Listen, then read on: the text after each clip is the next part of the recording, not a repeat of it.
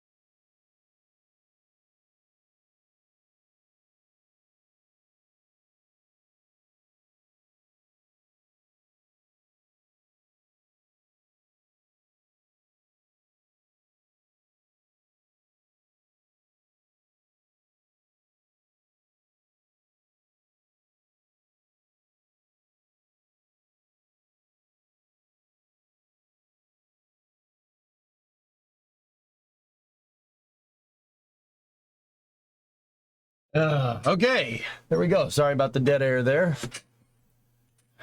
Long stream time. How's everybody doing? Hope everybody had a good Sunday.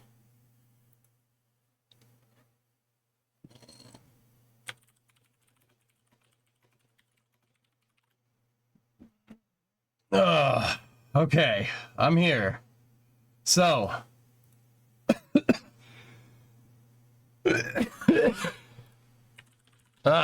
all right.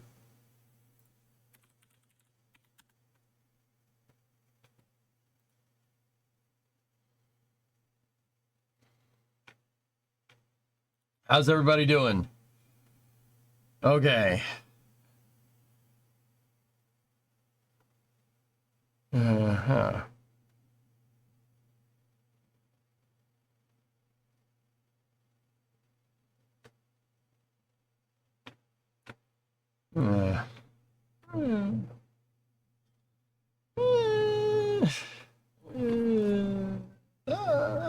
Not bad, not bad, not bad. Anyway, how's everybody doing? We got a long stream here. We're going on till the break of dawn. Polaris dawn. I've been hanging around with Sawyer too much.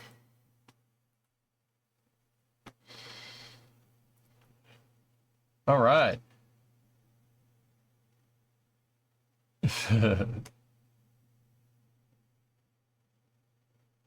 So, you heard that right. We're going all the way to Polaris Dawn coverage. That's going to end up being a really long stream. Yeah. How long did you keep that joke waiting? 5 minutes?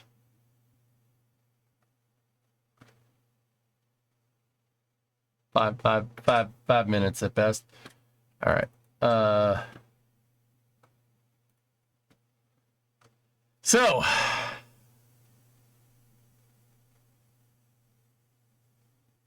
yeah, it's gonna be a long stream. It's gonna be a long stream. Was Polaris Dawn the one with Tim Dot? No. Discovery, go at throttle up. What is your refuel tanker to keep up? I might need to go to the shop in a little bit. And by a little bit, I mean like 8 hours from now to get some caffeinated beverages.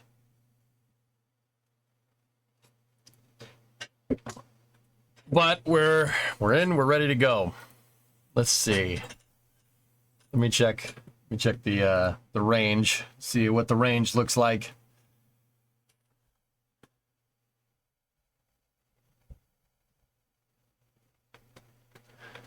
don't know if you guys heard that. I might want to check the weather. Just on a side note, might want to check the weather because either somebody's shooting a cannon outside or yeah, got a little bit of thunderstorms coming through the area. Tranquility Base here. The Eagle has landed. Do you miss me yet? Caffeinated toothpicks. Nope.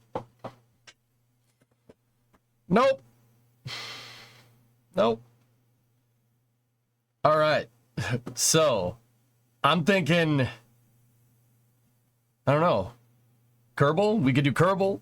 That's what I have us set to right now.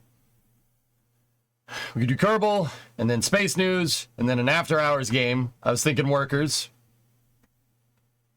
Workers is a good game to sustain us all the way till Polaris Dawn coverage begins, which should be around midnight. So 11 hours and 44 minutes from now.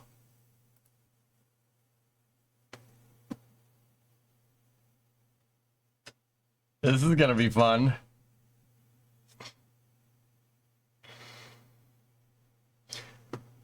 Yep.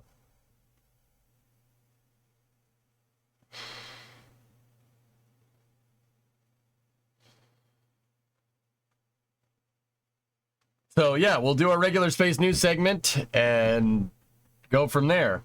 Check my sub message if you can. Sure. 53-month resub from Dragon. Merci. Merci. Wow, I started watching you my first semester at university in 2018. You have ignited my passion of space, and now I'm about to start my 4th week as a propellant chemist. Thank you so much for being an inspiration. Poggy? Pogs? Poggy McPogbogs? That's awesome, man. Congratulations. Hey, I'm just doing my job. Just doing my job.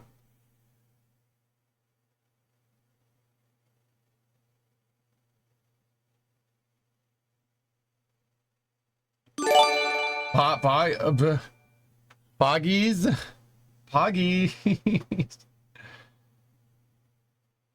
EJ made you appreciate propane and propane accessories.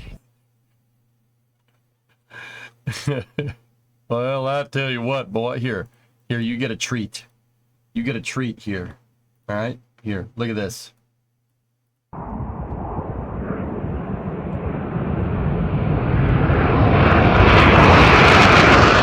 Headphone users. I'll wait. This is freeze frame. Yeah, baby. Okay, we're unpausing it now. It's not an X-59. It is an X-plane, though, but it's not an X-59. The damage is already done. All right, cool.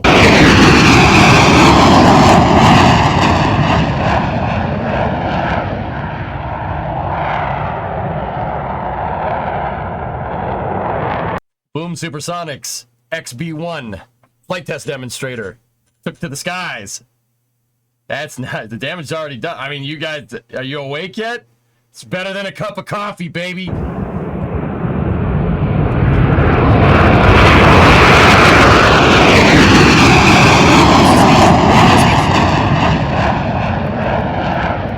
Huh?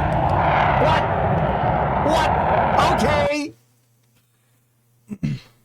Laserman, gifted us up to check 6. I appreciate it. Oh, vertical video, dude, Jim. Not cool. Also, that's Mohaver. That's the Mohaver Airport. You could see there's a flock of 747s over there. See the flock of 747s? They're just hanging out. They're grazing in the high desert. I'm gonna wake 7. Said 7. Let's go. Yeah, see, there's also a 777. Right there. Nice. Can I have one of those? Just like one? I just need one. I don't know what I'll do with it, but I just need one. They do move in herds. They're moving away in flocks to avoid a predator. Nah. This is space. I'm in space. All right.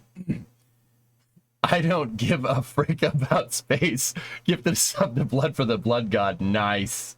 Nice. About space, I mean, I got some bad news for you if you're gifting subs in this stream. I got some bad news for you. You could make it into a house plane home. Yeah, man. How crazy is this mission? Polaris Dawn is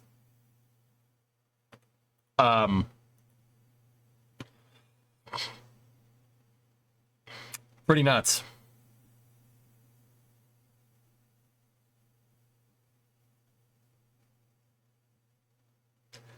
Yeah. It's pretty nuts. Here, Elon actually has an overview, and we can go through the overview, but they did the flight readiness meeting today too. Oh, this isn't that, but Tech Bros in the chat might like this. We can just shut that off. We don't need to hear that. Mother of God.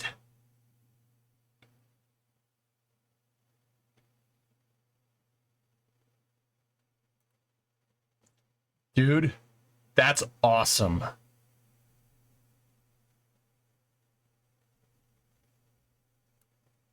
That's awesome. That's so cool. This is like some 2001 stuff going on. Look at it, it just goes on. That's the Cortex, the giant new AI training supercluster being built at Tesla HQ. Look at it.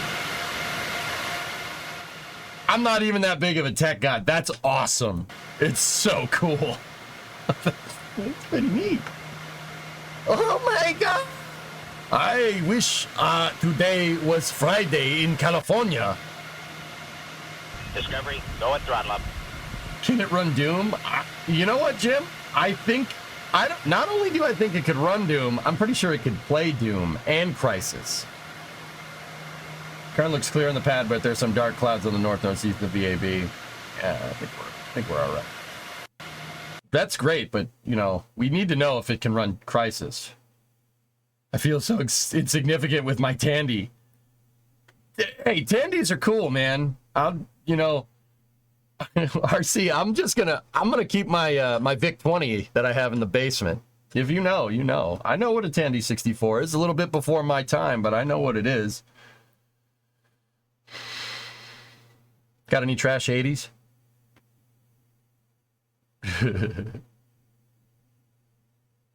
That's legit, man. That's really cool. I know you know that I know. You just blew my freaking mind, man. Anyway, there's a list for Polaris Dawn. It's coming here. Discovery, go and throttle up. Here's the list. Here's the list. Check this out. This is a laundry list for a spacecraft, for a space mission. This is nuts. Net at August 26th. Yeah, it's Falcon 9. 5 days on orbit. Highest Earth orbit ever flown. Research on spaceflight radiation effects on human health. First commercial spacewalk, 700 kilometers above Earth. SpaceX designed EVA suits. Important step towards developing scalable spacesuits designs for future mission. In-space communications. First crew to test Starlink laser-based communications in space because, you know, health impact research. Various studies on human health in space, including venous gas emboli monitoring. Bless you. And they will sleep when? But yes, some sleep will be had. Yes. Radiation environment data gathering, biobank sample collection, research on spaceflight associated and neuroocular syndrome, SANS. Crew members Jared Isaacman, Scott Poteet, Sarah Gillis, Anna Menon.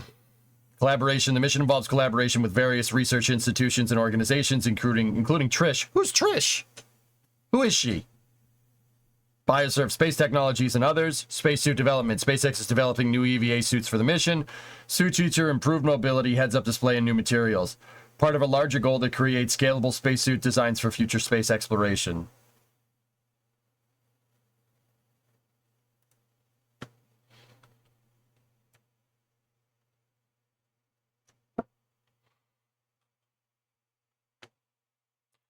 That is a hardcore mission. And I'm here for it, man.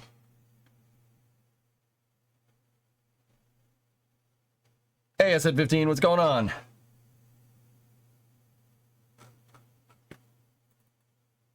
All right. That's, yeah.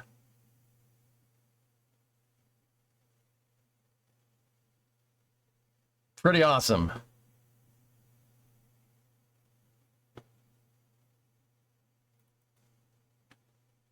And here's another shot of the XB1, which I'm very, very particularly happy about. Oh, also, let me move the list up there. So we have a Starlink, we have Polaris Dawn, and then another Starlink. Okay. You know, that's fine. Hey. Hello. It's got 3 engines. 3.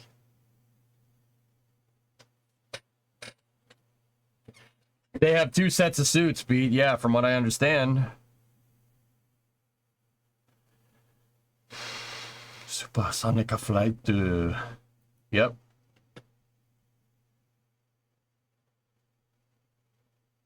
Yeah, SMK. I mean, I think we're safe in that endeavor.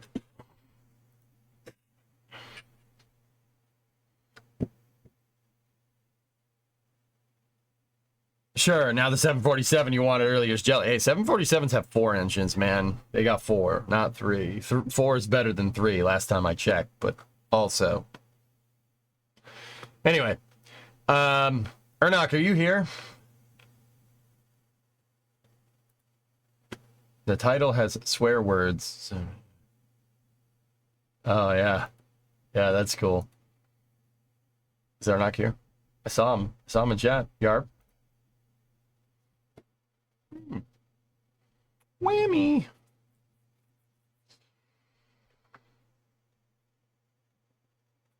Some work has been done since the last time you saw the car.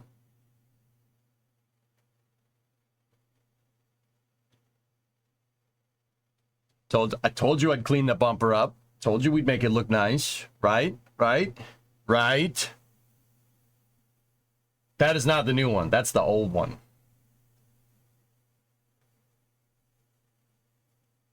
How'd you fix the bent-in brackets? Oh, yeah, I can show you that. I have a very, very special tool for that.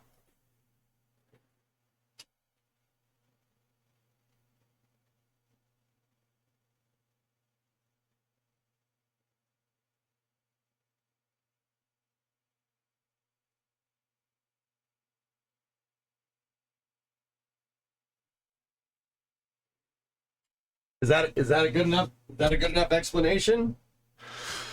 Ah.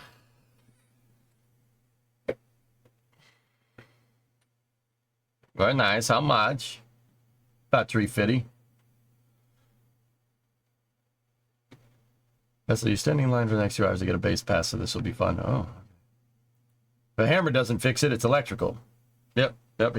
Sawyer, sup? I'm watching you from the middle of the ocean via Starlink. Amazing tech. Cool.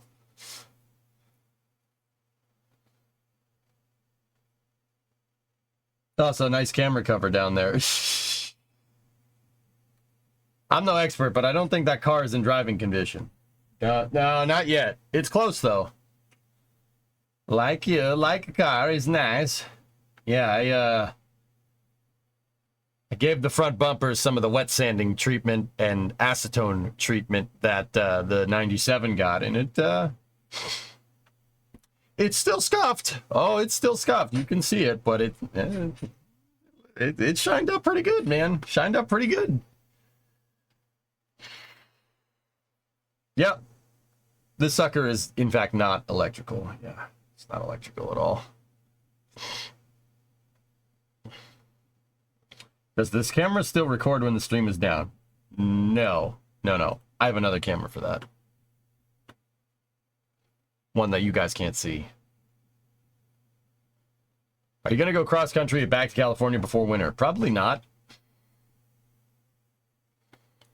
I'm watching you at all times. You think you're watching me, but in reality, I'm watching you. Or something like that. I'm in the walls. So, are you gonna go to TwitchCon?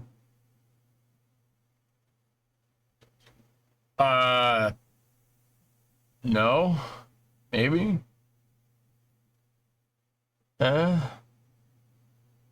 It's next month.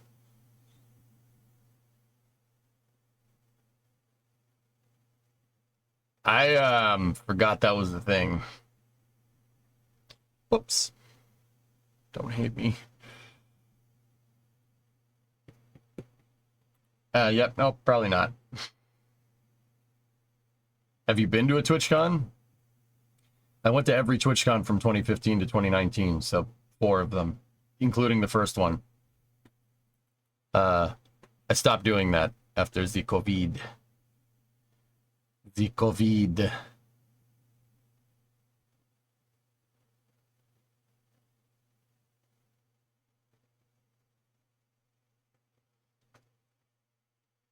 Did you go to the P.O. box this weekend? No. I will let you know when I do, like I did last time.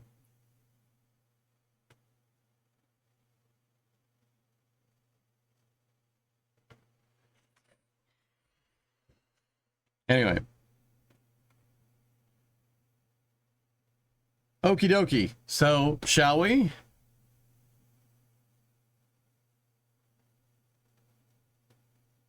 Hey, Flavia. Falling from Italy. Can't wait for the Polaris launch. Yeah, baby. Yeah, baby.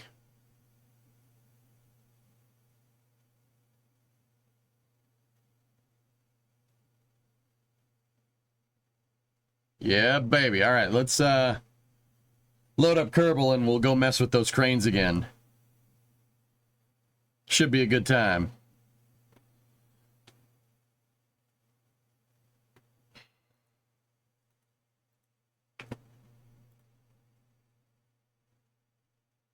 Bobby, at least it's in the morning. Yeah. I'm in space. Hey, Rocket Guy, what's going on? Is there still 3 launches on the schedule in the AM?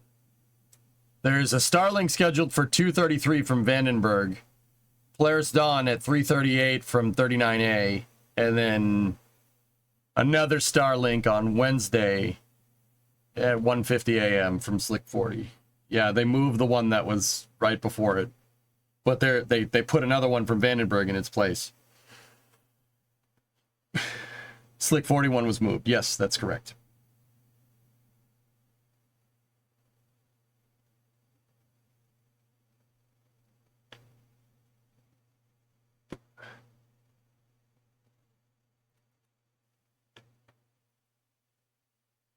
Hey, Jamoy, what's going on, buddy? All right, let's roll. Can we anticipate regular video updates from Polaris during the flight? The launch and the EVA are the only things that are going to be streamed. Yeah, I can hear him, other guy. There, yeah, I can hear it. I think those storms are just a smidge north of me, but I can hear the thunder. Can you hear the thunder? You better run, you better take cover. Yeah. Good song, man.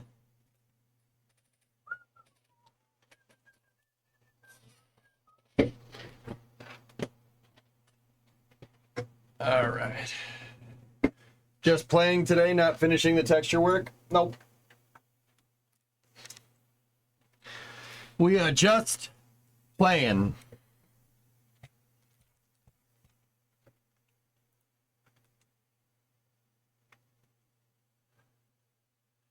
I gotta go get the fan. It's pretty damn hot in here.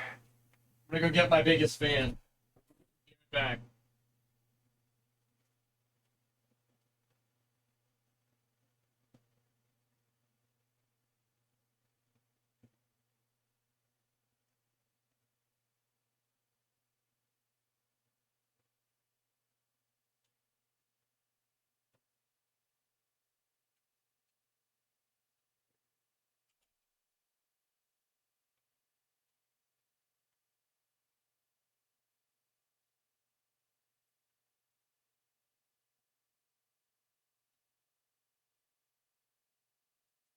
All right. All right.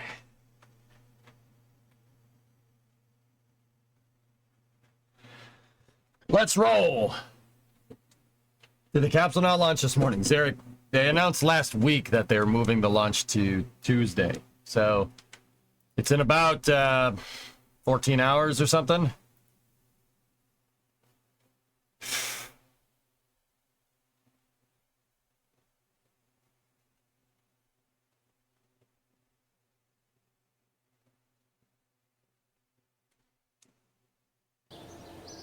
So tonight, yes. If I say it's tonight, somebody will come and tell me about time zones.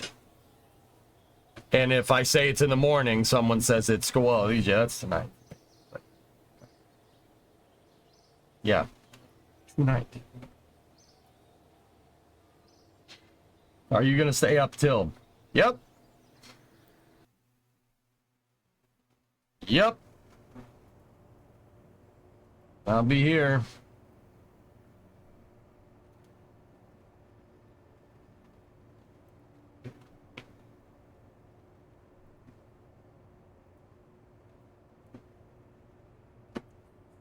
All right, let's get the tunage going.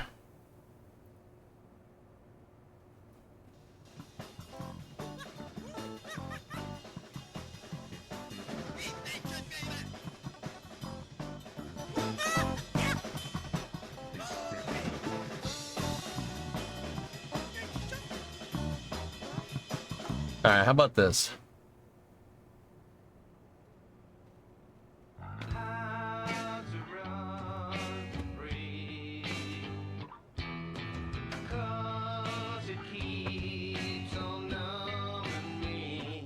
Yeah, baby.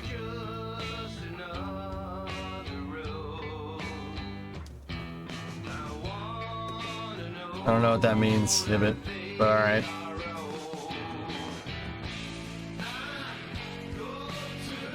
So what were we messing with? We were messing with this thing. Oh, yeah.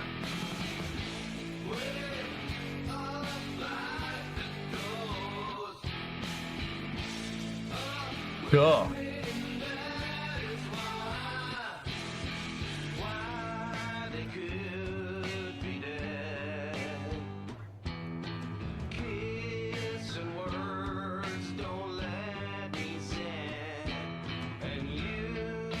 All right, so what were we having trouble with? We were having trouble with, oh no, did we fix it? I think we fixed it.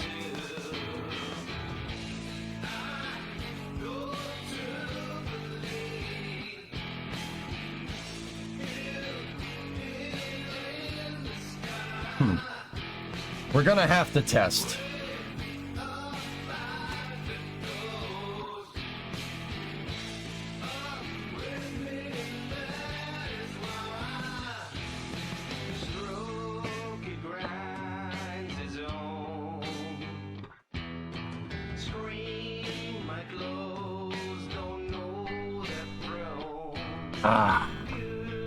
Got my coffee, ready to watch radar.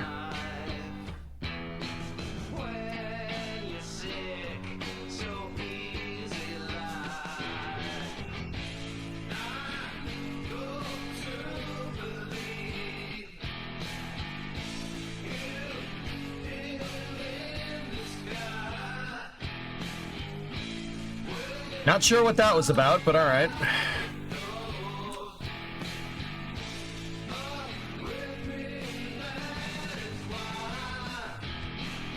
What's that about, man?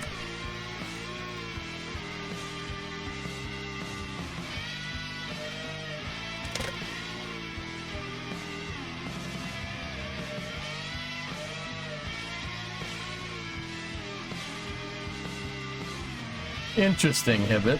Huh. Cool.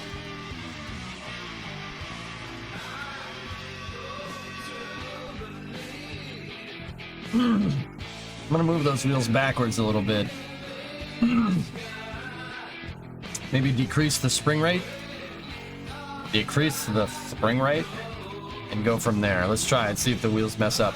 What we'll also do is how to run for free.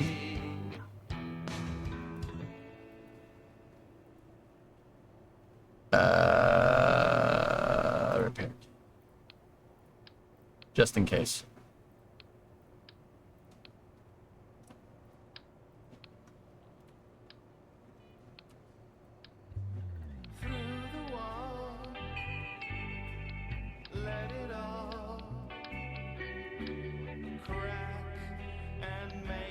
Yeah.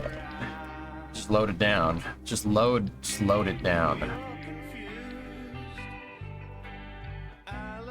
Is this the new Bronga? Yeah, mate. It reeks of jocular superosity. Victory is mine. 77 months. Thanks, dude. No. You're all right. You're okay.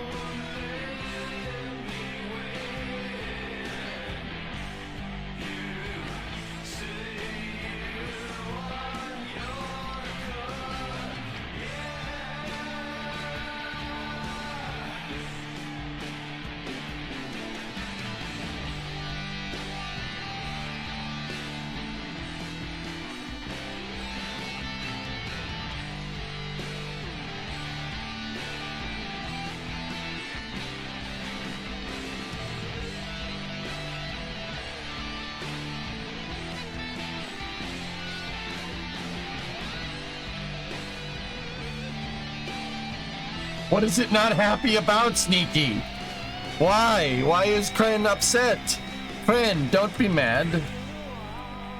Oh, funkin' waggles. You're the expert, not me. Stop yelling at me.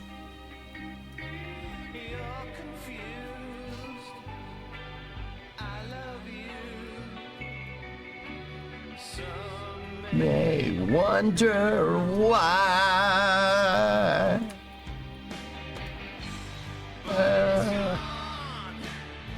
We're gonna lower the dampers, mate. We're gonna lower the dampers on these wheels and increase the spring rate so they're not rebounding that fast. That would be not very jocular of the crane. The crane is not being a good friend right now. It's being awful. It's not good at all, mate. What's going on with the front wheels? Not very jocular.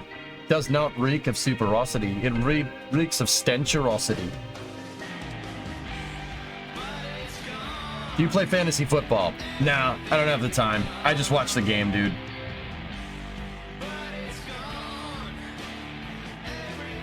I'm sure if I gave it time, I would play and I would win. Don't have time.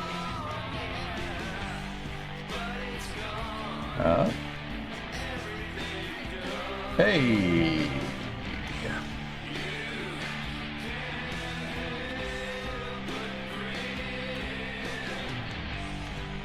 Time is Polaris dawn, 3:30 in the morning. Confident. Yes.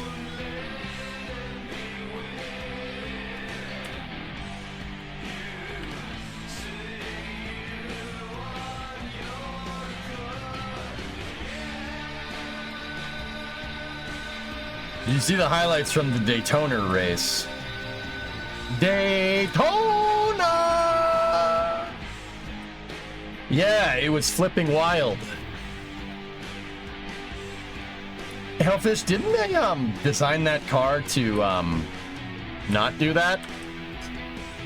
Just putting it out there. Hey, Uncle Lex, what's up, buddy? How's your weekend? I'm calling for a safe voyage with the Polaris crew. No thruster issues to report. Repairing. Don't put bad juju on them like that, man. Actually, you guys want to talk about something weird? You know what I noticed? We were talking about this from the Starliner press conference. I've noticed something, okay? Here's what I've noticed. All right, sorry, I sound like an AI prompt right now. I swear I'm not, okay? You know, SpaceX is the most successful, right? I always talk about, like, they're arguably, like, not arguably, it's not even a judgment call. They're the most successful commercial contractor ever for spaceflight. Like, it's not even close, right? It's not even close. Like, you know, I like to stay objective, but you can't, you know, game is game, dude. Like, you know what I realized? And I'm not sure if this has a correlation, right? But I always talk about, it's just something to noodle on. I'm not trying to make a point, I guess. It's just something I was turning in my head when I was going to sleep last night. You know, I've said that we're trading on past experiences, right? That's what I've been saying. You know, we're trading on past experience here. Like, that's pretty obvious, right? You know, the Artemis missions think they can go to the moon in one shot, like send people to the moon, first time your crew rating the rocket, be done with it and call it a day, right? Like, that's, you know, I say, like, Starliner reeks of inexperience, right? You know what I noticed? And it's just interesting. I said it, and I kind of, it was one of those things where I was explaining a question to somebody, and I was like, huh. You know, SpaceX is really, with the exception of a couple of components, SpaceX is the only company that's designed pretty much everything from the ground up. From the ground up. Their RCS is a brand new design, relatively, compared to other RCS in the industry. Right? All their stuff was scratch built. Tom Mueller scratch built. Not by himself, obviously. He scratch engineered the Merlin engine based off of Fast Track, which lifted the turbopump design, right? Like, and then they did the same thing for Raptor, right? The amount of what's called like black boxing, the amount of using off-the-shelf components with SpaceX, like, except for certain pieces, like all the critical stuff is all engineered in-house, you know? And we talk about, you know, inexperience there. Well, you know, it's interesting because there was a time where SpaceX was inexperienced. There was a time where they were.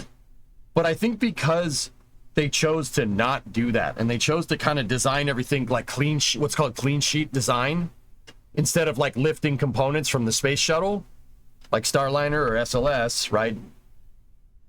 I think that's paying dividends for real, because the people that were involved were newbies, and, you know, they had Tom Mueller, who was arguably not a newbie at all in the early 2000s, like one of the foremost experts on propulsion in the country, still is, for what it's worth. But the fact that everything is engineered in-house, all that experience was on shuttle, found its way to SpaceX in Blue. Yeah. Rev, that's what I'm saying. You know, they had the experience there, and then they clean sheeted everything and built up from there. You know, SpaceX has essentially trained a new generation of rocket scientists, right? And all those other rocket scientists found their way to these other companies: Relativity, Blue, Rocket Lab, like ABL, Firefly. They all have SpaceX on there. And that, like, I think you could make a case study for industry expertise in the aerospace industry being bolstered by SpaceX completely. Like, it's not a judgment call. And I think that that's why they're so damn successful, because they clean sheeted everything. They had the experienced people, but, sometimes it's just the right time to redesign something.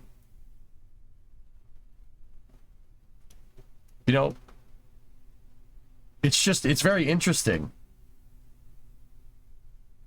I was thinking about it when I talked about it during the Starliner press conference, and then I kind of put two and two together. I'm like, we're trading on past success, right? SpaceX does not do that. They do not do that. They make their own success. And I think that is one of the reasons why they're so damn successful. Yeah, perfect storm, right? Yeah, you had you had the people that knew what they were doing, right? And then on top of that, you clean sheeted everything, which is, we were sitting here wondering why they're doing Polaris Dawn here, right? And why Starliner is having the thruster issues that it has. Well, the thruster was essentially engineered 40, no. Those thrusters were engineered in the 70s, right? Like, there's a reason why Akin's laws are not to be taken lightly, right? I think that they have the experience. They, like I said, they trained a new generation of rocket scientists about how you run a space flight organization. Yeah. Hey, Red, what's going on, buddy? It's something that is very poignant in my mind. And once again, I don't think this isn't anything that we didn't know, right? It's just, I don't think it's a coincidence that the company that chose to clean sheet everything and design from scratch is making strides in the aerospace industry 20 years later. I don't think that's an accident. Are we ready for Polaris Dawn? Dude, I am very ready for Polaris Dawn. I am so excited for this mission. No joke. Yeah, Loopy, they clean sheeted it, man. Like, that's the truth. Like, you don't have to what's called black box a component, right? Like, I'll use the thrusters as an example. I can't necessarily speak to whether that's a thing or not, but you black box the thrusters basically black boxed. Boeing, it's a thruster from L3 Harris, from Aerojet Rocketdyne, right? And I'm not saying they don't work close with their suppliers, but outsourcing a critical component like that, it just adds a middleman in the process of fault tree analysis. And look at the problems that we have. But if the laser for Starlink is in the trunk of Dragon, how will it be possible to stream if the trunk will not be pointed at Earth? Well, Flavia, there's pretty plain Jane answer to that question. It will. It will be pointed at Earth. Anyway, Red, thanks for that. Plus, I doubt they want to.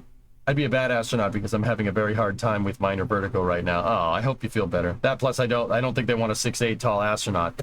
Yeah, Red, you got a couple inches on me, or 2 or 4. But yeah, I know what you mean. I have trouble fitting in a damn car. I can't fit in Ernok's freaking Camaro. I really can't. I can't fit in that thing. I have trouble. My knees are touching the dash. Like, I can. You know why I like trucks so much? It's the only thing I can freaking fit in.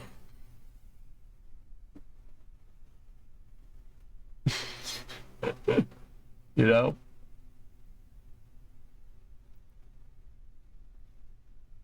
They'll stand on the shoulders of giants. Yeah, Loopy, yeah, it's right. Yeah, you're not wrong, but the fact that they clean sheeted everything and didn't black box any critical component, I think is very, very, very, very, very important to understand why SpaceX is so damn successful. And dude, credit where credit is due. They're amazing. Camaro's looking good. Nice. And trucks are far superior to cars. You just compared a hammer to a screwdriver. What are you talking about? Yeah, right, Tessa, there you go. But didn't they say for the spacewalk, the nose cone will be pointed at Earth? Yeah, man. Different phases of the mission. Signori, different phases of the mission. Por favor, signori. Good. I don't know how to say understand.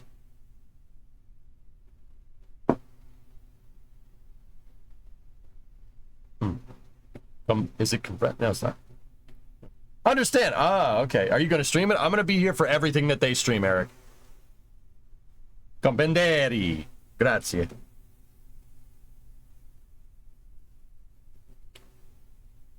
I want to see if EJ can fit in a Toyota Sarah.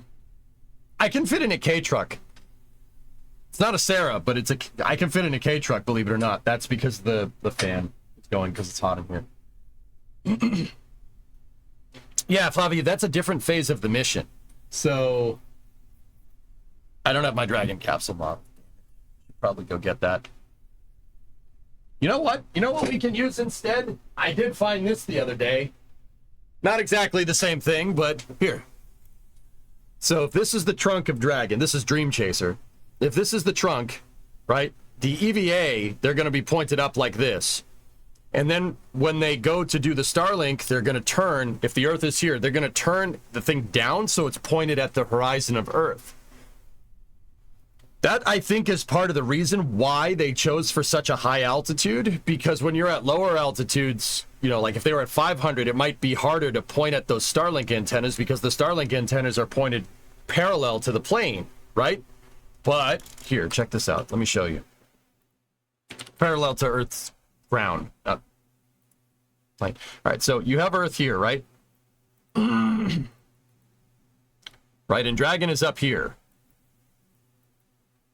You know, there's its little fins, its little winglings, you know. Yay, right? And the Starlinks are down here, right? When you point at it, you're pointing at the horizon like that, you should be able to, they should be able to get an optical signal. But if it was like, because the Starlink is trying to point at another Starlink that's like right there, and the path, it goes through the path, right? If the capsule was like right here instead, right, you'd have to move the antenna, right, or the optical sensor. And I do believe that the opticals are fixed. They don't move. I'm pretty sure it's not directional.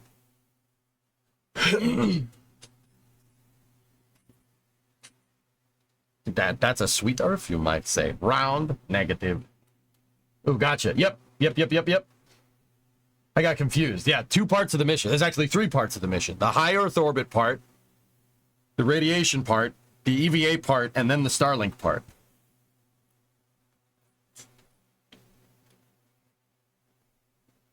Dude, there was a Samurai van for sale I saw on the road this week.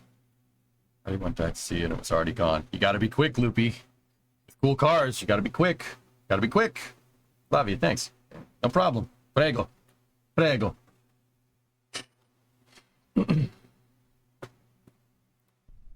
Alright, so, with that being said, let's get our crane going.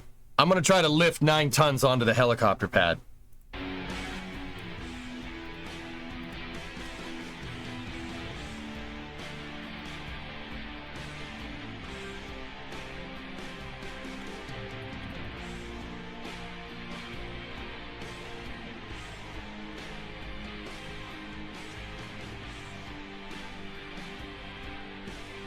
Hey, Austin, what's going on, buddy? All right. Let's do this. Oh, hold on. Hold on 1 second. Don't park on the grass. It's only a model. I was working on the car a lot during this weekend. And need to make sure we're strapped in. You have the ring. And I see your Schwartz is as big as mine. Let's see how well you handle it.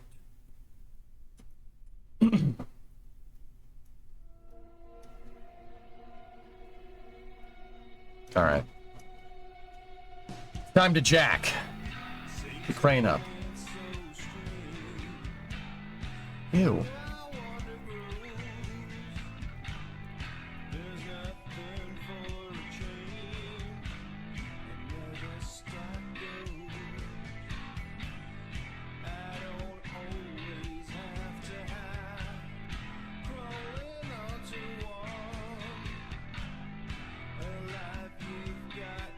We'll all be around for Spaceballs 2. The search for more money. Gotta get the crane up off the ground.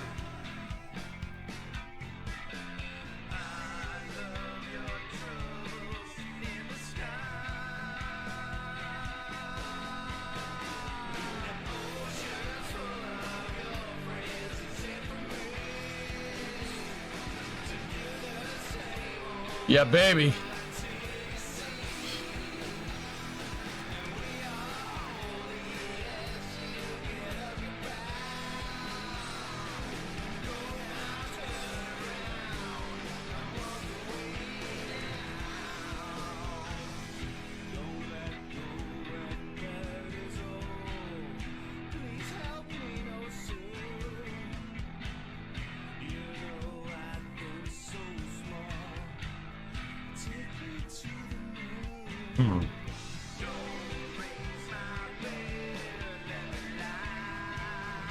I mean, Aqualex, how relevant is that? Did Mel Brooks call it or what?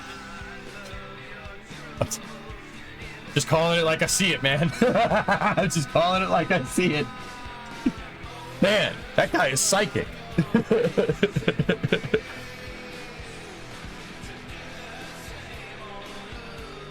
Like, you ain't kidding, man. It's update from the car counters.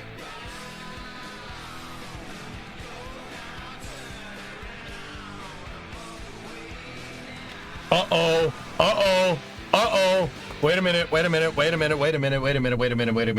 This is coming from my good friend, Adrian Beale. He's reporting something relative to the Federal Aviation Administration. What do you got here for me, friend? The FAA is evaluating SpaceX proposed license modification for Starship Flight 5 for the Starship Flight 5 mission. SpaceX must meet all safety, environmental, and other licensing requirements prior to FAA authorization. Safety will drive the timeline. Please contact SpaceX for information about the proposed changes to its license. Someone clip this and send it to Adrian. Please don't. Please don't. He's going to be like, that's not funny at all. Why? I don't sound like that. I'm going to be like, yes, you sound exactly like this. Hello, my name is John Malkovich. I don't sound like that at all. Oh, no, you sound exactly like this. No, I don't. Yes, you do. Malkovich. Evaluating SpaceX proposed license modification. That, why do I have subtitles? I'm speaking perfect English. I studied English as the bloody American embassy in Cairo. Or the American University in Cairo. Why does he not have subtitles? Oh, look at me. You need the subtitles. Old one, Oradon, but a good one. Old one, but a good one. Oh, look at me. Why do I not have subtitles? Why does he not have subtitles? Shut up. Oh, look at me. What? I can't understand you. Oh, man. As an Italian native speaker that plays spoken English around the world from time to time, I feel this so much.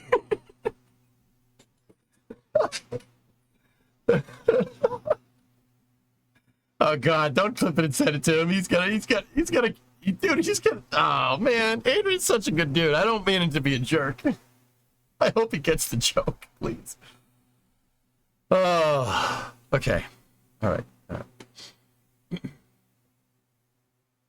Hello, my name is John Malkovich. I don't sound like that at all. No, you sound exactly like... I don't know why that popped up in my suggested the other day, and it's quite funny. Hey, what do you got here? What's that you got there? What's that you got there? What do you got there for me? And Loopy, for what it's worth, K-trucks are base trucks, all right? K-trucks are trucks too, and trucks are rad, okay? I like trucks because they're useful tools, like me.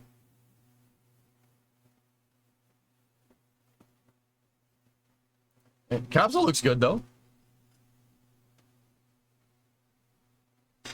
We had a British teacher in middle school and her accent made me hate that class like bruh.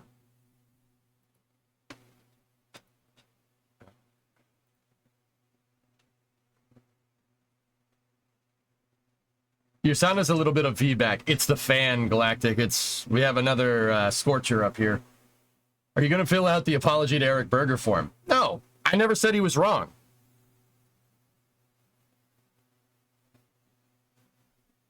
I never said he was wrong.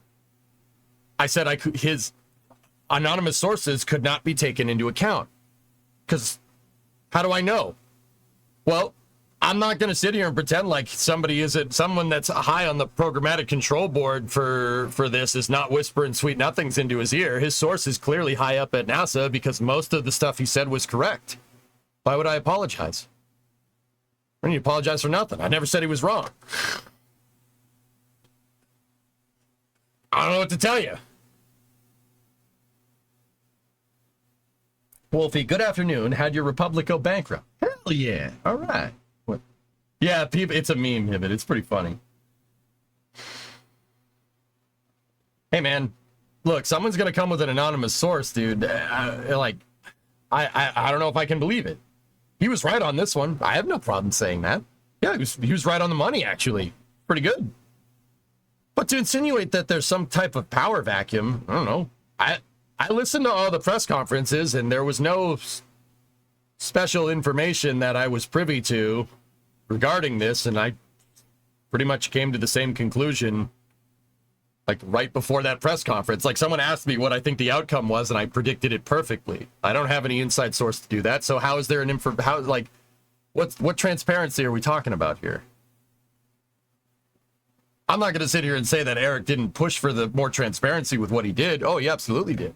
And maybe that's the reason why I came to the conclusion that I did, because we had more information, right? But I never said he was wrong. I just said it's hard to take an anonymous source into account when you're doing a technical analysis.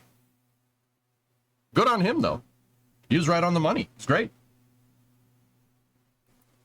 Zarek, your baby girl's starting school tomorrow and I'm stressed. Distract you, please. Okay, I can do that. I will distract you with cranes. Watch the anonymous source be Nelson himself. You know what I noticed? I went back and watched that Starliner press conference. The first journalist that they interviewed in the room, they showed on camera. Eric was the second one. They didn't show him on camera. Just saying. I thought that was kind of interesting.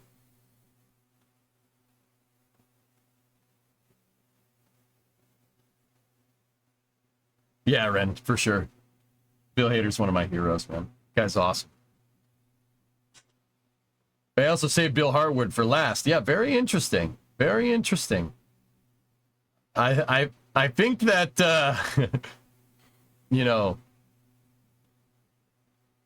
like I said, they didn't they say ARS Technica, right?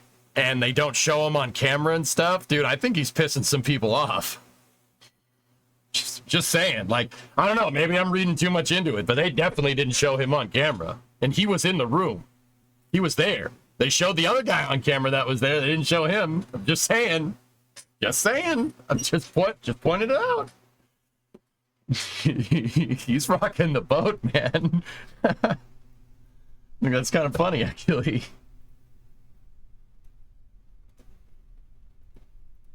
All right, anyway, let's turn the tunage back on.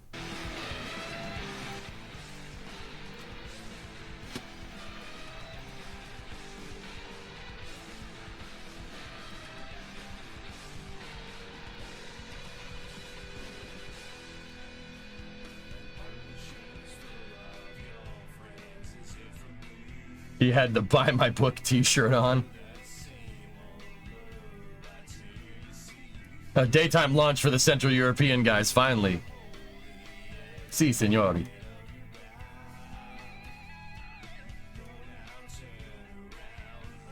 They should be doing any work right away on the first day of launch, right? It would just be launching to get to their ideal orbit. They have a launch window smoked for sure, yeah. They shouldn't be, yeah. Hey, Neo, what's up, dude? All right.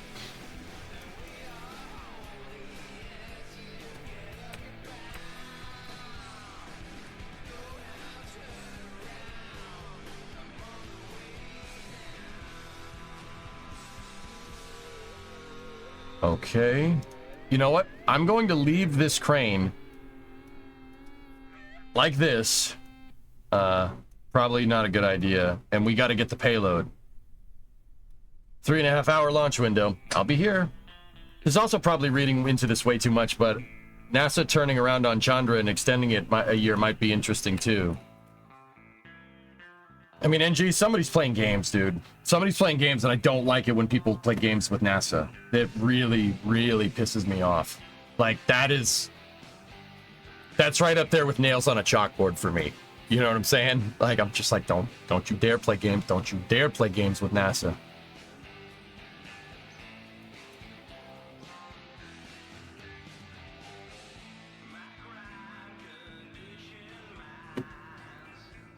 Makes me miss Jim. Jim was an anomaly, Exo. I called it right when I saw it. I'm like, dude, the guy's an anomaly. You're not going to get another administrator like this. Well, I mean, you might. I don't know. It depends. It depends, homie. And you know what it depends on. And no, I don't want to talk about it. I'm not getting caught up in the nonsense.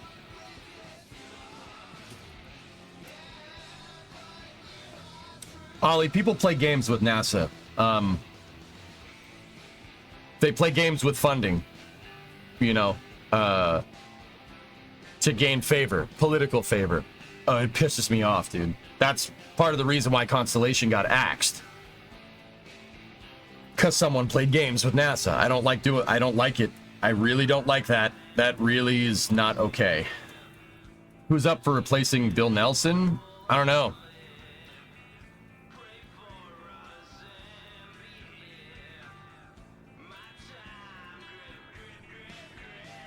All right, let's go.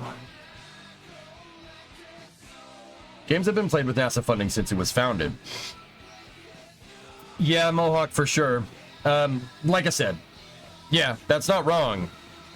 But the games that were played like during the Apollo program were about getting everybody to work together, not getting everybody to fight against each other, dude. That's my big thing. The system... I refuse to believe that the system can't be leveraged to do another Apollo program. I refuse to believe that. The system hasn't changed since the 60s. All right?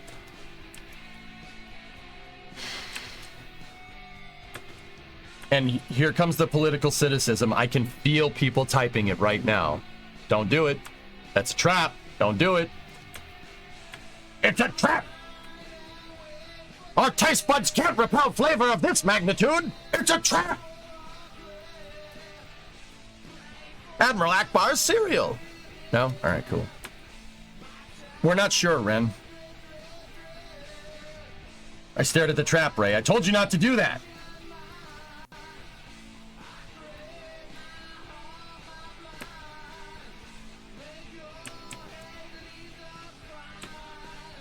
I mean, Jim is pretty damn good evidence of what I'm talking about. Jim wasn't there to fight against people. He was there to get everybody to work together. He didn't care. He had a job to do. Just like Jim Webb, same thing. That's how you do it, man. I rewatched Rogue One yesterday at your recommendation. Definitely one of the best Star Wars movies ever made. I am one with the Force. The Force is one with me. Whoever made Rogue One, and I say whoever, I know who, but whoever did that should just make all Star Wars content from here on out. Why would you bother making anything else? Bring back Jim. Fat chance, dude. Yeah, Andor. Same people are making Andor. And Andor is amazing. Andor is awesome. It's perfect. Such good Star Wars. I said it a long time ago, dudes. Star Wars is not supposed to be some kiddie trip. It's not a good place. That's what George Lucas intended. It's a dystopian hellhole full of scum and villainy. That's what Star Wars needs to be. It's a dystopian hellhole. Like, on all levels. Corrupt to the core. Since the New Republic collapsed. That's the whole idea. That's the whole point. Some happy-go-lucky kitty stuff is that's not Star Wars. Oh, you mean America. What? That's... low IQ thing to say, Tessa. Jeez. Star Wars is based off of Rome, guys. The decadency of the Roman Empire.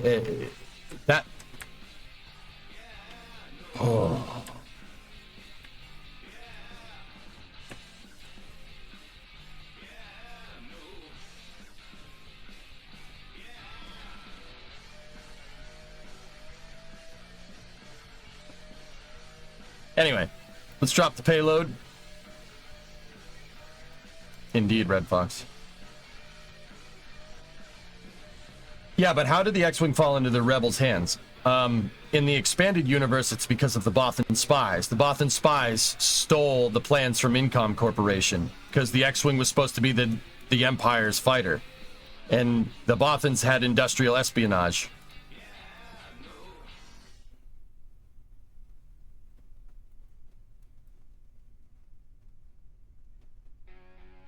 I mean, that's the expanded universe. I don't know if that's canon anymore. It's canon to me, okay?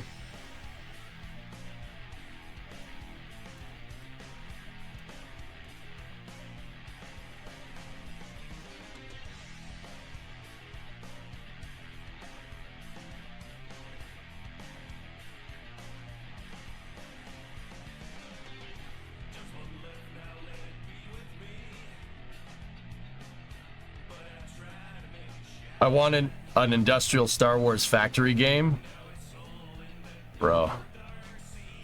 Can you imagine Geonosis, the factory game?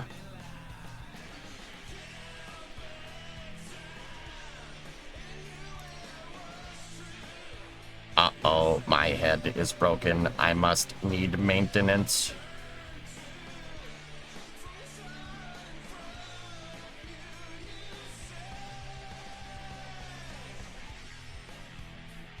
We've lost EJ. His knowledge of Star Wars is too deep. Bro, before I liked spaceflight, before I liked real space, I liked fake space.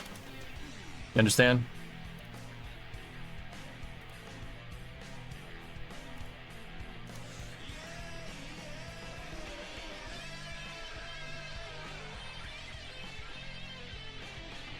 You like space opera?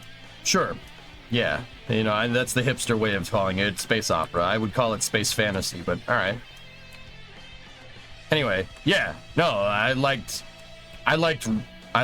Star Trek and Star Wars, and I still do, but when I learned about real space flight, look, man, the Millennium Falcon is cool, and the Starship Enterprise is cool, but the Space Shuttle Enterprise is cooler, and the Space Shuttle Columbia, Challenger, Discovery, Atlantis, Endeavour, those are real spaceships, man.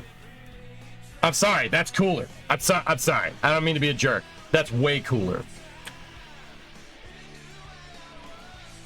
Like, it is. I'm sorry. Anybody that thinks differently is wrong.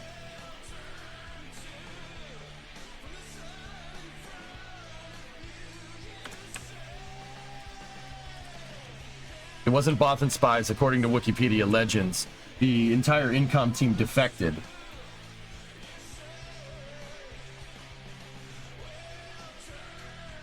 That's right. Yeah, you're correct.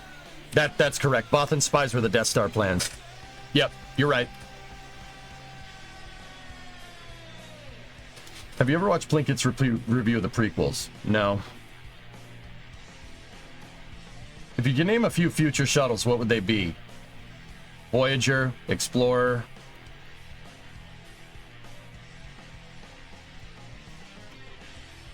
Pathfinder. Well, Pathfinder was technically already a name. Resolve.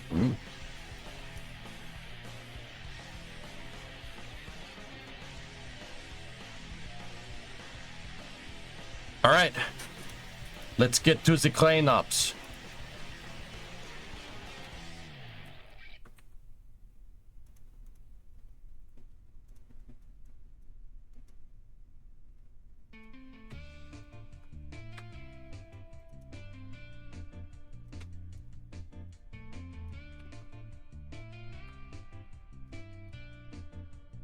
Cool.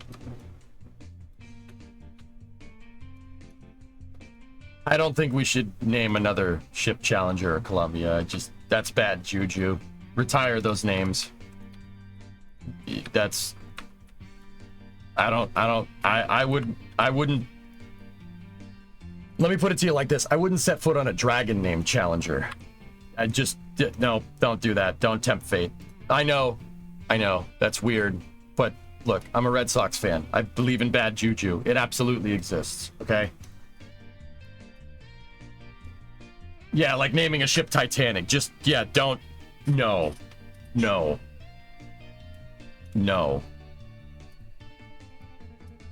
Start naming starships after the old Mercury boys. Yep.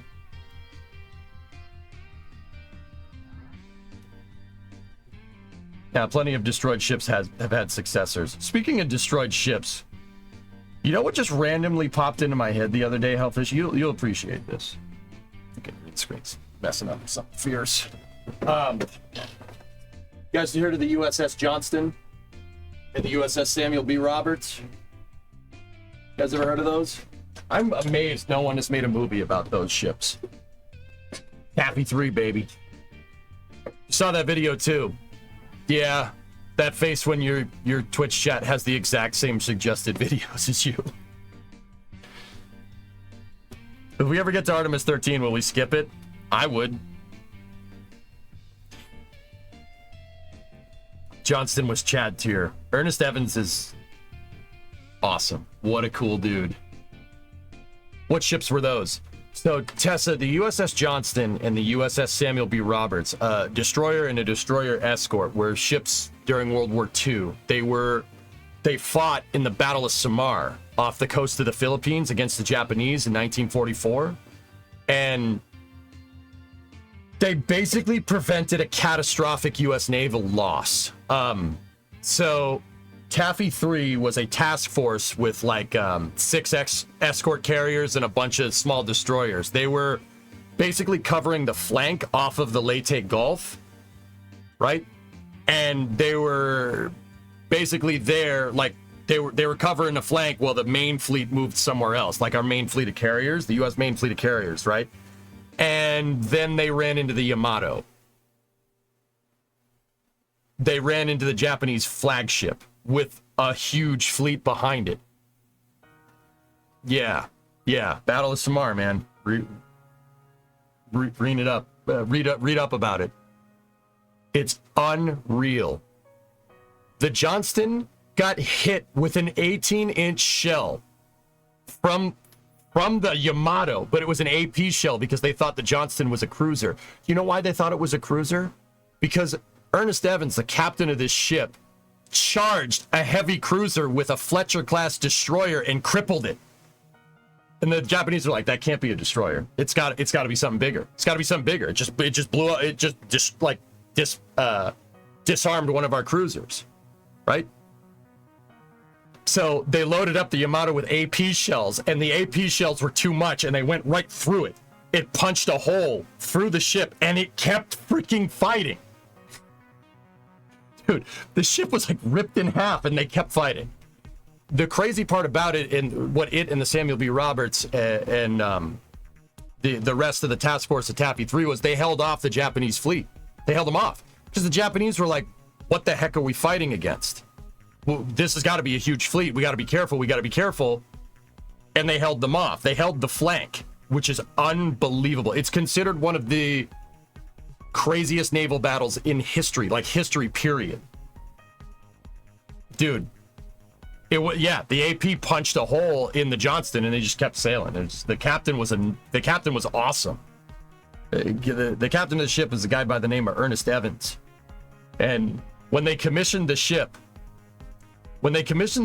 he said, "I intend for this to be a fighting ship. We are going to go into the line of fire, and anybody that doesn't want to be a part of that needs to get the hell off." I'm paraphrasing a little bit, but that was the gist of it. And he was a man of his word. Yeah, unfreaking real. Yeah, read about the USS Johnston. Unbelievable stuff going on. It was always a Fletcher with a crazy commander. Yeah, freaking... Dude, so here's the thing. They ran into the Yamato, and guess what? They shot... Dude, the ball's on freaking Ernest Evans. They started shooting at it. Shoot at the Yamato. Frick it. Whatever. What are we going to do? What are we going to do? Run? We don't run.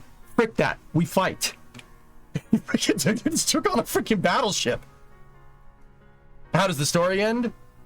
The Johnston is at the bottom of the ocean.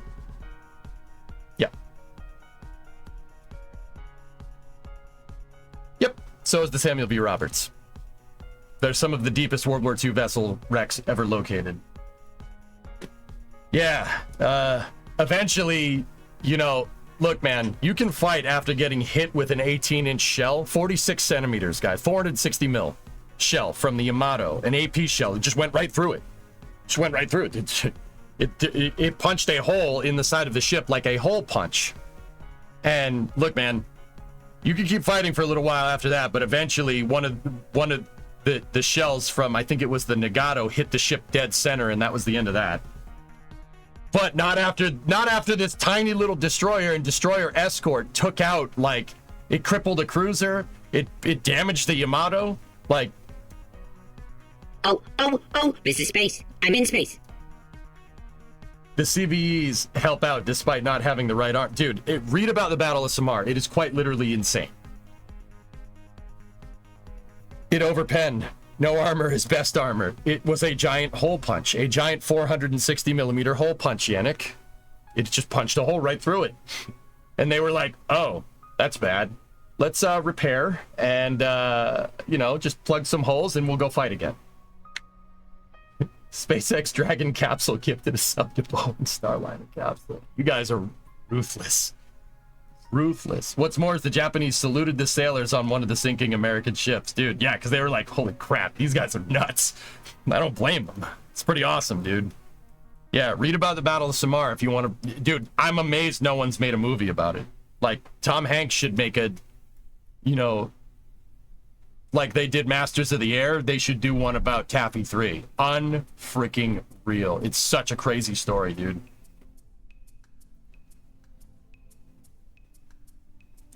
When it's the 75th anniversary, the greatest naval battle ever, and no one knows about it. Sad USS Johnston noises. It's so good, dude. I like, maybe we should do like a video, like a Fat Electrician style video about it. It's just unreal. Ernest Evans was a madman in the best way. Americans are freaking nuts. Yeah, we are.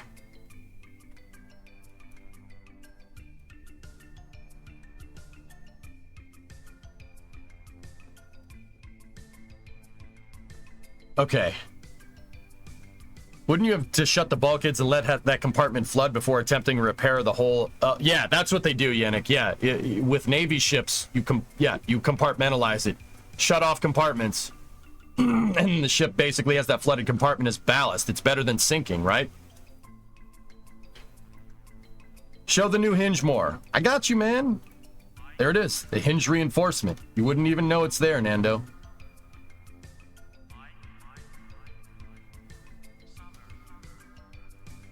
Random question. Have you ever watched them older 80s military equipment promotional educational videos? I've seen them.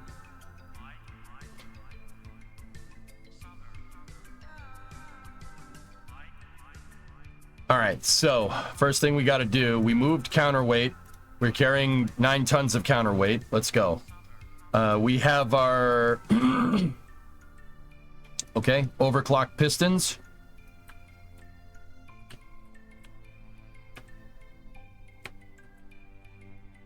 Mine.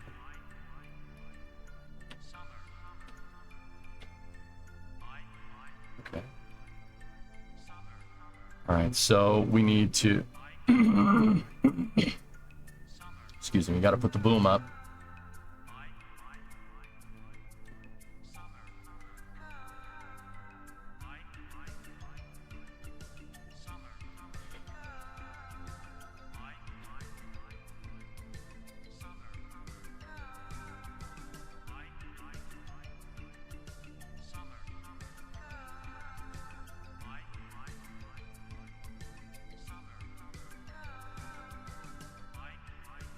I always forget that you have to disable power on those damn motors.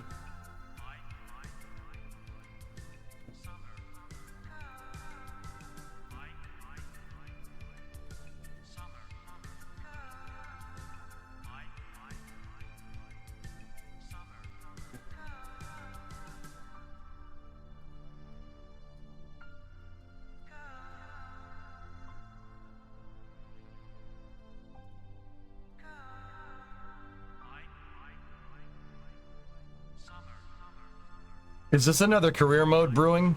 Yeah, Beryl. I've been using the past couple of weeks making custom parts and stuff to get back into the swing of things, man. I decided, though, for this next mission mode, career mode save, that I'll be able to make my own parts. If I need a part, I'll make it in Maya and we'll use it.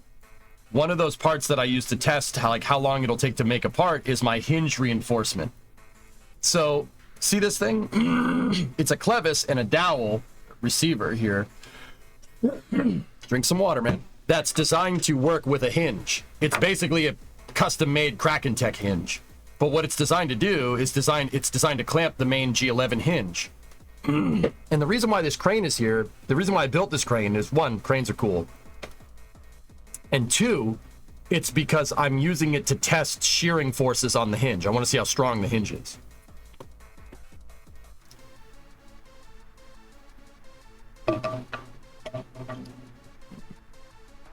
Interesting. Somebody did make a movie about it. Are we changing the rooftop AC on that building? Yep.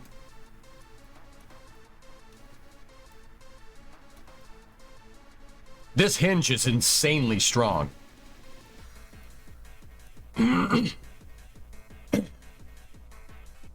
Yeah, Deadscum, I'm sorry. I was doing a lot of yelling over the weekend.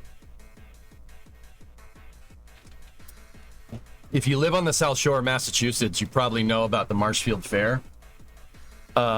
There was a demo derby at the Marshfield Fair.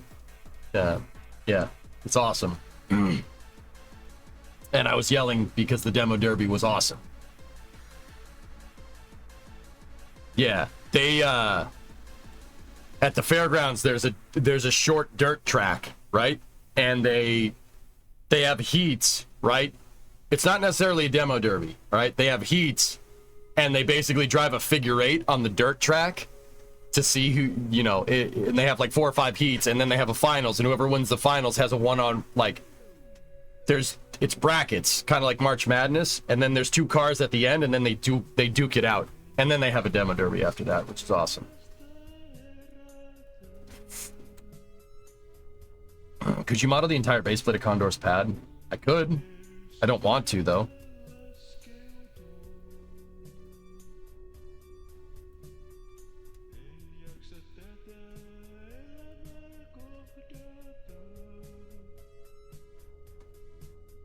The hype is getting real.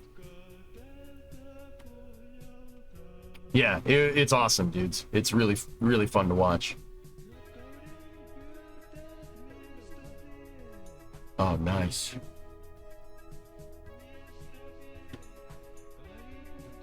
Coincidence, we had a monster truck show just up the road on the Sunshine Coast in Oz. Nice, man. Heck yeah, man. I thought figure eight, it's a really short track, Gob. Maybe a 16th of a mile dirt track. It's nothing. Not enough speed to really cause a crash, right? Like, that's gonna hurt, at least. I mean, you're probably gonna feel it the next day, but yeah, it's not that big of a problem. Oh, dude. Yeah, I was yelling. I was having so much fun, dude.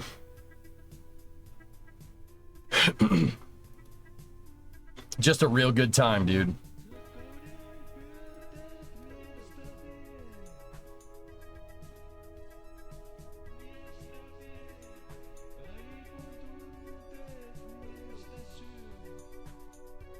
Once you find the shear strength of the hinge, what are you going to implement the info for? What do you mean the info, Behangs?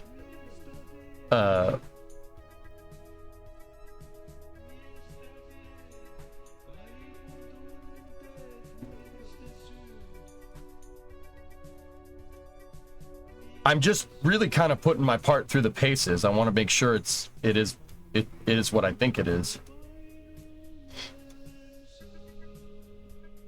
Oh, nice, Fanta. That's cool. Time to add a derby car to your fleet.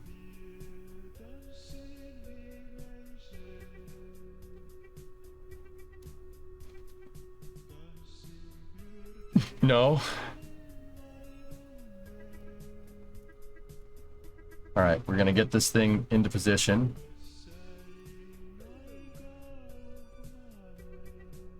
Nope, that is in fact a little too much.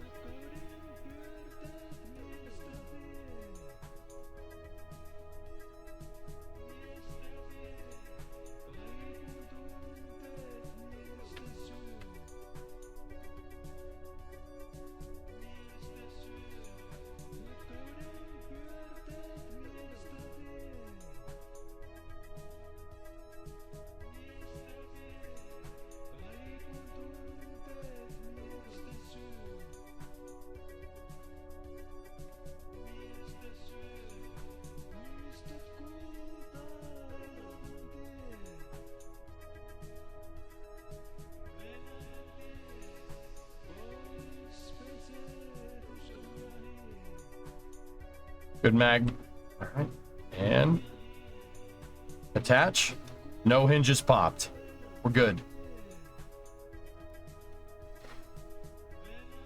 The funny thing about NASCAR blowover this weekend is that it did the same way LMPs did in the early to mid 2000s. How did you get the piston stack on the bottom to stay rigid under load? This thing? Jonas, it's the hinges, man.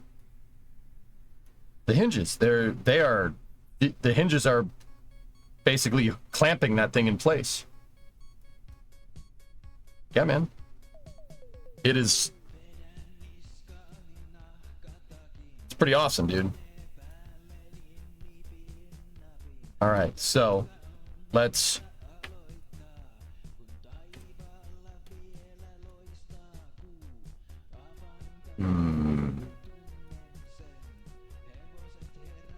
I mean, the ones extending out of the boom. Oh!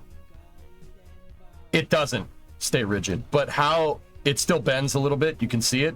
It's hinges, it's pistons in 4 times symmetry. They're in a diamond configuration, like that. And then they're all strutted together.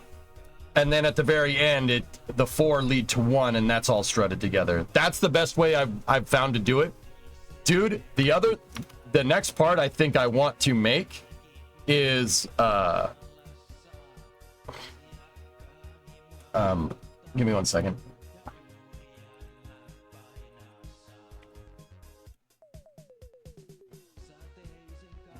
The next thing that I want to make is housings for the hydraulics.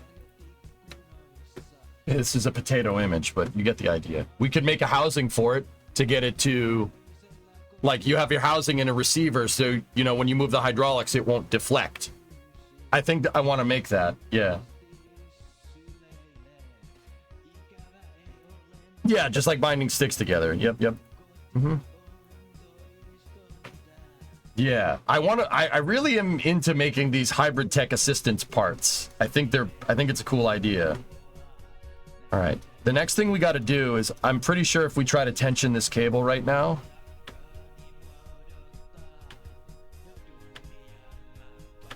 we might be exceeding counterweight that far from the pin.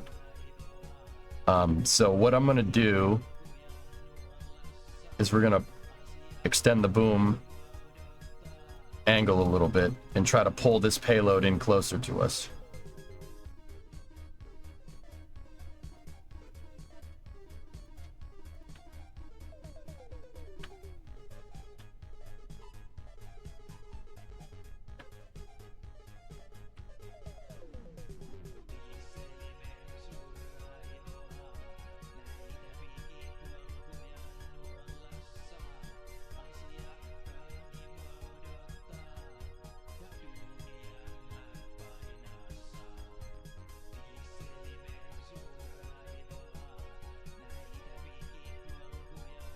All right, we need to get the other truck.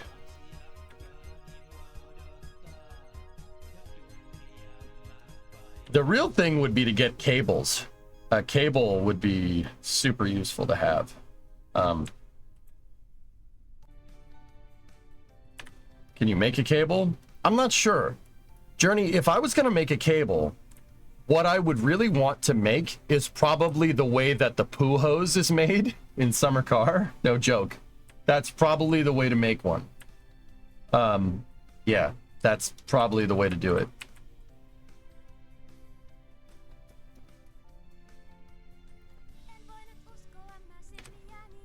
That would be a way to do it. Basically, you paint weights on a 3D model. I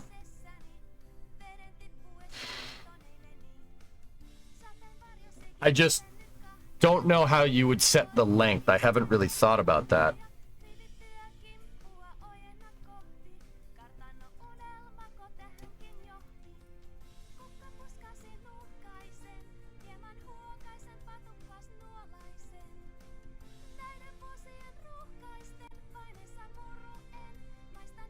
Yeah, see, we're getting deflection again.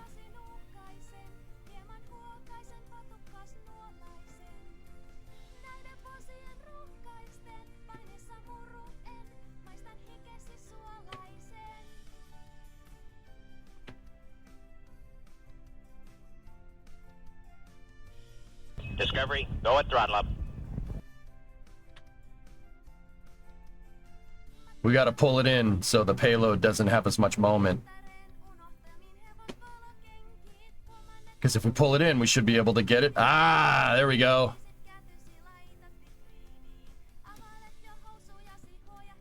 Astro Level's nephew. 3 months beat your first marriage. Your first marriage didn't last 3. Oh boy. There we go.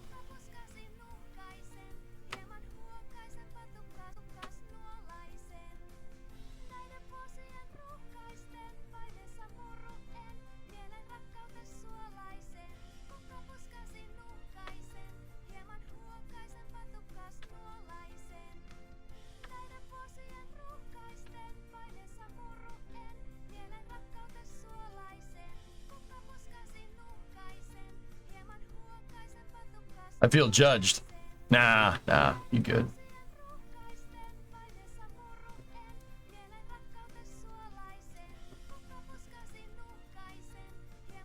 We're getting some deflection on the crane too, which is not good. It's a new dawn, a new day. Yeah. That's, yes.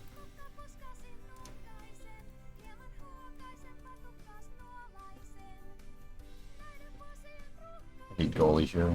Freaking, I'm wondering, should we lean into the deflection?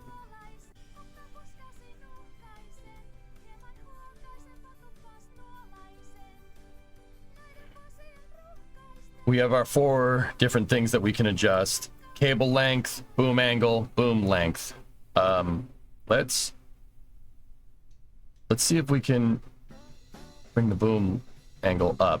So if we can bring it up, we can pull the payload towards us. Yep, there we go.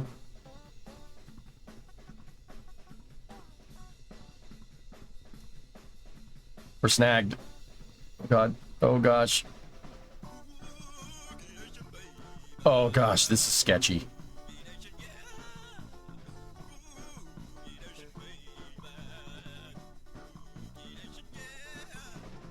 Some trigonometry could probably explain where this payload needs to be and what settings we need.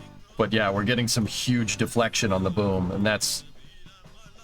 Deflection like that turns this into a spring, which makes this very dangerous. You don't want things stretching when you crane. That's the short story. And everything is a spring with enough force. Everything. Including you.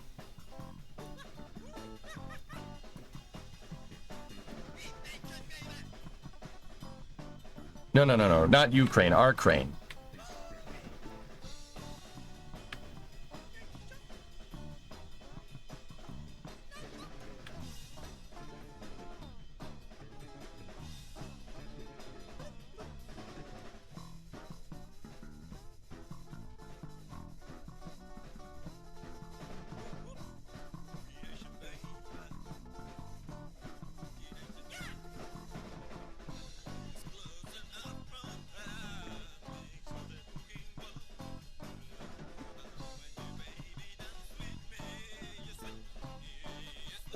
Baby.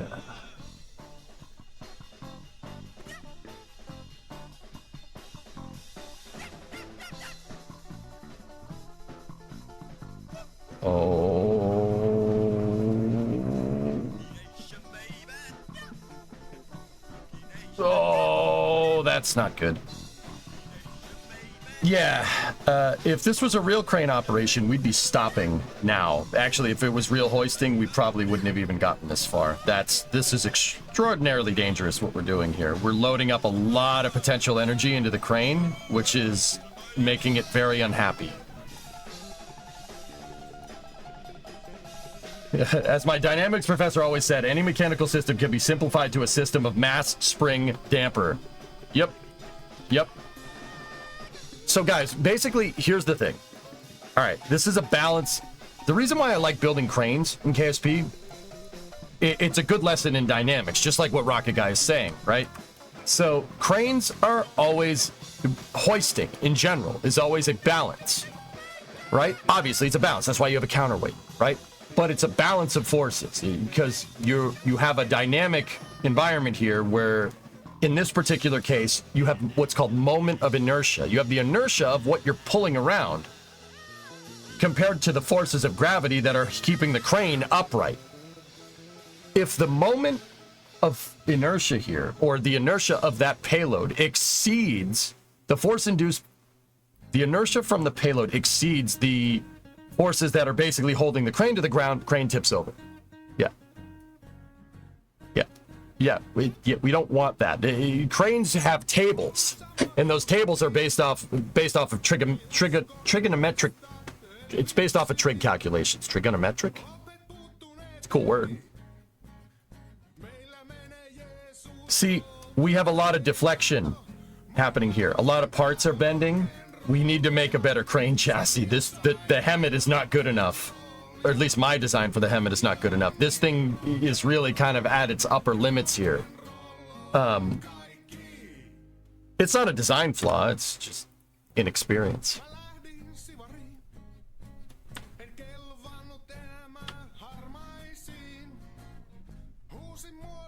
Yeah, if you look at it from that angle, the outriggers are the only thing that's preventing us from dying a horrific death here.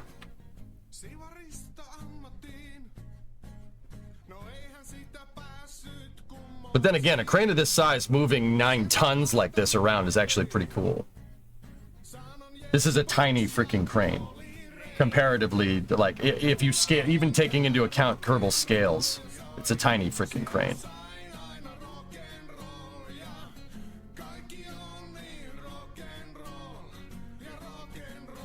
We need to basically bring that payload in closer to us here. And I'm doing a big no-no right now by having the payload over the vehicle, but whatever.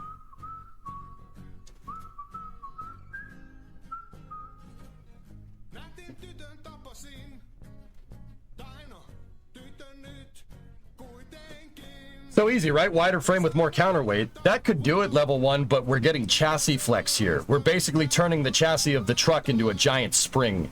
And once again, every movement is applying force to this, which, see the payload's moving around? See, it's kind of wiggling back and forth? That's no good. But the good news is the only thing that's really keeping us alive right now is the hinges. And even then, they're kind of struggling here. So, lesson for Kerbal building. See that? That is Kerbal's way of telling you that this part is crumpling. If this was real life, this part would have bent. It's crushing. Kerbal doesn't have soft body physics, right? It's not like Beam where if you crash into something, it crumples, right? And deflects.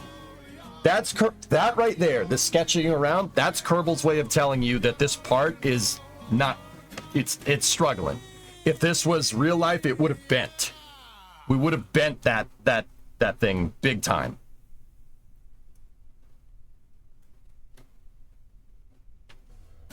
And this is why I wanted to use a crane to test my hinges, because with the crane, you put all different types of force on these things. It's not just, you know, straight pulling force or straight shearing force, right?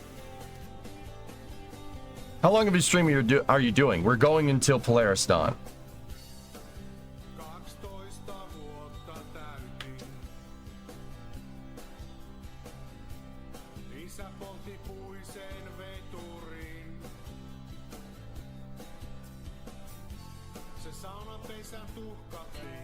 This is not good music to listen to.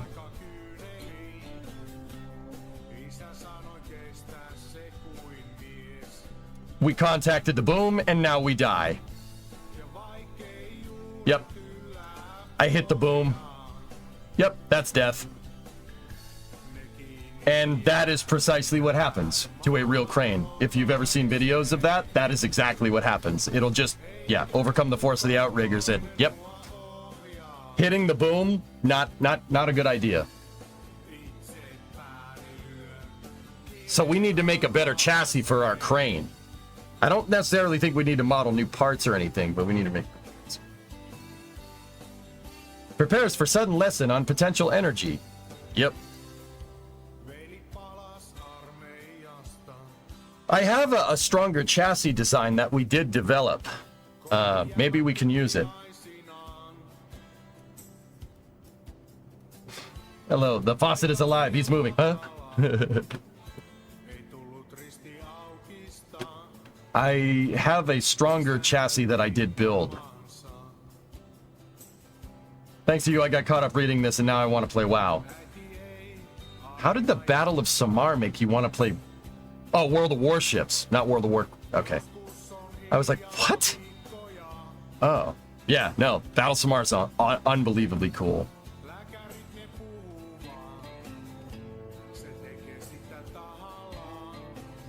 Where is the Chunguska? Here we go. Yeah, baby. This is the stronger crane chassis that I made a little while back.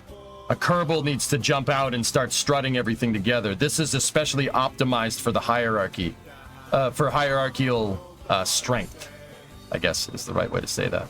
We can make a different boom for it. We could put the telescoping boom on this one if we really want to.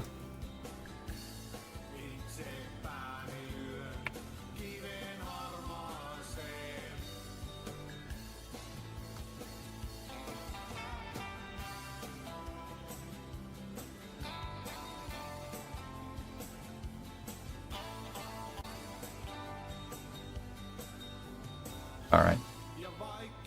See, this was using old school hybrid tech design where we made the hinges and the bearings ourselves out of parts. We don't need to do that anymore.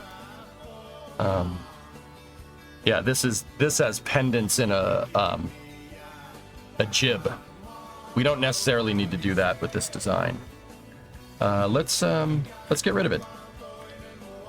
That was my coping mechanism for trying to make the thing not deflect.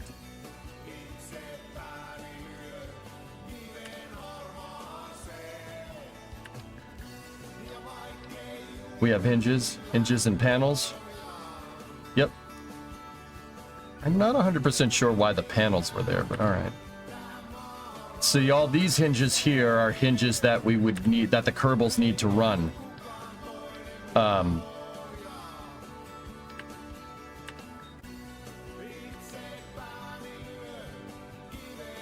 To make sure everything is triangulated. Also, I have the pin right here. Yeah, this is designed to be extremely strong.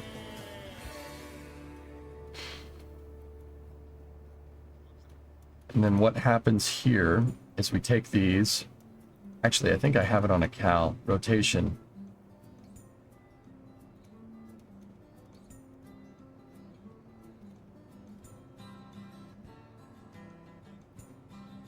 You got to bring the jacks up. Outrigger control. There we go.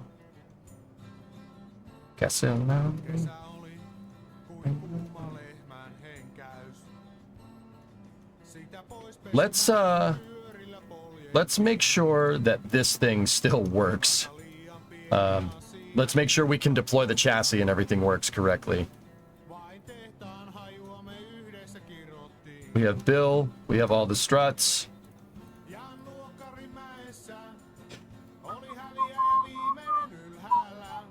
Yeah, Streets, this is supposed to be a much heavier crane.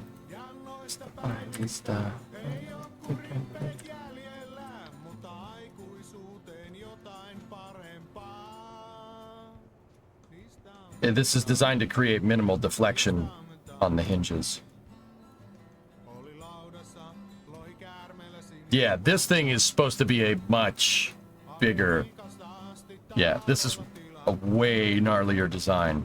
And I designed it, like I said, around the hierarchy to be able to lift the whole carriage up and give us outrigger control so we can run a way bigger crane. Let's get this thing out there. Let's see what it does. Let's see if we can still do it. Like, you need a crew to run this crane in the game, just like you would have in real life. You'd have a crane operator, a hoisting operator, and then you'd have a what's the name of the apprentice crane guy? Oiler. That's it.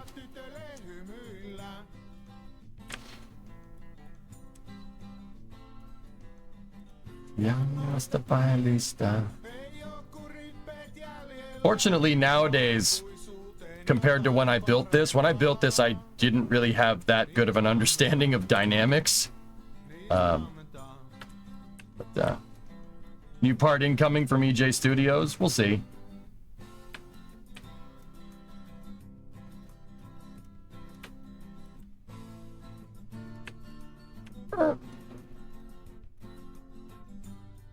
Okay. Bill, I need you. Leave your seat. Bill.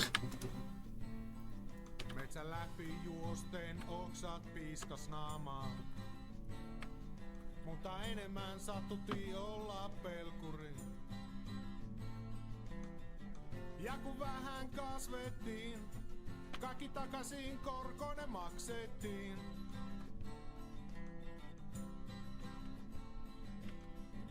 Ja noista Lista. ei oo kurippeet jäljellä, mutta aikuisuuteen jo. That's supposed to happen.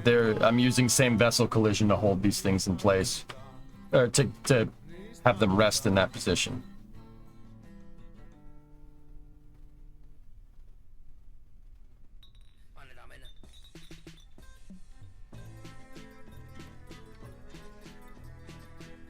Consider future-proofing by making her thick with like 8 seeds. What do you mean, level 1?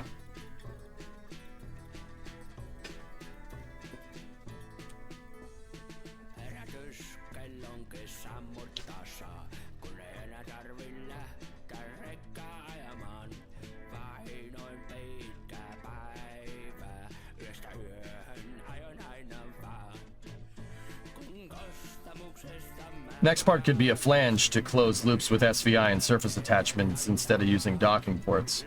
You can use the hinges to do that, Joe, but yeah. I'm really looking to not... Guys, like, you know, people are asking me, like, why don't you just model the whole pad? No. I don't want to do that. I want to make parts that work with the stock parts to basically make the crazy contraptions that I was trying to make in Kerbal for the longest time, but couldn't because some of these parts just... we're demanding too much of them, right?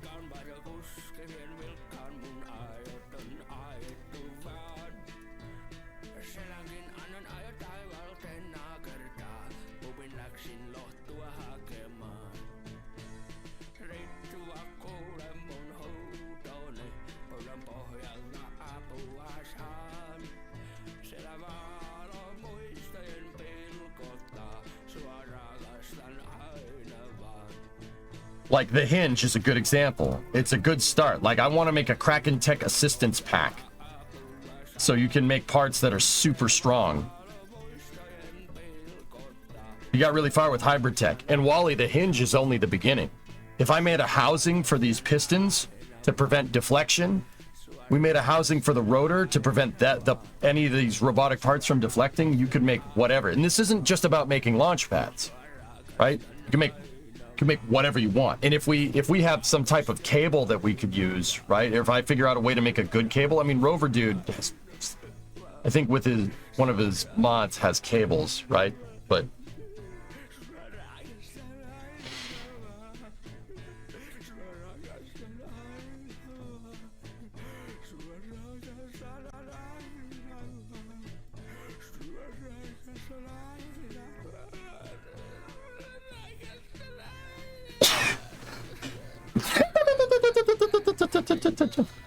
I mean, also, why would you ever need to lift something that high in KSP? What if you're building a base on another planet? Guys, like, one of the things that really scratches the itch for curiosity with me is like, dude, on the moon, say we go to make a moon base on the moon, all right? Your fuel resources, right? You know, they're talking, you know, the Artemis program talks about in situ resource utilization, right? ISRU. So that's basically living off the land. That's a nice way of saying living off the land where your base is. In the case of the moon, right? ISRU needs to be near your drilling rig, because if ISRU in the context of the Artemis moon base is drilling ice to get water, okay? So, and then using what's called a saboteur reaction to split the hydrogen and the oxygen into their own things. You could do that here on Earth. That's no problem, right? Like, you could do that in your house. Don't be careful. Hydrogen gas. Don't do it. Look it up on YouTube if you're really curious. But don't go and mess around with physics if you don't understand it. Trust me, probably a good idea. Do it in Kerbal or something, right? So your moon base is going to need to have basically a fuel refinery You got to have a fuel refinery, and you have to have an oil derrick. Only it's not oil. It's not an oil derrick. You need to get water, right? You need a well. Basically, you need a glorified well. And then you need a place to conduct that Saboteur reaction. Are those places near each other? In space, I think that could be reasonable. I would be worried about my drilling rig kicking up a lot of lunar regolith. I'd be worried about that. Moon dust. And that moon dust is like talcum powder. It gets everywhere. It's worse than sand. It's fine, and it gets everywhere, right? It's not rough. It's very fine and soft, and it gets freaking everywhere, and it will jam up mechanical equipment, right? So, say you're drilling, the place where you drill for ice isn't where your refinery is, right? And I say fuel refinery and drilling device, not because we're on the moon. It's obviously not oil. We're not drilling for oil. That would be nice if oil was on the moon, but probably not, right? So now you need something to get your water to your ISRU, because you don't want them to be near each other. A refinery isn't near the mine, right? An oil rig is not near the refinery. You know, we bust stuff around with container ships or oil tankers or a pipeline or whatever, right? What's your avenue to move that there? What does our logistics on the moon look like? That's something that really scratches the itch with me, and that's something that I've always wanted to explore in KSP, which is why I always end up building these crazy contraptions, right? What does a lunar base actually look like? How do you move fuel from one place to another? Because once you refine that and you make liquid hydrogen and liquid oxygen, it shouldn't be too hard to prevent them from boiling off, right? You're in the vacuum. It should be pretty easy to prevent, you know, heat from getting into this, right? Getting into your tanks. They still need to be insulated. You basically need a reefer car or a reefer truck, a truck with an air conditioner on it, right? That's how they move cryogenic propellants around down here, or any cryogenic. It's a trailer with it's a gas trailer. It looks like a tanker with a freaking refrigerator attached to the back, right? What does that look like? How do we do that? What does that truck look like? What does that vehicle look like? And then, okay, say now you have, you know, obviously your landing pad is not going to be near your base. You need to take that hydrogen and oxygen and just regular water. You need the regular water to, you know, so people can drink and grow plants and stuff. So that goes somewhere. And now you need to make it into hydrogen and oxygen. What does that infrastructure look like on the moon? I think that's an important question to ask, right? And like I said, that's the stuff that kind of always, like, that's the reason why I want to build crazy mechanical stuff in Kerbal, because I figured when I really started to go down this rabbit hole in like 2017, 2018, right, building the infrastructure for it, right, I didn't really think that it would be a decade-long jump into physics and how it works and trying to figure out good ways to do physics in KSP, even though that's basically what happened. I didn't think it was going to take this long. The idea would be, how do you know, can we do that in Kerbal? Can we do that in KSP? Could we make like a logistics transport system that on the moon? You know, that's why I thought it'd be a cool thing to kind of explore in KSP. I thought it would be cool and interesting, and it scratches the itch for me. What I ended up learning is basically how to use a crane correctly. You know, any type of logistics system is going to involve moving fuel tanks around or pumping propellants around, right? And what does that already? What moves big things around that has to do with the space industry and also moves a ton of fluid around? I mean, the rocket itself, right? But the launch pad. I think therein lies a key to what our exploration infrastructure is going to look like in the future. And that's really what I'm after.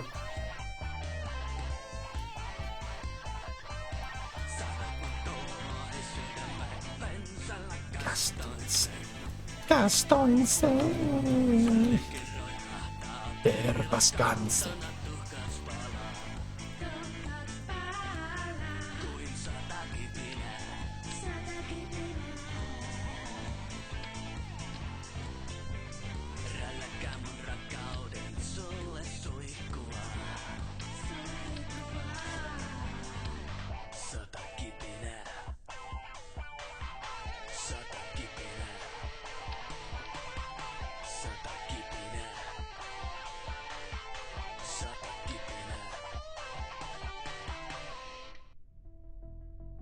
So if I saw those struts correctly, we got to run one from there to there, right? And then we run another one from here to there. Initially, got to do the same thing on the other side.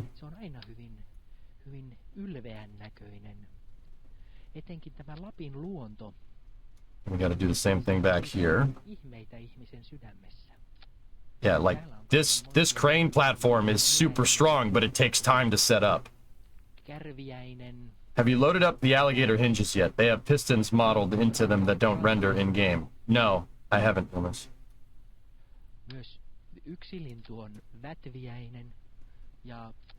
So this is us strengthening in the chassis here to lift the truck and what would be the crane up off the ground.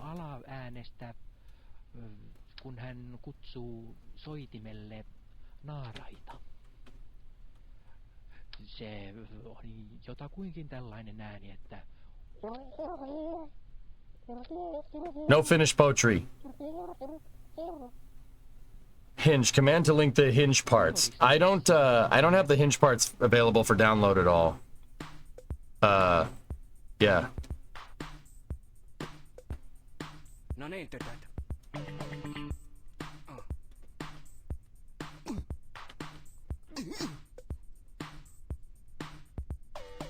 Catch the flying regolith debris in parachutes like domes and convert its kinetic energy into X. Could we do that in KSP? KSP doesn't have fluid dynamics in it level, and I know dust is not a fluid, I get it. KSP's simulation is not that good. It doesn't model regolith, what's called regolith ejecta. No. That'd be freaking sweet, though. Okay. Let's, start. Yeah, radio control, we can disable that. And then go for lift.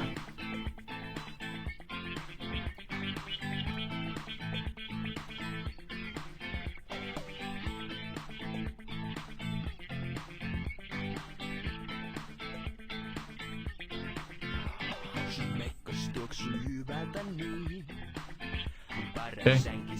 Lock out the jack control.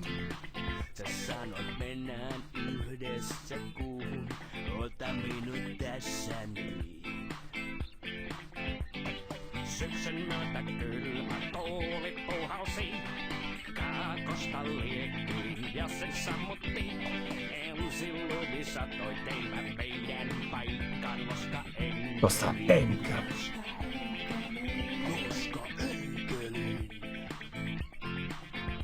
So apparently my aunt and uncle are selling their RV. Want to go to Alabama?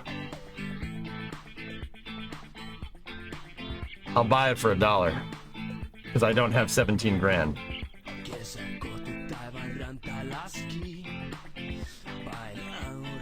An example of what you mean. What the heck is that, Hilnis?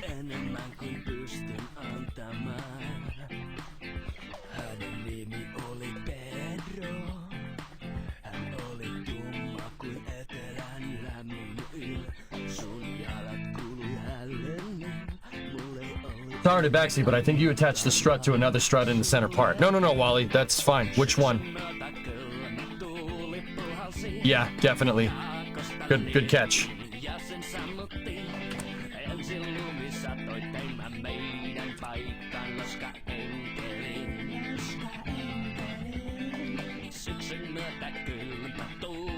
We gotta be careful. We may have unloaded the hinge, but it's all right.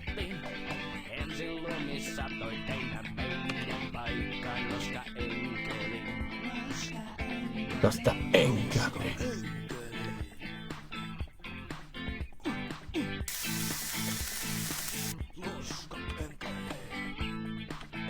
Did you just take the drill out?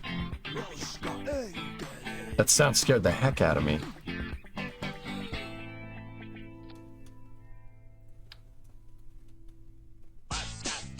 Oh, the best song ever.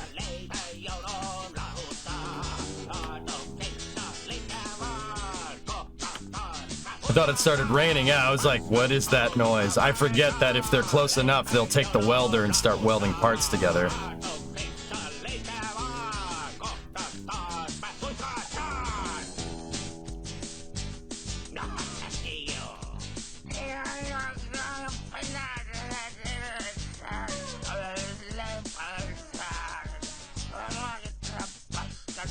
I'm not sure why those panels are there. I don't know why I put panels in the inventory.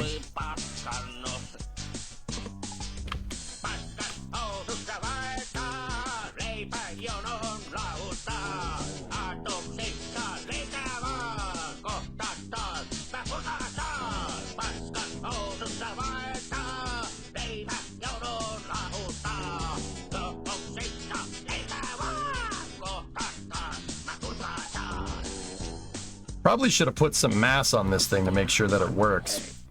But this is a great song. The guy's actually saying, I have to take a big crap. I have a lot of crap in my pants. Those are the lyrics to this song, by the way, in case you didn't know.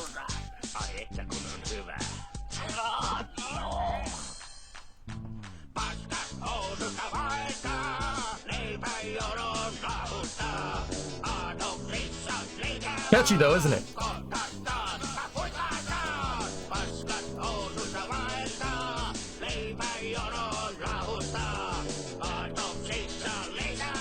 I was eating yogurt, but today I learned. Oh, sorry.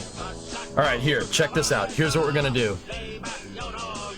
I don't have a load to put on this thing, but we can bring up the hack gravity tool and increase the gravity BeamNG style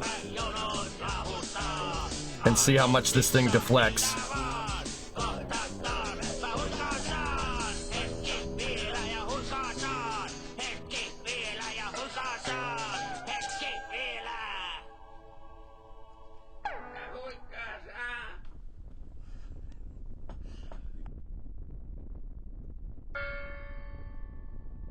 Tämä ääni ei suinkaan tullut ruokakellosta, vaan nyt alkaa 10 times the force of gravity. tuokio. Että pahoittelu Bill is outreaching the G limit. Up. tehtyivät. Yeah, I'd say that's pretty strong. That, so how much mass is this thing? Olipa kerran koira, No, not Bill. joka oli omistajien Bill is mielestä 9, viisas. Jos tällä 27. kombasi, että So that was istuu 207. We had 10 times gravity. Its weight is 27 tons. kermakupalan. Ja jos tältä tassua 270 tons. sitäkin se osasi Yeah, I think we're good. ja taas sai makkarata And I'm not sure why it started bending up front though. Why would it start doing that over there and not bending in the back?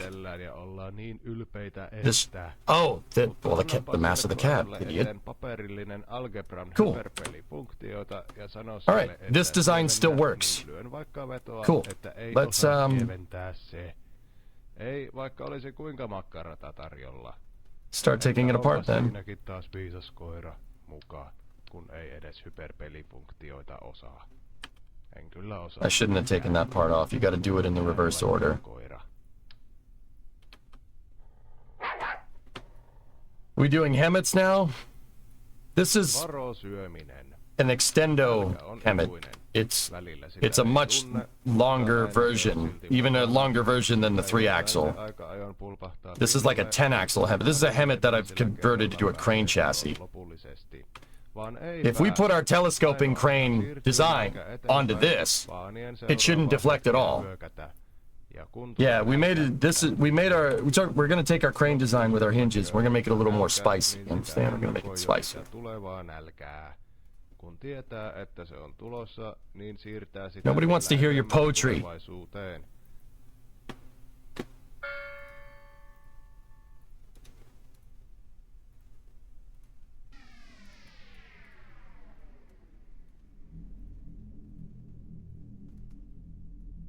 Okay. The next thing we can do is let this thing down off the jacks.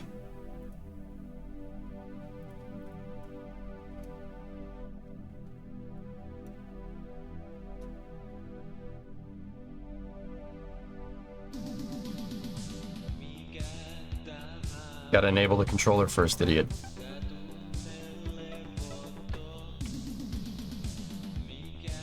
It's the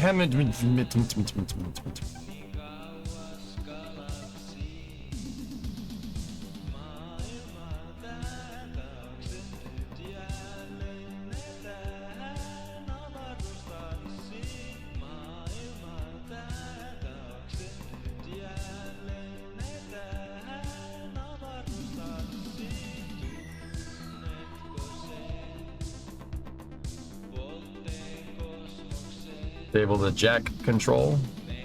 And now we gotta go here.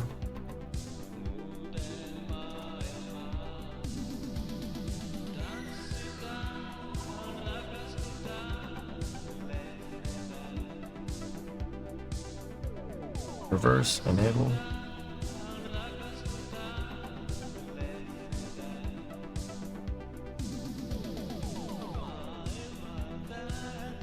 Hey, you know, it would be a good idea if you took the struts off, idiot. We're sending you adrift, idiot.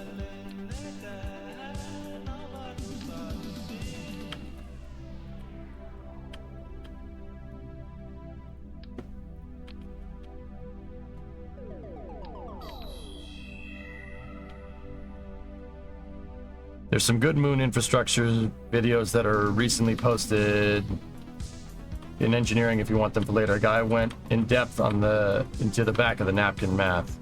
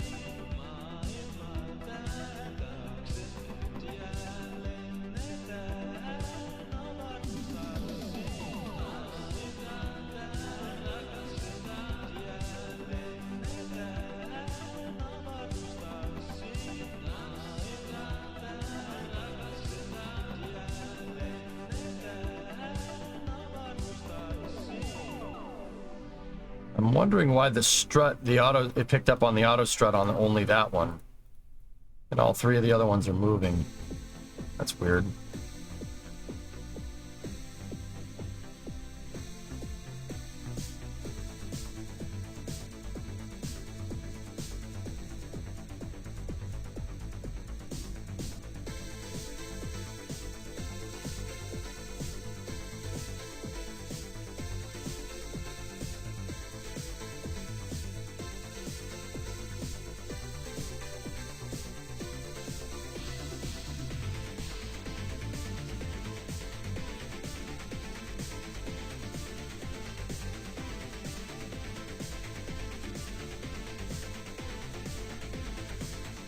Cool.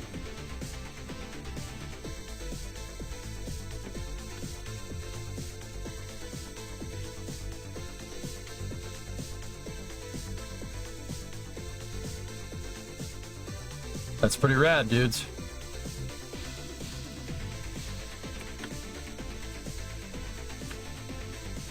All right. I'd say this chassis is pretty good.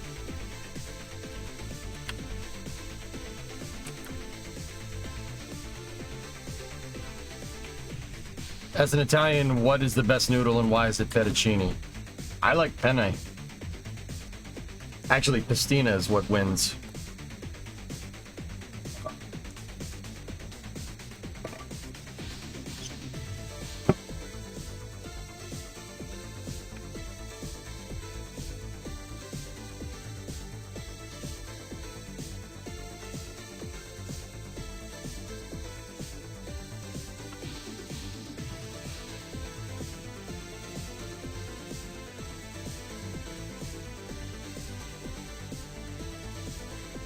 Give me 1 second.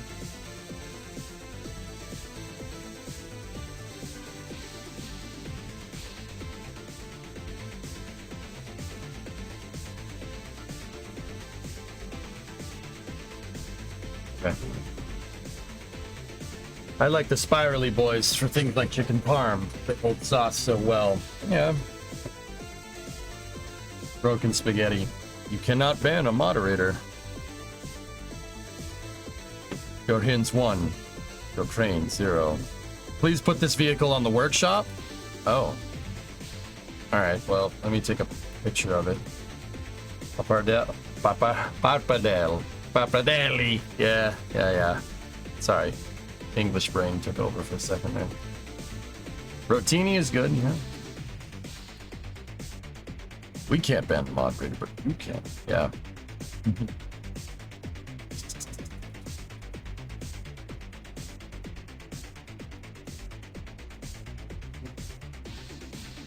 All right, so how are we gonna do this? I don't know what those panels are for, and I didn't leave any documentation because why would I? Your hinge managed to take the load required to tip your crane over. Yep. Yeah, Yannick, I thought that this was a cool and fun way to test. Excuse me, to test the hinges. This is an amazing way of doing it, right? Like, this is a cool way to make it happen.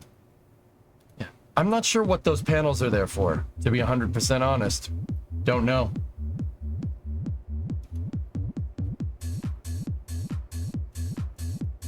Maybe to put underneath the jacks? No documentation, people like you keep me employed. I try to, Rizik, as screwed up as it sounds, I try to incorporate the documentation like right into the design. So, because I know I would forget. With that being said, the struts here are a dead giveaway, and I remember that this thing won't work unless you strut everything together, right? I remember all that.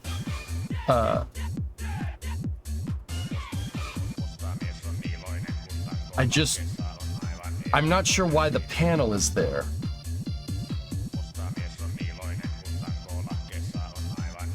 Like, I usually would leave some type of, like, it would be pretty obvious why the panel is there.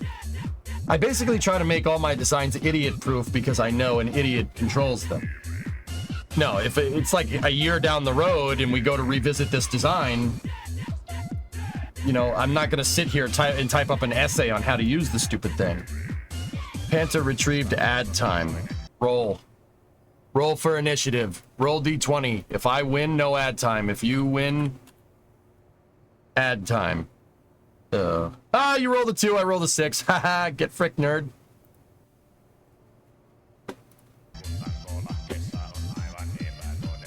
Roll the ad, you coward.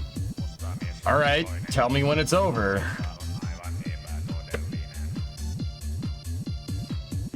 Tell me when it's over, sure.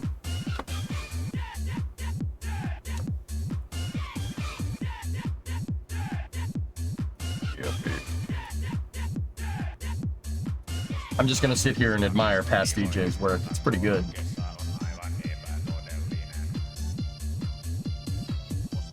Yeah, man, I really strutted the snot out of this thing. I don't want this thing deflecting at all.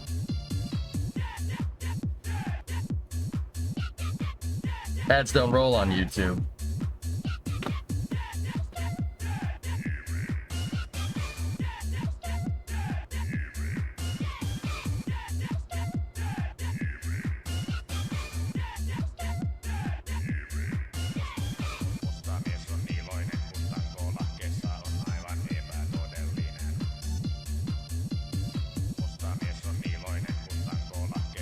I don't think I can run ads over on YouTube because I'm not partnered.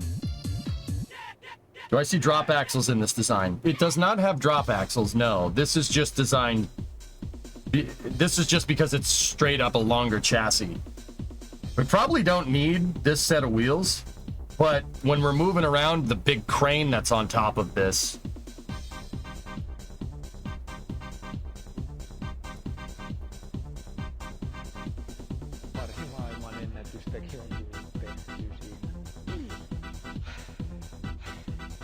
All right.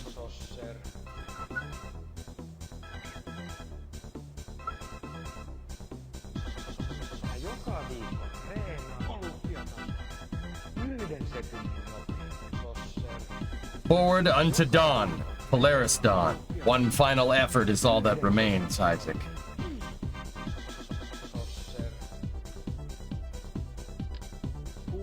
So that's the Hemet crane. You can see there's a very big difference in the design here. But that's just an extended version of this. But the thing is that with this design, my pivot's in the center, and with this design, the pivot is in the back. Discovery, go and throttle up. So if I just took this hinge and put it right there, I mean, we probably could get away with it.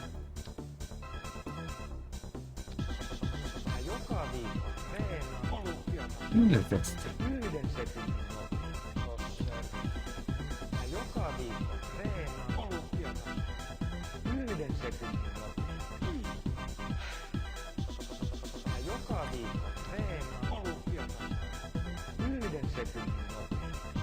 That just looks silly. Smoke! Discovery's going, throttle up. Polaris done soon. Let's go. We are approaching fun and exciting times of this year. Are you going to play Outlaws? Star Wars Outlaws? Oh, maybe.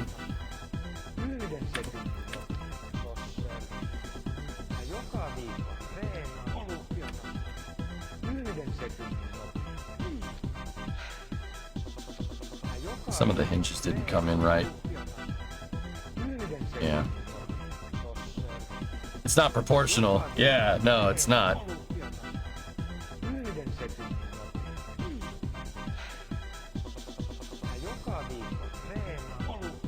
Outlaws is apparently fairly buggy, like Bethesda buggy. Oy. What happens if we do that?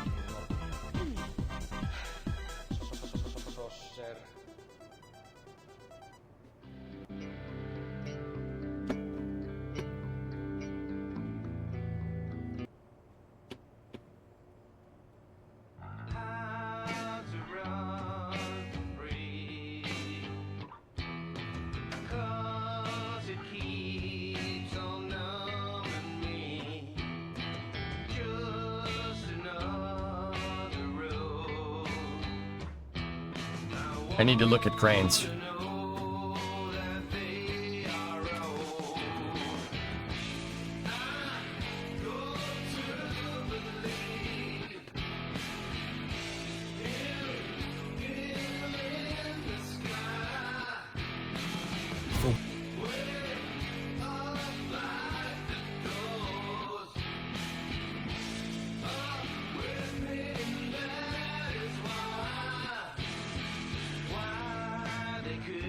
What the frick? What the frick is that thing? Are you putting that thing into orbit? Maybe one day. This is more of a Kerbin-based crane design. What the shnikes is going on here?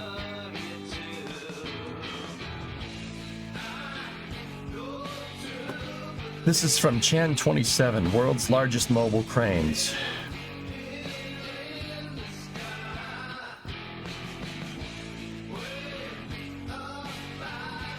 That's not the design that's like ours. And that's a lot of counterweight. If math is serving me correctly, each one of those is 10 tons. 22,000 pounds. Each one of those things that say Terex on it. Holy shnikes.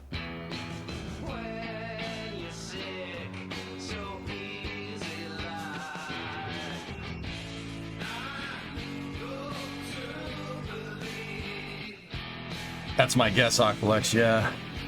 Look at that thing. Freaking Liebherr, man. Liebherr's cooking, dude. So this is a telescoping boom, but it very much seems like you need some assembly is required, but yep.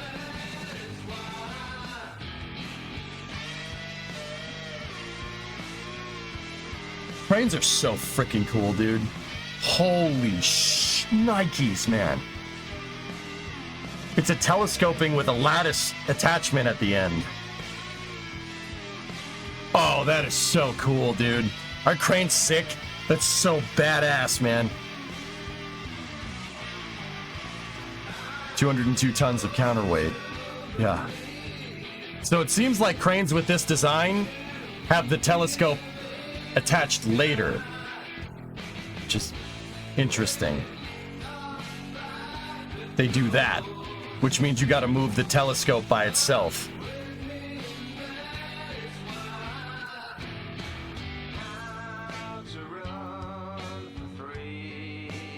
Dude, I can do that. Yeah, we could make that. No problem. We could move the boom around on another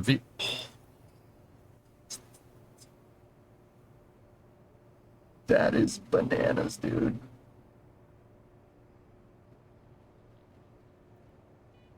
Yeah, you just have, see this part with the cab? That's called the house. You just have the house and the hydraulics on it, and that's it. Yeah, freaking Germans, dude. They would. Look, they're using TE hydraulics, right?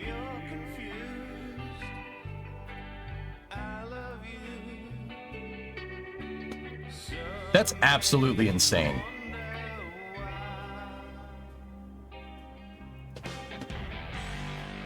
How would we do that? Oh.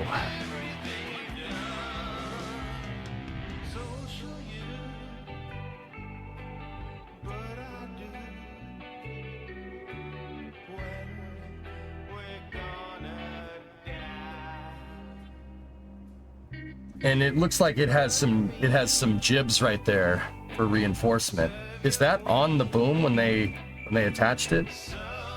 No, they're not there.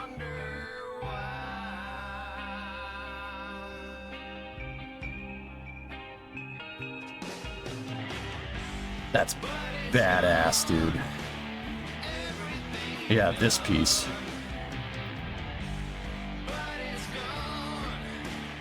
Hybrid tech joint with SVI and a docking port. Hey, yeah, Alex, I don't see why we couldn't do it, right?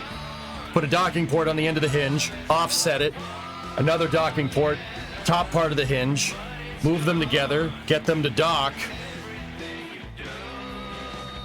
How would we get them to dock and slide?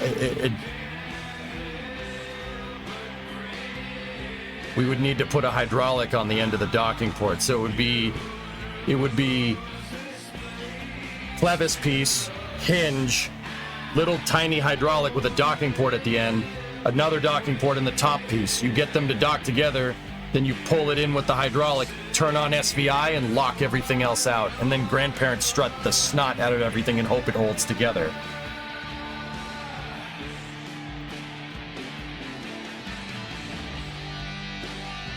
Yeah, we could do that. Might be worth experimenting with the large docking ports. You know what?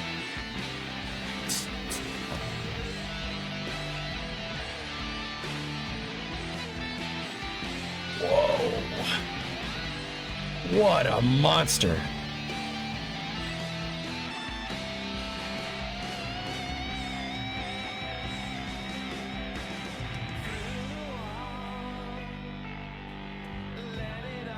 You can barely hear me over the music? Really? Oh, it's not that loud for me, but thank you. I'll adjust it. Sorry, I like listening too much. Mother trucker. It's a telescoper with a lattice attachment at the top with twin jibs. That's cool, man. Lifting stuff is cool. I lift things up and then I put them down. Yeah, wind turbines, for sure. What in the balls is that thing?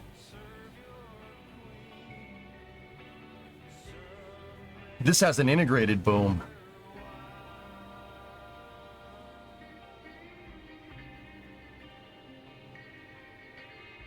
But it's still using a smaller telescoping crane to assemble the jibs. I don't even know if those sideways pieces are called jibs. They might be. I don't know. Hoisting operators make a lot of money, all systems. Oh, yeah. Dude, seriously, you get paid good money if you're not an idiot and know how to operate one of these things. This stream needs a sensitive content warning if you continue showing this. Yeah, I know what you mean. How often would you want to move the crane once it's set up? I don't know, Ren. This is kind of more... Once again, just like when we started making Dart a little while back, this is more just to get my design chops back up and running. So this is more of a let's see if it can be done type thing.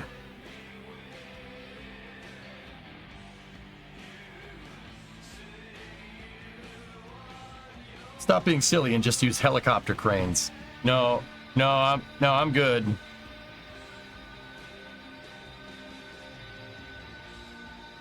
Bro, let's go. Look at them assemble that turbine. That's cool, man.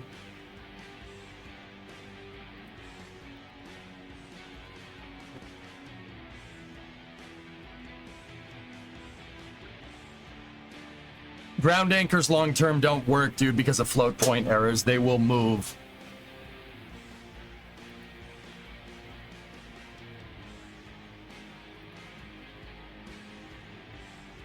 I kind of like the way Libra does it, but the integrated boom probably isn't the worst idea either.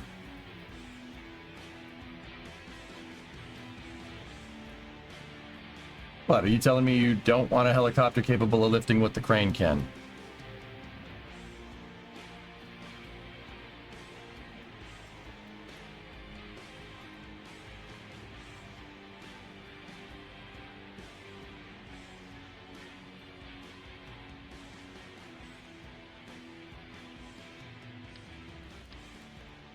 Why you gotta do that to me, man? Why you gotta do that? I can make a helicopter crane. We've done it in the past. A helo with 100 tons of carry capacity would be ridiculous. I mean, if anything, this is the game to do it.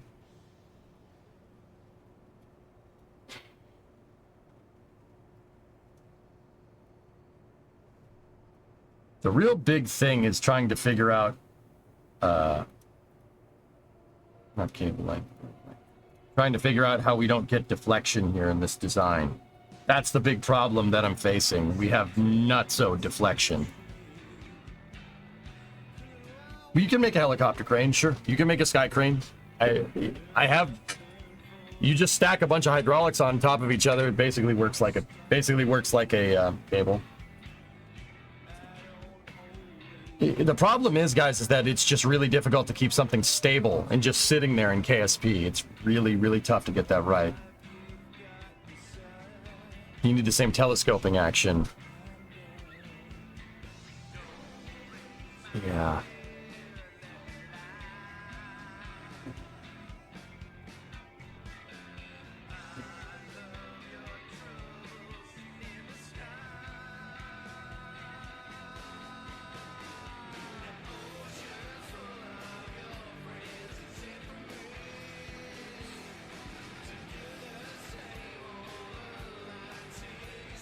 Crane is pretty damn tall. Maybe we should build the house in back and put the counterweights back there and see if this thing works. Is there any rope in KSP? No, not without mods, dude.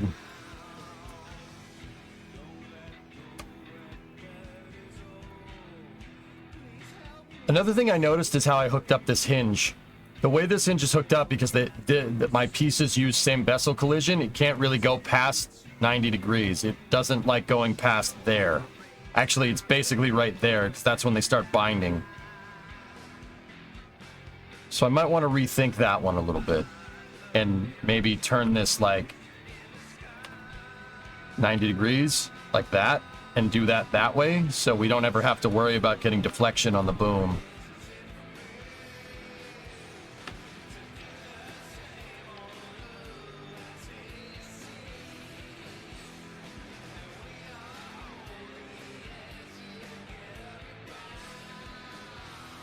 How long until Polaris? 13 hours. The window opens up at 3:38. Coverage should begin around midnight. How do we get this thing to not deflect?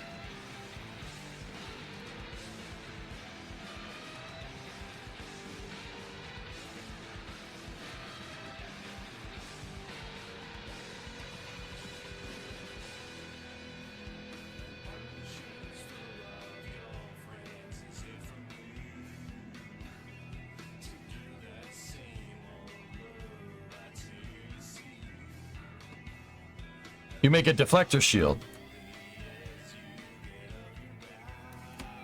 Yeah, yeah.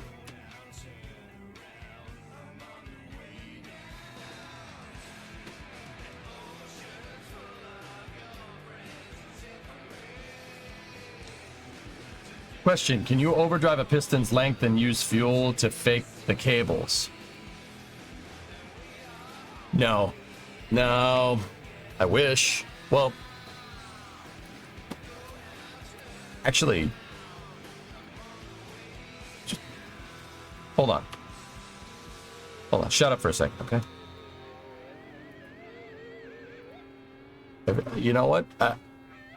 My gut was to say no, but I'm not sure.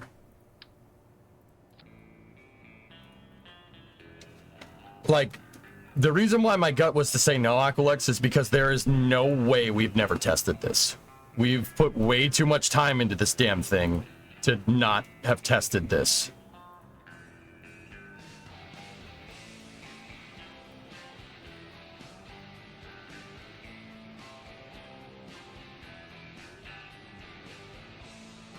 Doesn't look like it.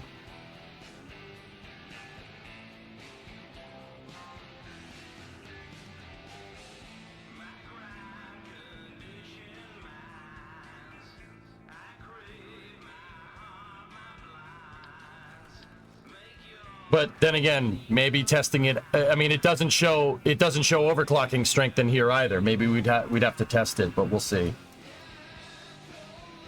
If this works, I'll be pissed for not trying something so damn simple. Yeah, I'm kind of with you.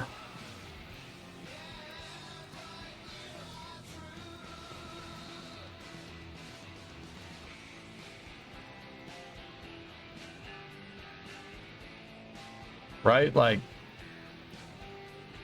you know what? I'm kind of on board to try it just to see, you know? Let's put this thing out and see what happens. I mean, I'll just leave that there because we're not, yeah. I mean, we're going to need to hold it. Or else it's just going to turn into a soggy, noodly mess.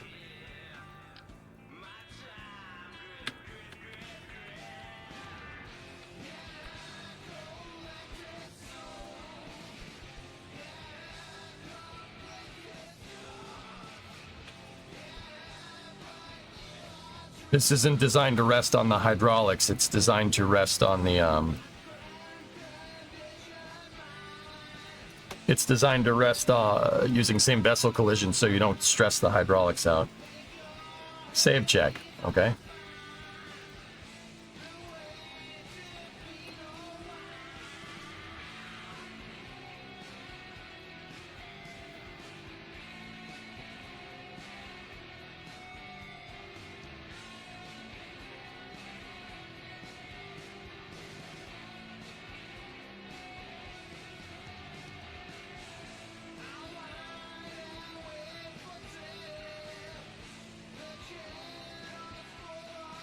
Is your schedule going to be the usual next week for Labor Day? I'm heading to Portland for a funeral and need some entertainment.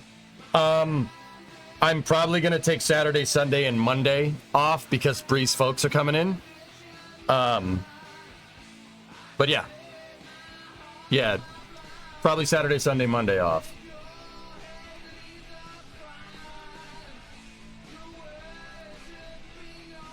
Yeah, see the deflection on the boom, man. We got to figure out, see if we can concoct something to make that not do that. Yeah. Nope, no good. Doesn't work. That was a good, your mind's in the right spot, and I frankly wasn't sure. I could have sworn we've probably tested that at one point, but the reason why I said no in the first place was because there's no way we haven't tried that. Like, with all the shenanigans that we've done, there's no way that we haven't thought of that one, right? But yeah, good idea. What's more stable in KSP, compression or tension?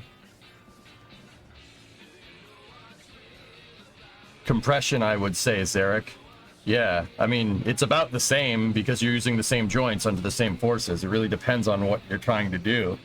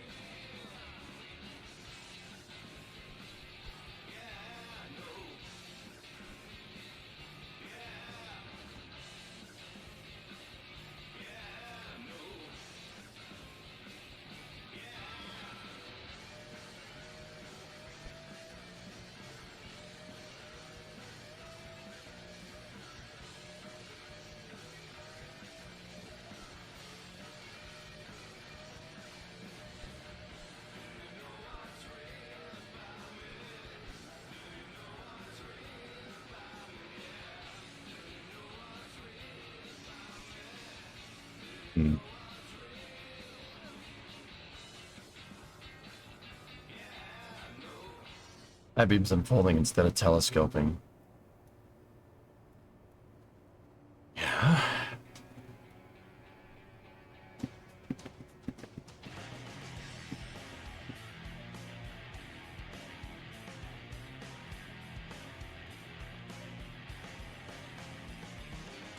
You know what? I'm gonna take this thing and we're gonna put it back there for now. Just move it off to the side. It's attached to one of my hydraulics.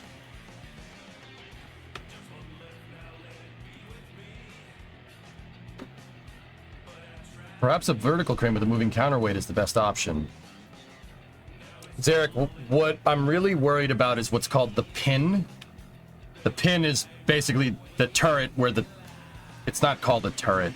The pin is where the crane rotates on. It looks like it... I mean, they're close to a battleship turret as we're going to get nowadays, right? That needs to be absurdly strong. It can't deflect. If it deflects, we're boned. It was even deflecting with this design before. Question for you and maybe Rocket Guy. Why are the intakes for the XP1 and X59 at the tail?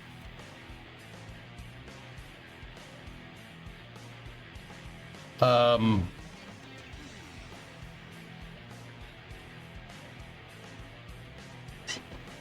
not sure what Rocket Guy is going to say, but if I had to guess, you'd want your engines further back in the design because of the area rule. If I had to guess, that would be my guess. Every supersonic transporter follows this. Condor.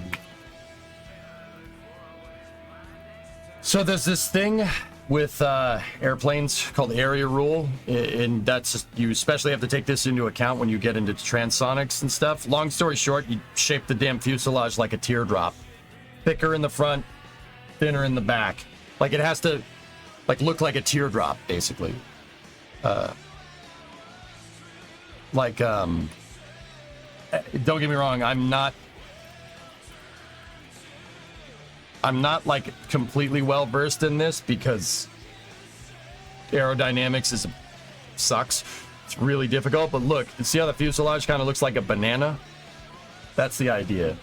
If I had to guess, they're doing that for area rule. Because if you had your engines near, like I said, it's bulged for a very good reason. And the reason why it looks like it's bent is because of air. I know it's because of area rule, but I forget the reason why. It has to do with supersonic aerodynamics. That's why most supersonic transporters have the engines at the back. It has to do with that. I know it does. I just don't know the finer details, man. Maybe we should do a deep dive on it one day.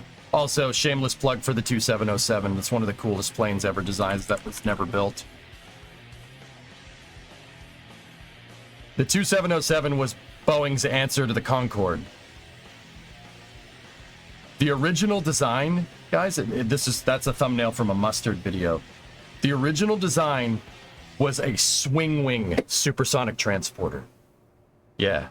Boeing wanted to do that to overcome the basically, you don't have to make a droop snoot if you do something like that, like the Concorde. Concorde with its delta wing needs a high angle of attack to land. Because a high angle of attack, or I guess angle of incidence on the wing, is the only way that Concorde could generate the vortexes above the wing to make enough lift to land. Ironically, the space shuttle has a very similar wing design. It's just employed for a completely different reason. Actually, not necessarily. So, like, see how the wing has like an armpit, this straight delta wing? Because they went with that design, that's the best that's has a very small aerodynamic profile. So when you're flying at supersonic, it'll still generate some lift, but it basically cuts through the air. Real nice, right?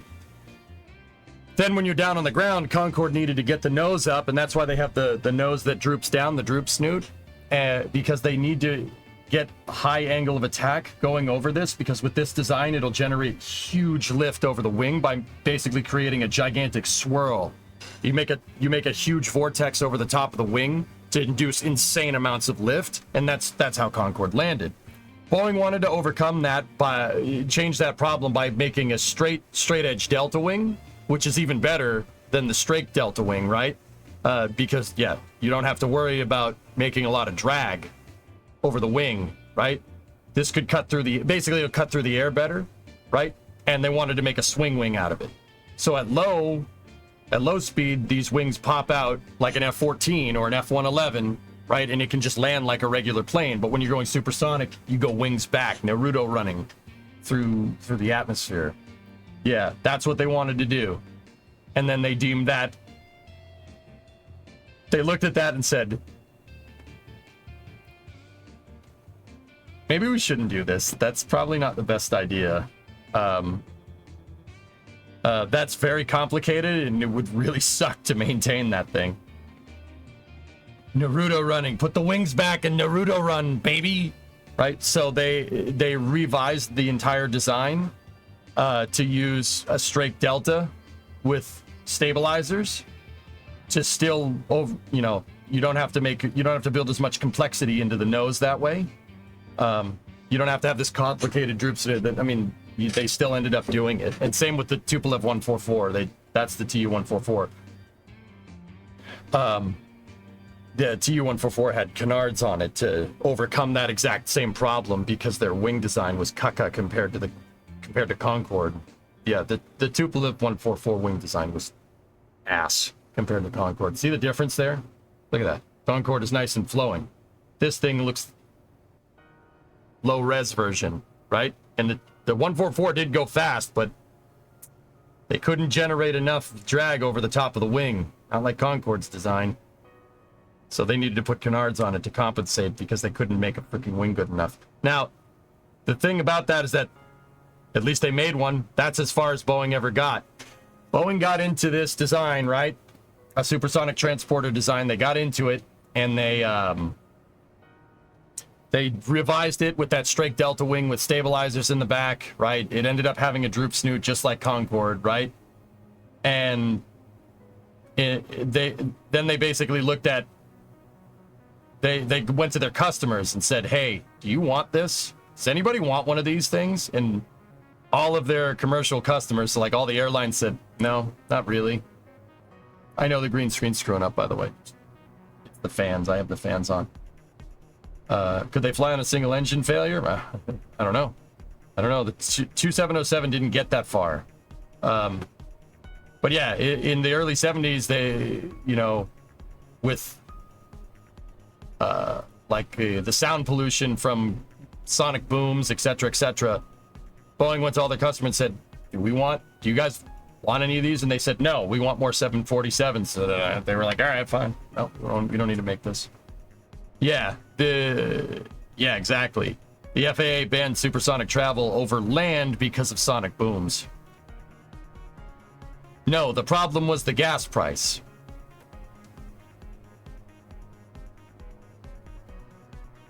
I mean, I'm sure that was a contributing factor, but that wasn't the main driving reason. I think you're wrong. Nobody wanted it. And maybe they didn't want it because of the gas price. Who knows?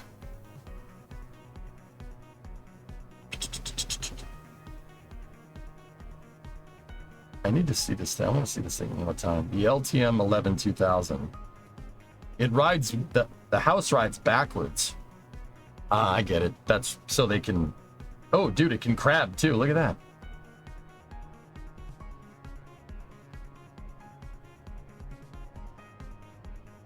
The XB70 was... Yeah, man, just Chad tier engineering. North American, man. They made some pretty good stuff over the years. P-51 Mustang, F-86 Sabre, XB-70, the Apollo Command Service Module. That one's pretty good. Like that one. That one's pretty cool. B-1 Space Shuttle. Man, they were cooking, dude.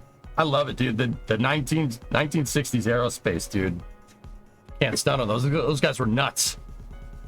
RA-5, yeah.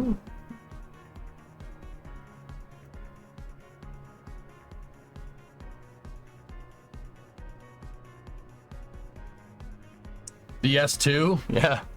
There you go. Okay, I think the problem we need to solve here is building a bigger telescope. Or, well, I mean, we could use that one, but getting the deflection right is gonna... Be a little bit difficult, but we could, I mean, we could do it. It's not.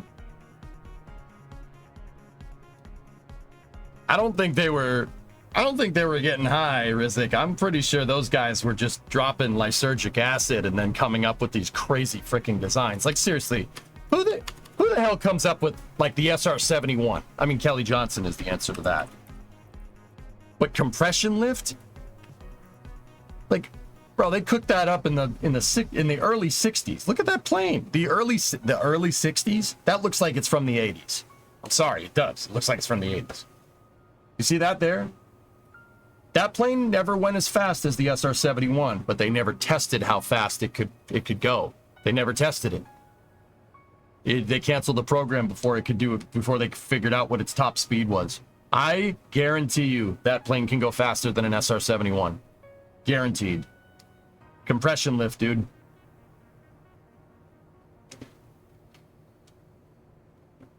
And what was von Braun on when he developed the Apollo architecture? Science and physics. He was snorting that good physics, man. Physics. Lots of physics. Also, German. He was on German. That's what he was on. German. I'd love to know what they're cooking up now. Yeah. Yeah. Nowadays, too expensive. Management won't like that. That mentality will kill us, KTR. But yeah, dude. So, guys, this plane, if you don't know about an XB-70, okay, notice that, see the delta wing? Notice how it has those two lines right there. So up at high altitude, it deploys those control surfaces down, like think an X-wing, lock S foils in attack position. Only it's missing two, so they just fold down, right? So when it's down on the ground, it just works like a regular wing, right? It flies like that. But when it's up in the air, right, those fold down. And when they do, what goes on here is a phenomenon called compression lift, okay? So if you notice, the cab in the cockpit and everything is like, it's up above the intakes. The intakes are exposed, right? There's nothing in front of it. Like the intakes aren't to the side. They're like scooped underneath, like an F-16 almost, right? What this thing does at high altitude when these wings fold down is split the air right there and leave a supersonic shock wave, a supersonic shock that goes out on either side. It basically splits the air similar to how a trimaran works in like a boat with, or ship with 3 hulls. When the ship starts getting going, the first hull moves the water out of the way, and that water gets compressed between the outer hulls and the inner hull, and it lifts the thing up out of the water so it can go faster. That's the idea, right? This thing does that with air. The only way you can do that with air is if you have a lot of horsepower. This thing had 6 engines in the back. Like, if you take a look at the back, it looks like something out of KSP. I'm sure there's a good picture of one, but there's 6 engines in it. So, basically, 6 engines behind this thing, right? This thing starts splitting the air once you get into transonic and into supersonic, right? And it creates a wake, and it channels that wake underneath the wing. It channels that underneath the wing, and the shock ends up hitting this outer wing and gets compressed underneath the wing.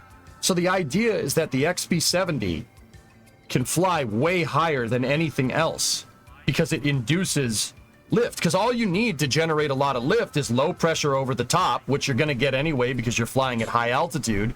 And then you take that supersonic shock pressure wave and you channel it underneath the wing, and it compresses like crazy. You're creating tons of compression under the wing, like artificial compression way up there. So this thing could fly 70,000 feet, no problem. And because you could fly up at that high altitude with a wing that's relatively small, like this wing generates like 8 times the amount of lift at altitude than it should if it was just flat, right? You don't need to focus on using your engines so much to keep you up there. This thing can basically nose down, foot to the floor, and just keep going. It could fly at basically 0 angle of attack way high up in the atmosphere, and the compression lift will just keep the plane, your wings, if your wings are being used to lift you up, your engines can be used to make you go fast. That was the idea. Compression lift. It's genius. Freaking genius. Like, I don't know what the heck they were thinking, but man, that's smart. It's a trimaran. That's what it is. It does the same thing with air that a trimaran does with water. Like, think littoral combat ship. That thing's kind of a piece of junk, but you get the idea. What was the proposed ceiling for this thing? I don't know. I think they tested it up to 70,000 feet. Yeah, highest altitude, 74,000, 23,000 meters. Fastest speed, 2,000 miles an hour. That's Mach 2.5. Easy. Easy. The only thing that goes faster, the only plane that we know about that goes faster than this is the SR-71 and maybe the space shuttle, if you want to count that. Look, Mach 3. Actually, yeah, 2,000 up at altitude would be, yeah, that'd be a higher Mach number, right? Yeah, well, it depends on the conditions, but yeah. It sustained Mach 3 for 32 freaking minutes. And that was the furthest they got. There was way more in the plane. I mean, this article says that, right? Crazy. Bout, what's going on? At such speeds, materials also matter. I don't think that it was made out of titanium. Doesn't need to be, Chief. It can fly higher than the SR-71.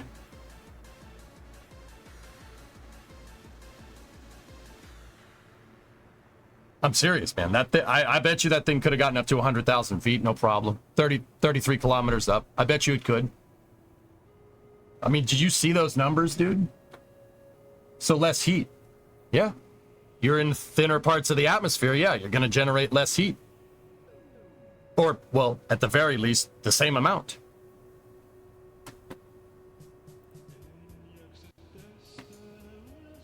Crazy, right? I'm telling you, man. Look at when this plane started flying. 64.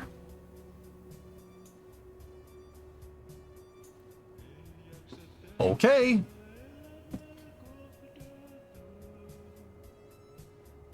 Yeah. The program got canceled and they handed it over to NASA, believe it or not. And then they were doing a photo shoot and an F-104, being the piece of junk that it is, crashed into one. And that was the end of that.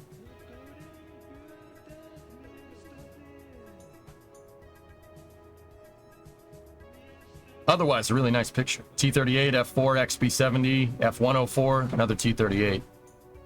Actually, that might be an F-5 over there. Here's a picture of the rear view. Yeah. How much power do you want? All of it. Ugh. I could be misremembering, but I'm pretty sure those are J79s. I could be pulling YJ93 afterburning turbojet. 89 kilonewtons thrust. Dry. 120 with afterburner. That's absurd. That is what else was this thing? Oh, it has 6 B-58 engines. Okay. It's an 11-stage axial compressor, annular combustors, 36 dual fuel nozzles, turbine 2-stage axial, JP6. Yep. Return oil spray at 60 psi.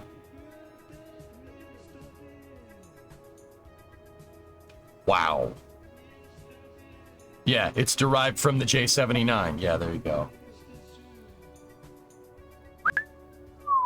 That's a monster. Dude, that's a lot of thrust. That's a lot of thrust. The thing, basically, if you could get it high enough, it'd fly like an upper stage, which is just bananas to me. That's ridiculous. That's completely insane. In a good way. The good kind. Must have been quite thirsty. Bro, fuel be damned. I want to go fast.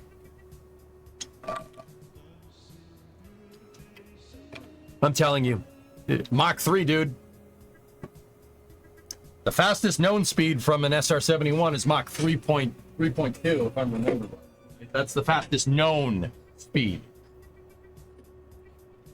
Just saying. The compression lift would have helped with fuel consumption. It could, yeah, Sam. Basically, as long as the thing's going fast, that thing could fly like to U2 heights. No problem. Easy. They never tested it. They never tested it fully. I mean, but dude, 74,000 at Mach 3? You could go like Mach 1.5, just skirt the top of the transonic regime at 100,000 feet. I don't see why you couldn't do that. Why couldn't you? Dude, it went Mach 3 at 74,000. That's ridiculous. That's insanely fast for that altitude. It is a nice piece of kit, Sam, indeed. Okay, so hear me out. We take 6 F-119s and we strap those to a modern XB-70-esque fuselage.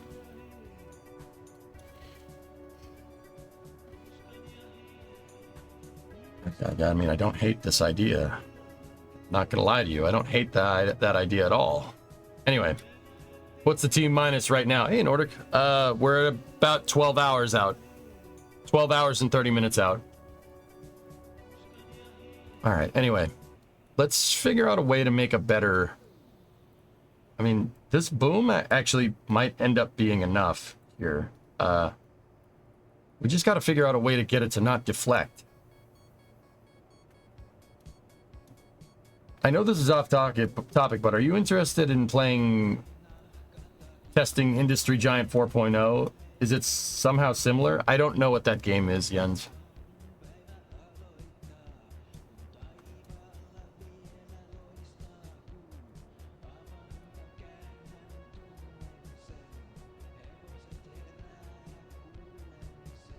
Real life question is, how many parachutes loaded needed for landing? Well, that delta wing and a high angle of attack with the canards level 1 means it just lands like a regular plane. Yeah. It's on Steam. Yeah, I haven't heard of it, so I can't say if I want to play it or not, you know? It looks a lot like modernized workers and resources. Oh. Industry Giant 4.0.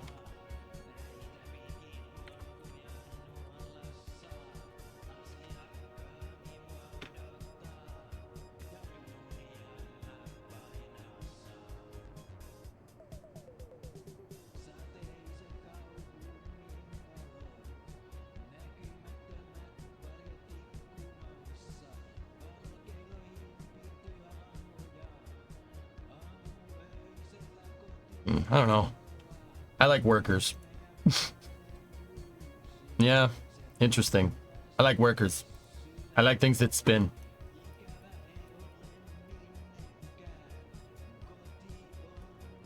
Now, you know something that I noticed with these cranes here, dudes? They have these, like, rabbit ears. That's not what they're called. I know that's not what they're called. They have those things. See those? I don't know what the correct name for those are. I call them jibs, but they're I don't think they are. That could be useful.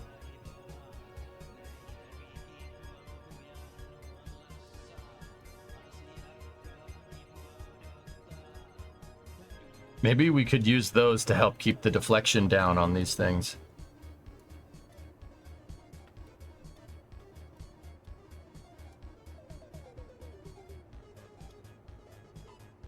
Lever arms? Yeah.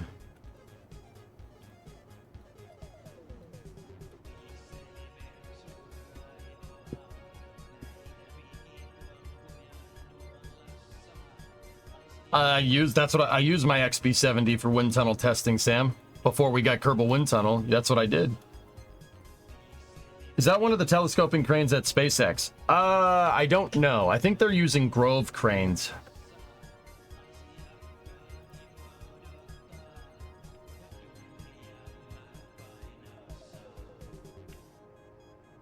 Nice, Nova. Do we know what those rabbit ears are doing? I think they're controlling deflection. Because if I had something like that here, right, and we were able to strut it to, like, up there, it would prevent the boom from deflecting. I'm not sure by how much, though, you know? Because the problem with this design is that this thing bends when you lift something up.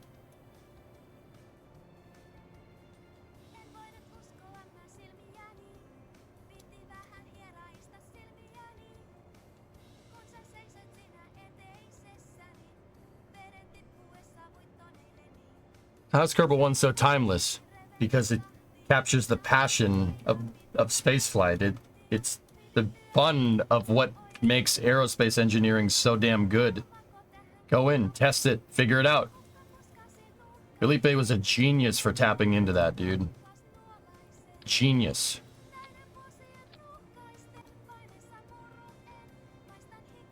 It was just linked a second ago, Hellfish. Hey, Hellfish, what happened to you in the frickin' race? Where'd you go? Messed up? Couldn't get it right? What happened? You were there and then you weren't.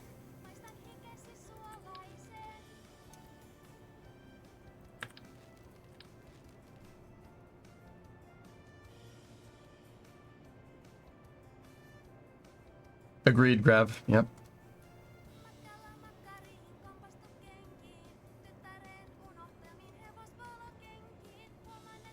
Jamie wants big boom and EJ delivers, just a little different.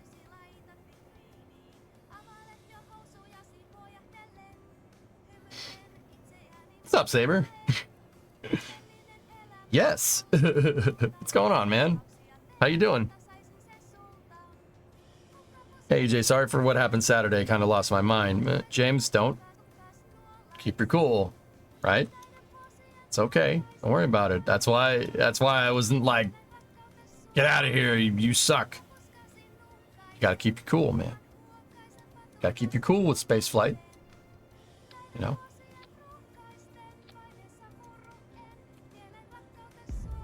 I ended up getting so damaged from missing a single turn lap after lap in the dark that I became a rolling chicane. Gotta practice more, man.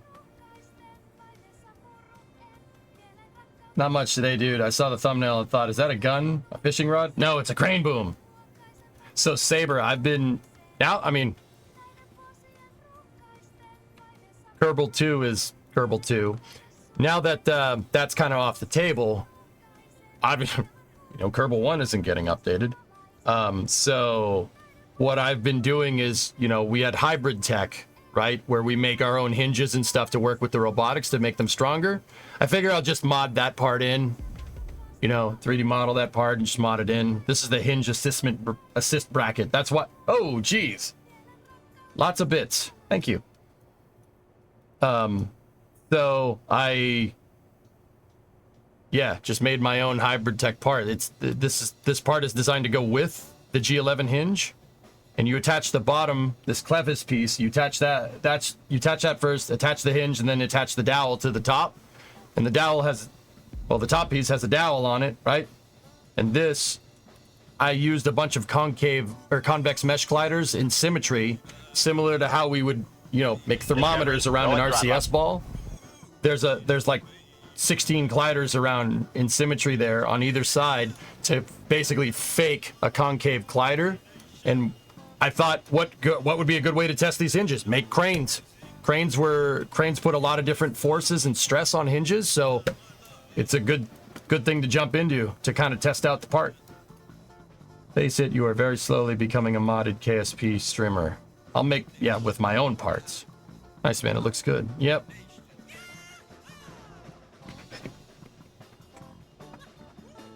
I remember seeing people hit 75 months, and now I'm there. Excited for the new Kerbal direction here. Thanks, Denny.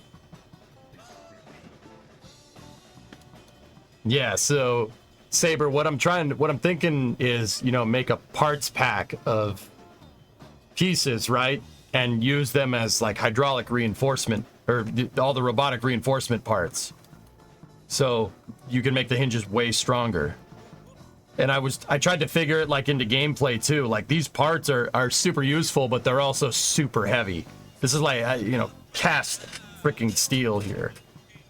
Like it's 1,000 kilos, or no, 500 kilos per part, 1,000 pounds per piece. These parts are super freaking heavy. So I was trying to figure in, you know, gameplay and tried to make it look like it fits. Nordic, I got to play with some cranes at work last week. We had to lift a 5-meter paper machine roll vertical to test its vibration dynamics. Cool. It looks good. Yeah, thanks, dude.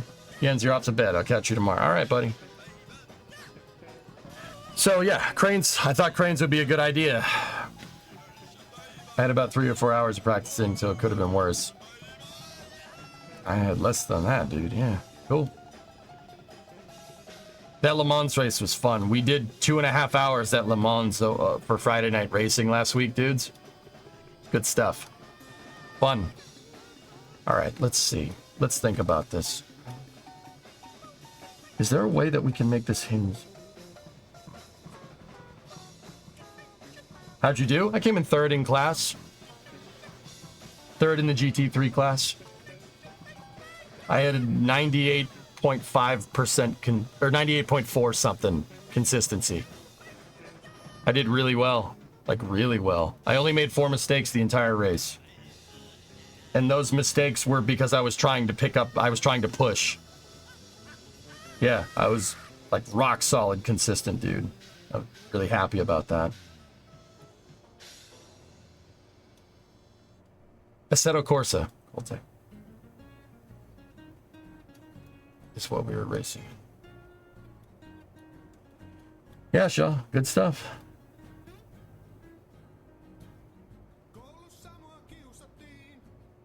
Yeah, Ink. Yeah. Gotta have a more comfortable setup. The real penalty thing seems like it was too sensitive. I had 3 cuts the entire race, dude.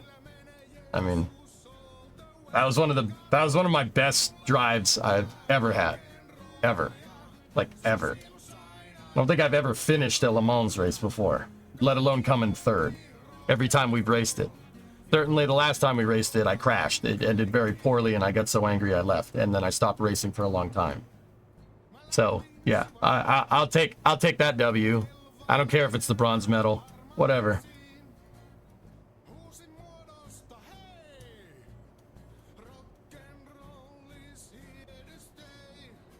Anyway, let's get back to telescoping. Our SRB telescoping crane.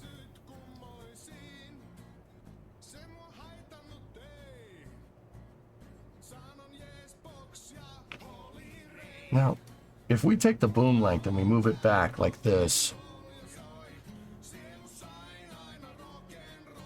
I need to see something. Let me just set up we're using a couple of sets of these 3P6 hydraulics, right? With the first one being basically right there, the second one being right after it, like that, third one being like that, fourth one being like that.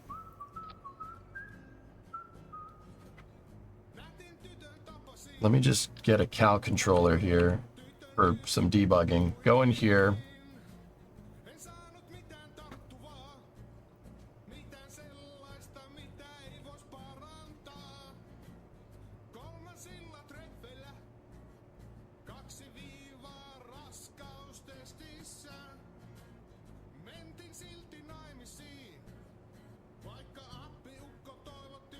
And then, see, that's what it does right there.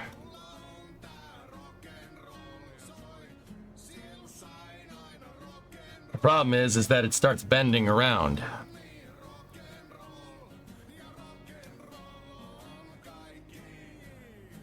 It would make a long tube with SVI as the bottom. Yeah, make a housing, Oridon, yeah. I mean, making the telescoping housing in Maya would be very useful here, yeah, sure. What I'm thinking, what I'm really trying to think is, you know, I haven't finished this part yet. We haven't finished texturing the hinges. I would like to finish that before we start another piece. So right now, for our hinge testing, I think a better way to do this would be to...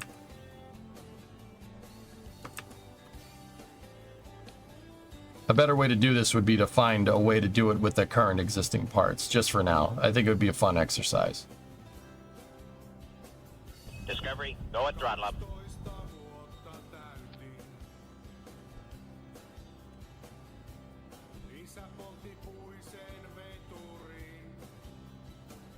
What if I put that piece, like, right there? Just get rid of those for a second. Vulcan butt, yes, we saw it. I don't care about space. Thanks for the prime sub, dude, and thank you for the bits. I do appreciate it.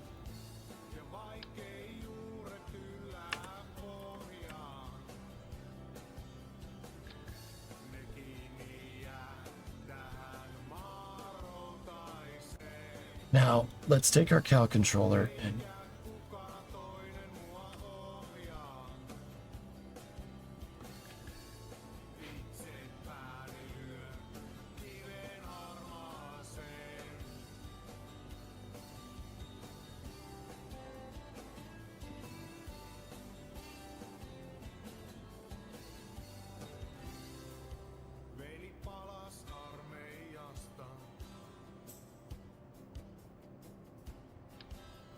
Alijäämät tuliaisinaan. Aika liian matala. Ei tullut risti aukistaa. No. Näytti omansa. All right, here's my other idea. Let's go here. Äiti ei aina jaksa. Joskus on You're here for the Ruds. It's Kerbal, so yeah, you're gonna get him. You're gonna get him, dude. se tekee sitä tahallaan. Täti saattoi sen sairaalaan. Ja vaikea Let's try those rabbit ear thingamajiggers.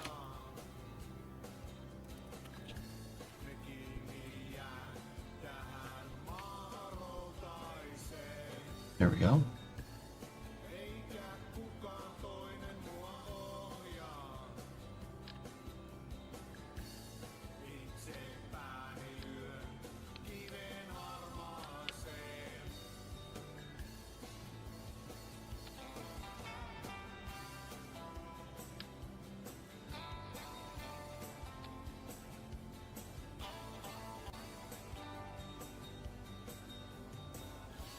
ja vaikkei juuret yllää pohjaan. Ja vaikkei Yes, EJ, is this a space gun? No, it's a space crane.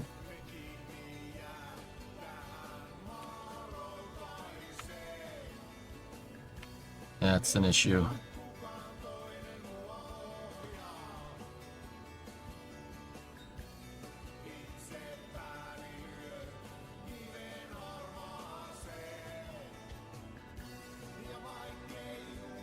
Yeah, Alex, I understand, yeah.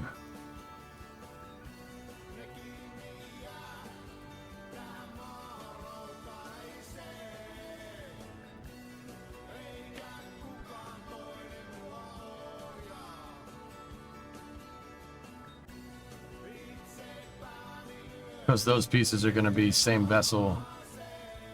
They need to be to get the hinges to work.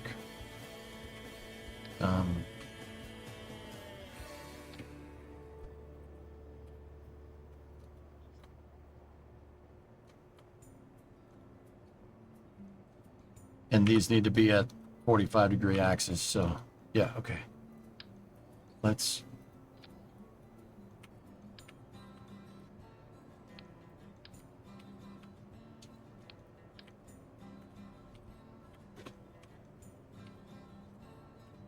kesä oli kuin kuuma lehmän henkäys.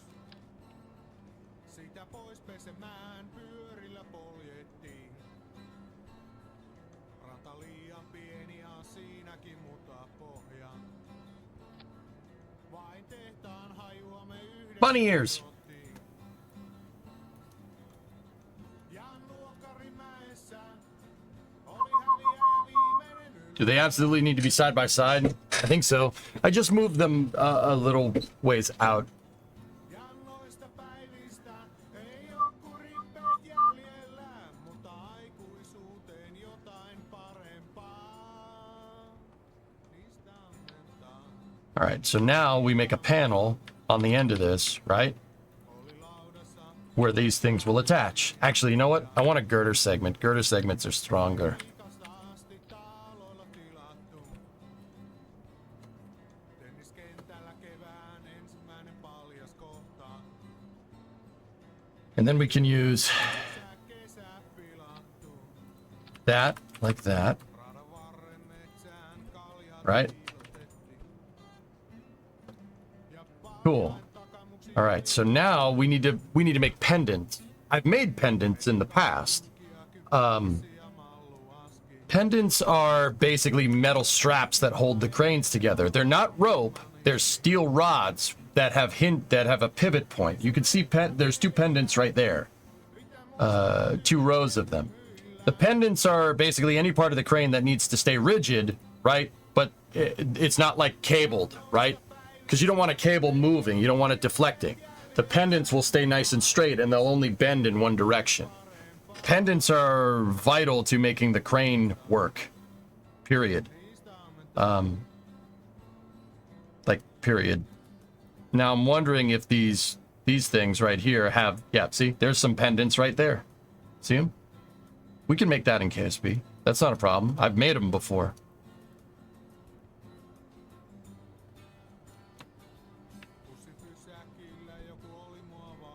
I'm just going to rotate this so this is all lined up on one axis, right? And I'm wondering, we might be able to make the pendants in such a way where the two spurring bearings are in a direct line with the panometric fan.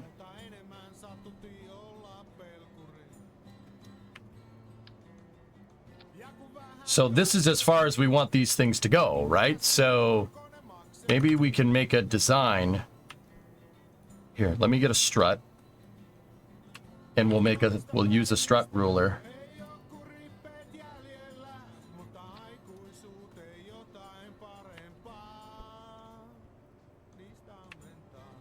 Because we need to basically make the pendants follow this line.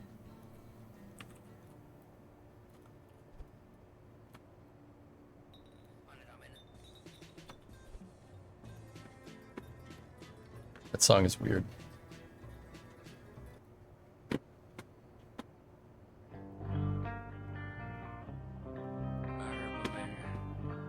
Yeah. Cool. Hey, Jay, I keep getting spammed with ads for Edison Motors. I blame you for my search history. Yeah, that's my bad. Actually, we want to get a strut ruler and Discovery, go at throttle up.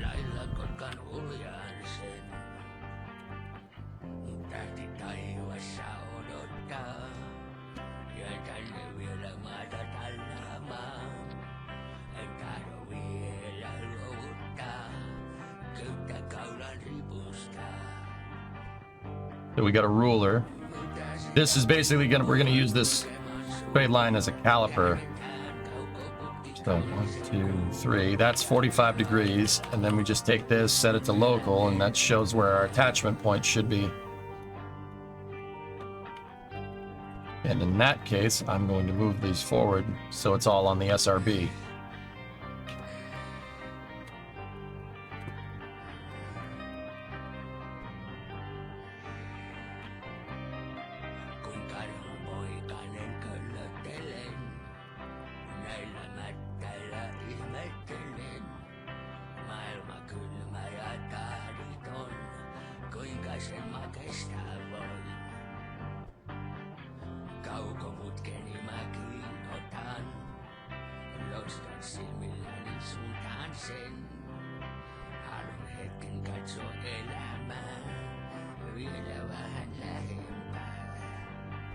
All right, cool. Who's ready for the Labor Day sales? Oh yeah, there you go. Finnish folk music? It's from the Summer Car soundtrack, dude.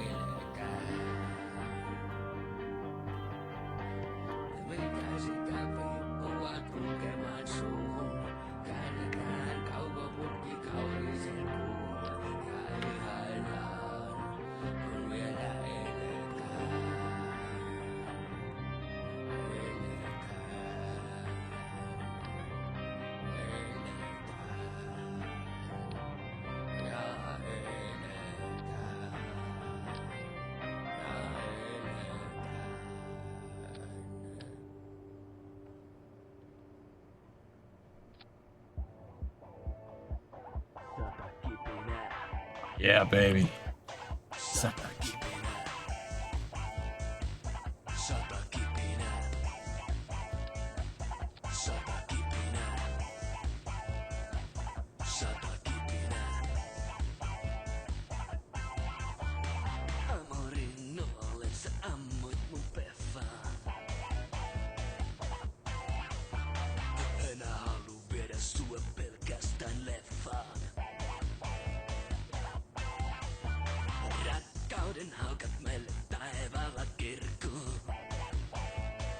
Okay, cool. So now move this up like this. Sexy.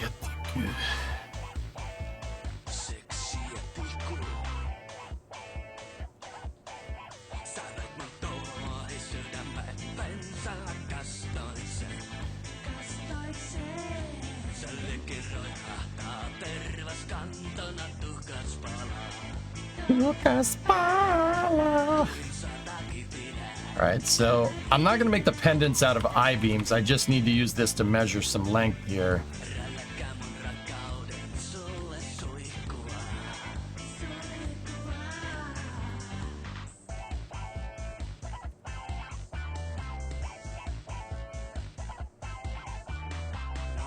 Okay, cool. We know that the I-beams are 3.6 meters long, so that's 7.2 meters.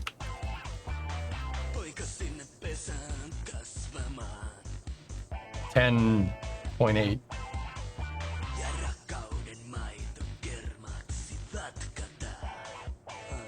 Okay, so now what we're gonna do is see if we can get this thing down here, like move this down into position. And is it possible to get these to double over each other?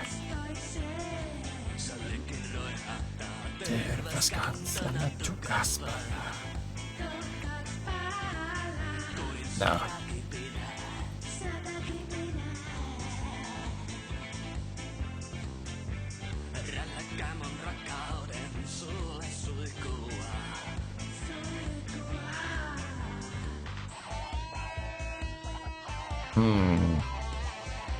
How could we get the pendants to work? We could have Bill attach them.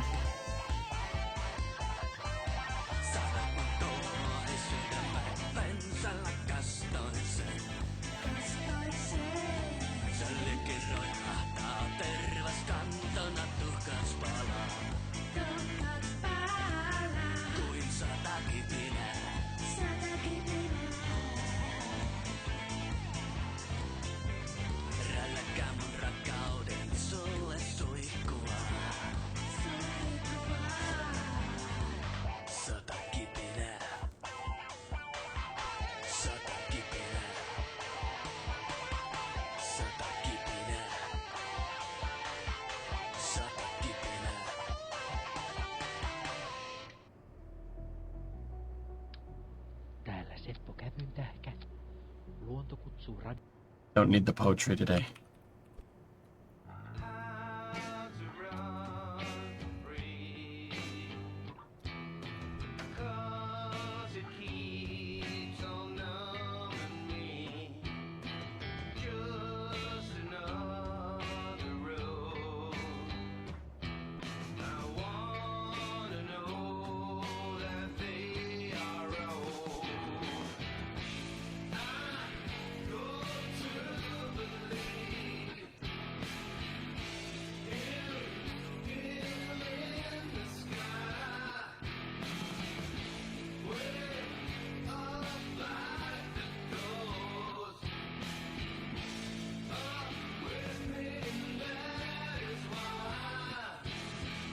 Yeah, I forgot about not Nirvana. Yeah, it's fine.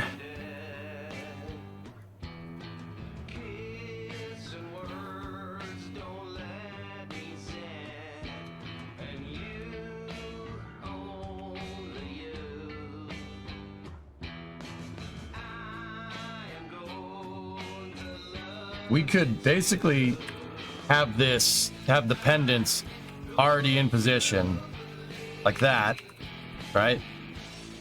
You could use this, yeah, we could just make struts and hinges together, right?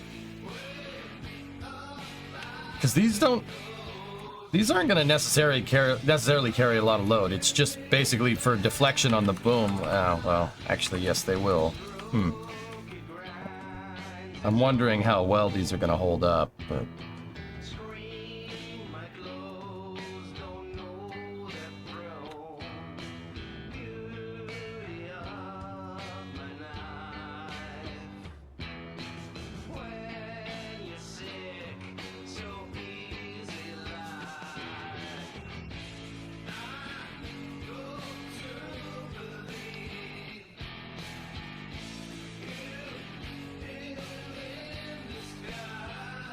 So right now, the problem that I'm trying to figure out is beam deflection. Or boom deflection, excuse me. You're gonna get a boom, but it's just a little bit of different boom than y'all are used to for Kerbal. And yeah, Bill could run that last strut.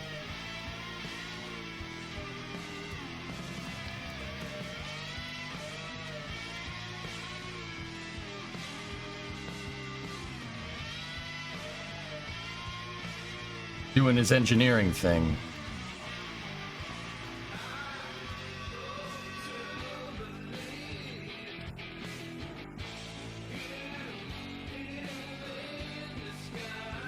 Hey Gold Fever, what's up?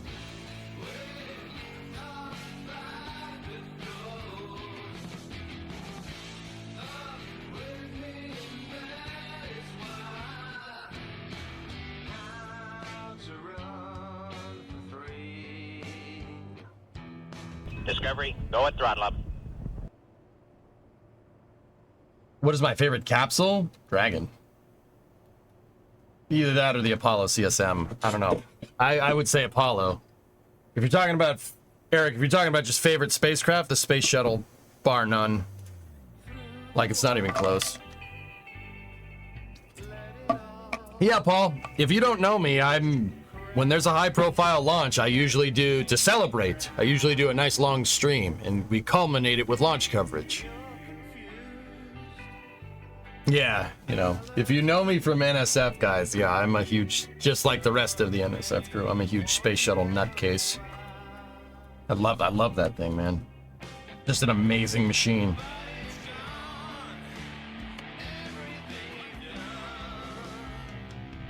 I firmly believe if we made another one today with like all the modern enhancements, like tough rock tiles, you know, the benefit of like CFD and modern manufacturing being probably the biggest one, dude, a shuttle could fly no problem. It'd be great, actually. It'd be an amazing launch vehicle.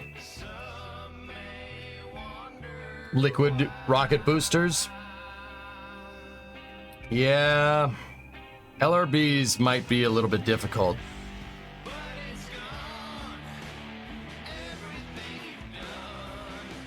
See, Sam, the reason why they used SRBs for the shuttle was two big reasons, okay? One, the US manufacturing base for solid rocket propellant was already high because the same propellant that we use in the solid rocket boosters is the same thing we use for ICBMs. And in the 70s, we were making a lot of those. Second part. Is it cost effective to reuse an SRB? No. No, that's dumb. Why would you do that? It doesn't make any sense. Why would you reuse it? SRBs aren't necessarily expensive. I just said that they would be low cost because we already have the facility set up to make the propellant for them. It's costly to go and get them and refurbish them. But, you know, so if the cost isn't going to be a problem, what is? Takes a long time to make them. That's the thing. Takes a long time to cast that propellant, even if you reuse your casings. But if the shuttle was employed in mass, like launching once a week, like what was envisioned, SRBs make a lot more sense to reuse now, don't they? The problem is that it takes a long time to make them. They're not necessarily expensive. It takes a long time to make them. That's why they went with SRBs for the shuttle in the first place. Reusing them only makes sense if you fly a lot. Just like fairings with Falcon 9. SpaceX doesn't recover the fairings because they're saving money. They recover the fairings because fairings take a long time to make. And the time it takes to make a fairing, you'd either have to scale your fairing production like tenfold or reuse them. Reusability in this particular case, even though it's not really cost effective to reuse it, I guarantee you the amount of money they have into fairing recovery, right, exceeds the cost of the fairing big time, right? But to hit the high launch cadence, it makes sense to reuse them. That's why the shuttle did SRBs. Same exact reason. Yeah. So I still think solids would be fine. You just need to incorporate them in mass and maybe make sure your segments don't bulge between the O-rings. Probably be a good idea. How about swapping SRBs for a couple of Falcon 9s? Gens, you would need 4 Falcon 9s, and they would need to be Falcon Heavy side boosters. Yeah. Falcon Heavy side boosters are designed to be attached to something, right?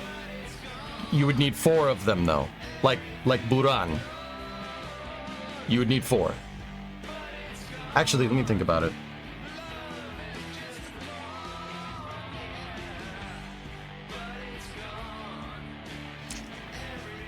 I'm not sure you could do it with 2. I really don't. The SRBs, guys, the shuttle SRBs, the 4-segment ones, produce 12,000 kilonewtons of thrust. Falcon 9, I don't think can hit 10. I'm pretty sure it's 9 meganewtons. So, technically, you'd need 3 Falcon 9s.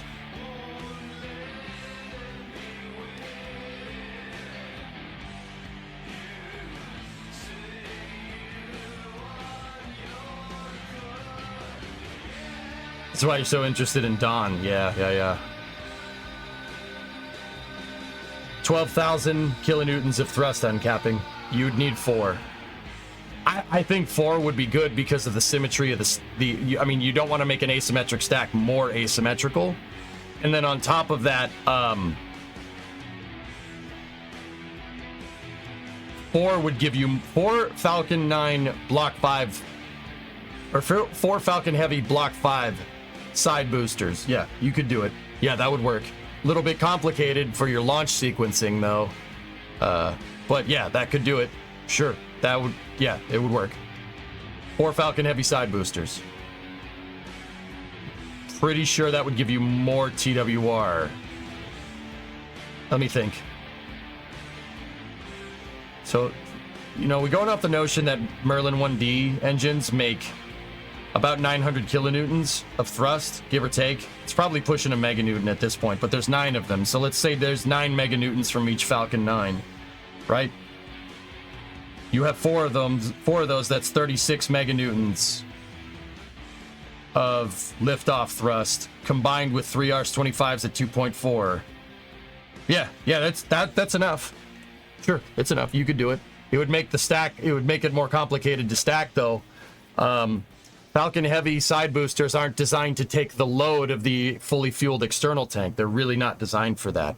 So you're running into some complicated problems here. The SRBs have steel casings. The steel is strong enough to hold up the entire stack. 4 Falcon Heavies, I don't know, would be able to take that compression load when you fully fuel that external tank up. It would be a little bit difficult.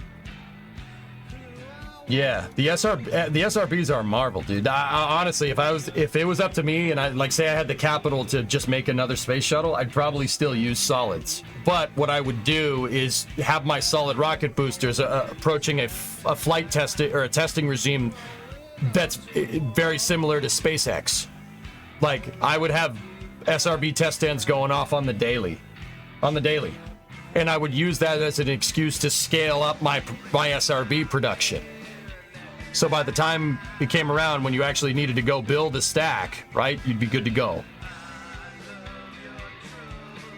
That's why you're so interested in Dawn. Yeah, I saw it. I saw what you said.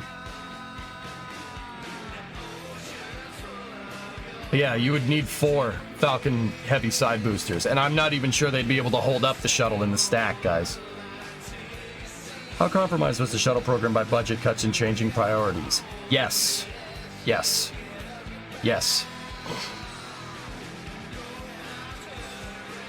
My understanding is that NASA and SpaceX have some kind of cooperation.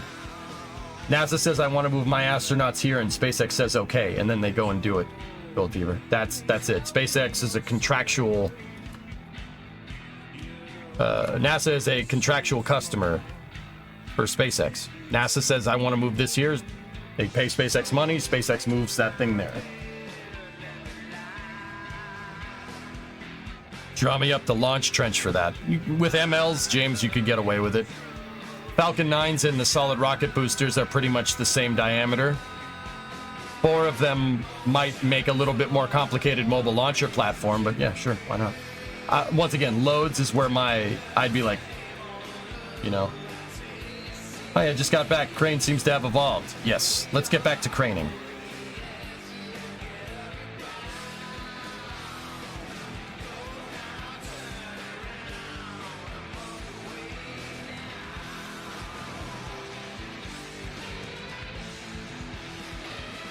All right, let's take the boom.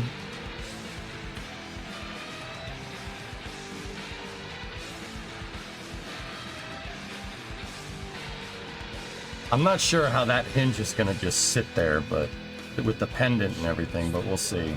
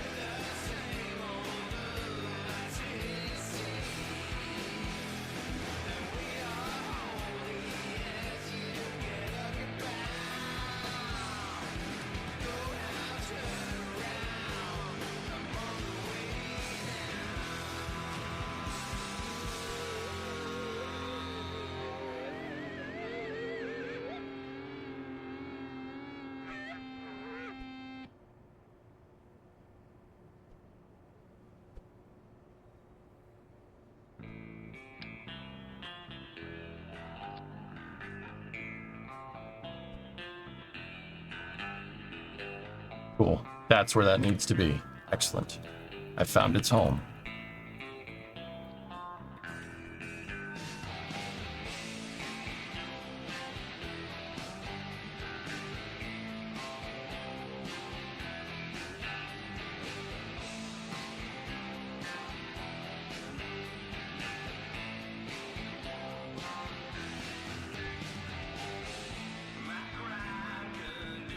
So these are going to be pendants.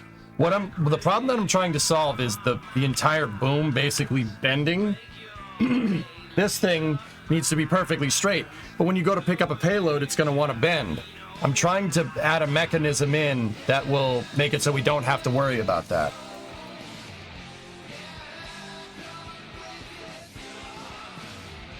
So the first thing we're doing is designing the back so we can anchor it into the back of this thing.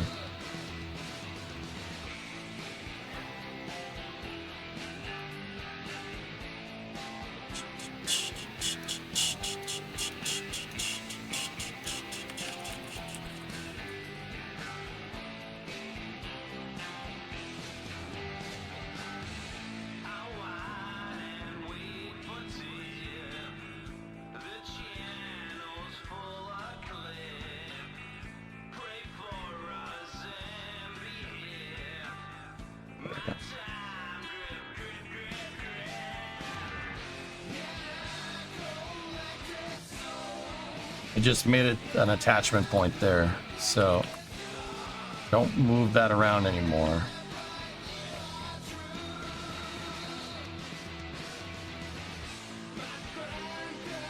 So this piece can be like that. Discovery, go at throttle up. Hey Natch, sup fellas? 33 months, thank you. Yeah, XJ, I used a different chassis design. I built this chassis to build a bigger crane back in the day, and that was my lattice crane design that had a bunch of I-beams together that just ended up being way too heavy, but the chassis was super strong.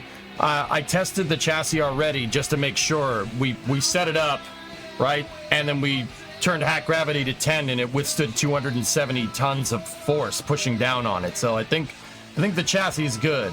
So now I have my same telescoping. That solves that problem. Now I have my same telescoping boom right here. I'm just adding some components to it to make sure that it doesn't deflect. I don't want the boom to bend when we go to lift something up. That was the other problem we were having. And then once we do that, the next problem to solve after that is getting the pin to not deflect either. We might have to use some hybrid tech to do it. Because my solution before was to just use the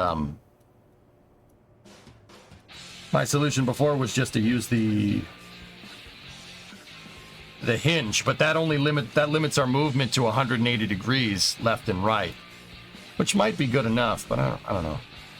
So how long are we going to go with this? I don't understand that question. We're going to Polaris Dawn, if that's what you're asking.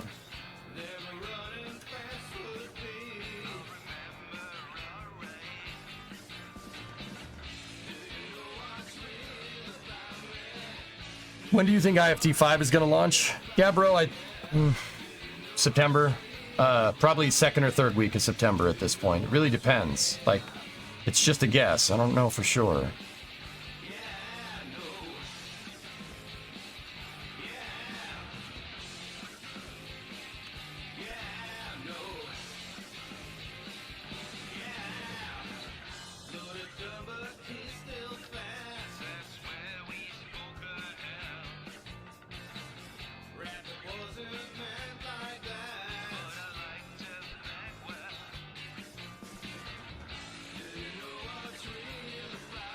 I put that in there so it wouldn't clip. These jacks are way stronger than my other design, like way stronger.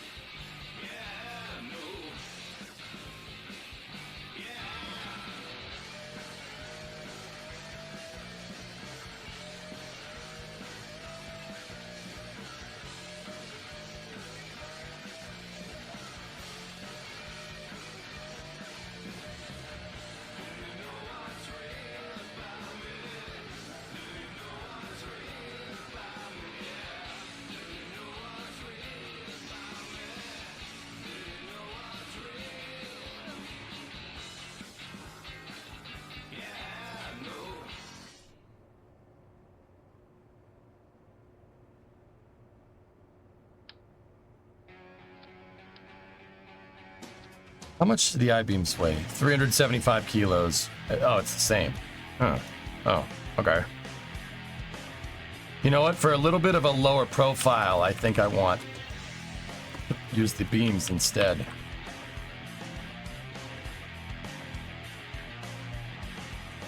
It will help me with the hinges here. So...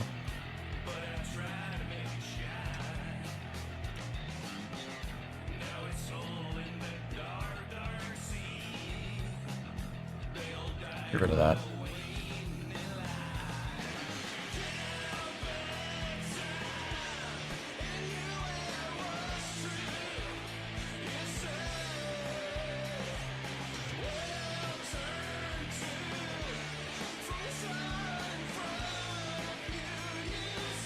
Cool. When is the next SLS launch? Yes.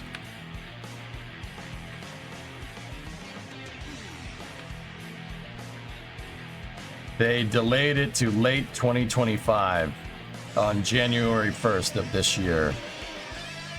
Phoenix, the reason why is because Orion's life support systems didn't pass acceptance testing for Artemis 3.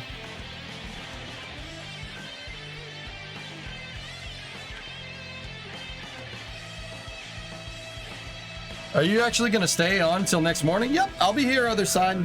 Guys, if you don't know me, like if you know me from NSF, right, and you're not familiar with how I stream, whenever a big launch happens, I usually do a long stream up until the launch, because it's fun, dude.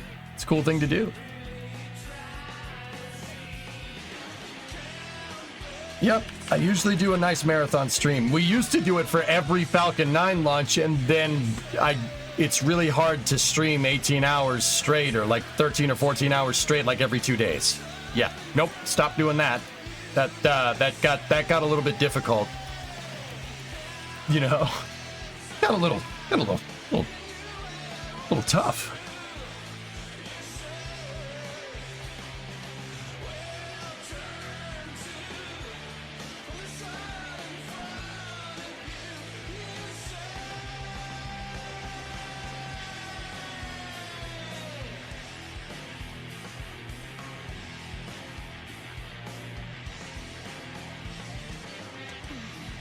What's the mission right now? I'm building, so I made a custom part for KSP other side, and I'm trying to build a crane in KSP and because my custom part is designed to reinforce the hinge and make it stronger, it's actually two pieces.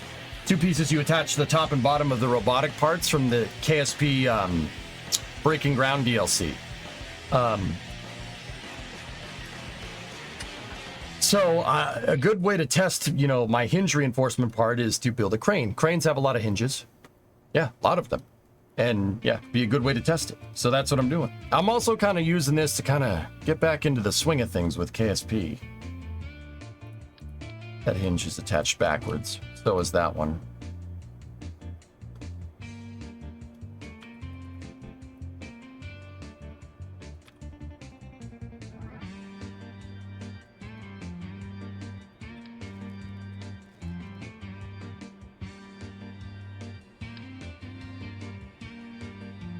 Right now, I'm working on making a reinforcement piece to make sure the boom of my crane stays nice and solid. These, on a regular crane, these are called, the piece that I'm working on specifically right now is called a pendant. And the pendant is basically a steel rod with that's hinged on either end that holds, that basically, you know, it'll kind of structurally hold the crane together. Where you wouldn't want like a wire, a steel cable to be. The reason why steel cables can just go around in any direction. Pendants are metal rods with hinges at the end, so they can really only move in one direction. So when you're using them for tension, you don't need to worry about them deflecting in different directions.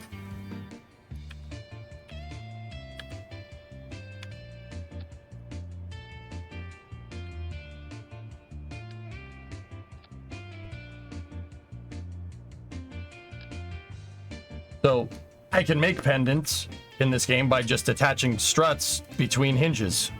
Easy peasy. It'll work pretty much exactly the same mechanically as a pendant. Now, will it be as strong?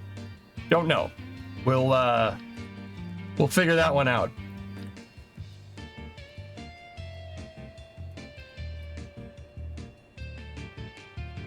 FAA update on IFT5. Saw it?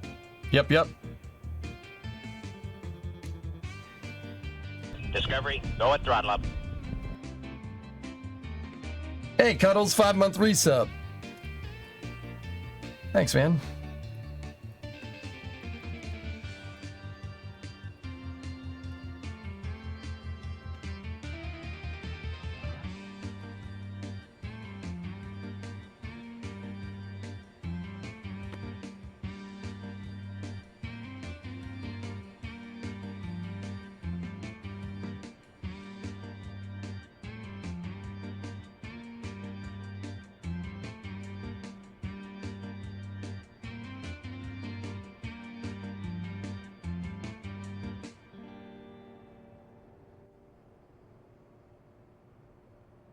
Hey, Urban, thanks for the raid, man.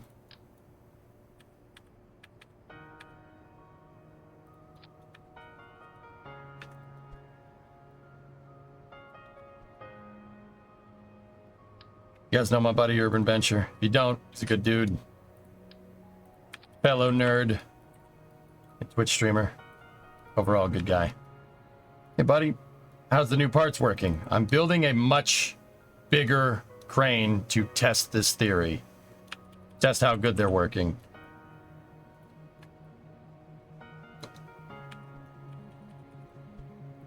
They worked really good before, but the problem is that I made a crane. We made a crane that basically was where the hinges were really good, but the rest of the crane wasn't. So I'm just making some modifications to my crane design to really put the hinges through their paces.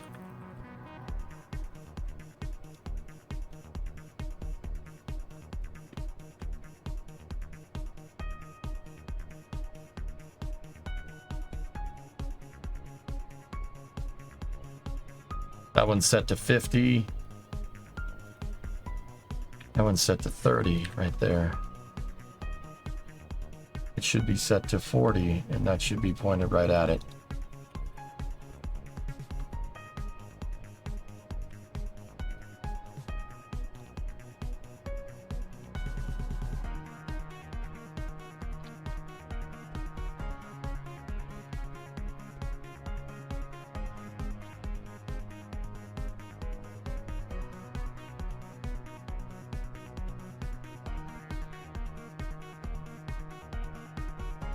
And I'll have Bill attach that strut together.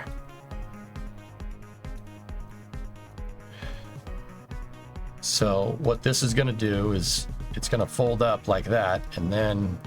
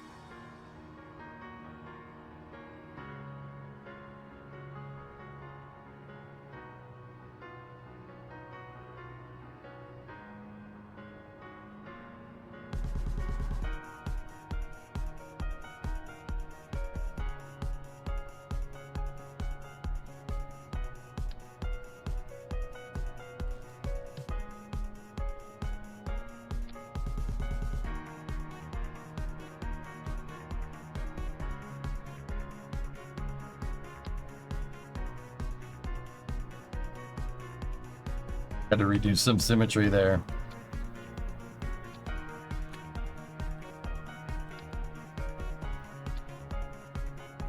Wabbit season. Wabbit ears. Wabbit season. Duck season. Fire! I say it's duck season, and I say fire. Hey, Mike, what's going on, man? And then you can unlock this. These will move into position. Actually, even as these things move backwards, we can come up with a cal deployment sequence that will, or we could just move them slowly and then just, yeah.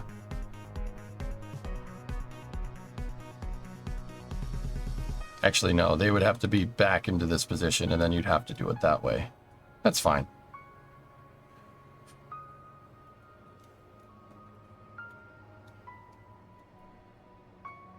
Anything good happening?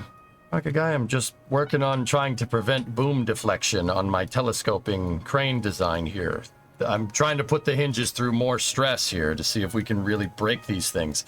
On my smaller crane design that we were using, dude, the crane broke before the hinges did, so I was like, oh, let's make a bigger crane. Screw it. I like cranes.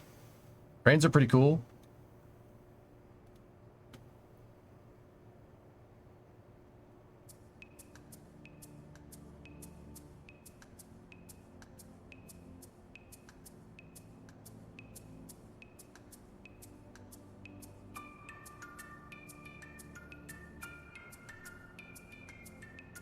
I was banned in the NSF live chat for saying I'm here for the RUD. You're here for the RUD for what mission? If you were saying that about Polaris Dawn, dude, yeah, they're probably not going to take too kindly to that, homie.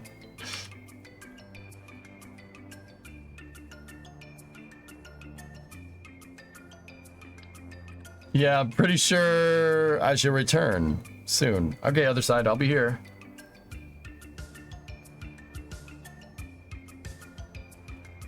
Would Constellation be a good first mission mode? Constellation would be more complicated, Nova.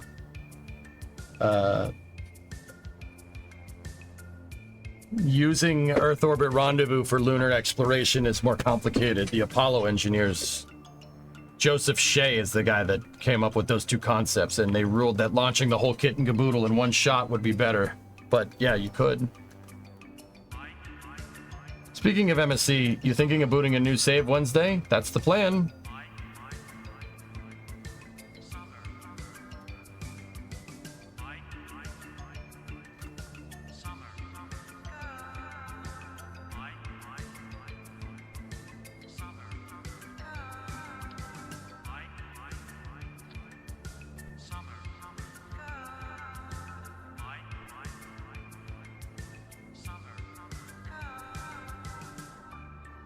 Oh dear.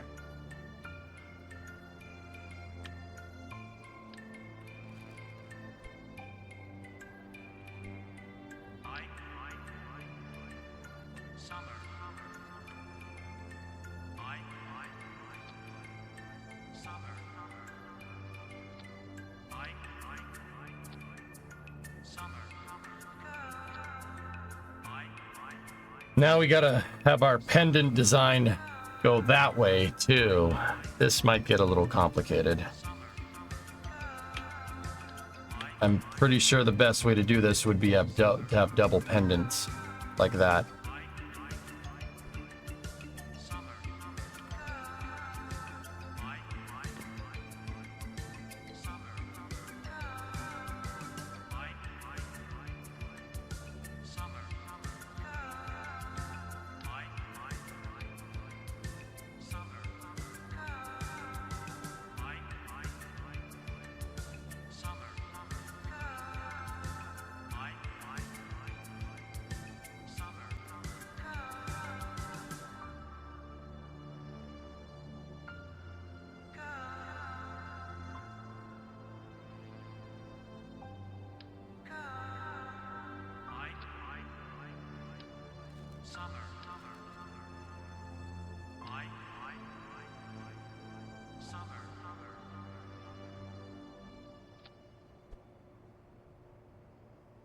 I'll tell you why I wanted to do double pendants in a second. Get rid of that.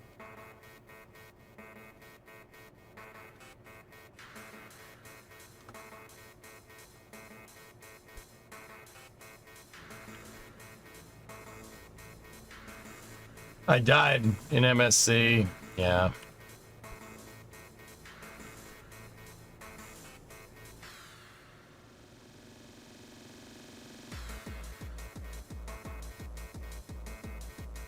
Reason why is so this thing can all fold itself. It can fold itself up if it needs to.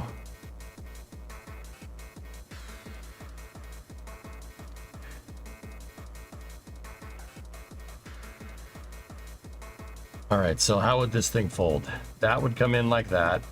This piece folds down like that. And then these pieces would need to...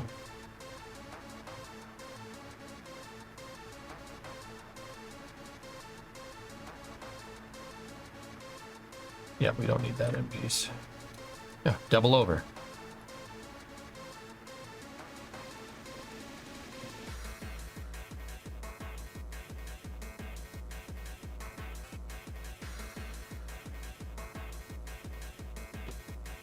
Yeah, I think that'll work.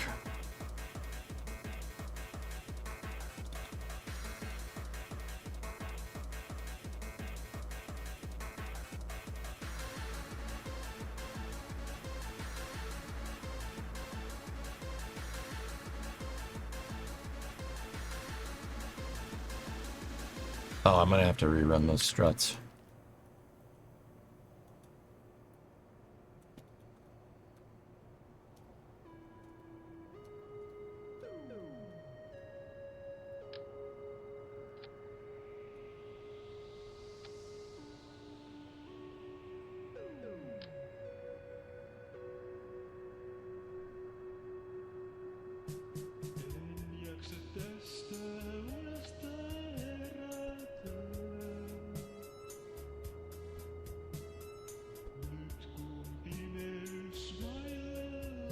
What's the mission?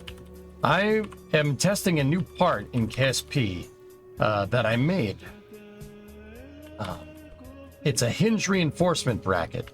So what I'm doing is I'm doing something a little bit far-fetched for KSP. Because my hinges are designed. See, it's a housing for the G11 hinge right there. Booyahs, and what I'm trying to do is I'm trying to test it to see how strong it is. So I can't think of a better way to test that than to make a freaking crane. Just make a crane. See if we can make a crane in KSP. In this case, the type of crane that I'm trying to make is a roller telescoping crane, which is this. Or no, not that one. Hang on. That thing. I designed the part in Maya, yeah, and I brought it into KSP and textured some of it. But I'm trying to make this. Mine's not going to be assembled like that, but this is the idea. And I want to make that. See the rabbit ear piece up there, and look at all the pendants holding that thing together. This thing, see this thing the thing that says Ideen right there? I'm making those things right now, or at least I'm trying to in Kerbal. I don't know if it's going to work. We'll find out.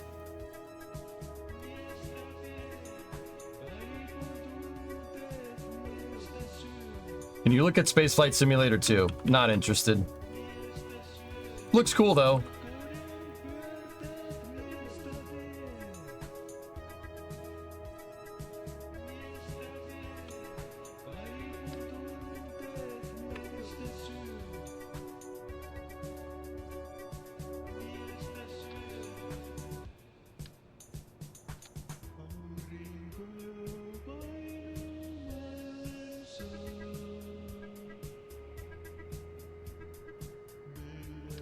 Take that off for a second.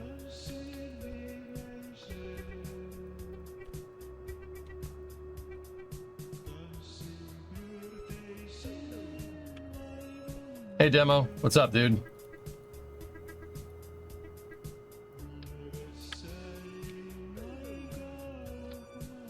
There we go. Cool. You gonna lift something? Well, I'm gonna build the crane first, and then we'll see what the lift capacity is. This thing should be able to lift. Well, I made a smaller version of this crane with the hinges, and everything else on the crane broke before the hinges, so I figure we'll make a bigger crane. These parts are left over from the old crane. We're reinforcing it and we're making it bigger. The other crane basically tapped out at about 9 tons. The payload pulled the entire crane over off of its outriggers. Yeah. It was funny. Jeb was there. He thought it was funny too. I didn't think it was funny, but hey, you know, it's Jeb, so it's fine.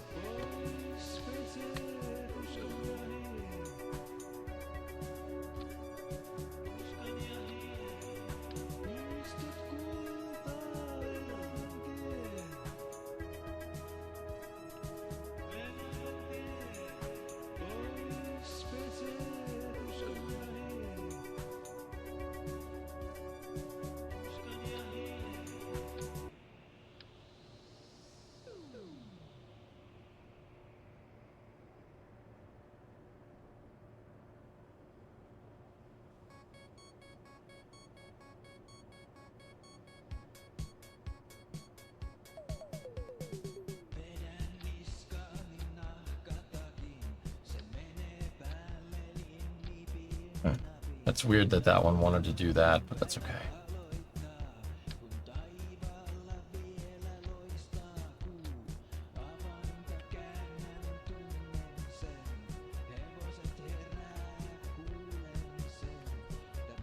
When I build, guys, I like to make sure my strut work is pristine.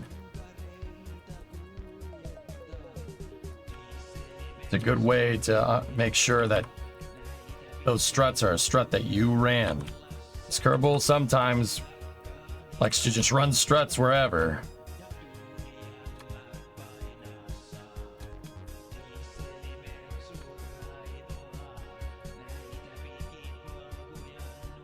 Good luck with your crane. Thanks, man.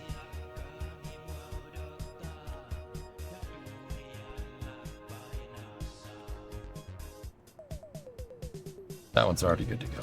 All right, cool.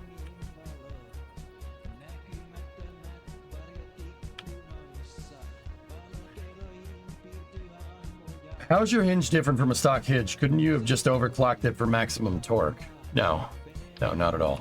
No, it's a hybrid tech hinge. Demo, look. We have the base piece right here. I call it a clevis because that's what it is. Right?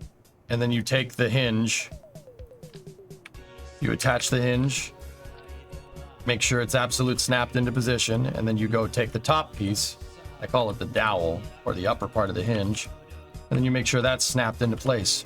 Then take these two parts and hit same vessel interaction, and you'll never have to worry about hinge drift ever again.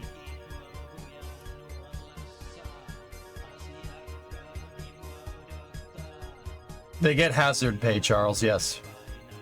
And I believe they're GS-16 pay grade, if I'm remembering right. Astronauts, you get paid pretty well to be an astronaut. But it's a very demanding job. Case in point.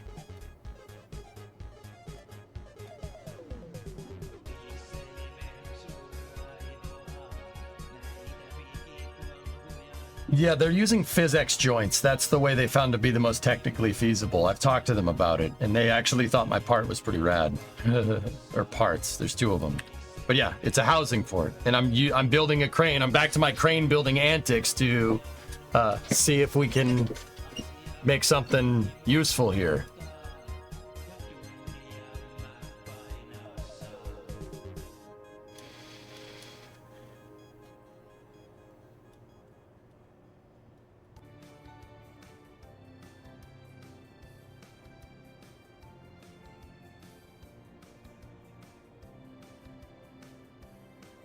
Would you mind answering a question about Colombia? Go ahead. What's on your mind?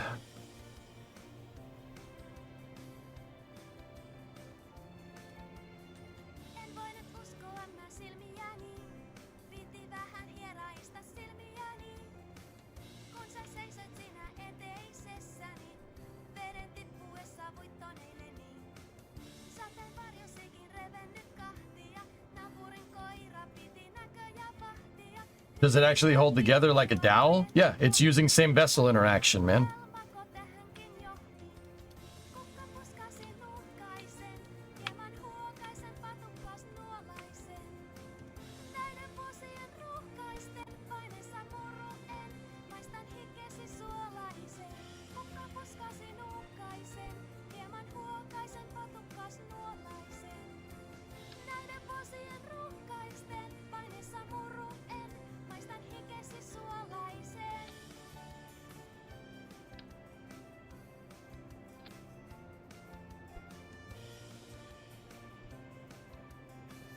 What is she saying? I don't know. I don't know the words to this song. I'm afraid the Navy has done it again.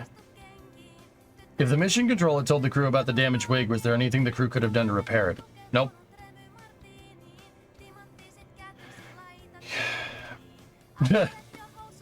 Nice. That's awesome, Alex. Not really, zombie. Gotta kind of put yourself in the position of the flight controllers. What do? You don't know if there's a hole in the wing or not. That is the big thing. You don't know. There's no way to look.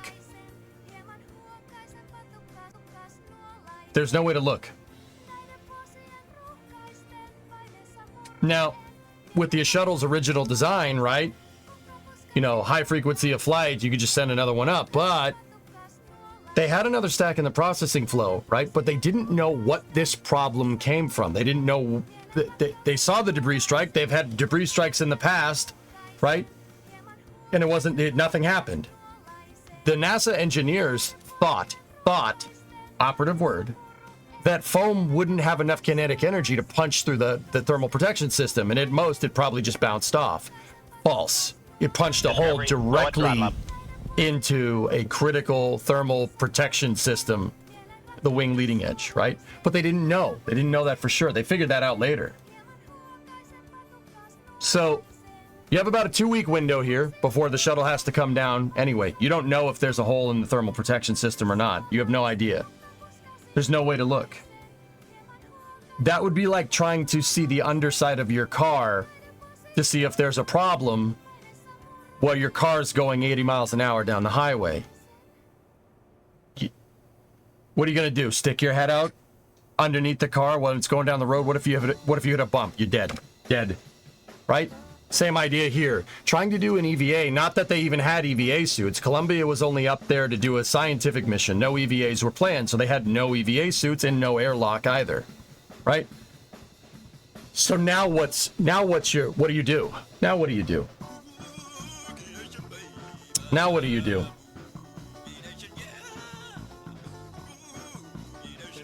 That's correct, Smoke. I'm getting to it. That I moved some pieces around.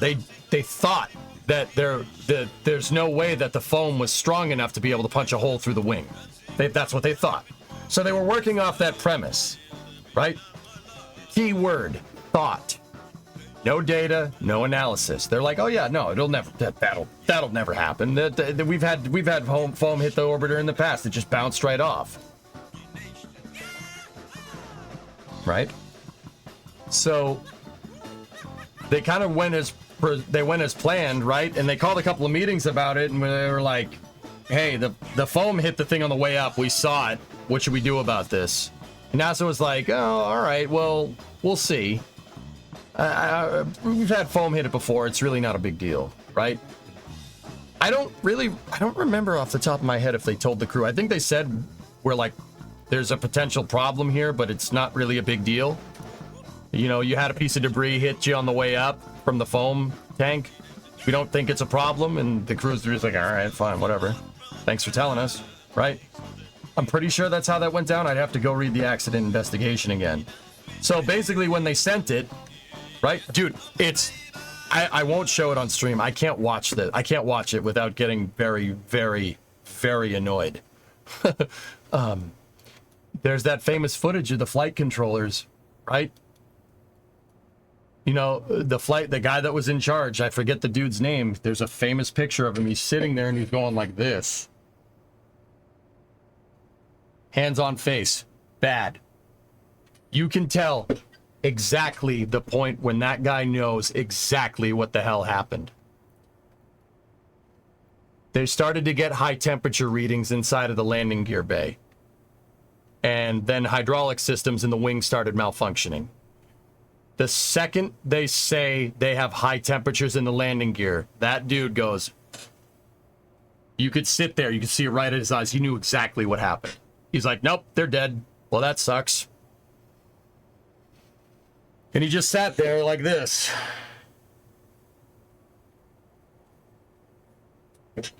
So, no, they didn't really tell the... They told the crew, but they said they kind of downplayed the problem because they thought that it would that couldn't happen. The reality of the situation is that you never tested for it. Why would you never test for it? Well, you're not really intending for the external tank to come off during ascent. You don't want that to happen, right? You're not intending for that to happen. So they basically...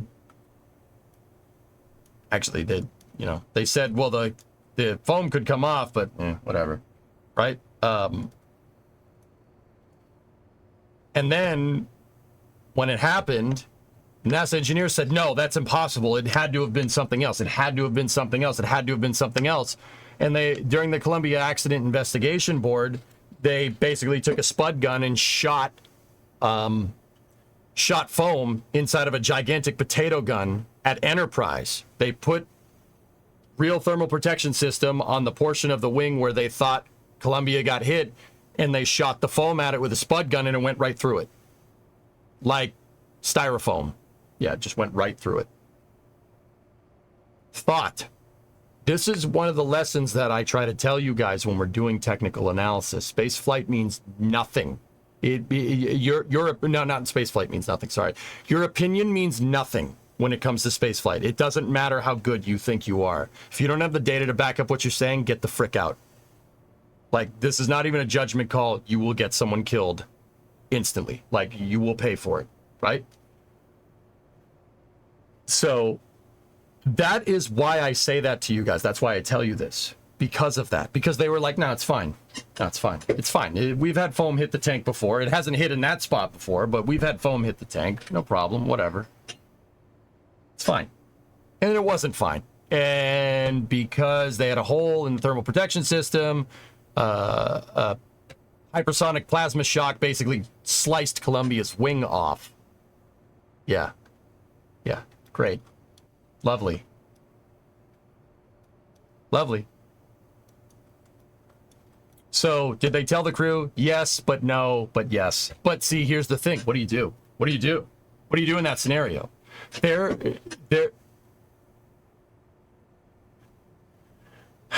Every failure in spaceflight is because of cascading problems, okay? There's never one simple thing. It's, somebody, is walking around at the top of a snowy mountain, and they turn and they kick a snowball down the hill, right, by accident, right? Maybe you turn and you step somewhere and snow starts rolling down the hill and that turns into an avalanche. It's always a cascading failure. There's not necessarily one thing that you can point to. Now, in this particular case, the one thing that you can point to in Columbia is that not one particular person, but a programmatic failure to understand the vehicle that you're using, basically from the ground up. The reason why the foam came off the bipod strut on Columbia is because the external tank, which was designed to be used once, was reused 4 or 5 times. I think it was like 6 actually. How was the external tank reused? Launch scrubs. Launch scrubs. Yep. Do you want to know that or not as a crew member?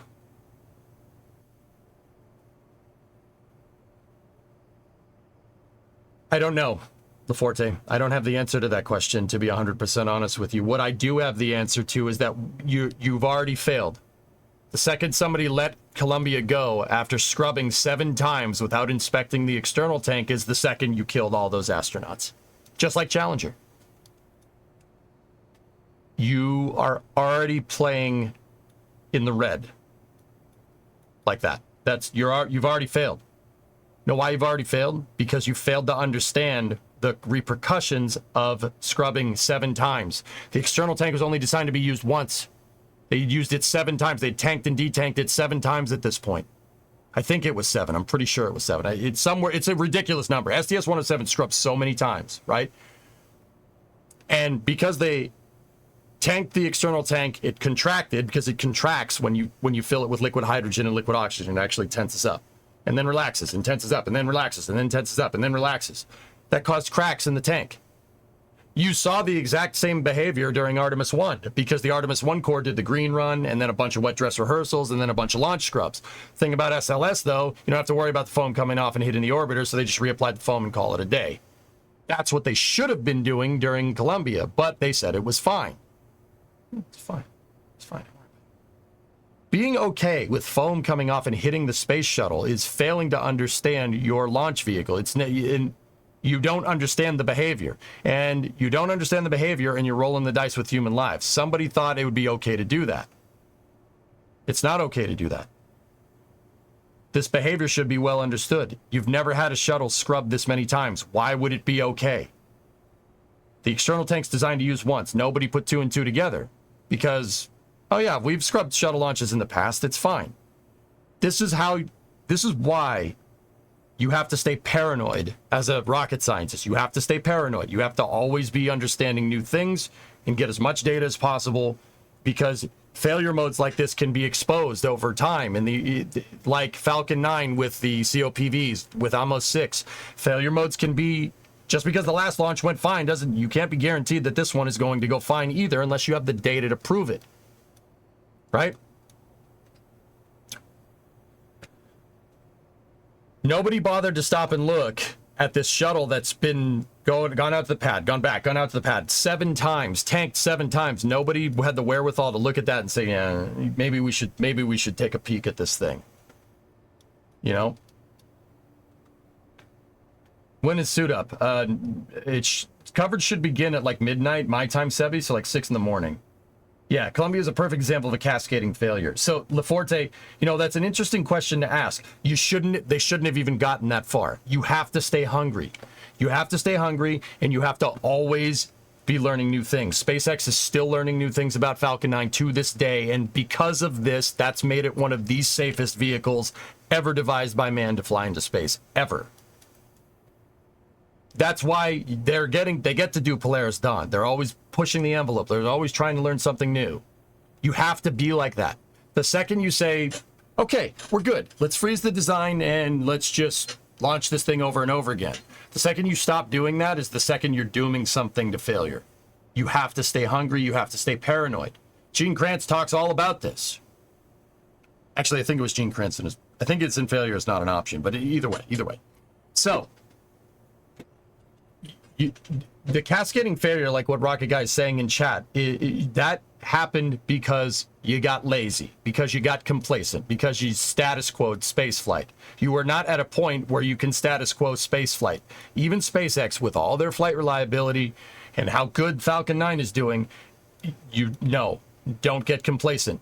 Don't be like, yeah, it's good enough. No, you can't be like that. With spaceflight, you're inviting failure at that point. You're inviting it in and serving it a 3-course meal. You're going to get somebody killed. And it's interesting because all those safety mechanisms that they put in from Challenger And same freaking thing happens again. Lack of understanding from a programmatic level of the vehicle that you've made. The short answer to this is that the shuttle wasn't tested enough. It was not tested enough to be human rated, and NASA had to be out of their freaking mind to rate this vehicle, to be okay with flying people on this vehicle that was empirically less safe than an airliner. The shuttle's supposed to work like an airliner that flies into space. Don't you think it would probably be a good idea to rate it to the same safety factor? They did not do that. They did the opposite of that. That's shooting from the hip. That's not how you space flight. That's completely incorrect.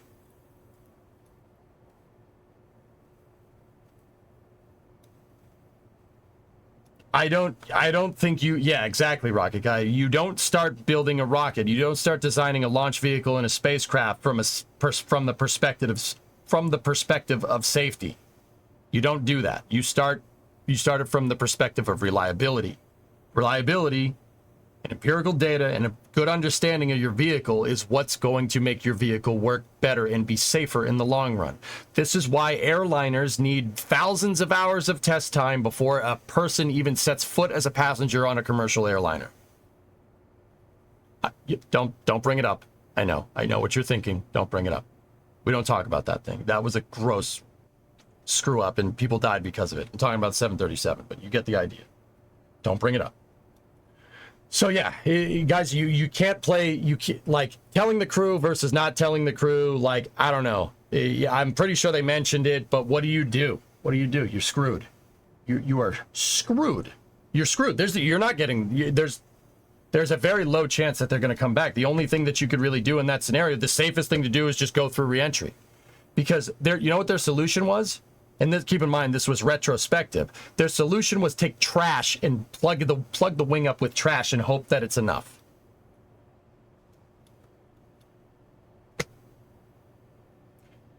The fact that you have to even consider doing something like that just to get your vehicle home is a programmatic failure of the entire program. That is a huge, like, you're thinking defensively. You can't approach spaceflight with a defensive mentality like that. You have to stay hungry. You have to always learn new things. You have to keep flying the vehicle. You have to keep doing testing. Always have to. The more and more I think about it, the more and more I think that's the only way to do it. You look at what happens with look at what happened with Starliner, which is funny because it has the same thrusters as the shuttle. You'd think those thrusters, with 30 years of flight experience, they wouldn't have these problems, but they have these problems. Interesting, right?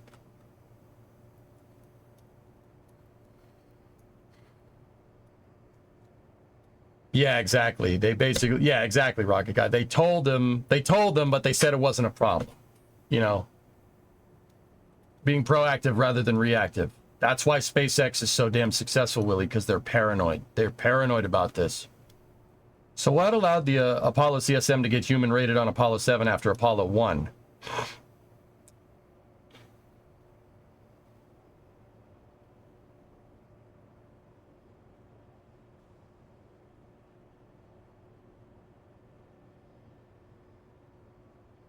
Timeline. Apollo was risky. It's risky, dude. We would not fly Apollo by modern spaceflight standards, dude. But then again, the rules for modern spaceflight standards were basically because of Apollo. They human rated it on Apollo 7 after Apollo 1 because you have to get to the moon by 1970. Figure it out, get it done right. It's almost like deadlines make things more safe too when it comes to the public sector space flight. Interesting, right?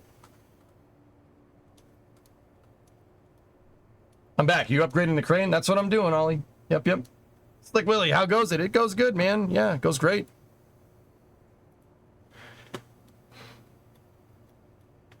So, guys, yeah, once again, the second STS-107 took off, you doomed that mission to fail. You doomed it to fail. You're already playing defensive. You're playing on your back foot. You can't play on your back foot with space flight. Someone dies. Every single time historically that has happened, that we've tried to think like that, someone dies. And that's why NASA is incessant on redundant dissimilar architecture. Yeah, Starliner, they screwed up. They screwed up their thermal model. I still contend to say that it's from inexperience, because anybody that did know anything about thermal conditions and thermal deviance on those thrusters was fired from the shuttle program and probably ended up working at SpaceX or something, or in the defense industry, right? So, you know, once again, you can't trade. That's the other thing. You can't trade on past knowledge. You have to stay hungry. Can't trade on past knowledge. Just because we knew how to go to the moon 50 years ago doesn't mean that we know how to now. I don't give a snot what anybody says. Every time a legacy aerospace contractor has been given a long leash, stuff like this happens. Starliner, Orion, same thing. SLS, same deal. Even though SLS did work good, they really fixed a lot of things. I'm really happy with SLS. It needs a better upper stage though, but whatever. The redundant dissimilar architecture is key because NASA, if something does go wrong, NASA doesn't have to play off their back foot. You would be looking at another nightmare scenario if Starliner was the only capsule that we had to get to the ISS. This would be a nightmare scenario because we would have to, instead of Dragon, they would have to come back down on Soyuz.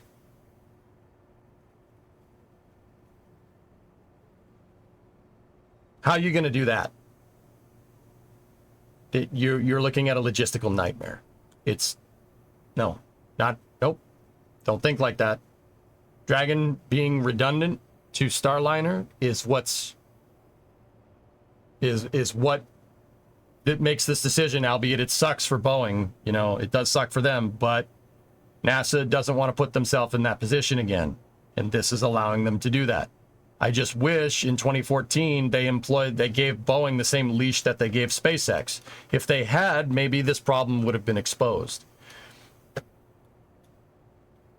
You know, Boeing's testing regime, and this is what I mean about trading on past accomplishments.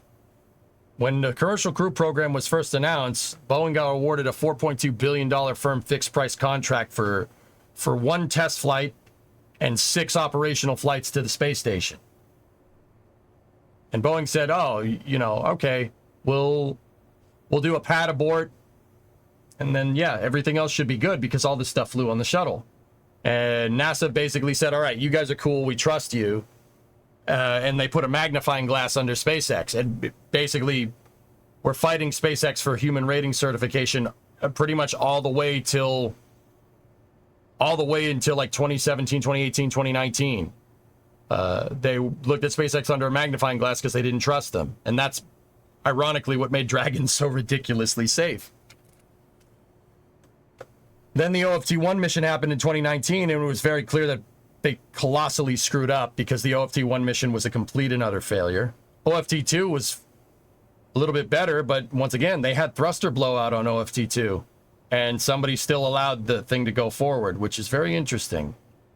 That is, once again, that's the same. Like I said, it is inexperience for sure, but at the end of the day, NASA needs. You need to understand this stuff. This stuff happened on shuttle thrusters 30 years ago.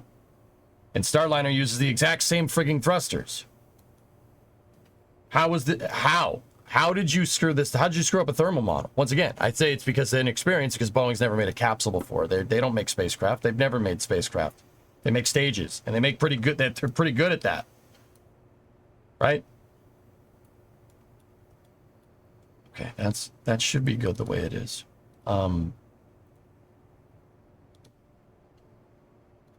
But yeah, it's, you know, Columbia's a big programmatic problem, a big programmatic failure, like just a failure on every level from the ground up. It's because NASA didn't stay hungry. Guys, I'm telling you, when I was in high school, it was not cool to do like NASA. It was not cool.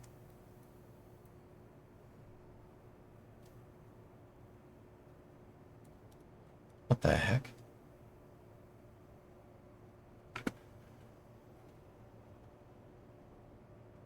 Did we hear resolution when the Jiffy Pog bag blew on the recent Falcon 9? The Jiffy Pog bag blew on the recent Falcon 9 mishap. Yeah, Craig, believe it or not even SpaceX is susceptible to this. They added a pressure transducer at the request of the customer so they could get better instrumentation on the engine, on the pressures inside of the engine on the second stage. Didn't bother testing it. They just attached it and called it a day, and then it broke. Same thing. Now with SpaceX, it was because of their high flight rate, they were able to pinpoint exactly what went wrong and fix it. That's what I mean about data. Data is what matters. Your opinion means shit. Oops, excuse me. Sorry about that. Your opinion means... I'll time myself out.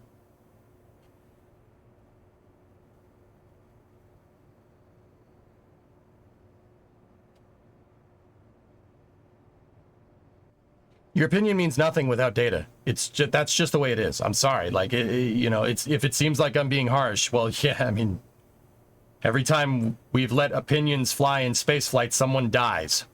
Yep. No good. No good. You can't, it's not even a judgment call. It has to be that way. Engineering is done with numbers. Analysis without numbers is only an opinion. Bingo. Yeah, Craig. Yeah, it's interesting that you asked that. Same exact thing, dude. SpaceX just added this part at the request of a customer without doing the testing, without testing to see without doing vibration testing on the part, and that pressure transducer vibrated itself to smithereens and caused the locks leak. They're lucky that its stage didn't blow up. Can you check your last message? Sure. What's the ETA to Polaris, Don?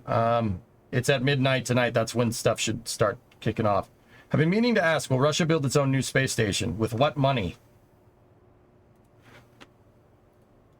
They have plans to, but I have plans to go to the moon next year too. Talk is cheap. Where's your hardware? Like, guys, I know I seem like super freaking overly harsh about this, but look, man. That's how it is. You can't be, it just, you can't.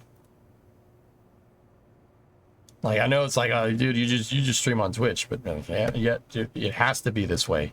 Every time it's not this way, someone dies. Like,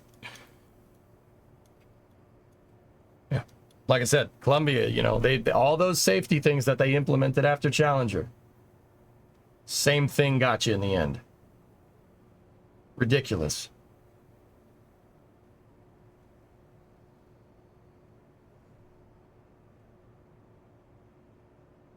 Wouldn't notice that you're making the drone inside ASRBs. I don't know. I'm just building something and we'll see what the design is. We'll see how the design fares.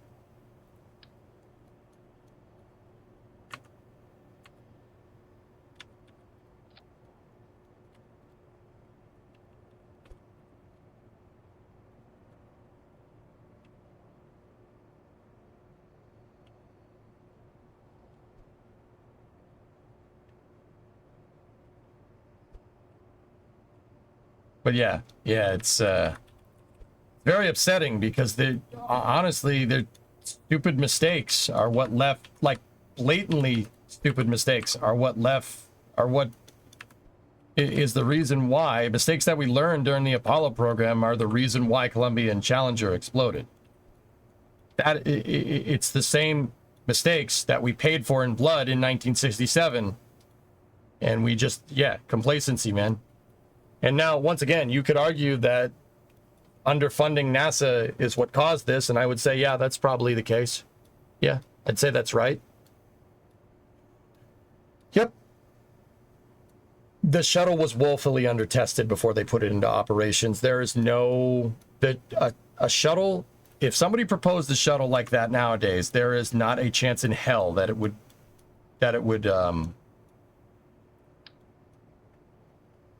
there's not a chance in hell that, it would get developed as quickly as it did. It's just too complicated of a vehicle.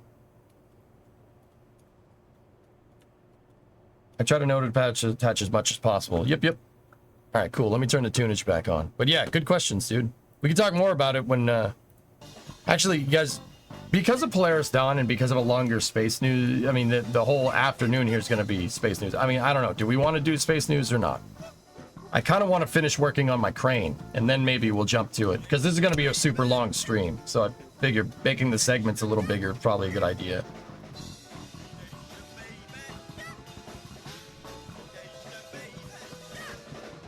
All right, cool. I want to keep working on this.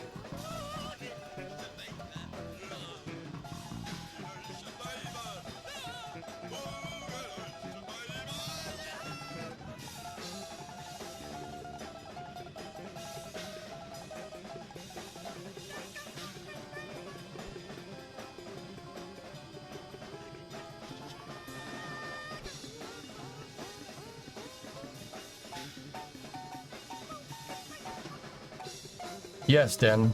So? I can do it. I am confident in my abilities, dude. I've been doing this for a long time.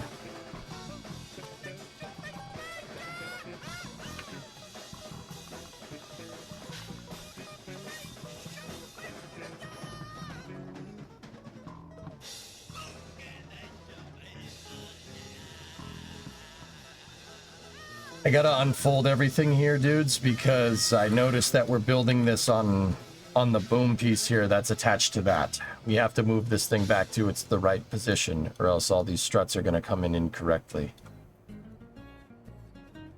Which is annoying because I redid a lot of the struts on the boom here.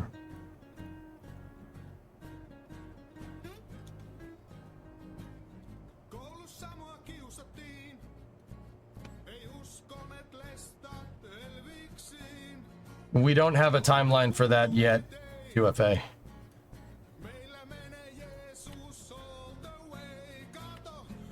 So yeah, we'll keep our pendants just kind of up there.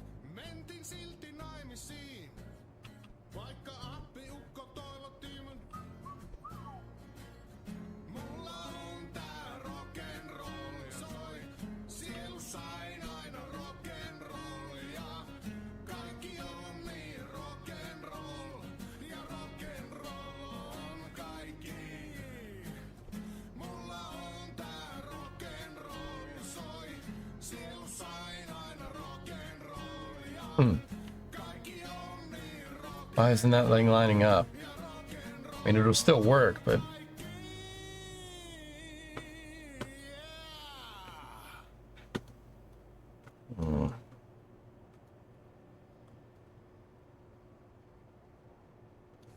Alright, get rid of this.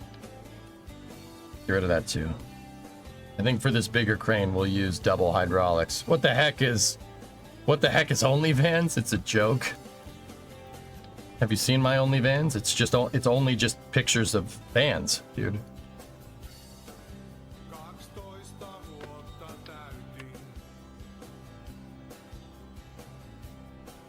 It's awesome. I'm glad you like it. I'm talking Twitch chat, I'm talking over to YouTube. That's funny. Oh yeah, it's great. We got all kinds of vans.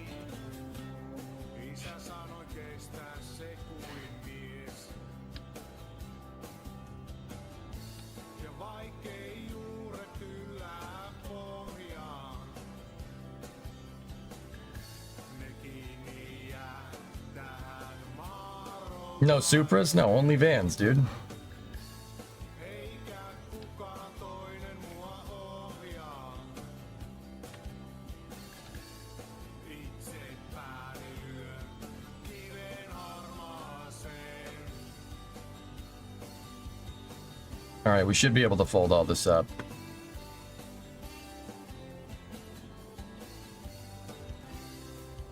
Veli palas armeijasta. Korpijäämät tuliaisinaan.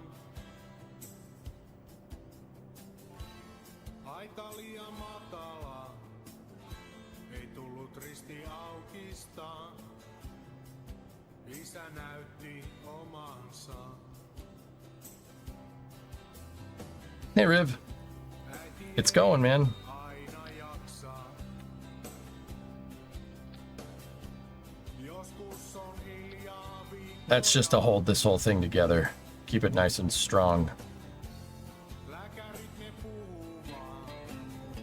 Se tekee sitä tahallaan. Tätis Wanted to commend you for that sick mod you made. Oh, thanks. Thanks, man. ja vaikkei juuret yllää pohjaan. Ne kiinni jää tähän maahan routaiseen. Eikä kukaan toinen mua ohjaa. Itse pääni lyön kiven harmaaseen.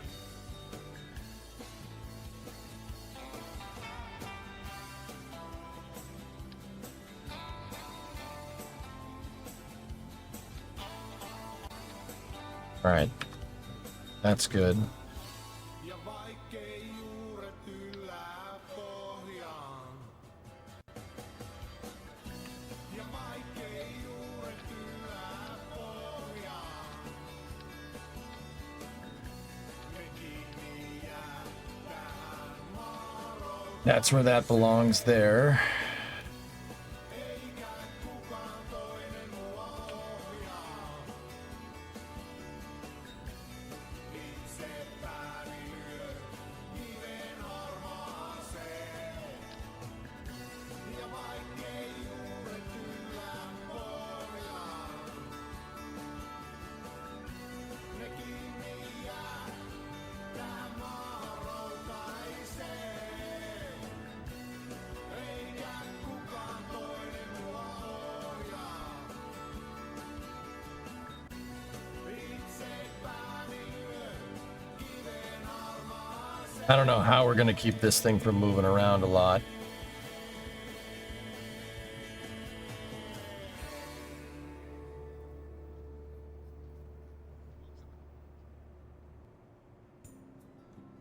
It's so freaking cool, dude.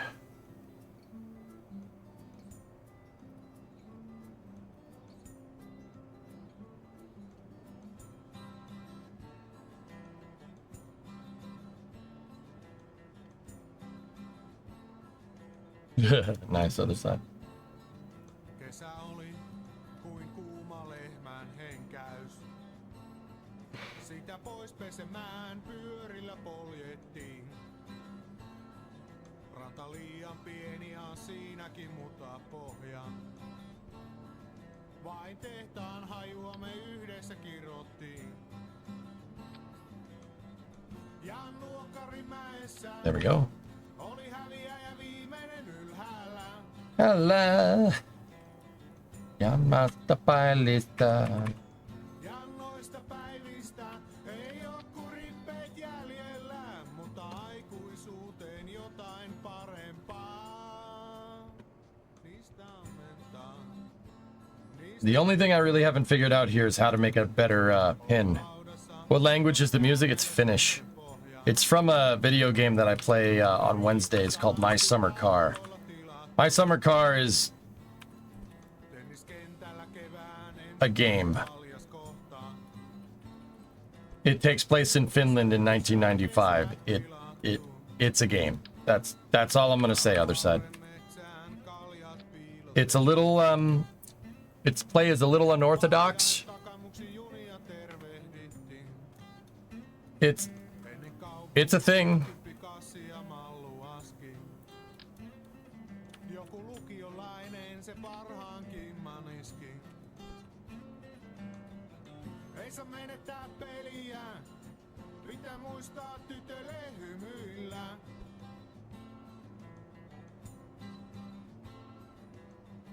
Ja noista päivistä ei oo kuin rippeet jäljellä, mutta aikuisuuteen jotain parempaa. Ja niistä ammentaan, niistä ammentaan. Yeah, it's a game. I didn't make this. So, yeah, that's a good thing to say. The guy that made the game, and it was like one or two dudes, right? The guy that made the games, this is his own words. He said he made the game not because he wanted to make a good game, because the game needed to be made. I don't really know what that means, but okay. Metsän läpi juosten oksat piiskas naamaa. Mutta enemmän sattuti olla pelkuri. Ja kun vähän kasvettiin, kaikki takaisin korkoinen maksettiin.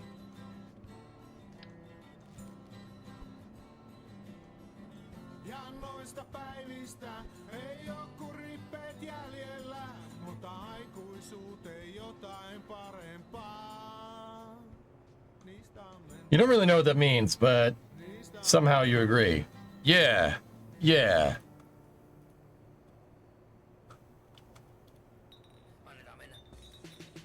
Real question is, how the heck are we going to attach ore to this? In real life, the crane doesn't drive around with any counterweight on it, but it has a tray to put said counterweight on.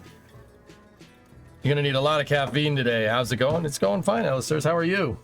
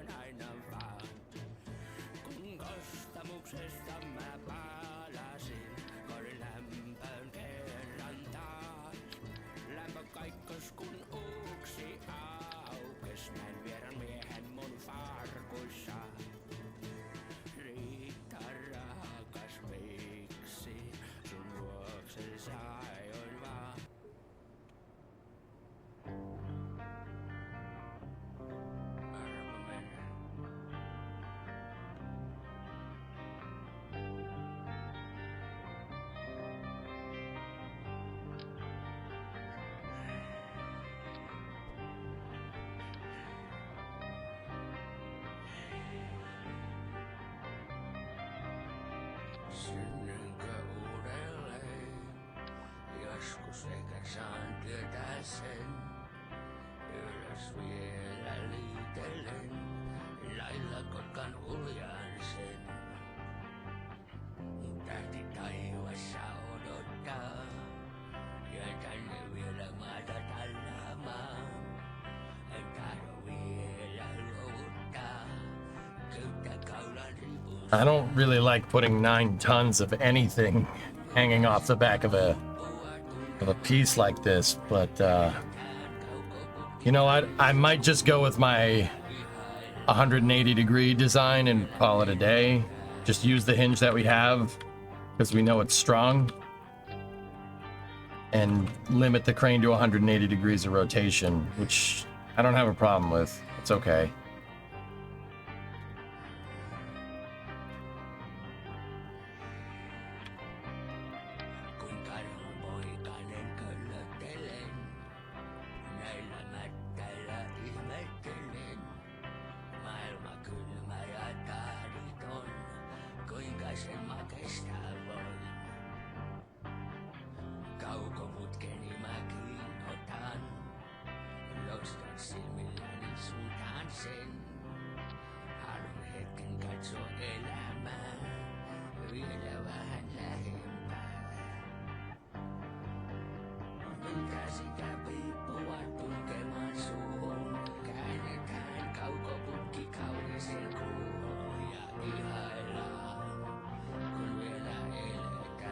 You excited for tonight? Absolutely, man. I'm doing a long stream all the way too.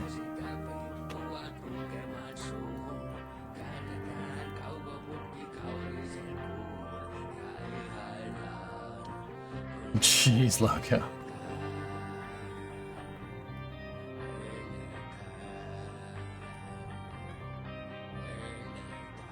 EVA is not for a few days, yeah. It's gonna happen later down the road.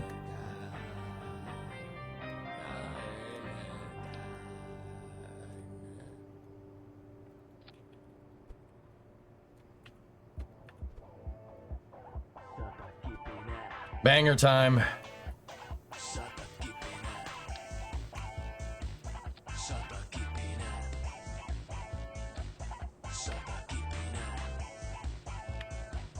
Just wondering, when NASA or any other public body issues private projects like Starliner or Dragon, so commercial partnerships, is there an external third party that does some kind of subjective safety checks? Office of Inspector General, OIG, and Government Accountability Office, GAO, yes. Yep.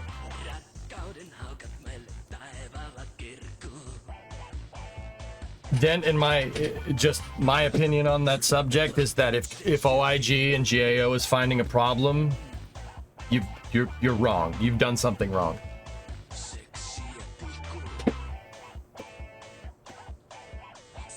That's crazy. What time would be good to get on for the stream for launch? Midnight? Yum food? Probably.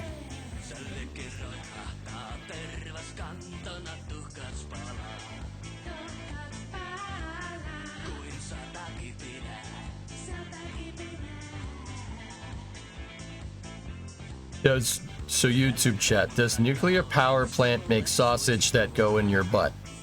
Okay, -1 for my opinion of YouTube chat. Brian, last warning, man. Keep it on subject or I'm going to ban you. You've been warned multiple times. I've been more than lenient in this matter.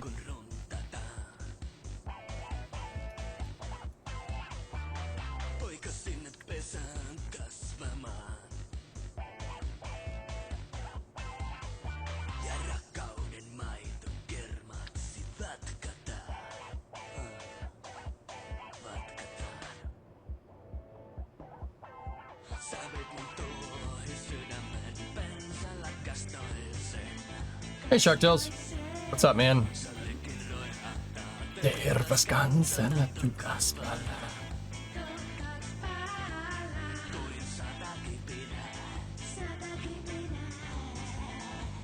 I'm gonna use a fairing plate here.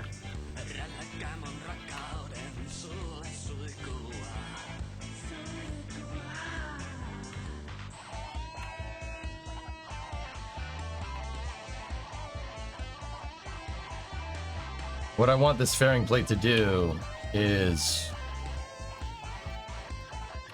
have same... Oh, I can't have same vessel interaction. Oh, yes, I can. Yes, I can. I changed the design. The fairing plate is going to be used for collisions.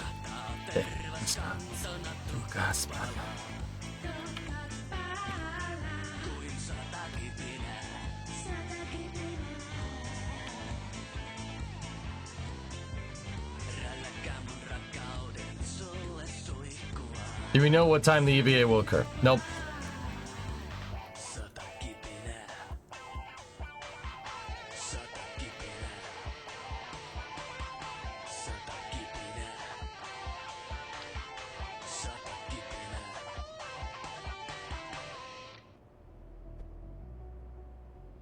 Täällä Seppo Kävyntähkä.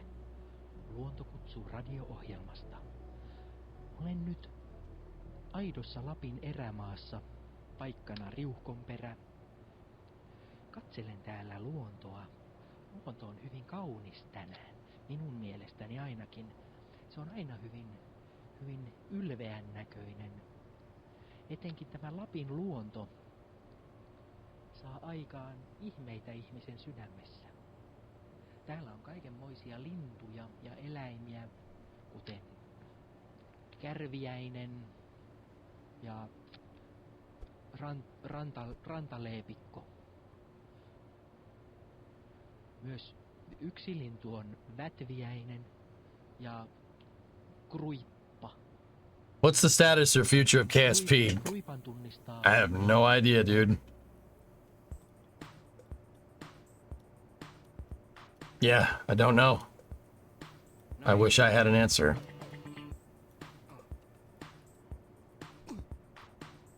Okay. 328 parts, 66 tons.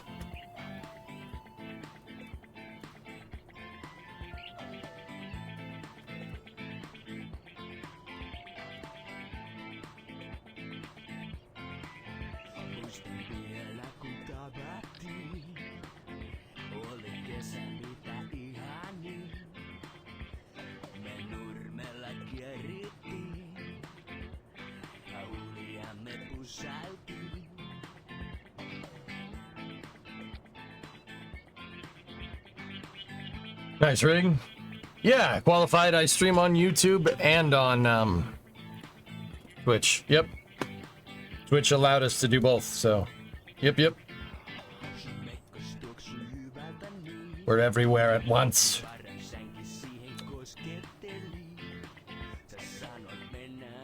The new Glen playoff has arrived at pad 36 for integration. Playoff. Payload. Autocorrect. Okay, got it. Hey, Raymond, what's up? Watched the USDV VOD last night. The idea of bringing back modules made me think, how would you feel about an Apollo descent stage being brought back? Should they remain in place for history? Oh, I think that one of the artist missions should go to Apollo 17's landing site. Yep. Don't touch Apollo 11. We don't need to do that. Go Discovery, go at throttle up. to Apollo 17 in Taurus Littrow. Pick up where we left off. That's what I think. I'm sure you'd be able to learn something from hardware that's sat up on the moon for 50 freaking years. Pretty much, Roger. Yep. Yeah. Also, I think it's a good idea. It benefits scientifically. You can do a ton of scientific missions, making sure see if the ALSEP experiments, the lunar surface experiments packages, all the stuff that they put down, see if it works, see if it still works. Go check. Pick up right where we left off and send a message that we're back. That's what I would do. Not the first Artemis mission, but like the second or the third one. Because Apollo 12 did something like this. Apollo 12 landed at Surveyor 3's landing site, and they went and grabbed pieces off of it. Al Bean and Pete Conrad went and grabbed pieces off of Surveyor 3 and brought them back. They used it to test pinpoint lunar landing. Why not do the same thing again? You have the laser rangefinders there. They're already there. You could use that as a datum to do basically requalify precision lunar landing. In fact, we should do this. That would be a really good idea.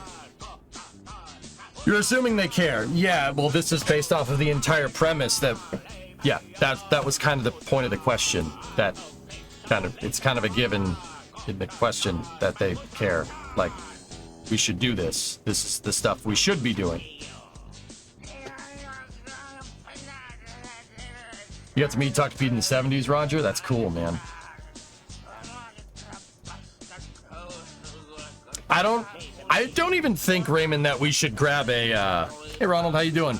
I don't even think that we need to grab a descent module. Honestly, try to power it up. That's it. Try to power the stupid thing. See if it powers on.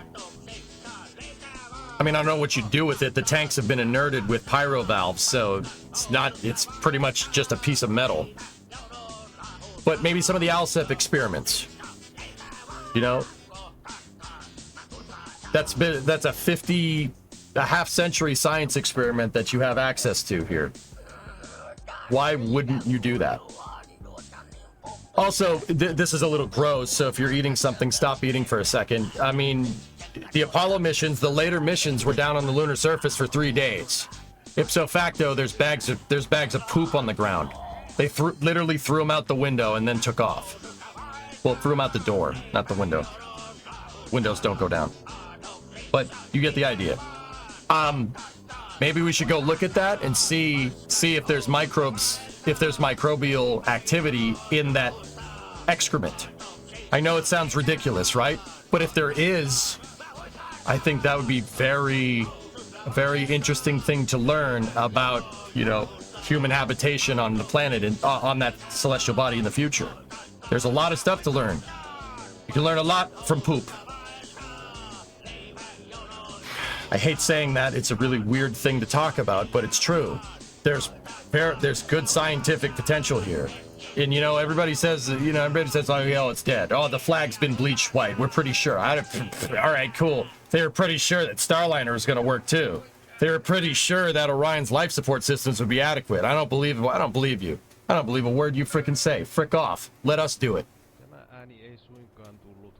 Message of the day, you can learn a lot from poop. Hey, you could tell what an engine's doing just by the car's exhaust. Just saying. Why are humans any different? Viisas koira. Olipa kerran koira, joka I don't know, Aquas. mielestä viisas. Jos tälle komensi, että istu, niin tämähän sitten istutui. But yeah, Raymond, that's if you're wondering, that's what I would do. Ja jos tältä tassua pyysi, niin sitäkin se osasi tarjota. Ja taas sai makkarata hurttaa. Jopa maahan se rupesi makaamaan kun käskettiin. All right, that's enough finish. Give me 1 second, just changing up the song.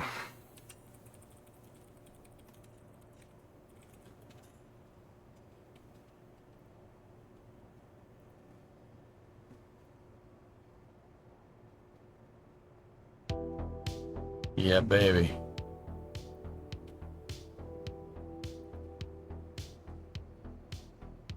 Why you no have super chatting? I'm not partnered, William. Wanted to kick you something. Yeah, I'm not partnered on YouTube yet. I gotta get that the watch hours up, dude. But yeah, should be soon.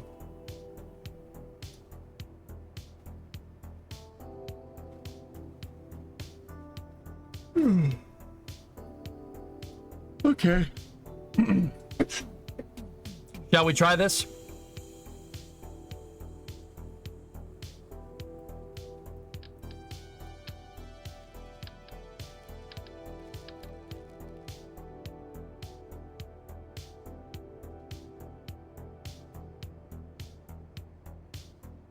Let's just try deploying the whole crane and see what happens.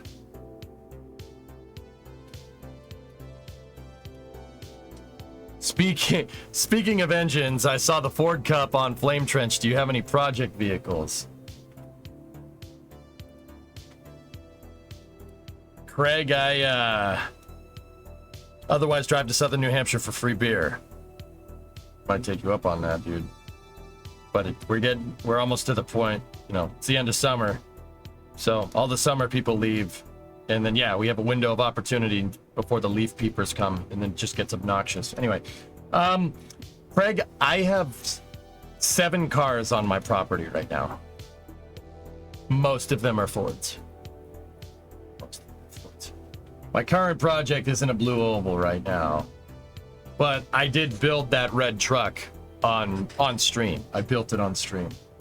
That's a 59 F100. It's got a 302 in it. C4 behind it, 9-inch rear end, 370 gears. This thing is a Camaro that I'm working on with a viewer friend of mine. It's his car. It's Ernok's car over in Twitch chat.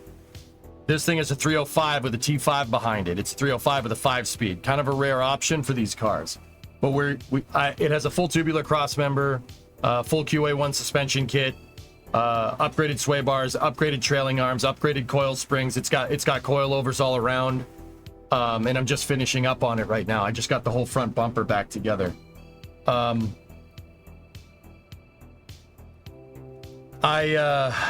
Yeah, those are the 2 in the garage right now. The other cars that I have, I have an 87 F350 with a 460 and a C6. That's my buddy Ernok's car, or truck too. We road tripped across the entire U.S. towing the Camaro from San Diego to Boston. I streamed the whole thing. Yeah, it was fun. Like a dash cam and inboard cameras and stuff. It was cool. It was a fun time. We did that in June. We got the Camaro and that truck here. It's a 87 F350 quad cab long box dually with 460 and a C6 with 410 gears. It's got a Sterling 1025 rear axle in it. That's Ernok's car too, but I've been taking care of it. Lufus runs and drives great, guys, by the way. It still leaks oil. I still got to do the valve covers, but we're almost there. Awesome, dude. You got an LT1. I just finished with a Whipple. Ooh. Nice. Optispark, though. Make sure you RTV'd the heck out of that water pump, though. Am I right? The other cars that I have a 2008 Mustang GT V8 with a 5-speed. That's my daily driver. I don't drive it in the winter. What do I commute? All right. My wife has a 2020 Fusion 2.0 turbo all-wheel drive. I just do the maintenance on that thing. I don't modify newer cars. No, thank you. I have a 97 F250 HD 4x2 with a 5.8 and a 5-speed with a 1025 gear in the back with 410s. I also drove that, stream driving that truck across the entire United States. I bought it from a company called Hoonigan because I knew people that worked there. It was on their YouTube channel on a show called Scumbag Labs. I bought it and I fixed it. And then I drove it across the entire country. The wheel came off in Oklahoma because the welded diff decided to unweld itself. That and a combination of loose lugs. Pretty much, yep. Tire flew off in Oklahoma.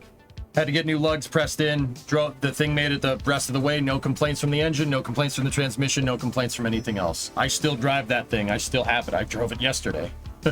I just fixed it. I took all the spray paint off, guys. It's white. Yeah, you guys saw that. I got all the spray paint off of that truck. It had 4 coats of spray paint on it, on the cab. Yeah, I just take care of that thing right now. But yeah, V8 with a 5-speed and an F250 is super cool. And then the last car that I have is a Dodge. It's a 69 Coronet. It's a Coronet 500. 4 doors, 318 with a 904 in it. It's got a 7 1/4 rear end with some crappy highway gear in it. Yeah. Yeah, I got a problem. I got a big car problem.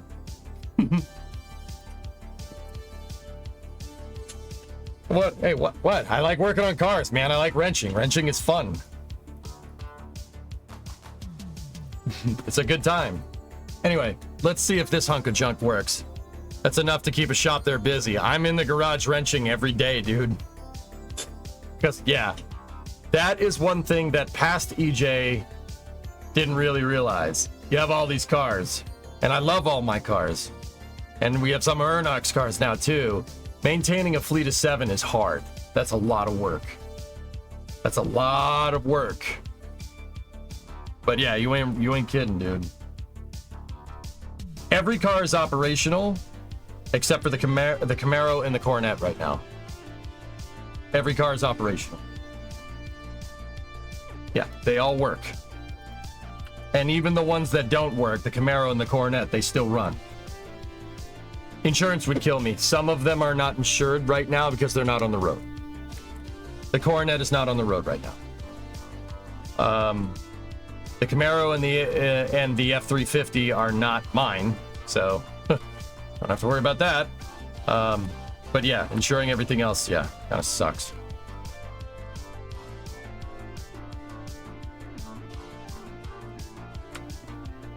Yeah, especially lately, the insurance prices have gotten just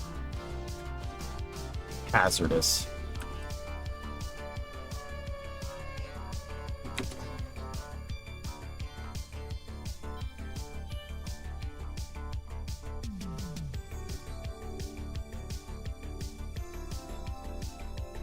Okay.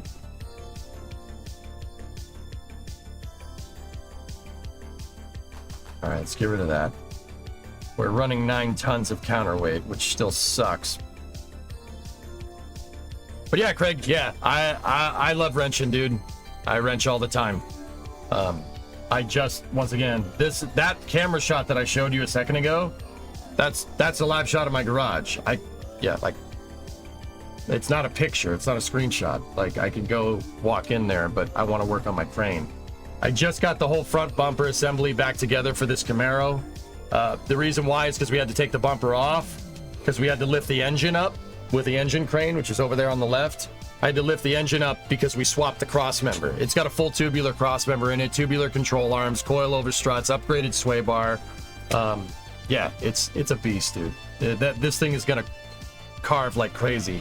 And then down the road, I think Gernach wants to do like a LS or a 5.3 or something. Yeah, pretty good. This thing with a 5.3 with the T5 behind it with a full QA1 kit would be ace. Really fun car to drive. It's not trash, it's boxes of parts, Jim. Believe it or not. It looks like trash from here, but yeah, the 59 has a bunch of parts in it. There is a 350 for it, it's behind it. We might put that in there. Depends.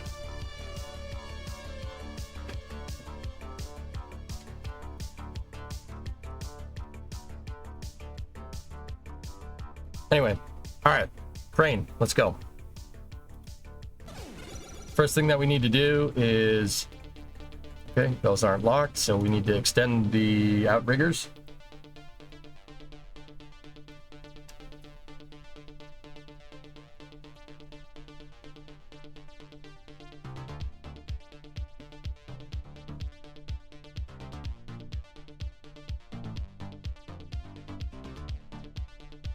William, that's normal. It's supposed to do that.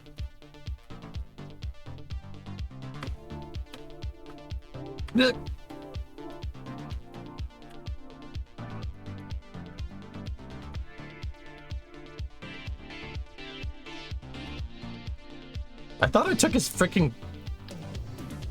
Took that off.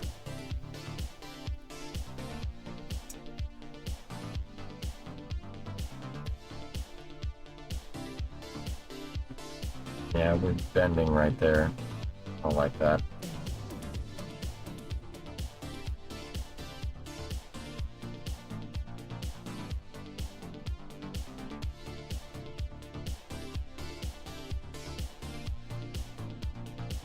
Okay, so what we got to do, lock that out. Lock that out. Lock it out again. Lock it out again. Now we go over to the jacks control.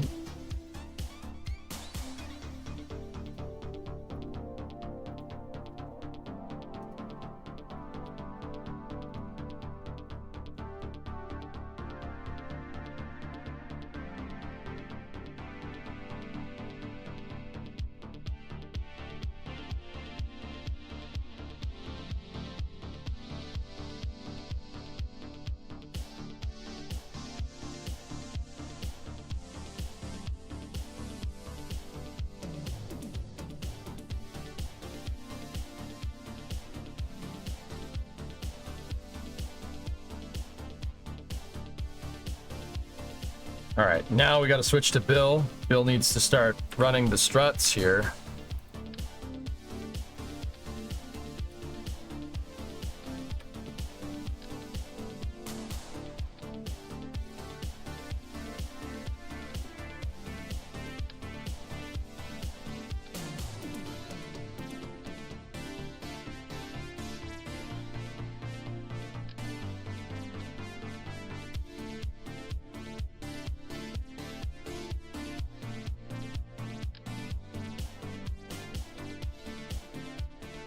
Something up there on top of the crane isn't happy, but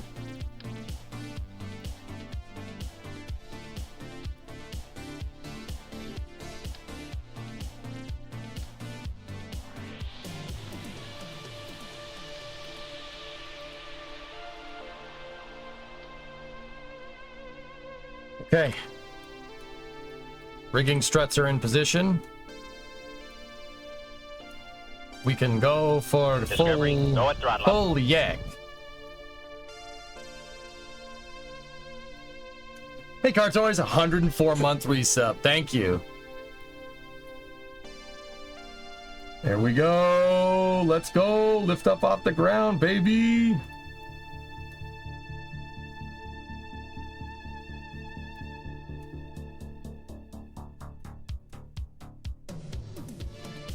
Okay. Go around the horn. Start locking this stuff out.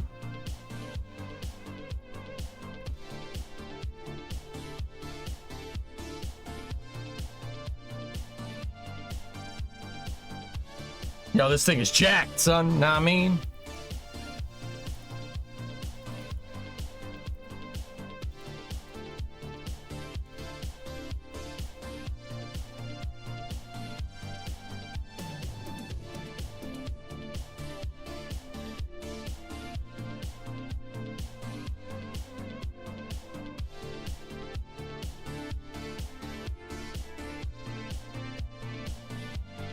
What can will it lift? I don't know. I just built it. I don't have that answer for you yet. This thing should be able to lift up some pretty big things.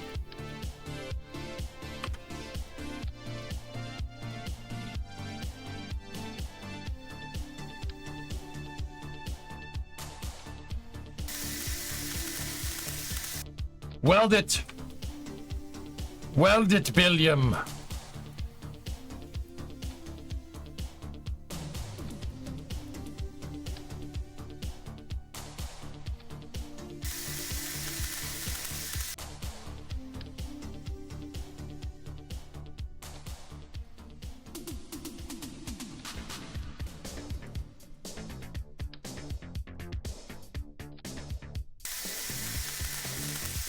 I don't know why he's laser zapping these things all of a sudden. He wasn't doing it before, but...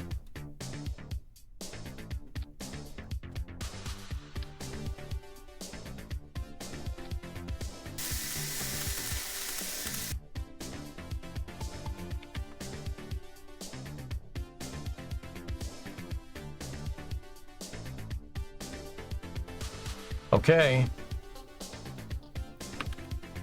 We're in position.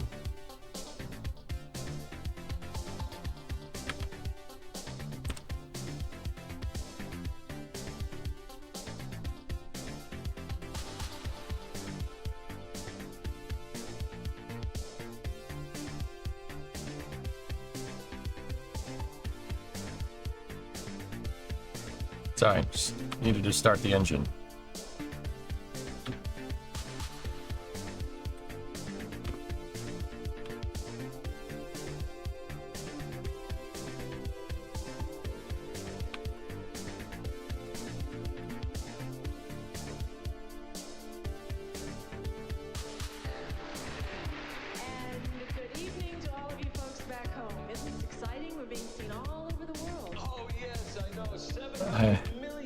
Probably should have given him a way to get up there, huh?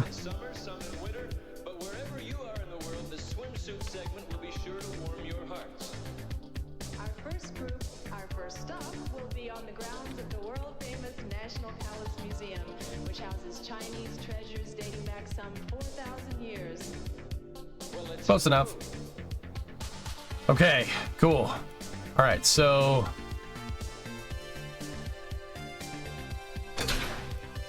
That's all right. That's what that's supposed to do.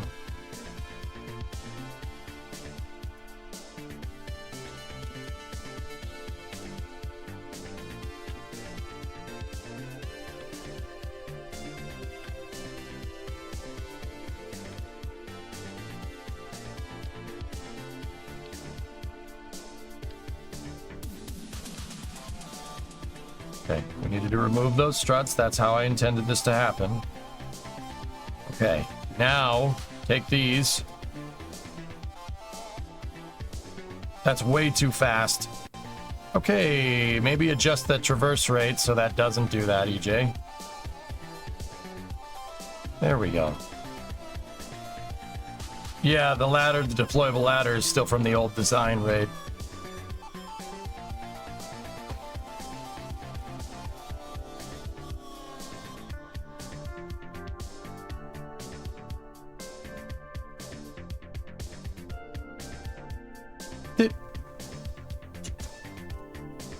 I'm missing a piece.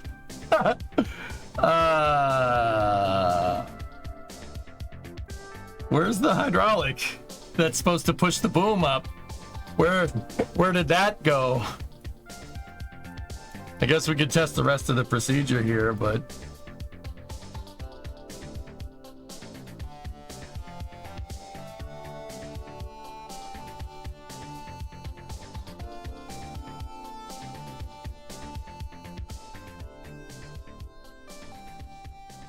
Yeah, I forgot a really, really important piece.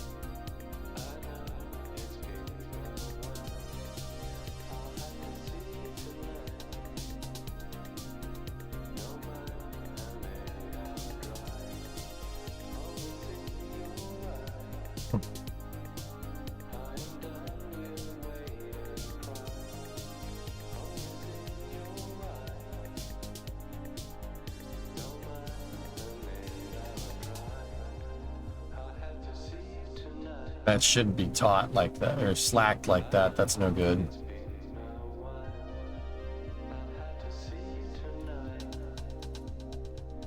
Whatever.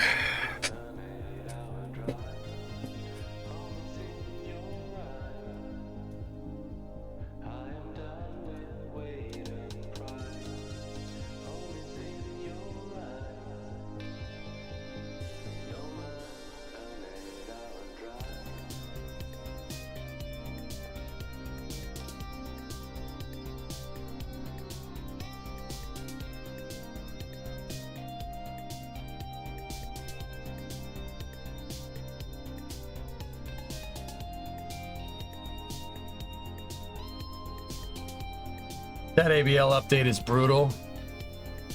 Oh yeah?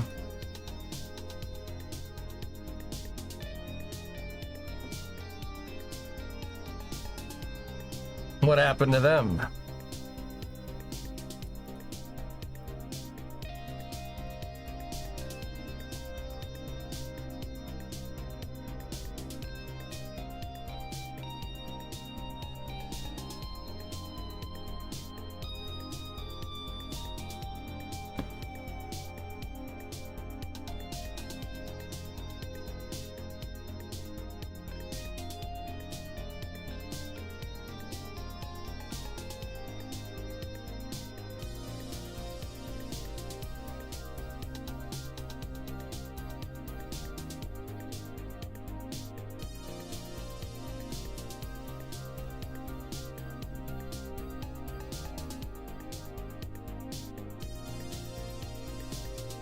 There was an update on the static fire wreck.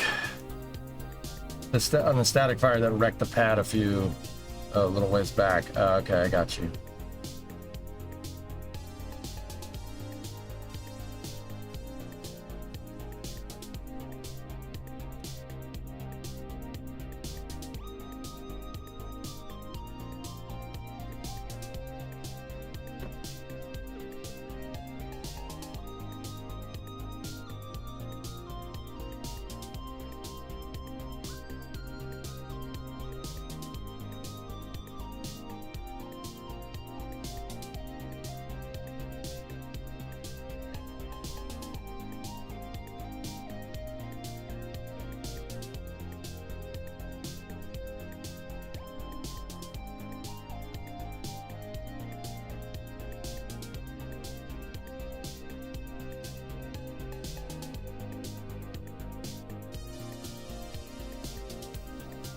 Is this a crane? Yep.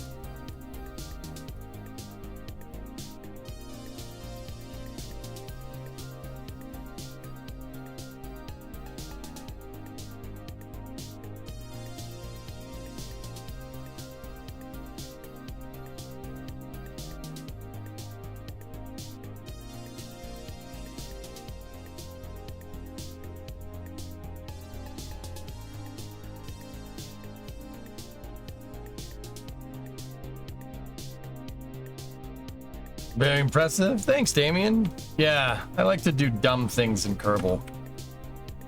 Things that probably we shouldn't be doing, but, you know, we're gonna do anyway.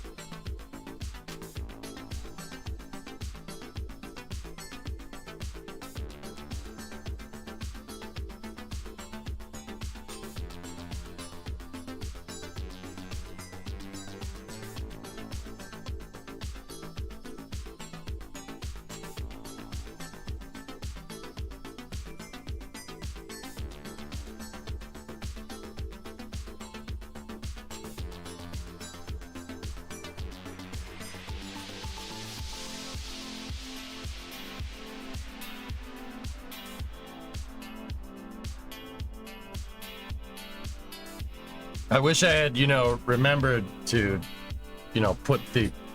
push your hydraulics up, because then we could test this, but... You ever tried doing some of these functionally accurate builds in RP1? No. Maybe in the future.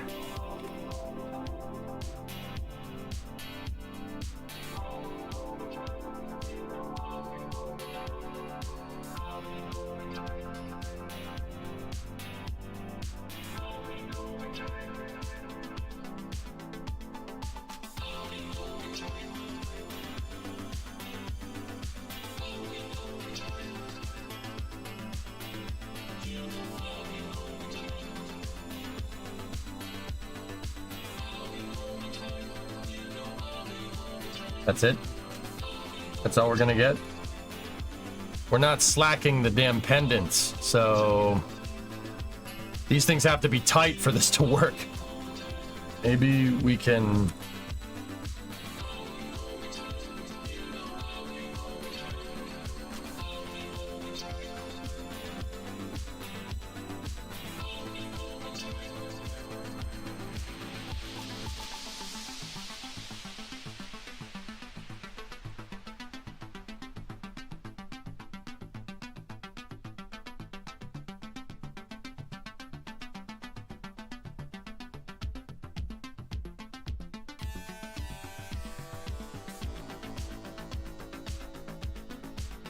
What are you building, suspension bridges now? Something like that.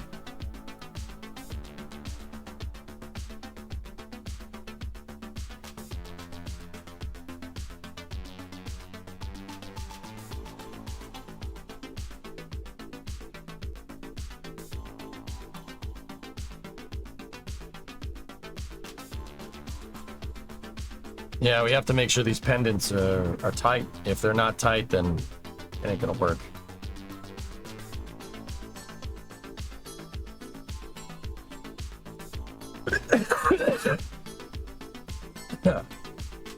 Excuse me.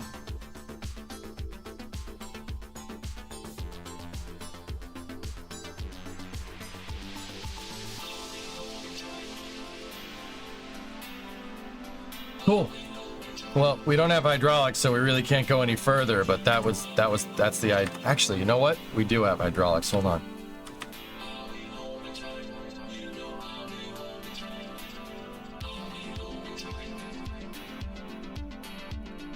I can use my cable.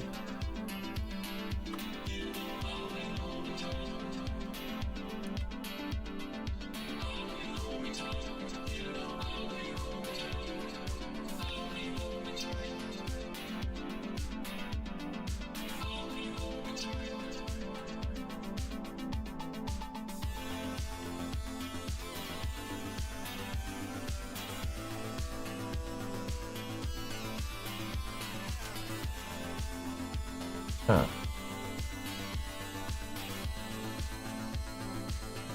Hinges are holding.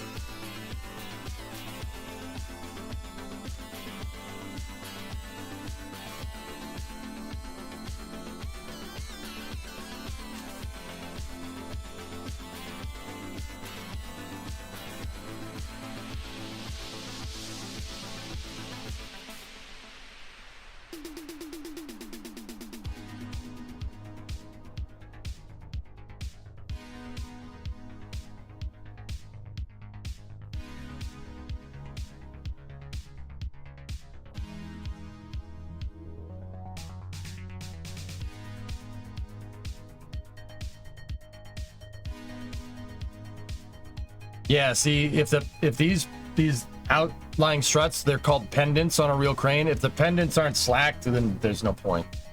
They have to be pulled tight. If they're not pulled tight, then, I mean, maybe we could, like, tension them by doing that.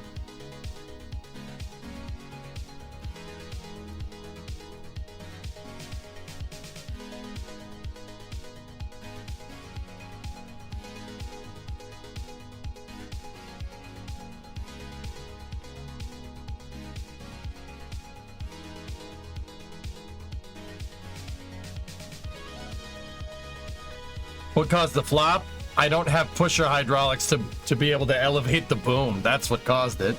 I'm using my cable to push it up right now. We're missing a piece.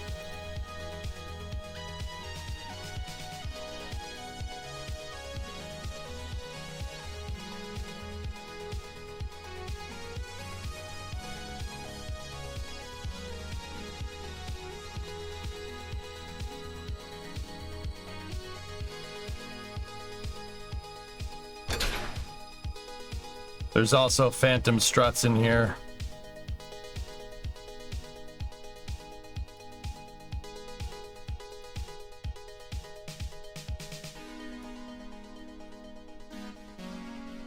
Something is preventing that hinge from moving.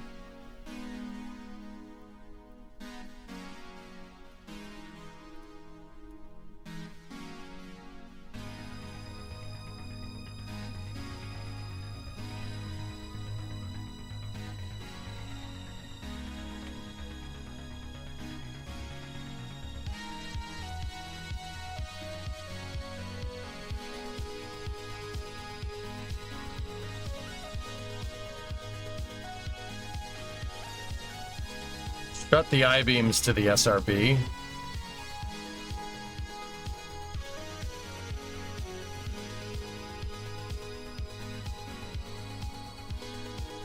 The spear is too heavy.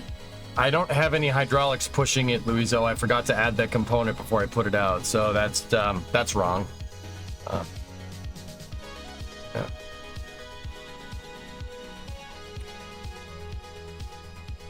I didn't put any hydraulics to push the SRB up in the air.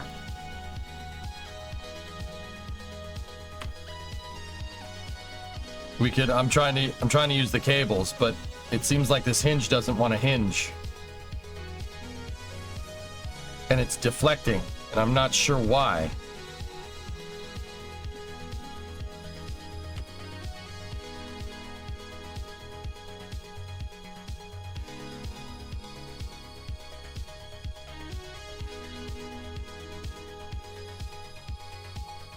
See, the whole boom is bending.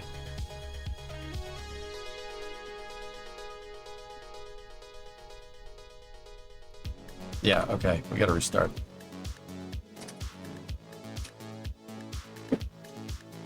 Yeah, it happens.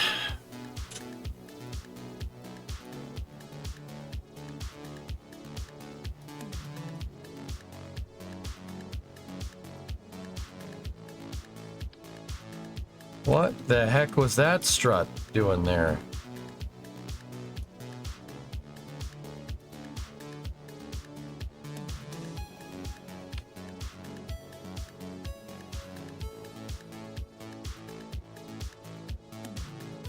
You know what? Just get rid of the fairing plate. That was just causing problems.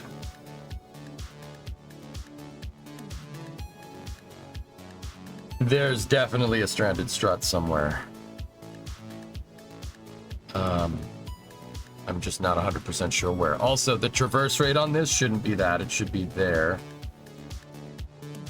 And how do we fix this? Like, I think. Don't worry about that. That's no problem.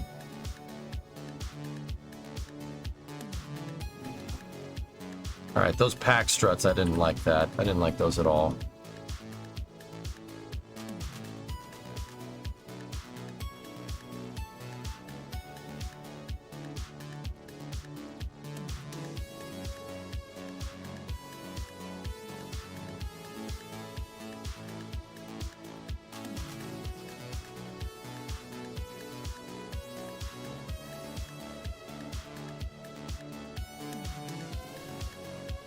Yeah, okay.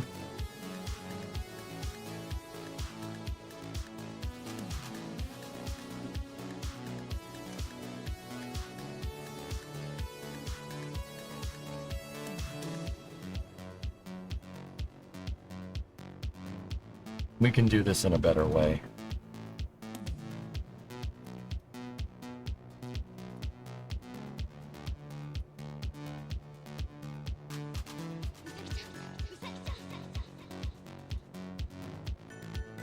This is where cables would be very nice, yeah.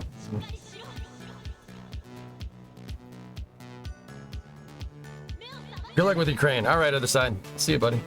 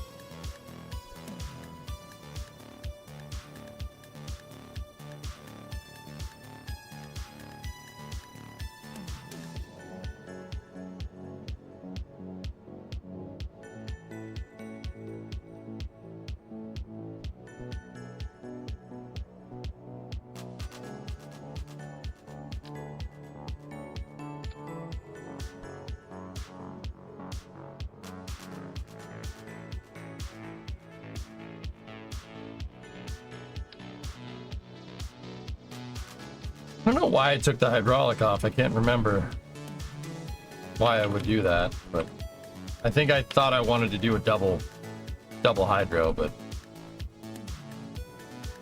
whatevs.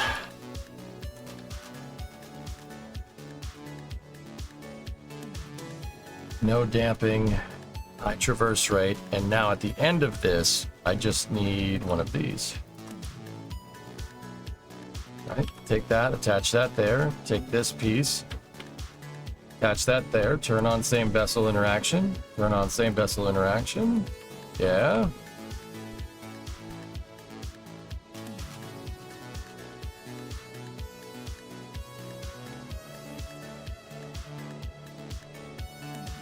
Pretty close. All right, let's get some struts in mirror symmetry here from there to there.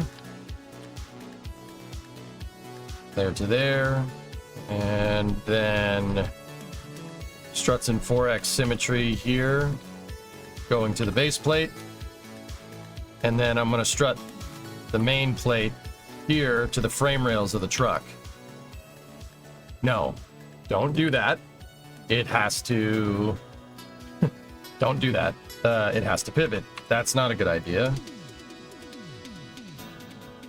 We can move struts all the way back like that. The ladder needs to be bigger. Super heavy crane looks good. Thank you. Thanks, man. I'm also going to move the command chair back a little bit.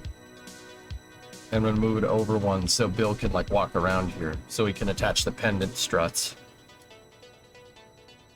And then we got to go here. We got to go to boom angle, select that, target extension, open up the window, go here like that, make that go up there like that. Good, good.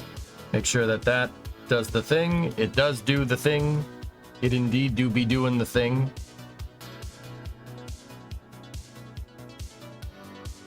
Take boom length, move that all the way back. Make sure this has same vessel interaction there, same vessel interaction there. Traverse rate on the masts. Got it. We're good. And then this hinge should be powered, no damping. We just got to make sure we unpower both of these hinges when we go to do this. And just make sure there's no random struts attaching here. Yeah, okay, we're good.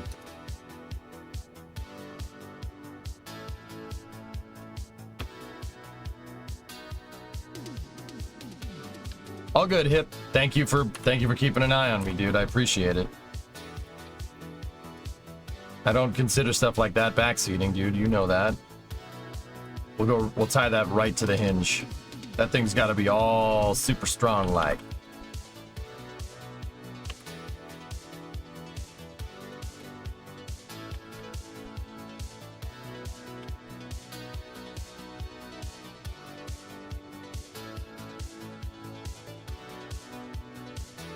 Bearing plate gunner should most certainly have fixed the boom. Huh?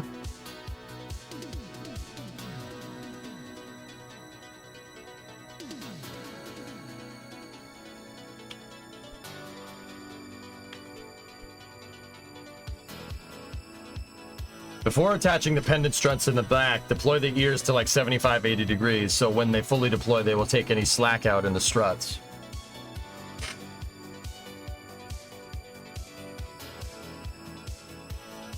Hey, Craig, I got your message. All good, dude. Yeah, you want to talk cars with me?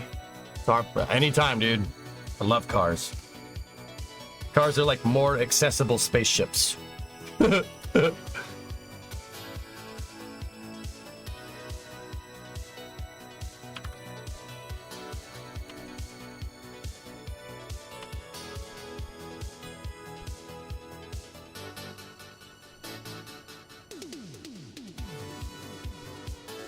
Would Starliner be the same diameter as Vulcan?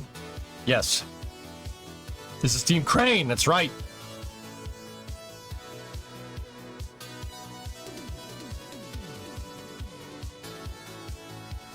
They did send a car into space. Yes. Yes, they did. Not wrong.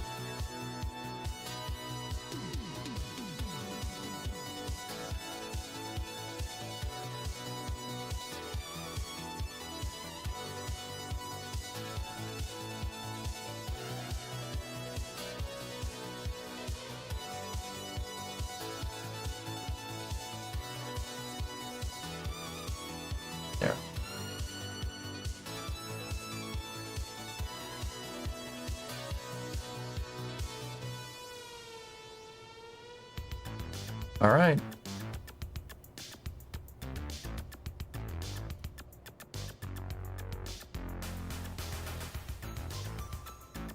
I'm going to just test the boom here, guys. I want to make sure the boom is working.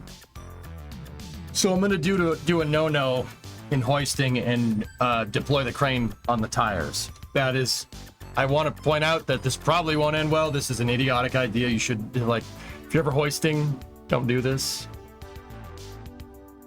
I'm pretty sure anybody that knows anything about hoisting knows exactly what I'm talking about. The idea is that you don't want the crane to be on the tires. You gotta have the outriggers. You gotta get the tires up off the ground. You don't want to introduce more spring into this design than you have. Reason why? If you have a spring, if we're deployed on the tires and we pick something up, it's gonna compress the suspension. That's potential energy that's loaded up into the crane now. So if something goes wrong, right, all those springs decompress, and then you got a big problem. You don't want to introduce spring into your design with a crane. I mean, you don't want to introduce spring into anything except springs, but anyway. All right, so that's why doing this is a no-no. It's a big no-no in Kerbal, but we're gonna do it anyway.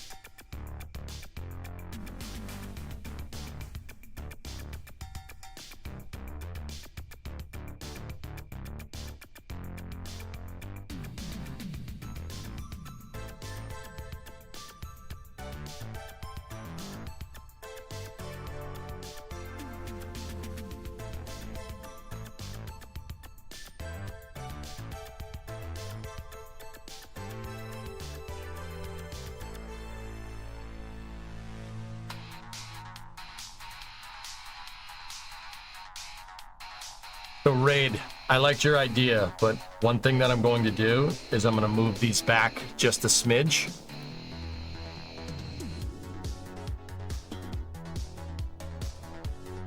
And we're going to do the same thing. That way, when I put these into alignment and tension them, when we lock them, they'll be taut. Same idea. But actually, it might be better to do it with this.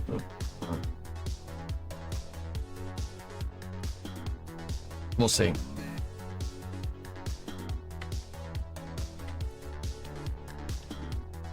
Nick.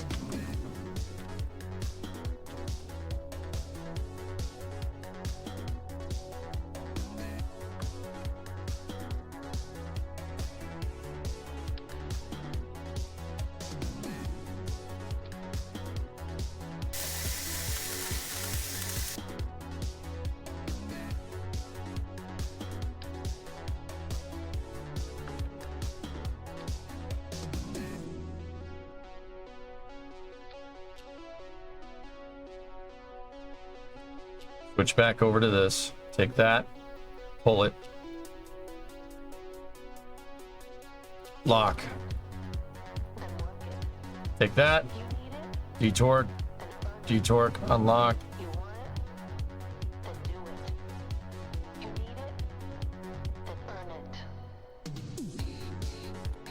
See? They're in tension now. Perfect.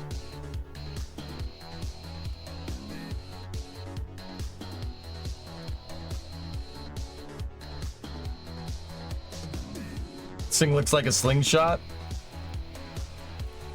Keep the end of the ear powered on here.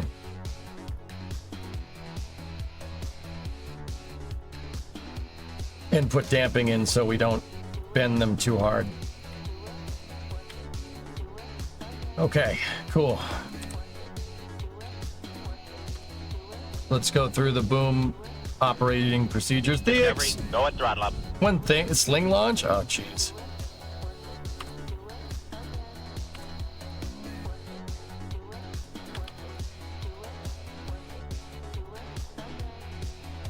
Okay. Unpower that hinge. Unpower that hinge.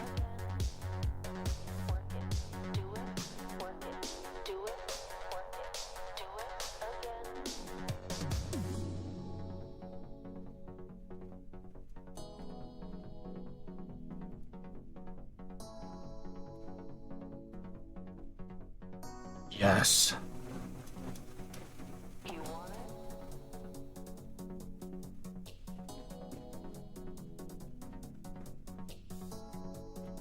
Yeah, it just depends on how much they're stretching the load. I mean, if they stretch, they stretch, dude.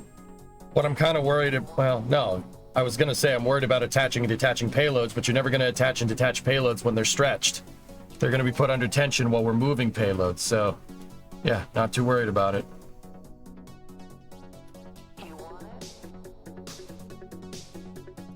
I'm not sure how we're going to do the boom part now, though. How are we going to attach those front pendants?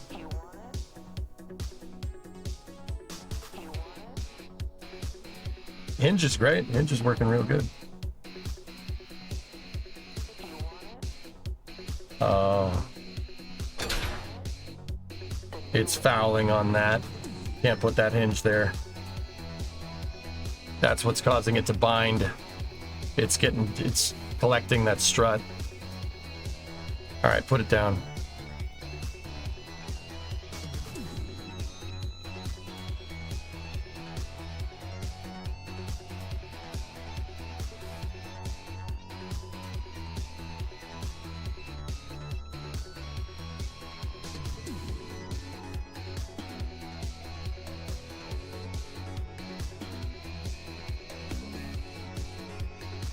I've heard nothing.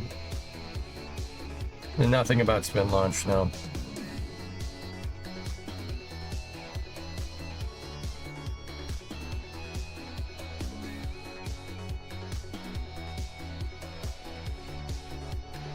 Yeah, it should be all right, Bagor.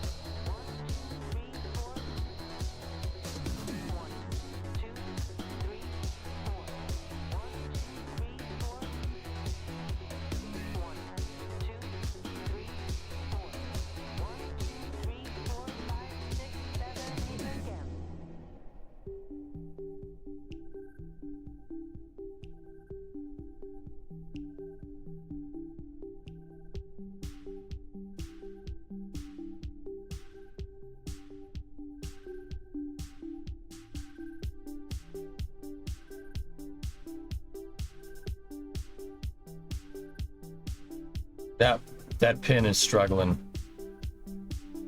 I mean, yeah, it's not happy.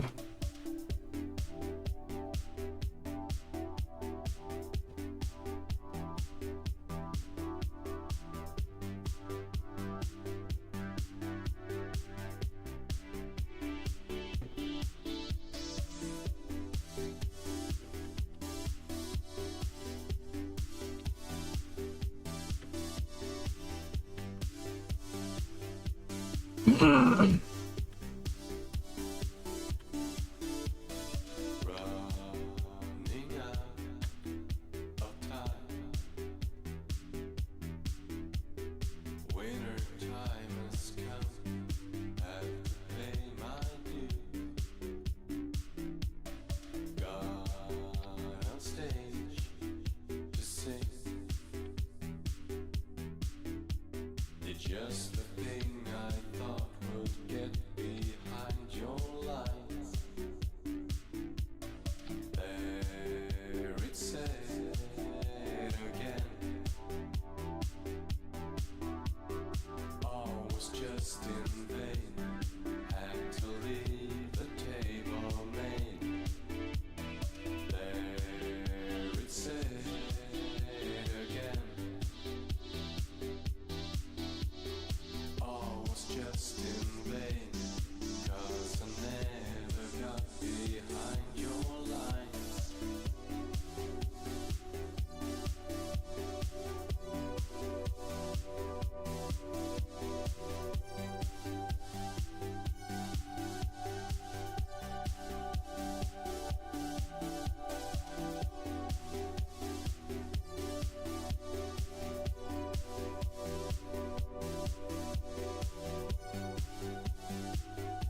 Yeah, we need to restart. Tranquility Base here. The Eagle has landed. Hello, this is your August update from Arca Space. This month we started testing our new launch vehicle, the Garbage Launch System. We plan to take trash and use it as rocket propellant. Why use water when trash is even more readily available?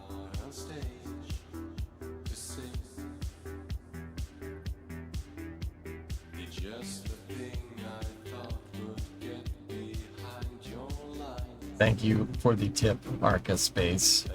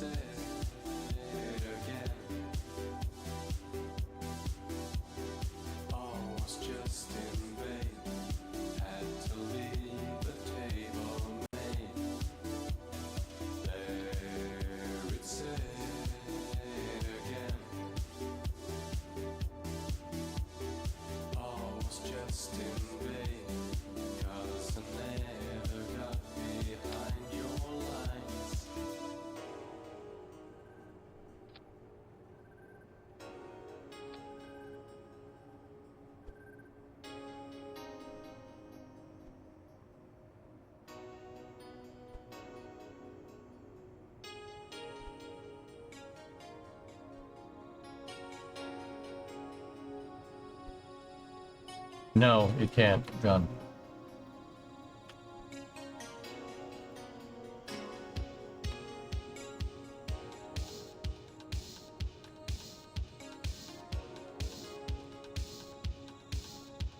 We need to make sure that we get pendant length correct. Just trying to figure out what the right way to do that would be.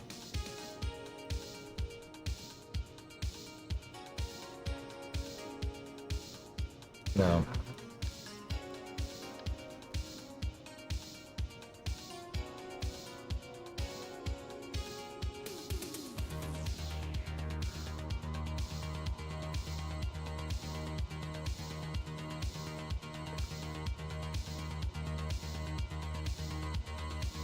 The only solution is to tension this stuff. which is fine. Do that.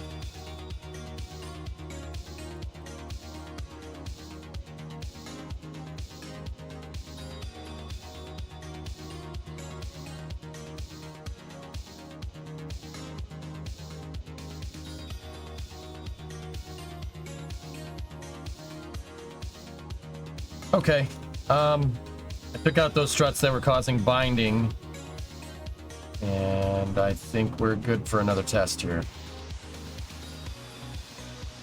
Thing's actually holding up really well, to be honest with you. It's pretty damn good.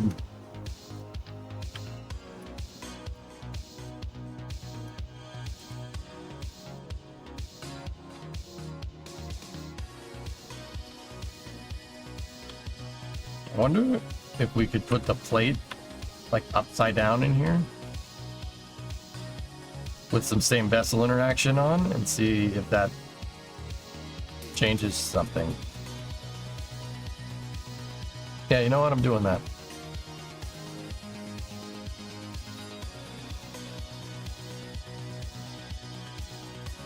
I see why they why Liebherr, for instance, would carry it like that with the boom out back. I see why they would do that.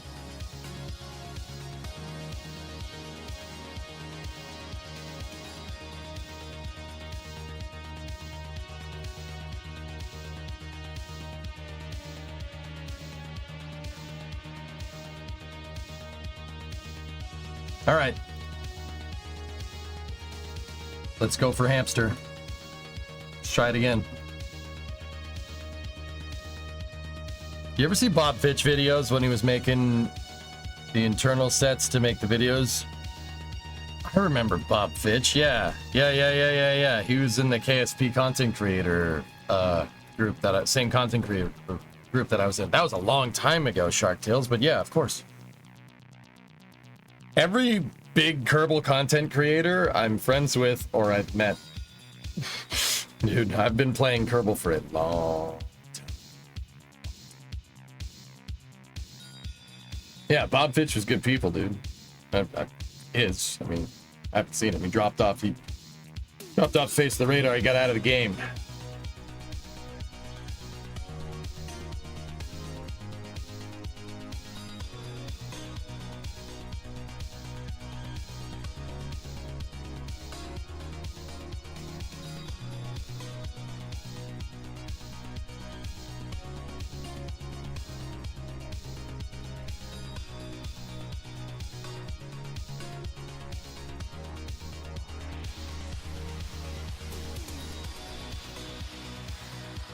Something is not happy there. Yeah, there you go, Steve, right? Louis, I'm always amazed at what you make in this game. Oh, thanks.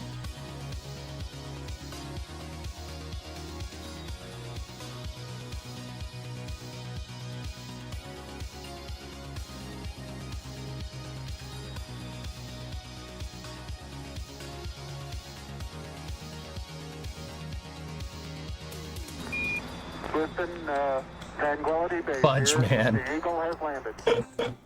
Namegduff. Arnok, I know that was you.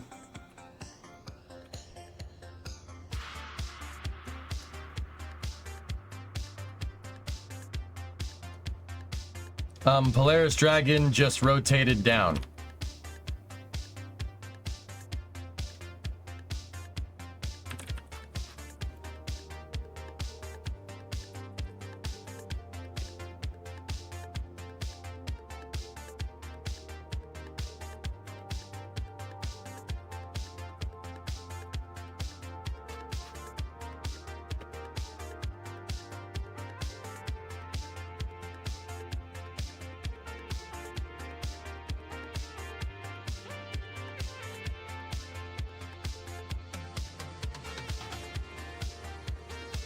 Been rotated down for a little while, dude.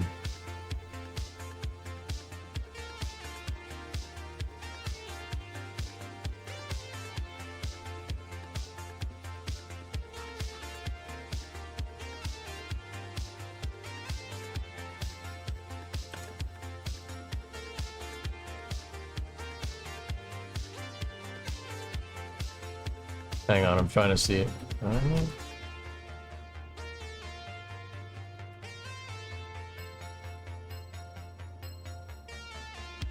About an hour ago. Hey, look, we're trying to do something like that too. Cool. Yeah. Dude, that does that pretty damn fast, man. So 10, 20, 30, 40, 50, 60, 70, 90, 100, 110, 120.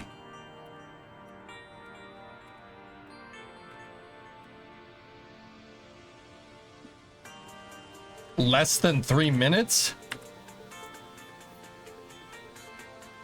Wow.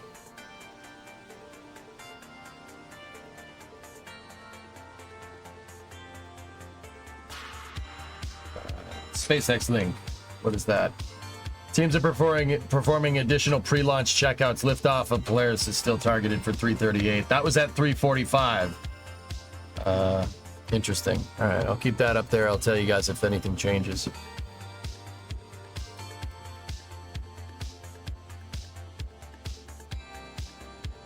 Question about Polaris. What time will they do the EVA? I don't know. Don't have an answer.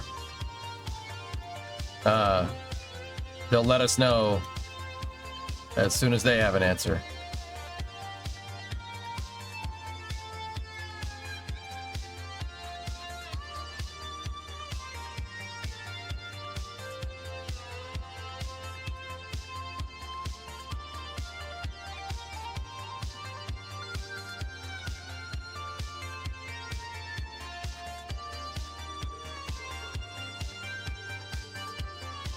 All right, let's try this again.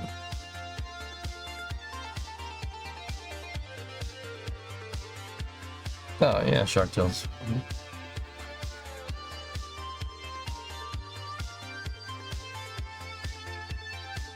It's a drone ship, Steve. Yep.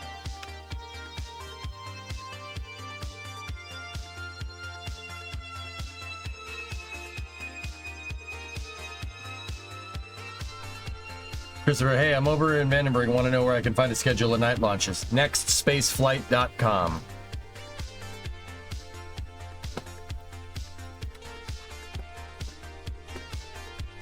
I posted the link in chat.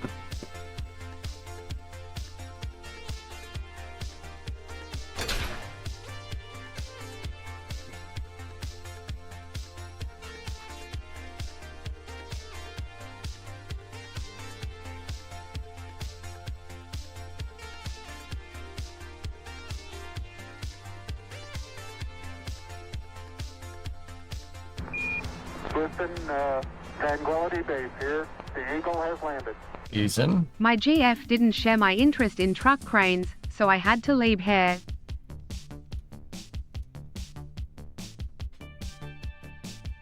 Oh, yeah?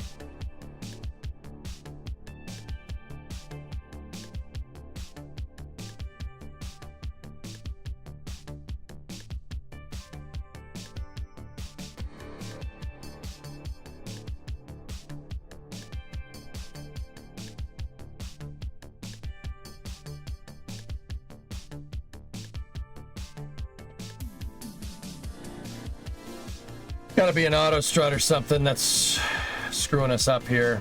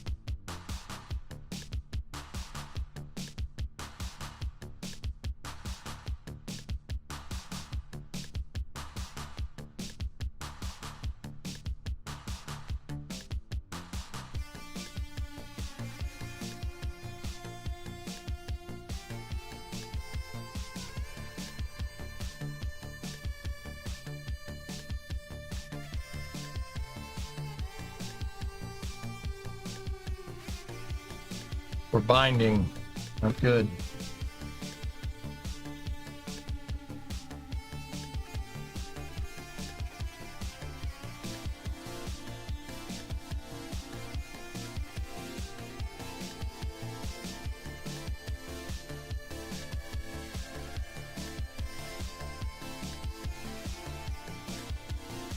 I don't understand. There's no reason for this to be binding like that. It got stuck. Oh, what the frick, dude? Well, it didn't break.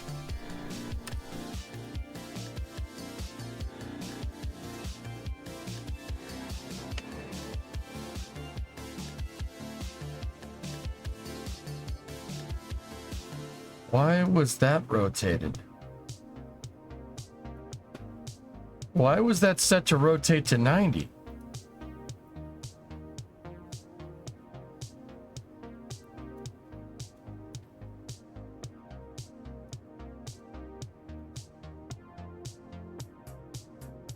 That's weird.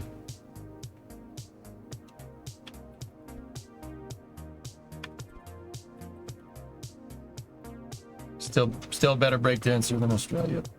Sorry, not sorry.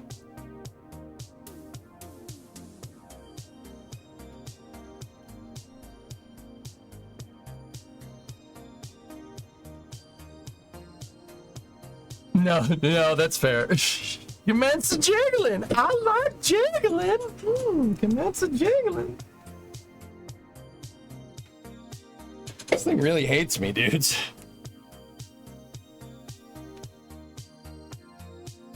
Ugh. Oh, I can't be on it right now, man. We're not even a third of the way through this.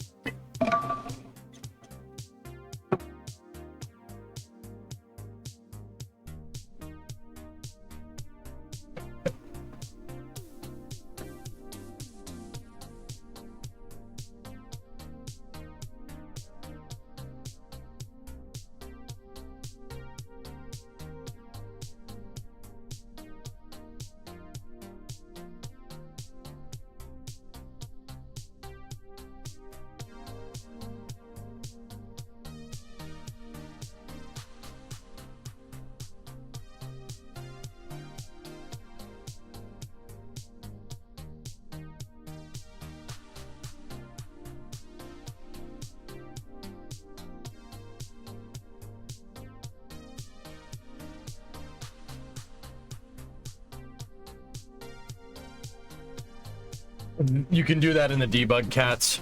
I don't need to do that. I keep track of that in my head. Why aren't you on KSP 2? Because it's a flaming pile of garbage that it's not being made anymore. Oh, sweet. I know you've been out of the loop, so let me clue you in. Take-Two pulled the plug on KSP 2 completely and closed down Private Division and Intercept games.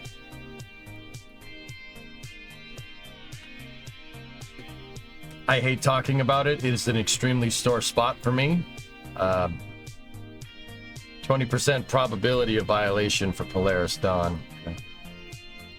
Yep, fired them all. It is a very sore spot for me, and I don't like talking about it. Go research it on your own time, please. I'm serious, man. How that went down, I got a lot of problems with.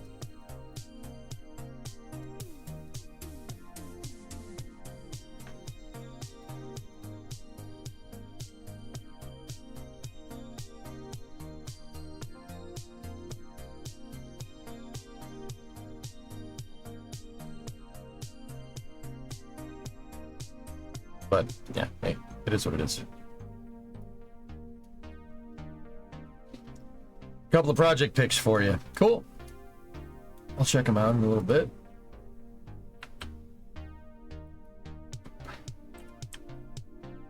Yeah, they never told us anything, sweet. They completely kept us out of the loop. They said we'll talk later, never talked later.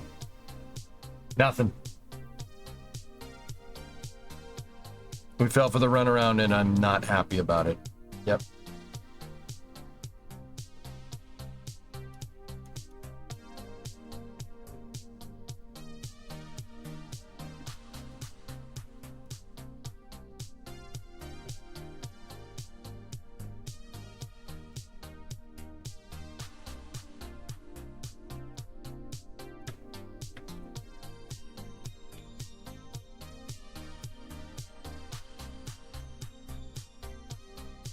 Like I said, an extremely sore spot for me, guys.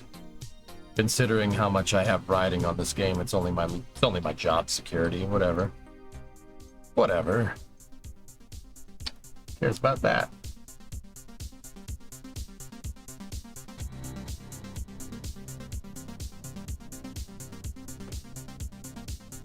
I don't know. And I don't know if it's just Take-Two, NG. Like, that's the thing. I can't be sure.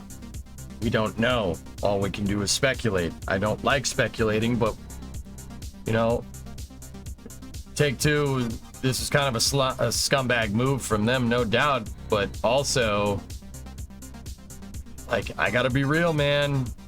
Gotta be real. They promised that game in 2019 for it to be ready in 2020. 4 years late. Video game industry is cutthroat, man. It's not like spaceflight. You know? Just saying.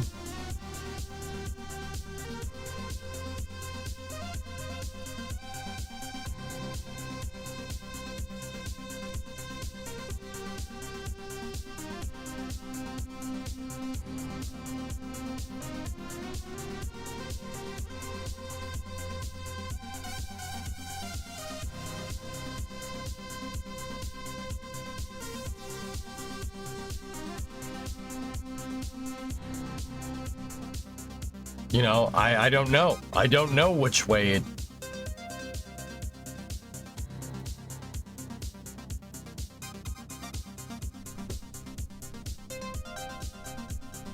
You know, I'm pretty sure they just pulled the plug because they were taking too long, but they also have to realize that this is a game about spaceflight, and it's complicated, and it's going to take time. But... who knows?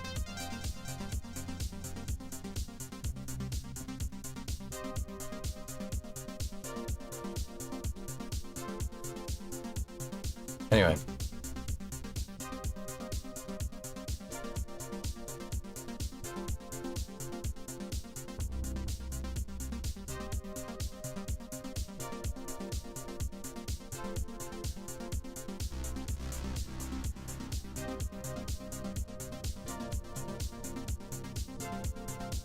I don't want to talk about it anymore, though, guys. I'll be honest. It's a sore spot for sure.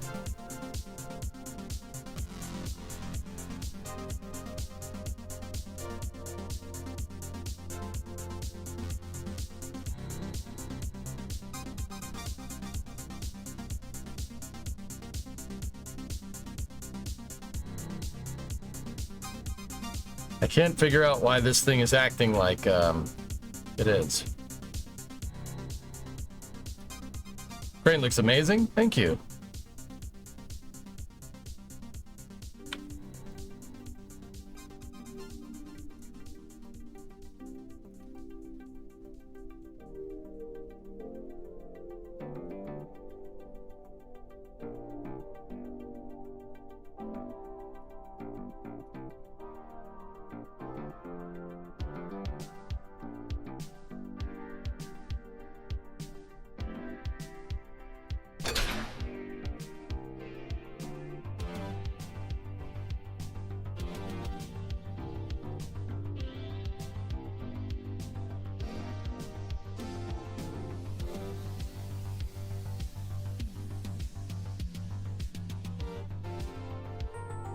The boom holder is having some very, very big trouble.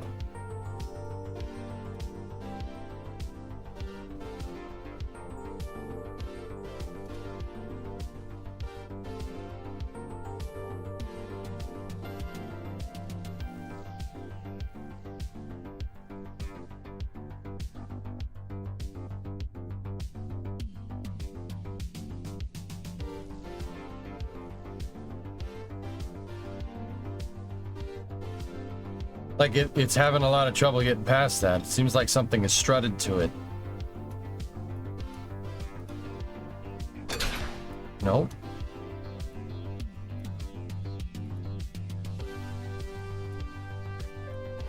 Are the hinges powered?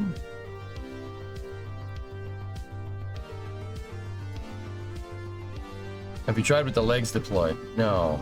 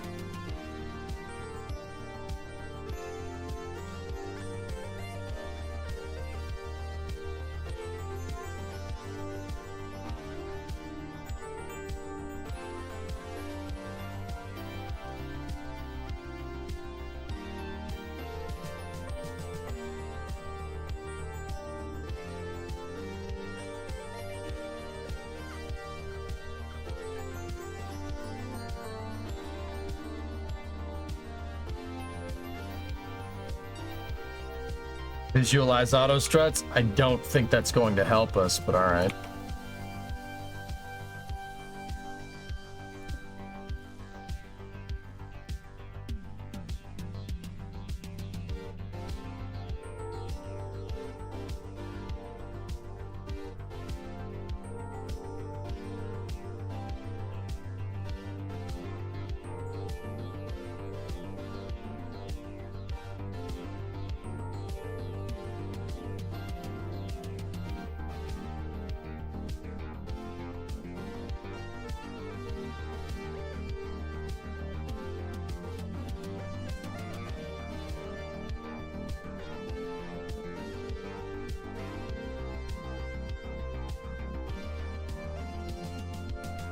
Nope.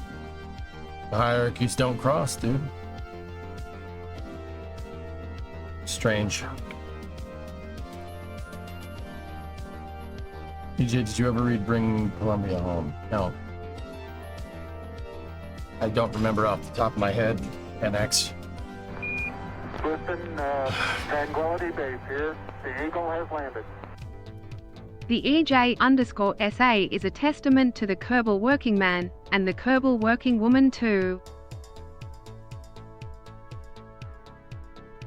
Yeah. Sure. We make Kerbal parts for the Kerbmerican working man, because that's who we are, and that's who we care about.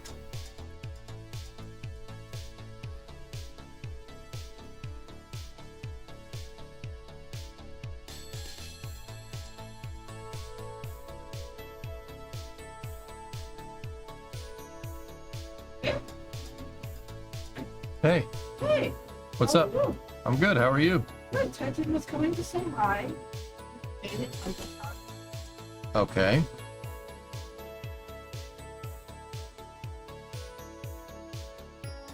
Everything good? Yeah, no, I thought for a second I thought you were offline because the stream in the garage is like on your offline screen, so I was like, did I really come on here after you ended? Like,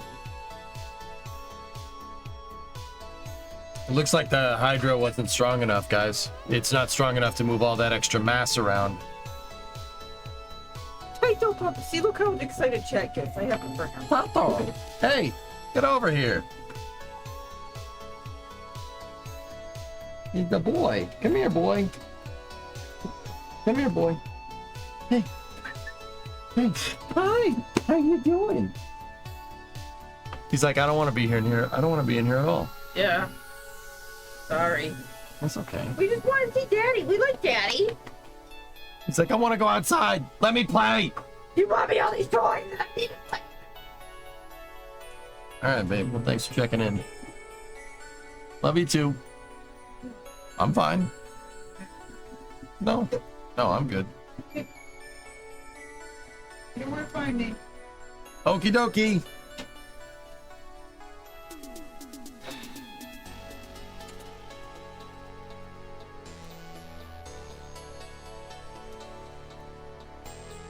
I guess it just wasn't strong enough to move this thing. Pretty puppy. Thanks, Brandon. I added it to the overclock and now it has way more power.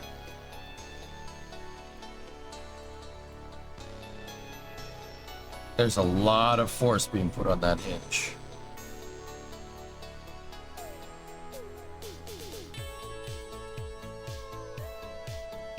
Yeah, I guess that boom is just really, really, really, really heavy.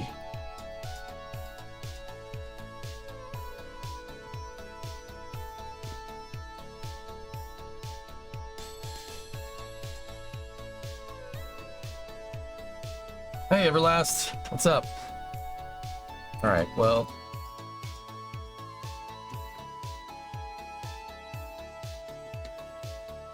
Let's try this. No, we can't because the yeah, that can't be like that. Hold on.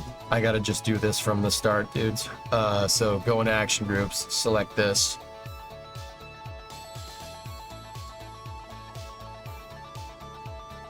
Copy it and see in the Cal controller how we make the curves go off the map right there.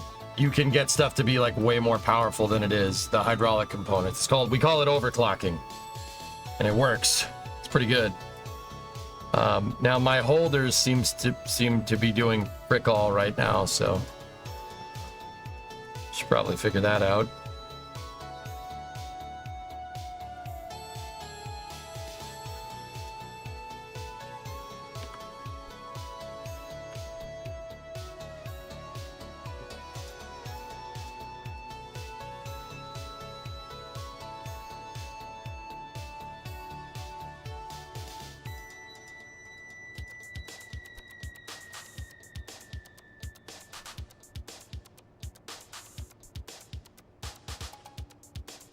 So I'll add another one.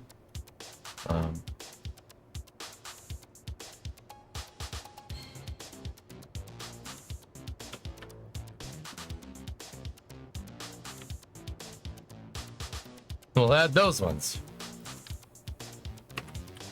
And we'll give them some nice struts to hold them up and make them look all fine and pretty.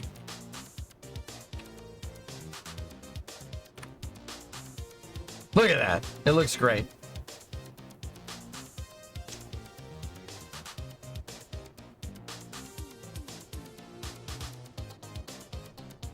So what are you building this for? Building it to test my hinges out, Tyler. Looks like crews have left the transporter erector at 39. Cool. Just waiting for Polaris. Yeah, baby.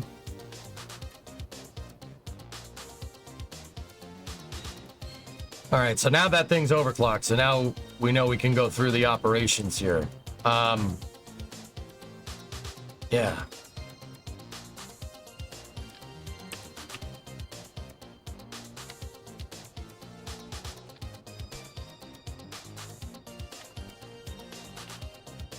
Put that there.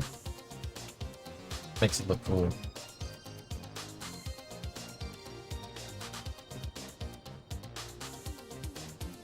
Have you ever heard of the engine in Lamborghini's Huracan's successor, the Temerario? No.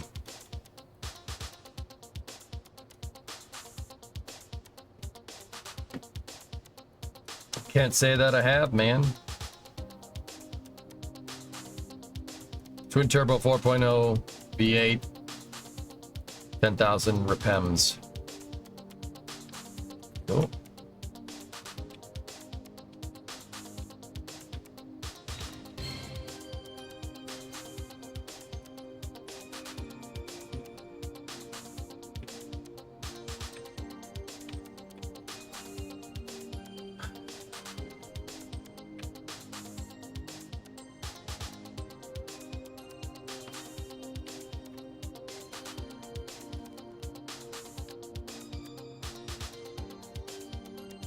Sorry guys, I'm kind of locked in on working on this crane right now. But yeah, cool, man.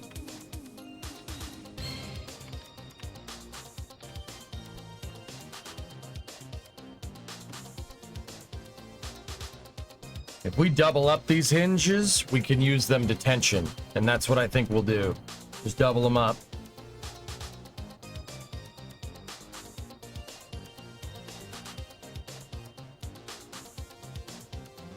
Hey Ryan, what's up, man?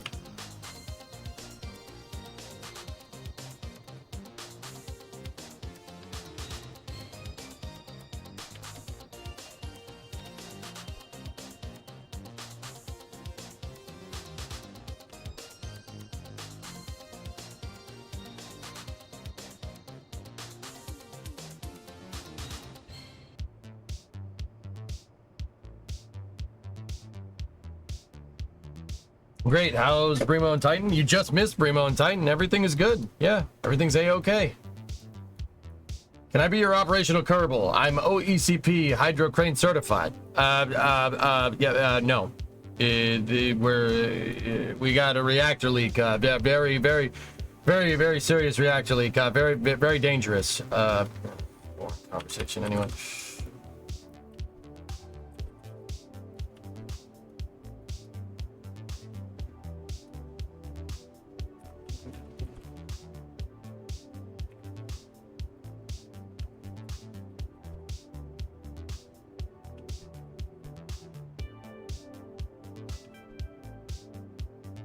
Did you forget to spool the pyrometer in the Dinkleberry again? Yeah, yeah. Derp.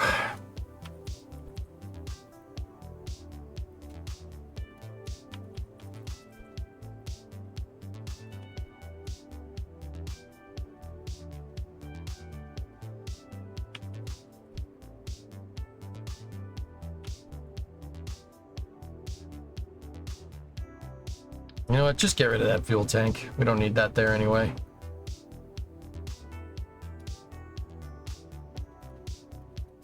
All right, let's see what this does. Well, the original crane had a base plate of prefabulated amulite. It was surmounted by a malleable logarithmic casing in such a way that the two spurring bearings were in direct line with the pentametric fan. Every seventh conductor being connected to a non-reversible tremie pipe on the differential girdle spring on the up end of the Grammys. But since then, the crane has reached a very high level of development and is successfully being used in the operation of no for trunnions. Moreover, when a fluorescent score motion is required, the boom may be used in conjunction with a drawn reciprocating dingle arm to prevent sinusoidal repleneration.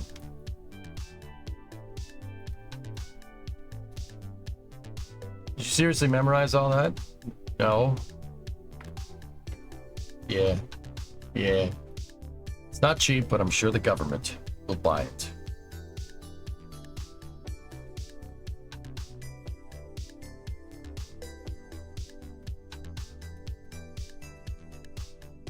All right, let's see what happens here. Boop.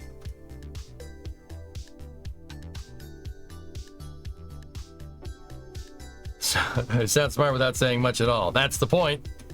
CO, look up the turbo encabulator.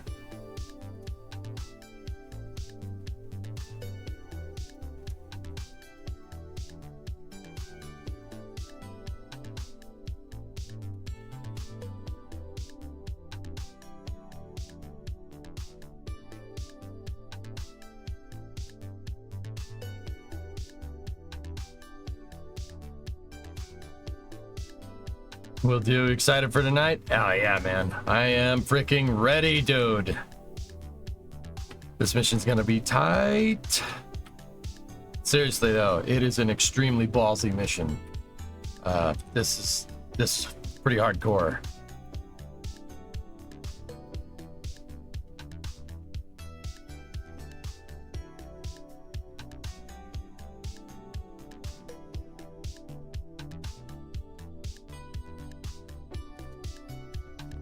All right, get your struts.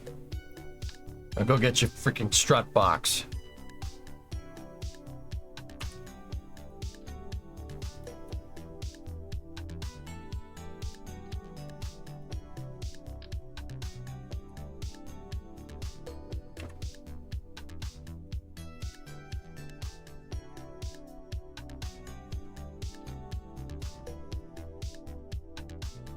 Okay. Inventory out here, like that. Undo it. Now we can tension these, right? Getting rid of that. Unlocking that. No power. Unlocking. No power. Taking that. No power. Now, take this back piece and pull it. 22nd through the 24th, and the 29th and the 30th of the month. That is our long-range winter forecast. If you missed any of that, we're going to do it again. There we go. Tonight on our 10:30 broadcast. That's tensioned. Pretty good. And include a self-addressed stamp of envelope. Channel 11 here at 220 East 42nd Street, and we'll send you a copy of that forecast. Back to story. All right, now unpower that hinge. Unpower that hinge. Play. Come on, baby. Come on, baby.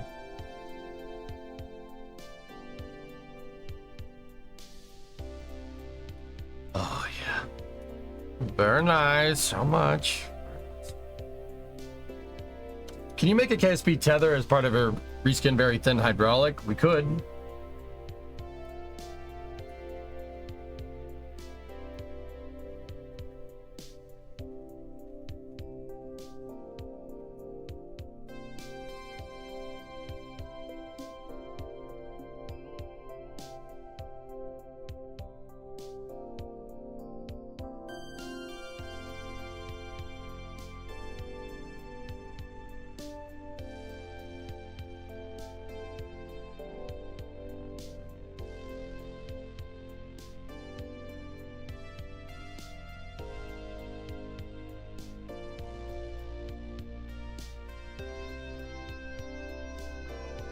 You didn't put the stabilizer feet down. I know. I'm testing the boom right now, dude.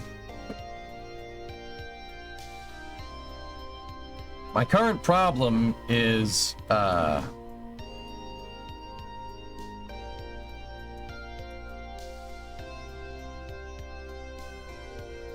Discovery, go at throttle up.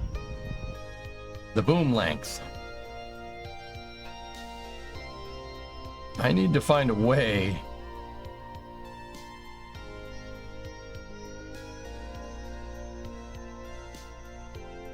Hey Art, what's going on? I need to find a way to attach to for the Kerbal to run a strut from there to there, but we need to do that right now. So let's get weird with this for a second. Let's try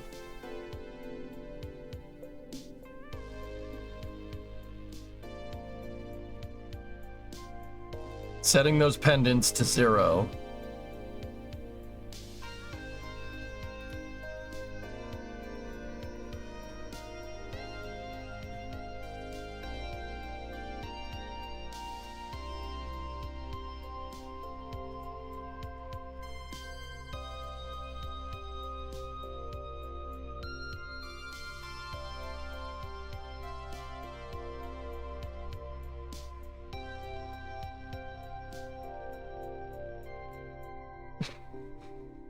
This is fine. It's totally fine.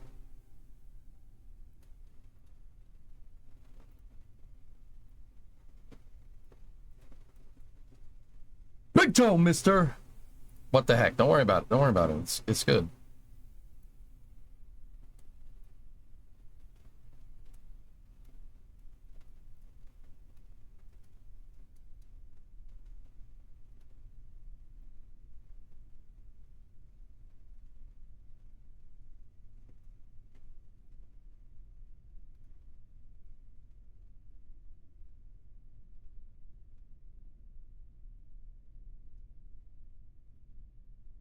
You'll see, this will make more sense in a second. And you'll see why I couldn't have done this way.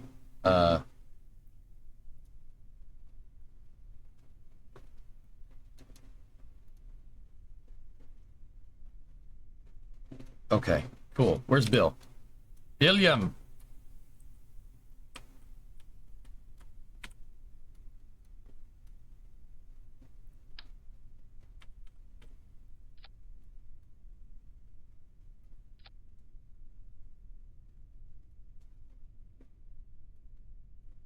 My pendants are gonna be crooked.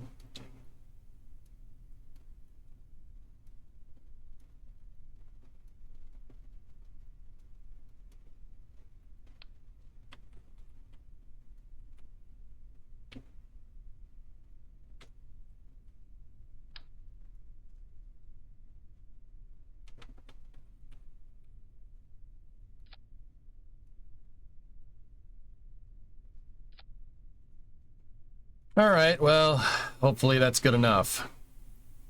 We'll see. Switch back over. Actually, just take William.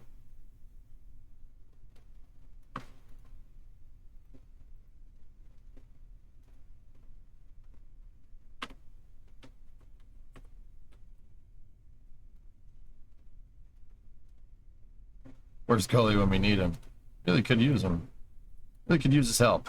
But that's fine.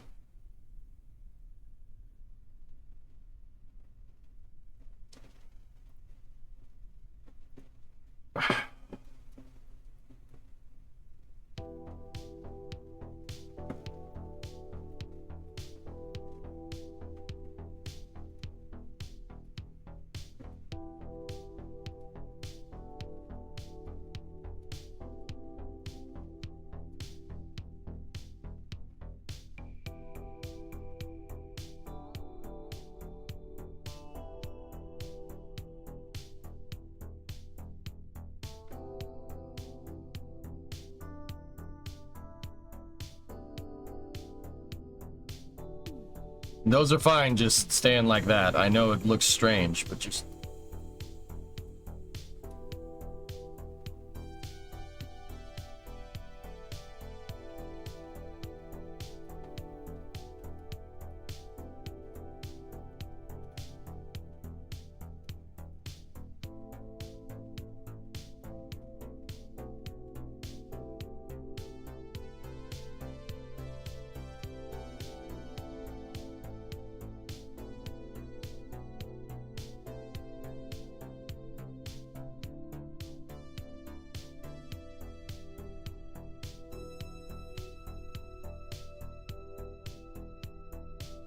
Just leave the jacks like that for now, for this test. We won't go through the whole procedure. Okay, ready?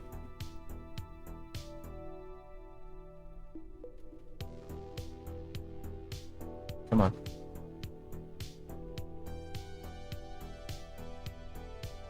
Yeah, baby.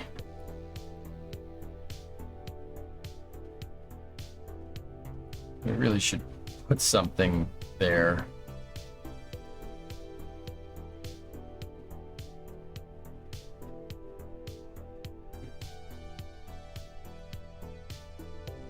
Okay.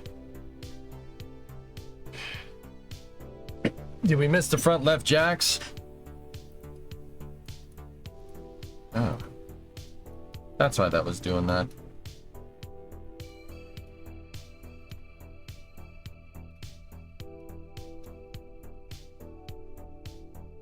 Why is it doing that?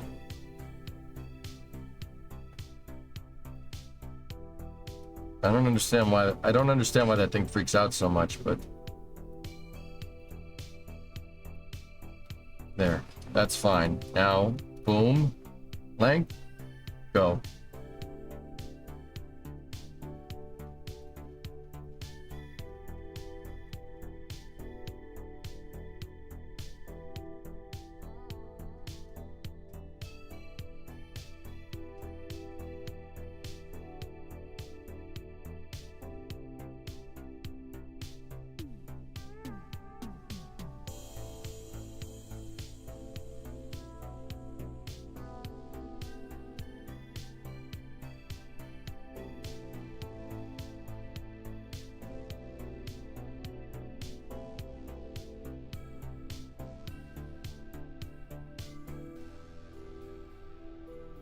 What is the jib's role in a crane? It's just an extra lever to help control the angle of the boom.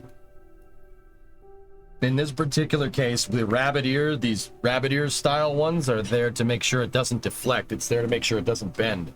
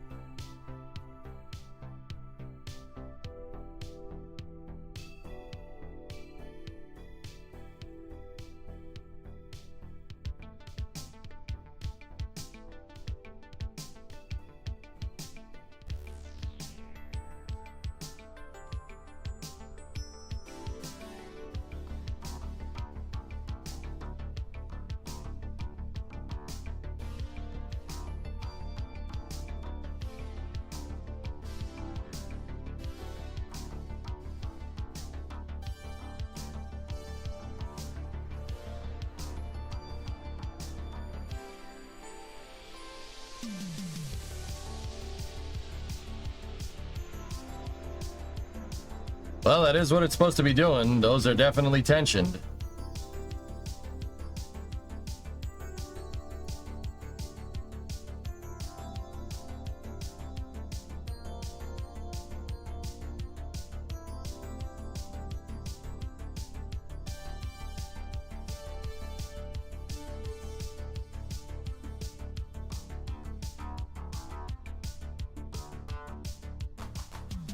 Bring that down just a smidge. There you go, man. Time will tell. We're gonna have to pick something up, but I think that's working pretty well, dude. Oh.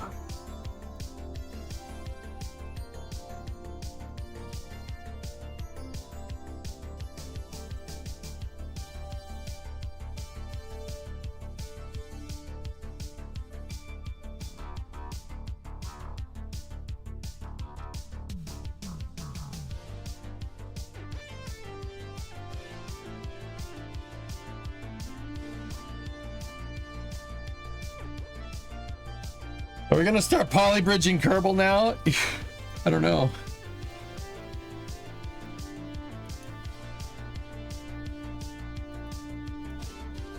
That is pretty freaking cool, though. Look at that thing.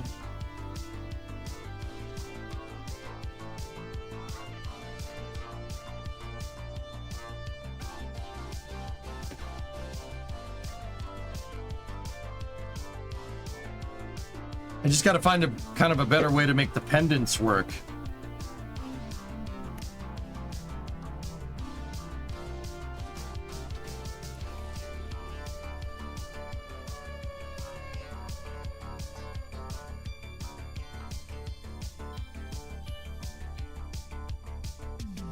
Hey, force, yeah. All right.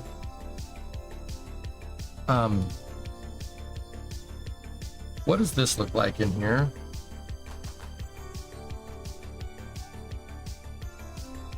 The pin is holding, but none of this stuff is. Everything is bent out of shape completely.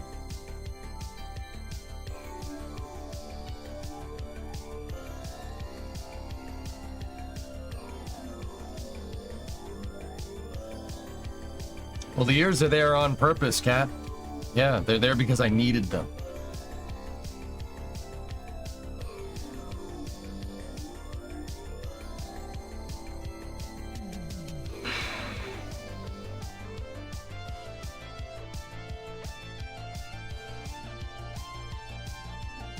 All right, cool. Let's go back into the SPH. That was a good test.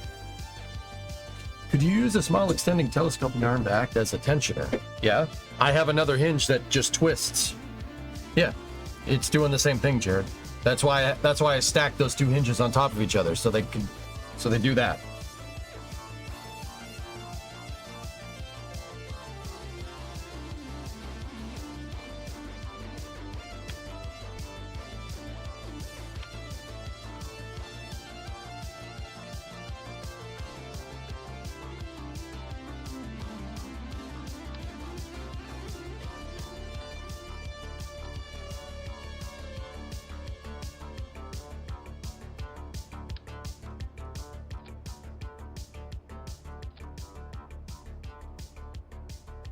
Yeah, I tried a part to try and have something do that, Aqualix, and it doesn't like it for whatever reason.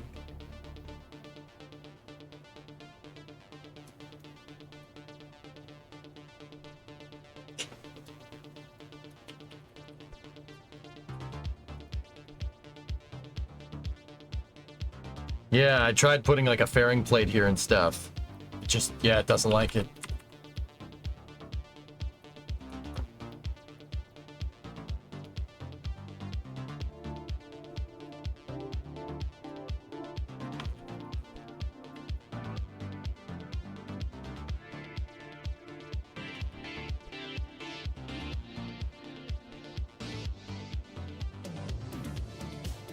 I just gotta find a better way to attach these stupid arms.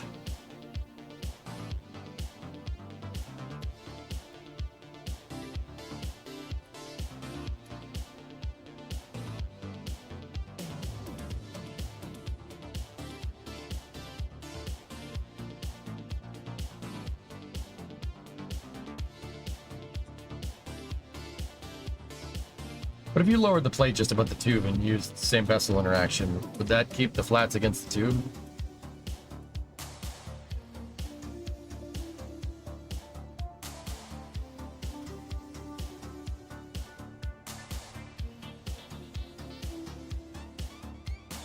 I think it's more about if we keep this whole thing rigid. We keep the whole house rigid, so everything that's connected to that, all the highlighted stuff, if we keep that more rigid, it should be fine. Because there's a hinge down there holding it in place. Should. We'll see. I mean, SVI could work in that regard. I don't know, man. Yeah, right. It's good.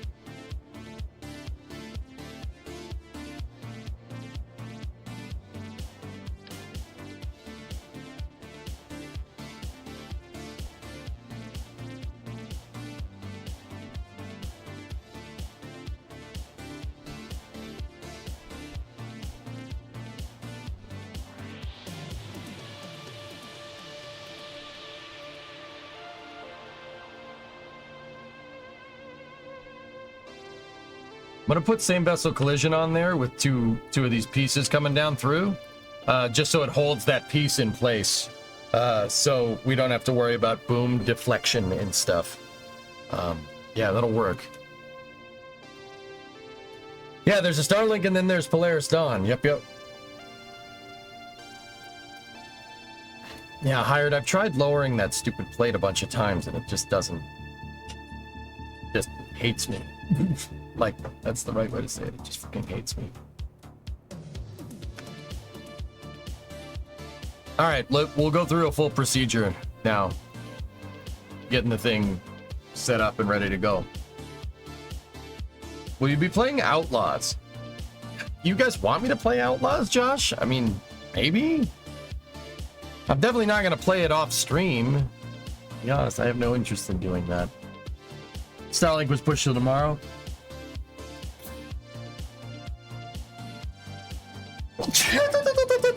It's a turbo.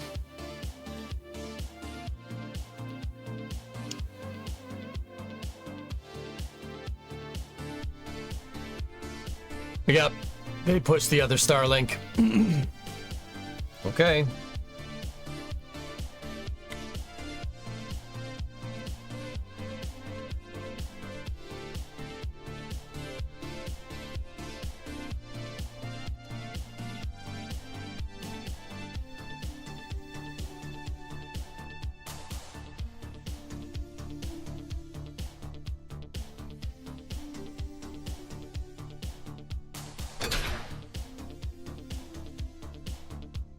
Those struts are doing something very strange to that part, and I just don't know what it is.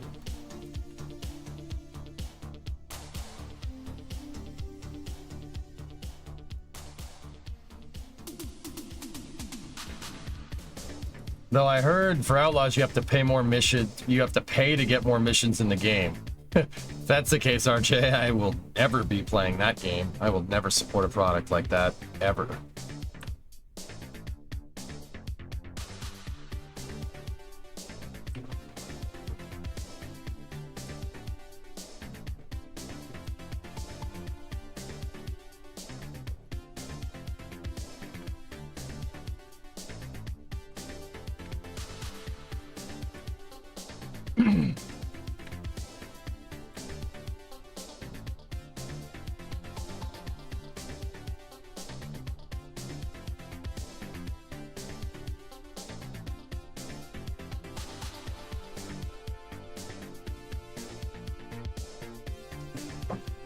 Okay, let's set up shop. First thing we do, pull the jacks out.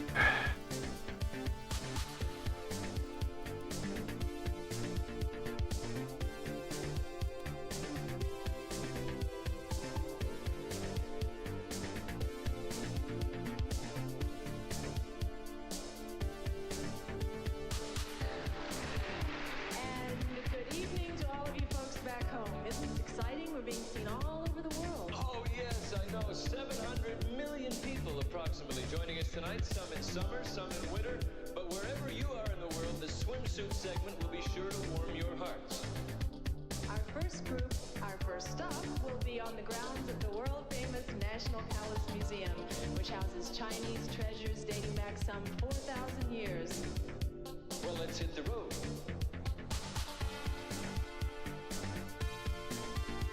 Bless you. Thank you, Brandon. Night, Shark Tales.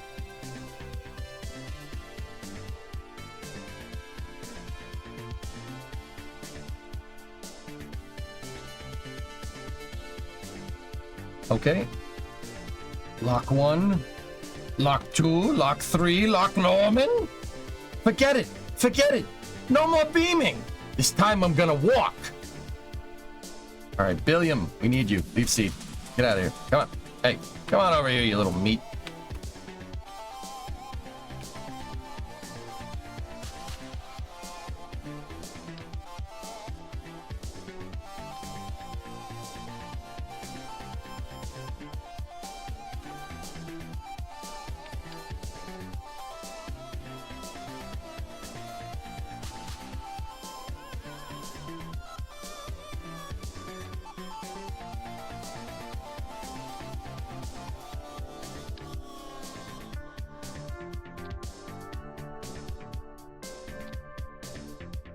So this crane, you know, you guys haven't seen it yet, but the way I intended it is that it requires some rigging.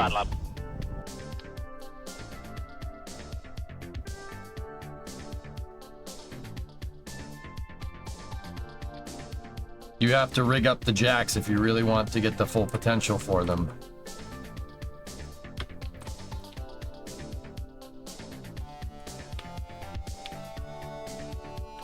How's your modding going? We're doing hinge testing with the cranes.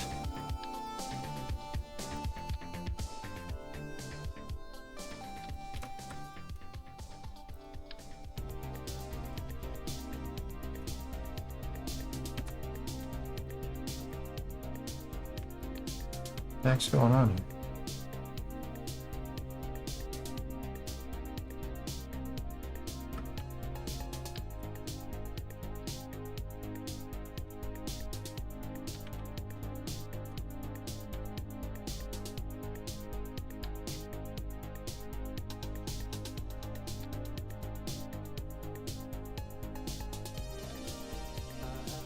Okay. We're solid. Deploy the jacks.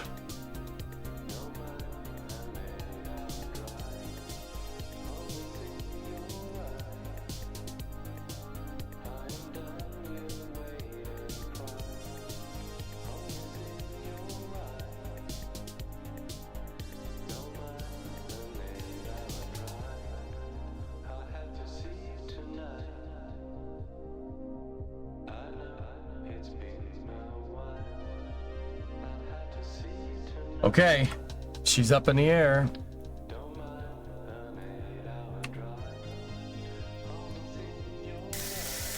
Zap.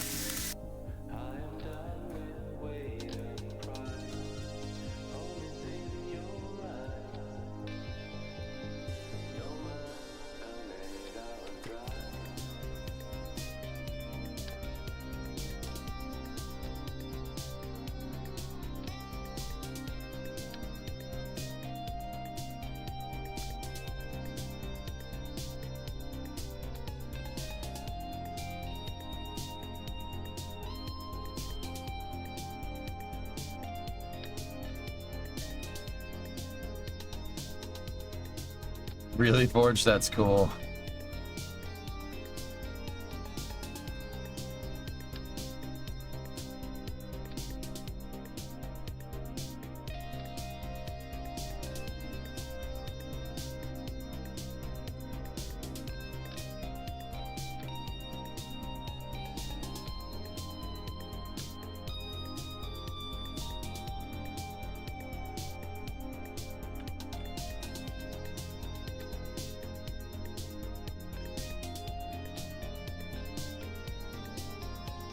Okay, switch back to the truck.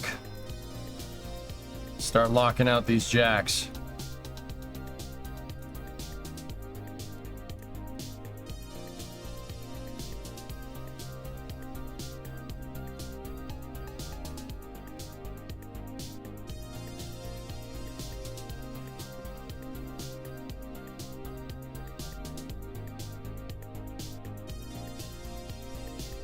Set these all to root.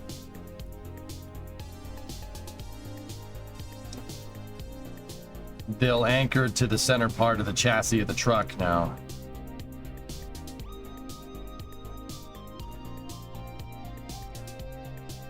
Dragon's Master alarm sound. You're linking to jumpscare.com. Yeah, I'm not clicking on that.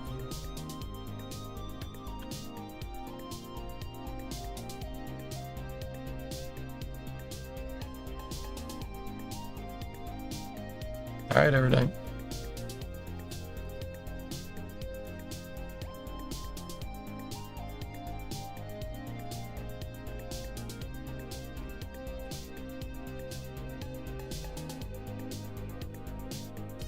Oh. It's been the problem the entire freaking time.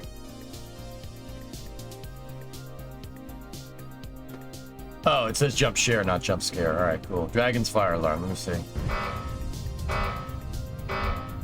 Right when everything was supposed to be normal, you had this super loud horn going off, which is Cool. Dude, I read it real quick. I'm like, jump scare? Hell no.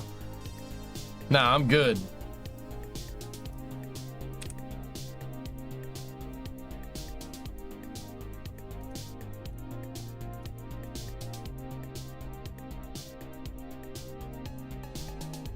Listen to it, it's fine. I just did.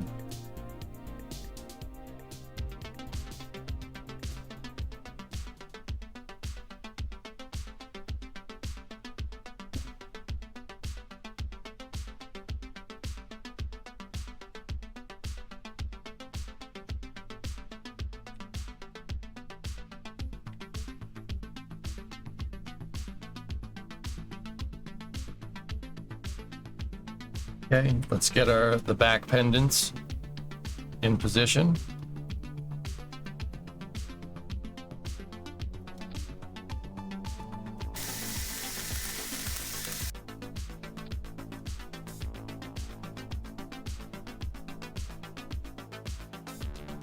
It's not lined up.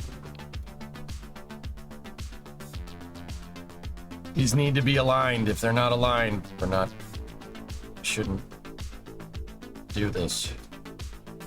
47 is good.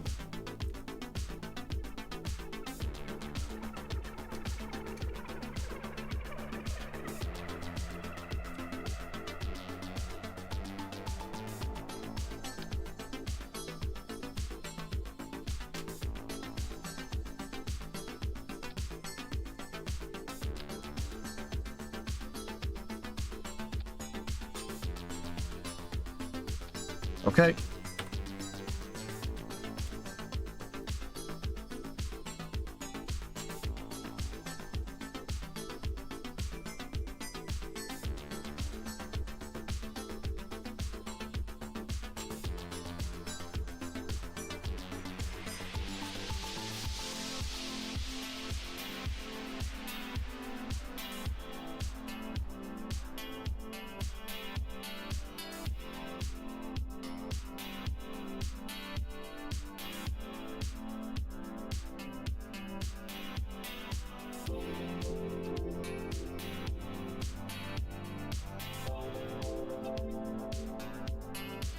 Yeah, pretty much.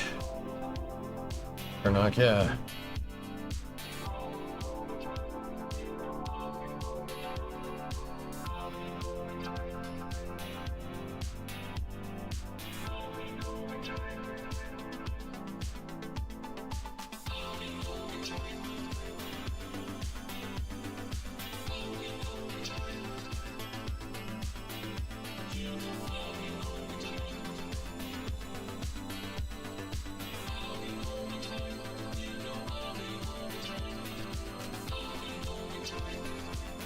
This hinge needs to lock. If it doesn't lock, we're not gonna be having a good day.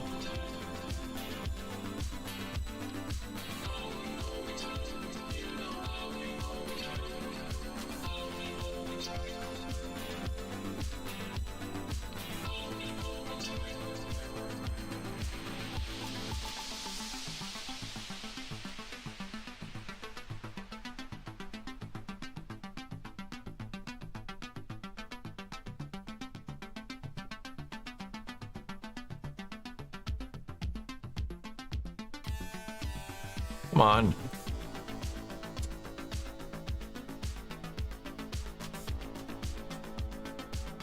Hey, let me lock it.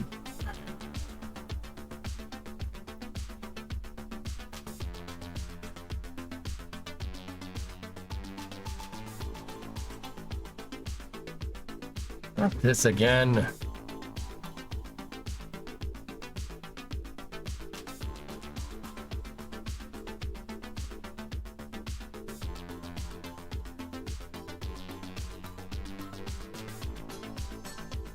There we go.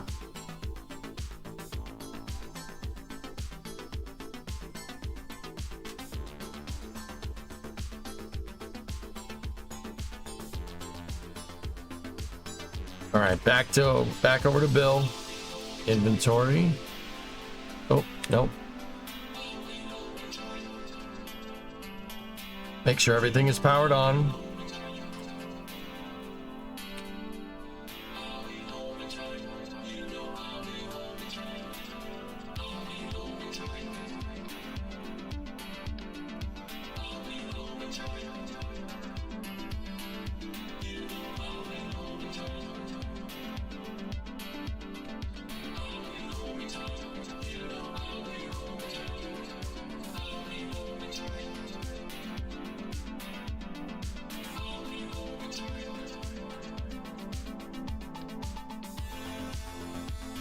What's going on with these?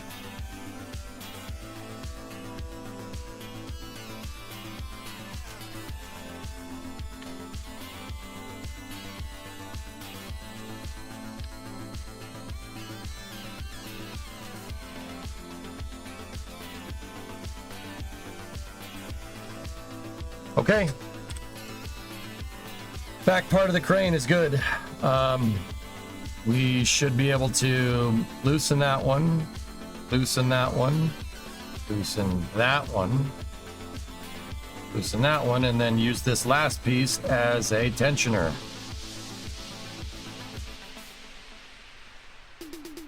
There. Cables are tensioned. We're good. Why not use Kerbal attachment system for ropes? Because I haven't... Because you know what? Because I don't frigging feel like it, okay? This system works. Is that good enough? You know what? I was going to sit here and I don't really have a good reason. So I'm just going to say, because I don't freaking feel like it. And you know what? We'll call it a day.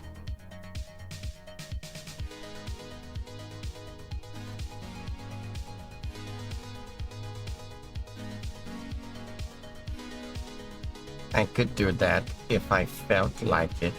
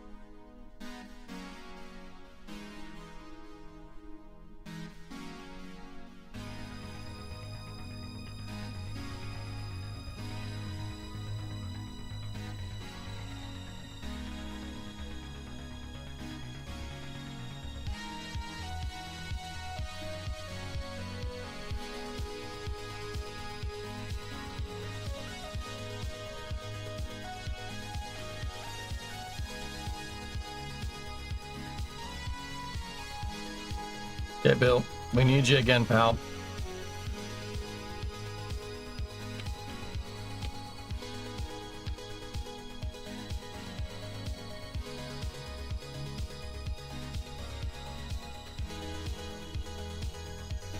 I hate that did that.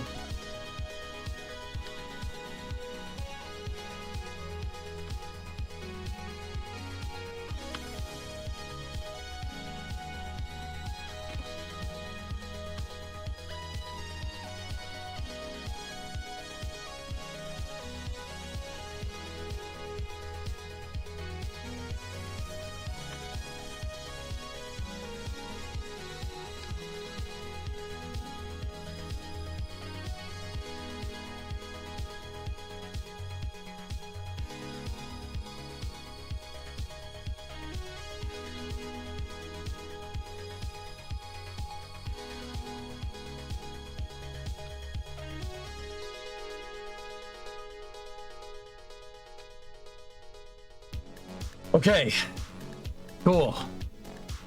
Now Bill needs to get into the operator's chair. Am I missing crane stuff? Bro, you've been missing crane stuff all day.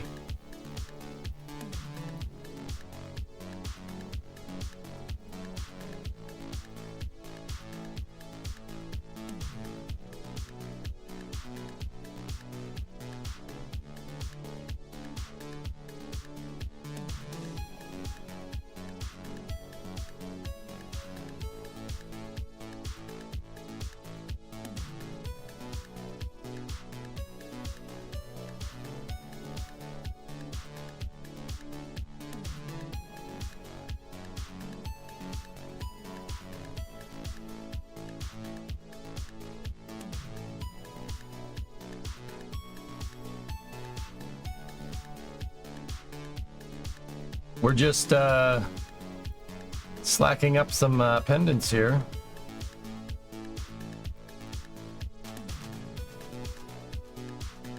You must be bribing the Kraken? No. Just good at what I do, dog.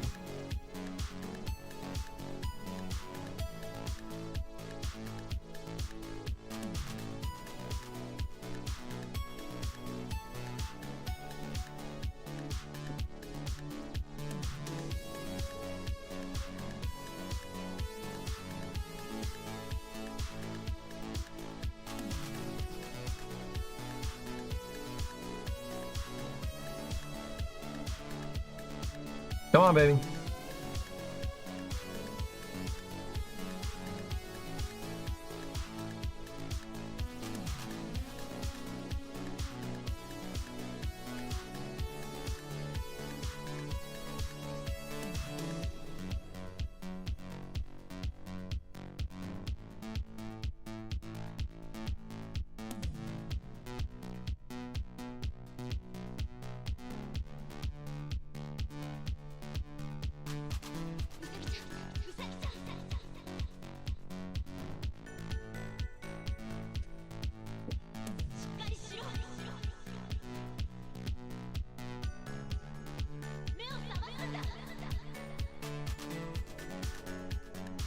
Give me 1 second, dudes.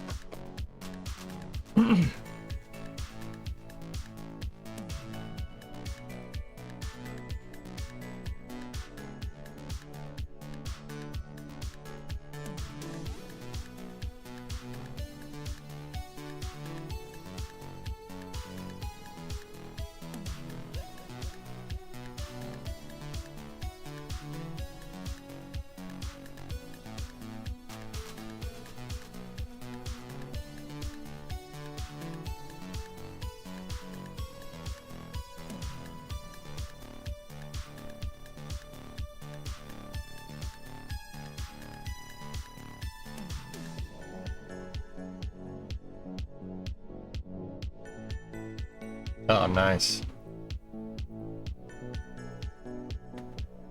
Starlink got 24-hour, guys. Yep.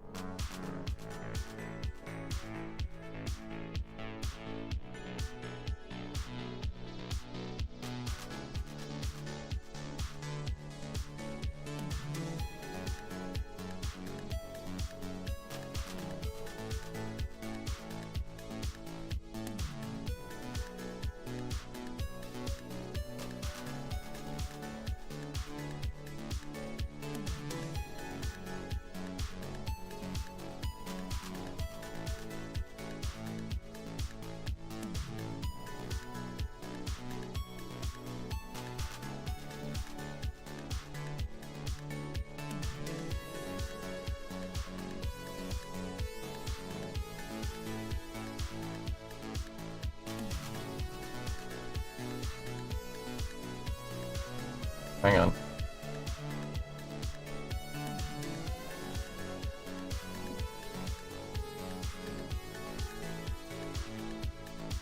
There we go.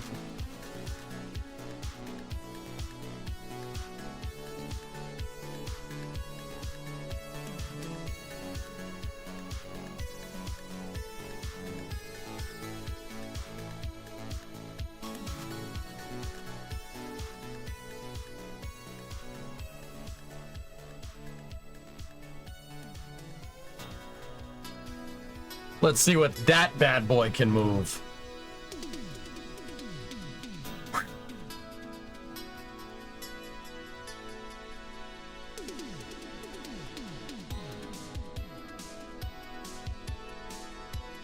That's awesome.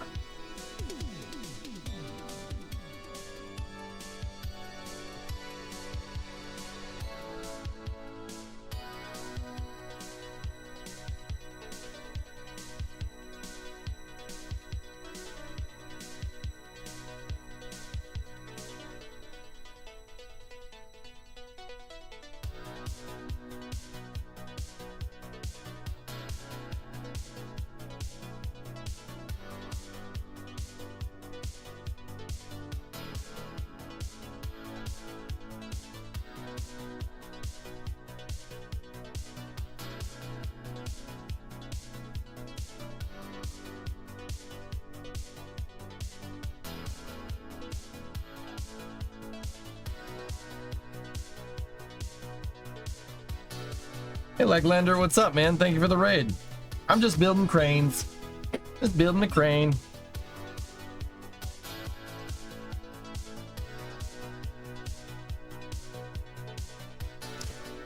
I'm not sure the rabbit ears needed to be that big, but hey, whatever. Pretty awesome. I like cranes. Yeah, me too.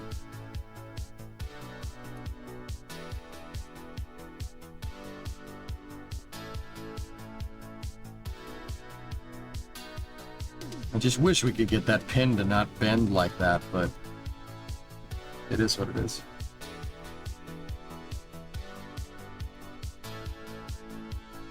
Can you lift stuff now and see if it breaks? Lisp, that's I think what we should do. No, not revert flight, Space Center. Well, a real good test of the hinges here, guys, would be reloading it. So bringing another vehicle out and then driving it up to it. That is a real good test for my hinges to make sure that they don't break. Now, the thing is that not everything on that crane is my hinges. So we might go to load it and the Kraken might scramble its brains. Looks awesome. Thanks, Ray.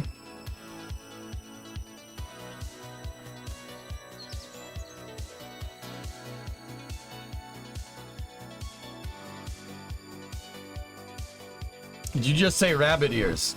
Yes. Yes, I did. Are you pissed?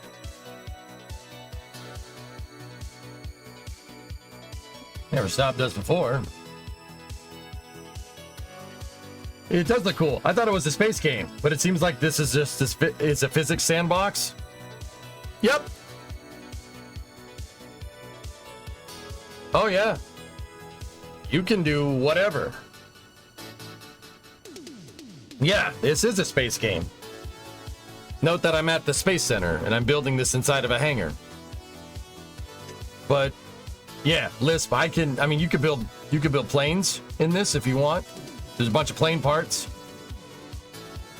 You could build cranes like what I'm doing right now.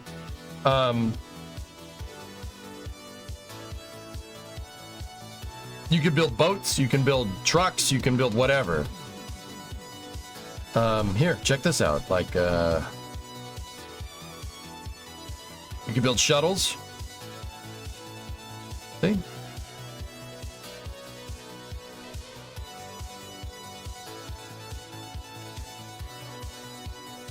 Yeah, you got a bunch of parts, bunch of rocket parts, bunch of cockpits, figure it out. That's what's cool about it. It is a space flight simulator. But yeah, I like doing other things too. You can even build tracked vehicles if you want. Meet Derek. Derek is my tracked vehicle. There's no provisions for treads in this game, but I made a tracked vehicle anyway because I wanted to. We won't drive Derek right now. We'll drive Derek later. We have Derek at home. You can really make whatever you want. But yeah, the reason why I like building cranes is because I like using cranes to build rockets. Yeah. Yeah, that's really it.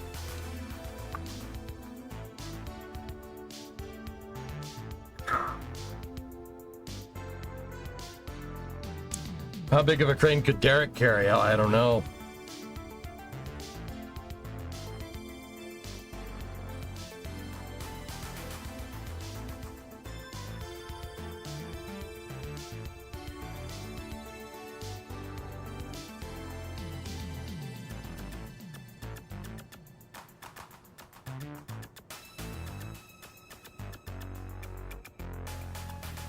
The grip pads do shockingly well as Dream Chaser landing skids.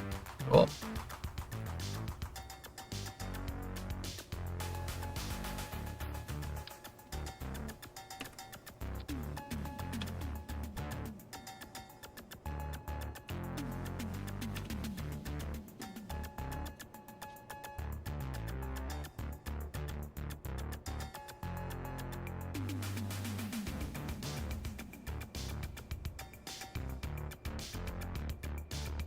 Yeah, just list. If you're new to Kerbal, it's probably in your best interest to just go ahead and pretend that KSP2 does not exist and never has existed. That's what we all do. We're not coping, I swear.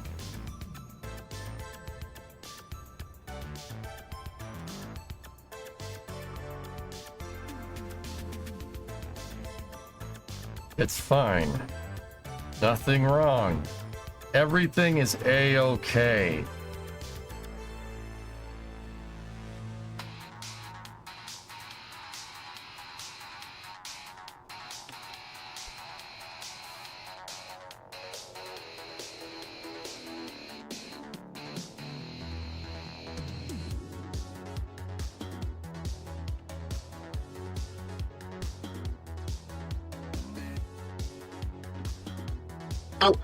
Oh, this is space. I'm in space.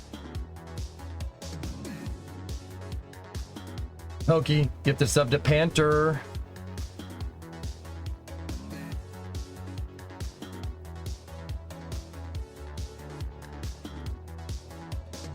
The last original Vega rocket is being scheduled. Is this what you're going to do in a minute? Yes.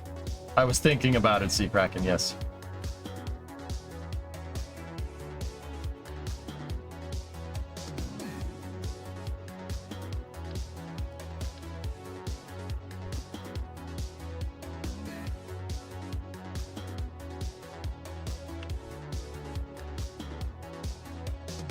Can someone please explain to me the drama in KSP2? KSP2 was being developed, and then Take-Two decided to pull funding for the game, fire the development studio, and fire the publisher for it too, so it's pretty much dead. At least that's what we think. Don't know. Couldn't tell you. They never told us anything. They just went radio silent one day, and I'll be honest with you guys. Even if Kerbal 2 does come back somehow, I'm not playing it. I don't trust. Nope. Nope. Don't trust that. Bridge has been burned as far as I'm concerned, man. Like, you screwed us. You screwed the entire community. So, yeah. Nope.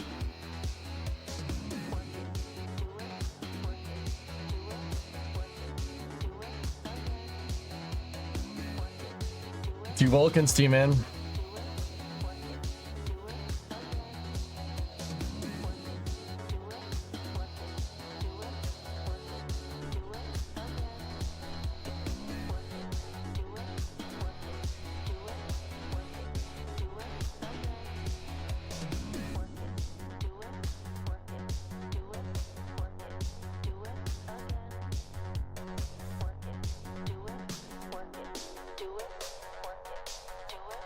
That's fine.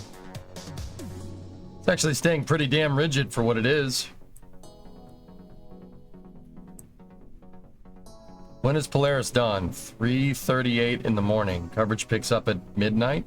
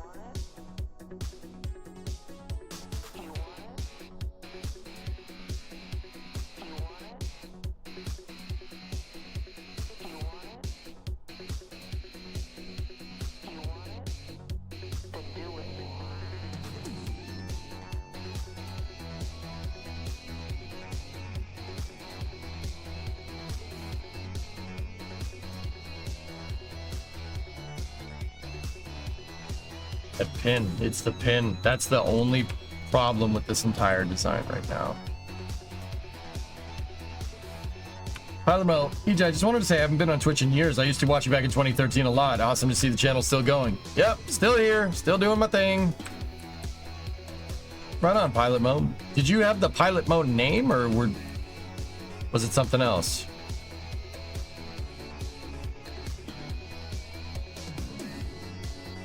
Because 2013 is a long time, bro.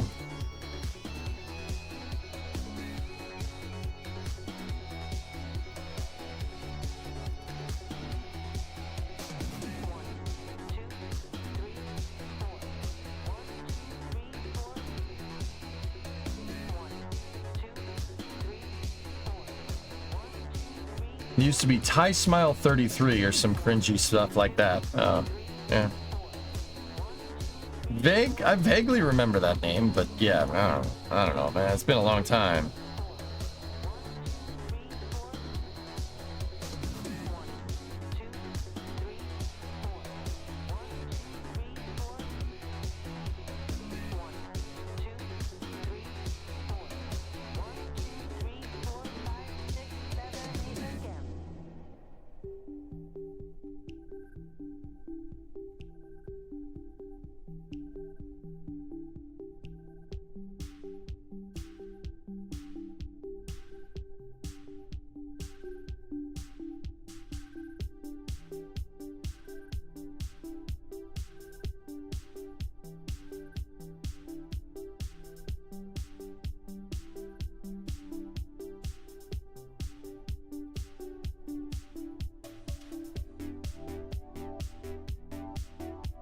Right, unlatch the pin.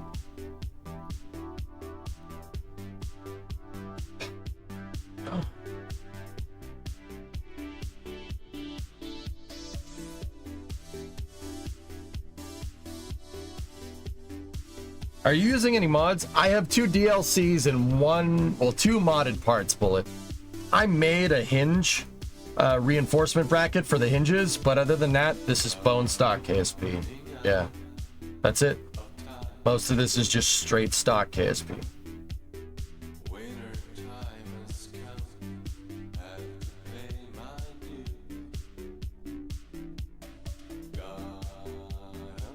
I noticed some of the struts messed up there.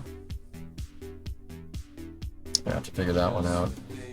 So this is a 9-month. This is a 9-ton test simulator. It's just basically some fuel tanks on the pallet for the truck. See what happens.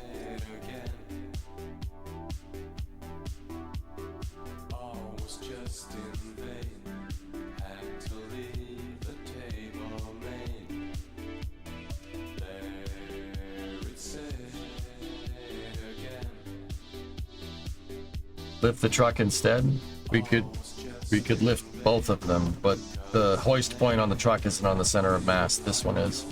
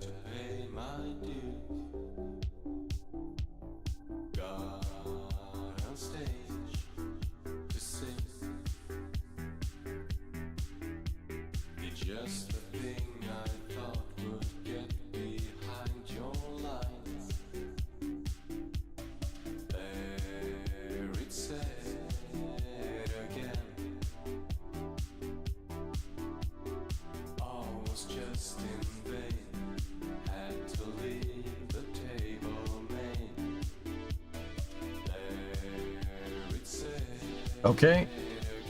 We gotta lower the boom just a little bit.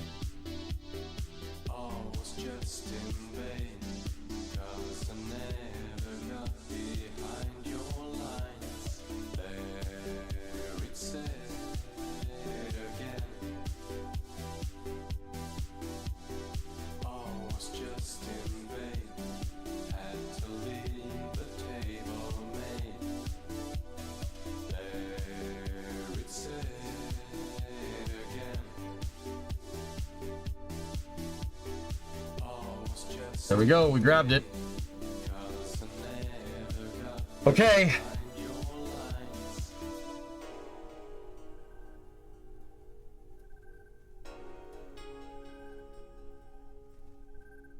Let's try to lift it.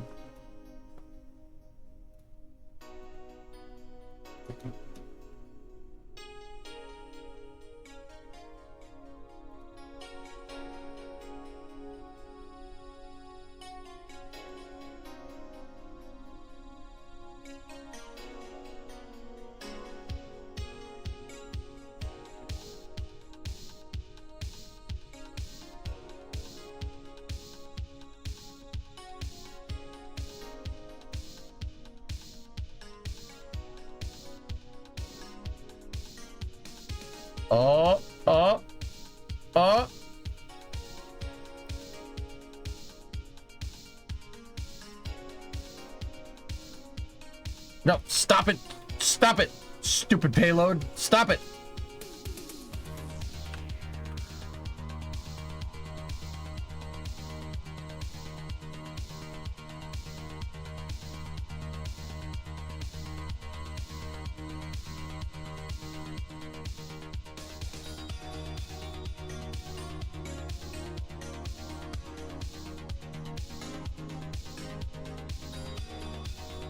Easy. Pin is not happy, but easy.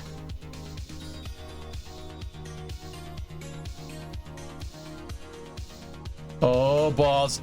Oh balls. Oh balls. Oh balls. Oh balls. Oh balls. Something broke. What broke? What broke? No! No! Oh, the pin broke. How? How is that? Oh, the struts. I undid the struts. Damn.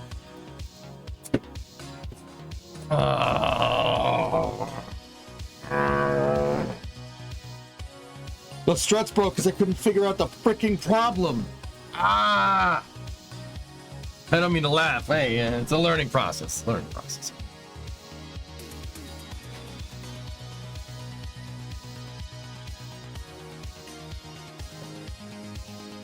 You've seen this failure happen in real life, not in person in video. Sure you weren't looking in a mirror? Got him. Fucked. Yeah. We gotta fix some things. That's okay.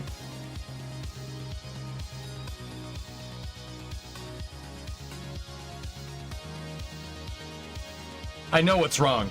That piece is weak because I undid the struts.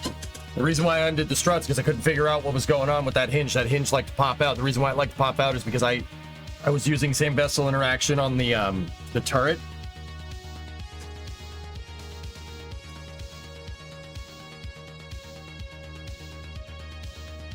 Thanks, Fun Sister. I enjoy your company. Man, that one hurt. That one hurt a little bit. That's okay. All right. You're right. I'm all right.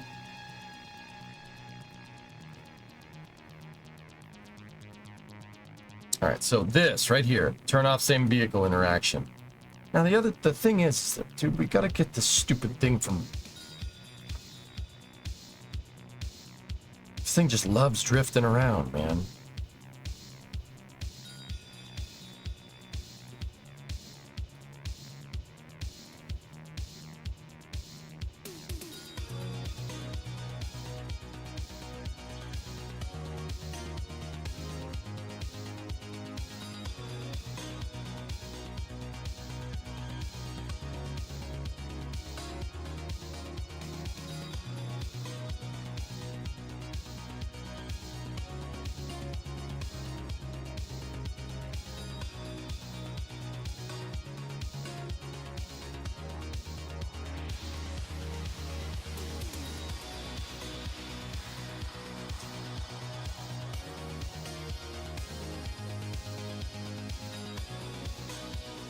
What if you put another panel below it and make it another one, same vessel interaction? Put another panel below it down here and make it SVI. Clamping forces like that hired, I've tested in the past. It doesn't like it. It doesn't work very well.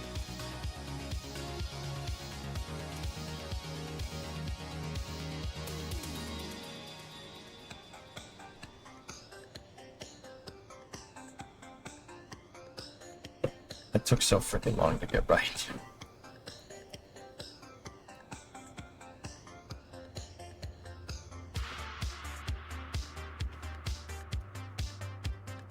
It's the damn servo. That's the biggest one in the game.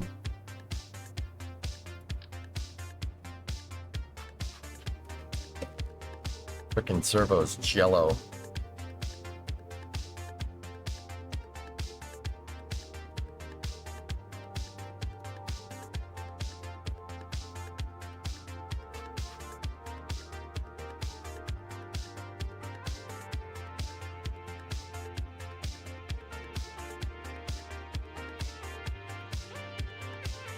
Discovery, go at throttle up.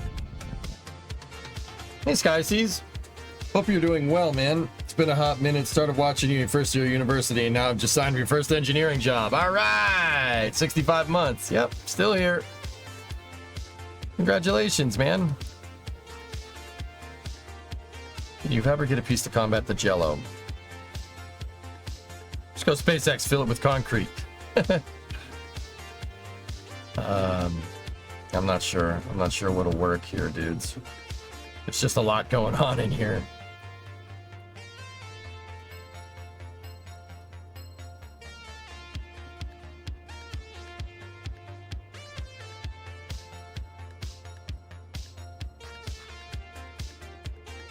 Can you link two horizontal reinforced hinges to get 360 degrees of arc?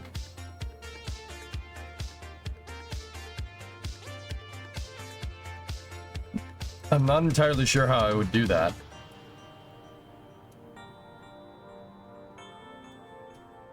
I'm not really sure what that is.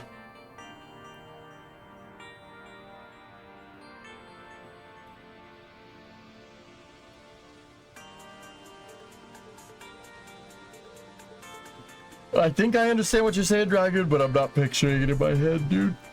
Uh-oh. Come on. Come on.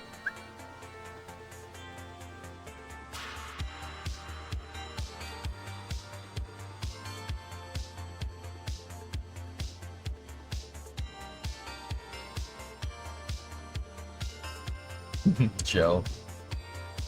Yeah. Right now, let's just stick with 180 degrees of rotation. It's not that big of a deal.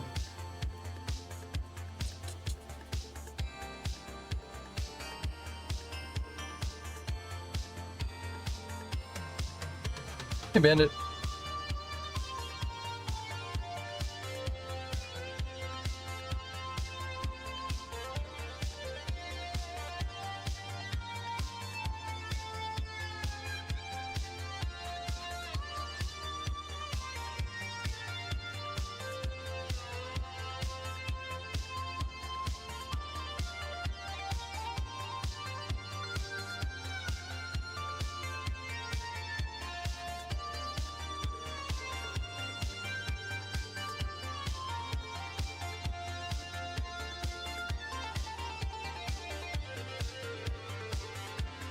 Can you explain what the issue is, please? So this is the pin right here, Bob. Because this robotic piece, the servo, the M25 servo, this is the exact reason why I made this hinge piece in the first place. The robotic parts just, they're jello. So what's happening is when I go to move the crane around, this thing is doing that. It's just bending. Even though I have it like strutted completely together and stuff, it's just bending. I even have a hinge built into it to reinforce it. Still bends because it's annoying.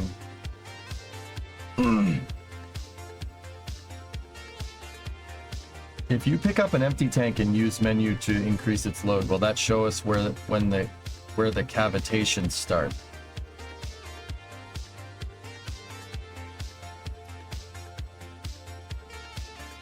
What? I have 8 different bosses, Bob. 8, Bob. Gets all higgly piggly. Yep. Yeah, that's the big problem. That's why the G11 hinge used to do the same thing until I made the reinforcement thing for it. Now it doesn't. Now it's the frigging pin. This freaking thing sucks.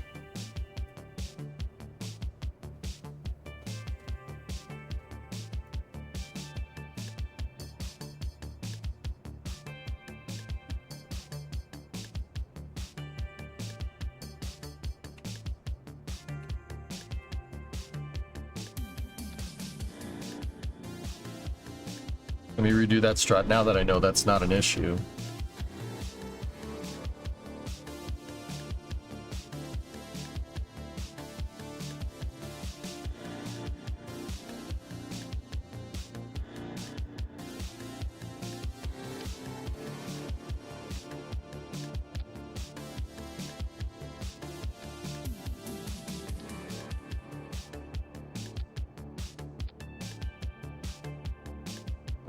That's not going to do anything.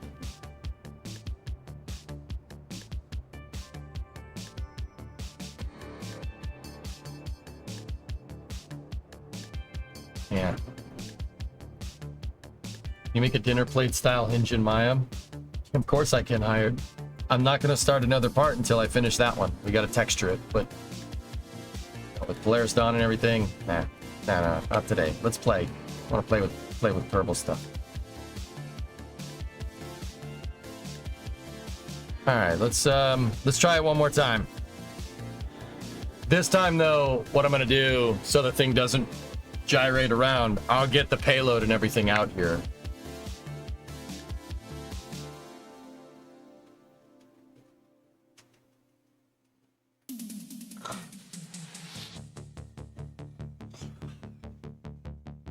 I'm gonna need another cup of coffee, dude.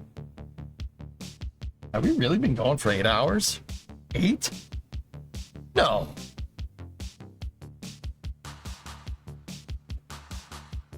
Can you save it before you live? Yeah, but quick saving and quick loading nerves breaks things. You saw what happens when what happened when I loaded the other truck up and the thing started weeble wobbling around.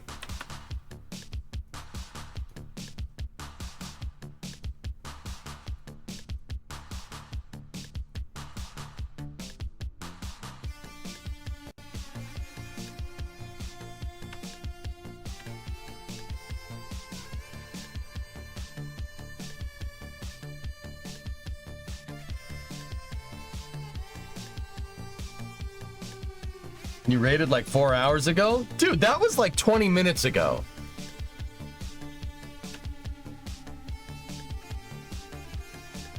It's bending. Yeah, it bends under load, dude. Yoinks.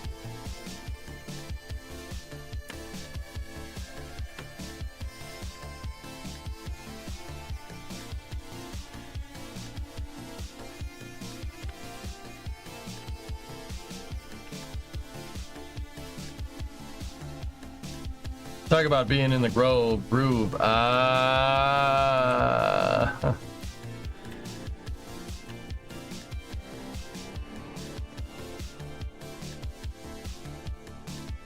What's this new building you're next to? It's a building that I made with a mod called Kerbal Constructs. All right, just leave that there for a second. I hit revert. What am I doing? I wrote this. Why can't I remember it? Accoutrement, what is that? Gosh dang son of a beeswax.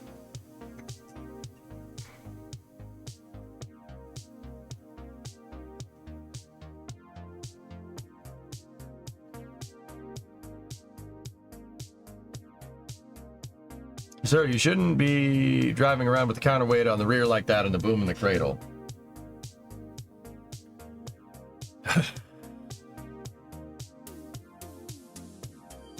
I don't want any more bull crap.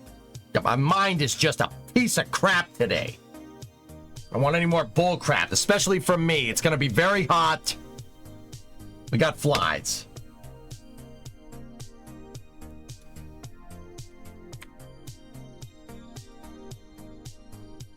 So EJ, how are you gonna stay up? Devil's dandruff? No. No, a couple of cups of coffee and maybe an Engie drink should help me.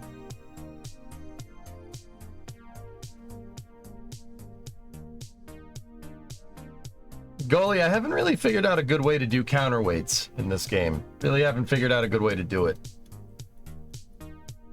Unless it would be like another crane, like how it's actually done. You still got your Red Bull stash? No.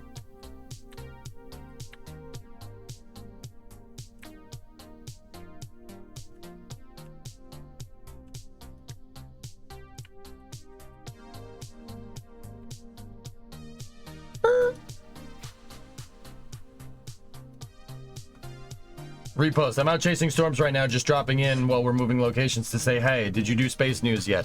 Nope. NASA decided to bring crew home on Dragon. Any details of this? There's a VOD from the press conference that I covered on Saturday that's 4 hours long. That's pretty damn conclusive as to what's going on. Yep. It includes a press conference and a nice detailed conversation after. Money. Space Center.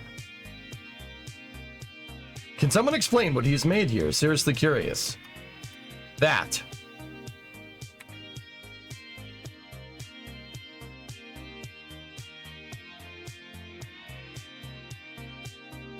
You can always ask me, Chad. No problem. Yeah, that. Crane. Big crane. Big crane. Big crane.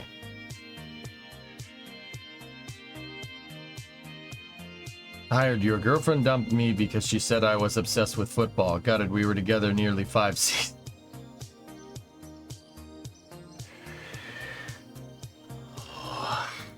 Oh boy. Okay.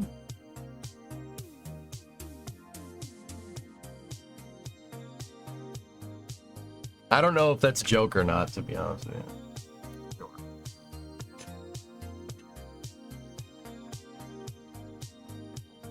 It is. All right.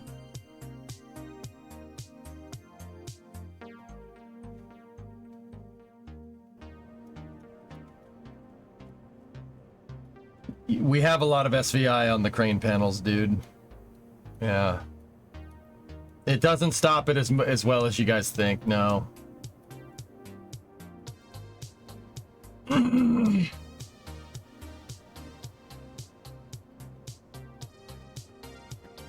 Touchdown! All right, what are we gonna lift?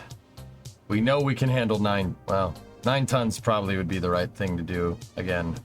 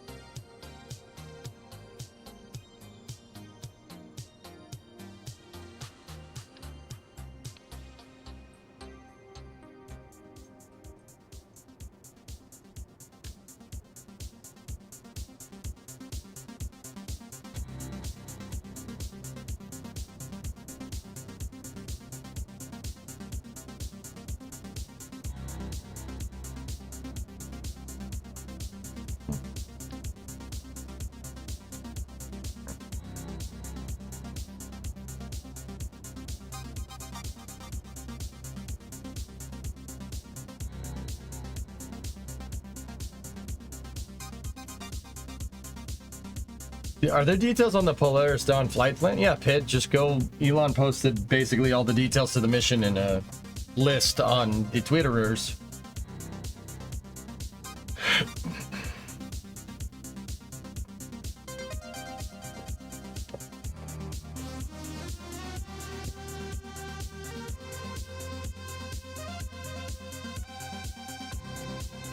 $8 really? I still can't believe that. This game, dude, even now, it's still easy to make time pass by like that. I was gonna play Workers, but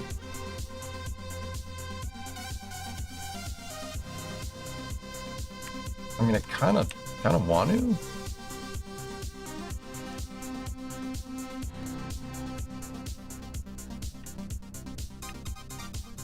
What's the fastest you've gotten something without it leaving the ground?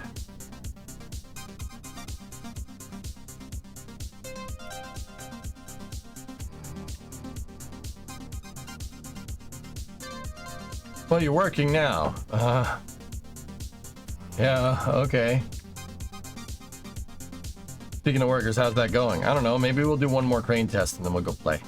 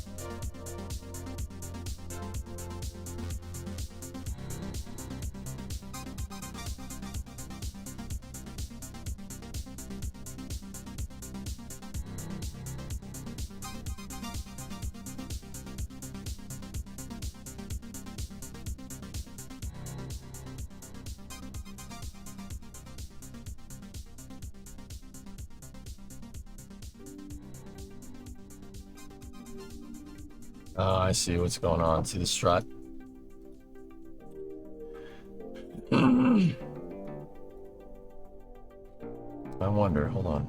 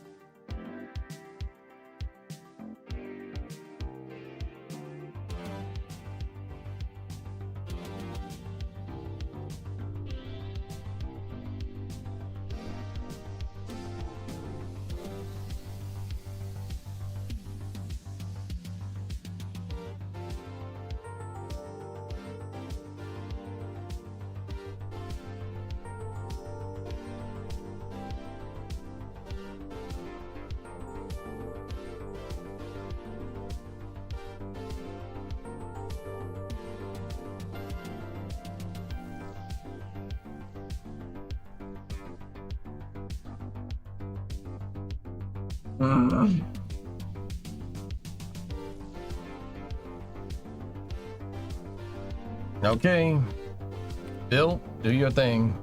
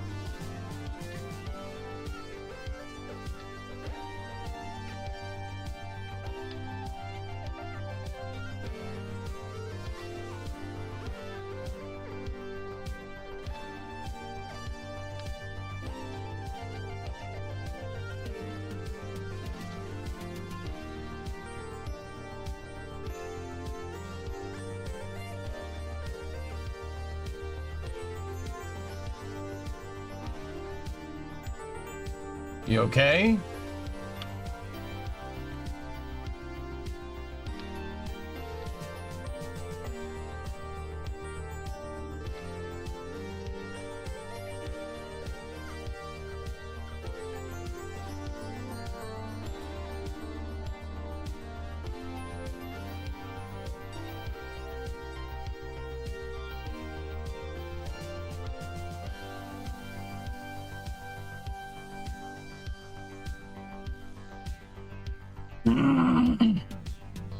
It's to test my hinges. The hinge reinforcement that I made. I made a part that reinforces the G11 hinge so it doesn't drift loopy.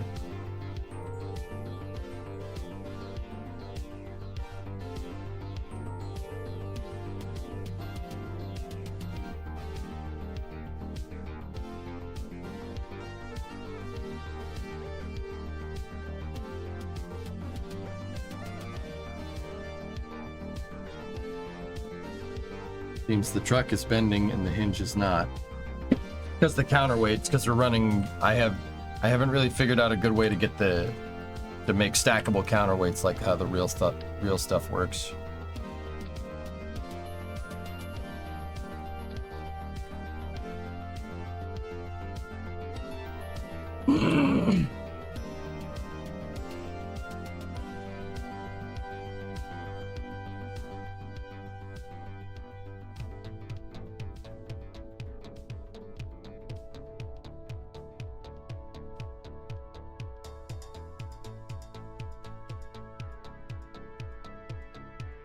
Can you check the hinge for wear and tear? There's no... Discovery, go at throttle. What you're looking for is stuff doing that. That's happening because of the strut, but stuff wiggling around like that is a dead giveaway. That's Kerbal's way of telling you that something is... that part would be bending in real life. That's what you gotta watch for. Hey, B0, 44-month resub. Thank you.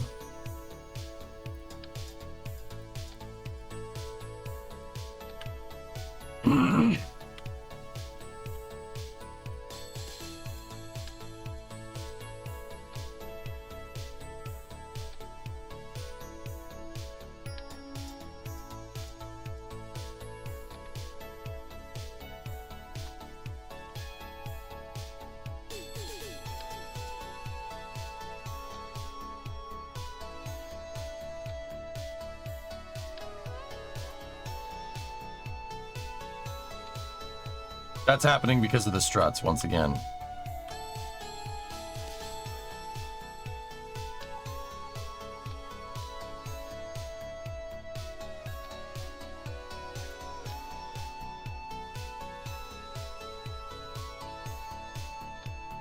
Okay.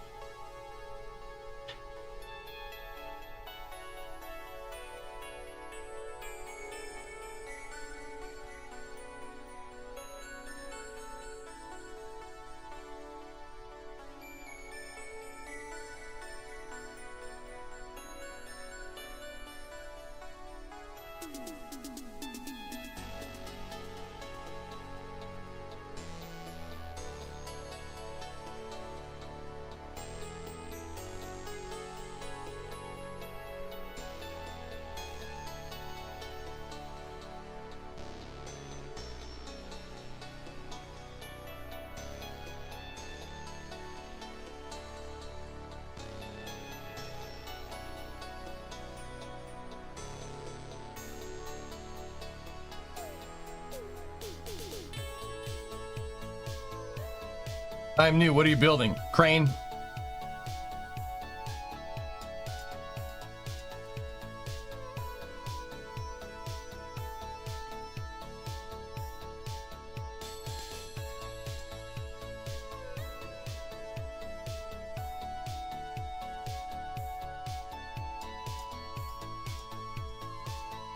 Big old crane, dude.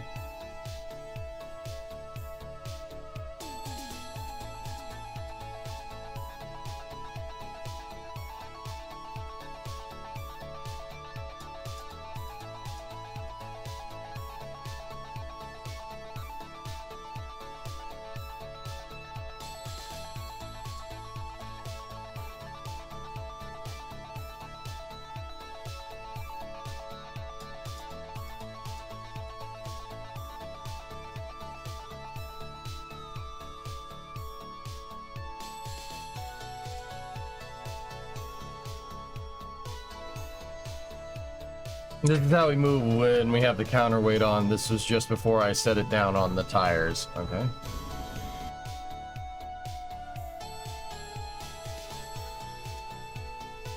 Yeah, there you go. Cool.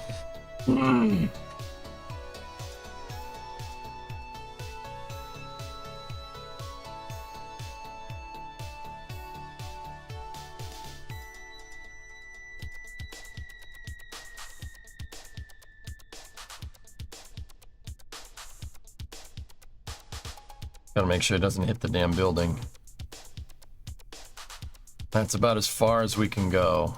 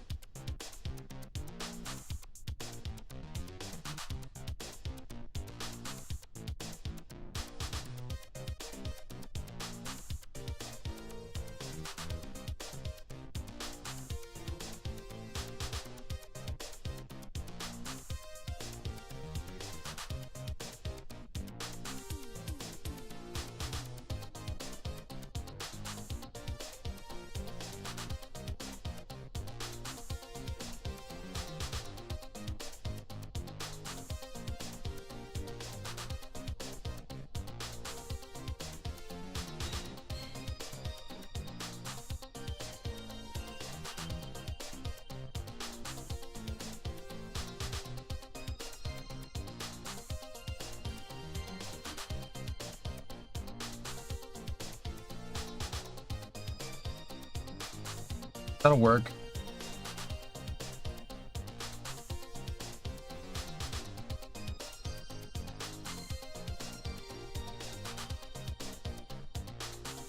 I know it looks ridiculous, I know.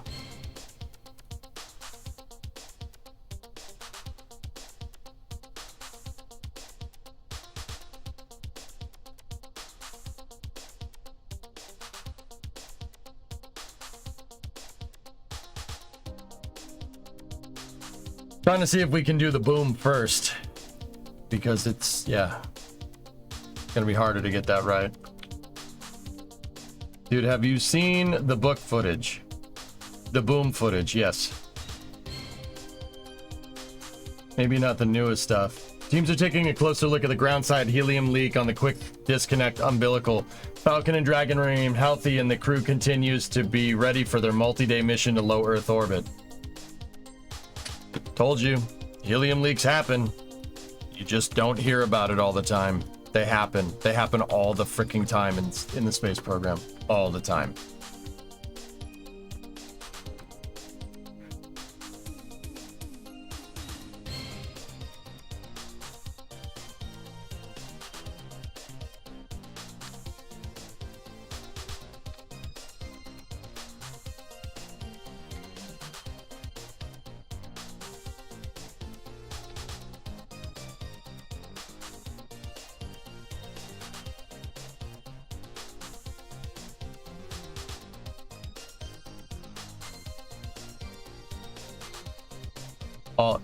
It happened all the time, see Kraken. The only way to deal with hydrogen leaks correctly is to take into account that they're going to happen and there's nothing you can do about it.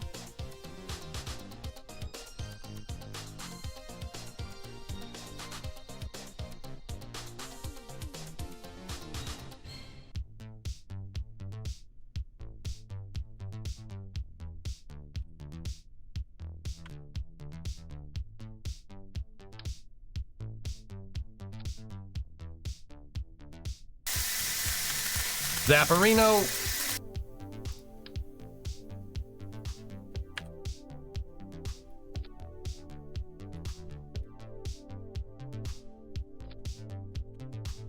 Okay.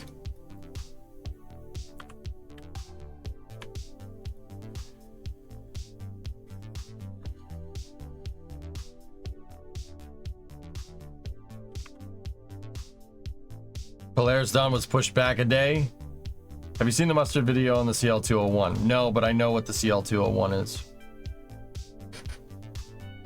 I haven't heard any official word, James. Until I hear an official word from SpaceX, I'm not really interested. Discovery, go at throttle up.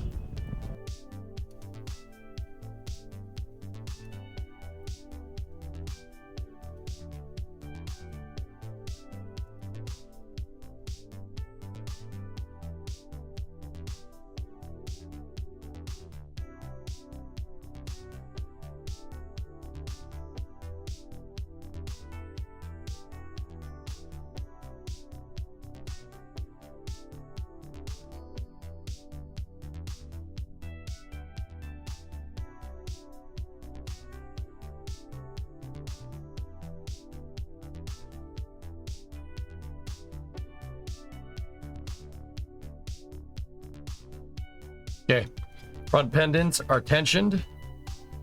Boom length. We can go ahead and reverse it. Reversey!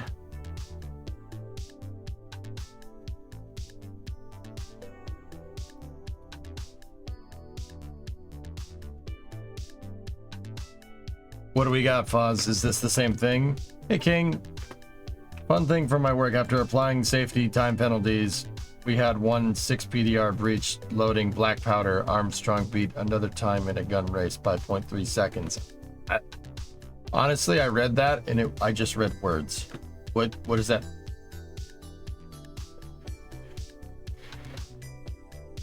Oh, that ground side helium leak, hydrodramine, healthy conditions ready for the multi-emission load. I didn't read the last line. Next opportunity is net Wednesday, August 28th.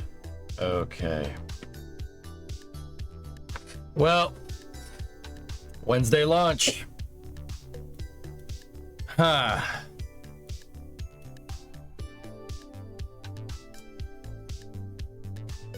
Balls. Just gonna have to come back and do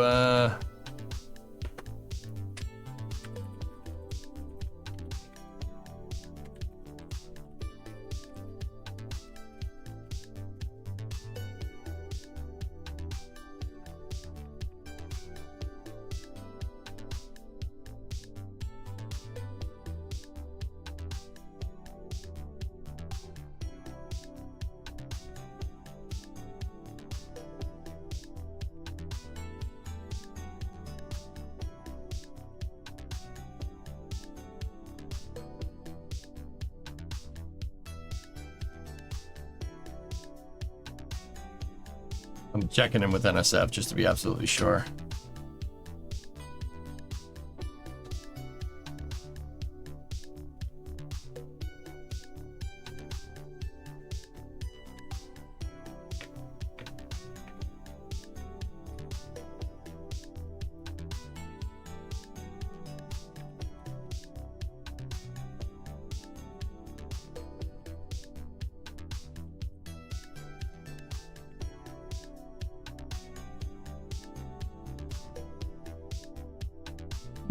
I'm just telling Jack right now that I don't want no scrubs and that you shouldn't be chasing waterfalls. Yeah, you think I'm kidding. For March of 1989, near normal precipitation, near normal temperatures in March, and above normal precipitation, an active storm track will keep cooking on the East Coast here in March as well, and the storm dates... Okie dokie, push this thing up. The 16th through the 18th, 22nd through the 24th, and the 29th and the 30th of the month. That is our long-range winter forecast. If you missed any of that, we're going to do it again tonight on our 10:30 broadcast. Be with us, and you can also write me and include a self-addressed stamp envelope. Rise, chicken, arise, rise, chicken, arise, chicken, arise, chicken. You thinking what I'm thinking, chicken? See last for message explanation. You're obviously a child of destiny, yes. 2 black powder guns, 7 people each raced to fire 2 shots in a 100-yard dash with your gun and then fire 3 more shots. Okay, cool. Cannons. Cannon fuse. What do you use it for? For my cannon.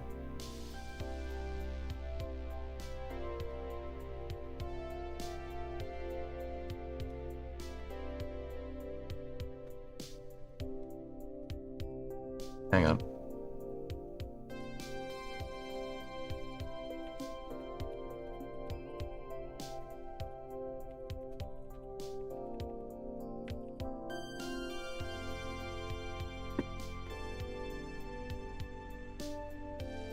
We are the king of couches.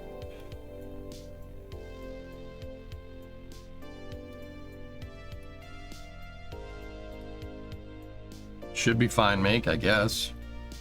Maybe. With some notice, probably. Alright. Leave that right there. And once again, once that strut got away from this thing, that's working just fine.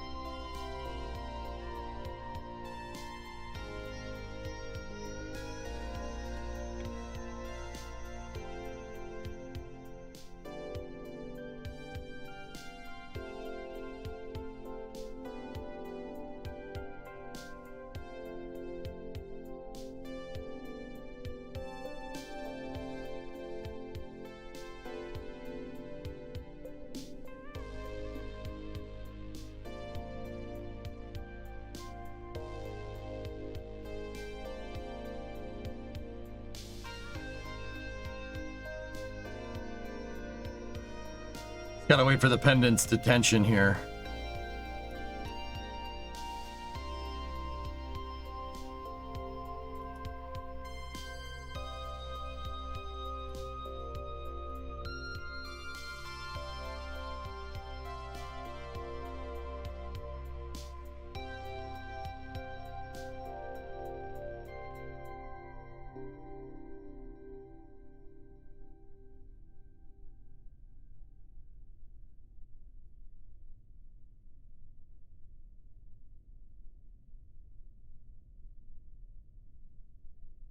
They do be tensioning, though.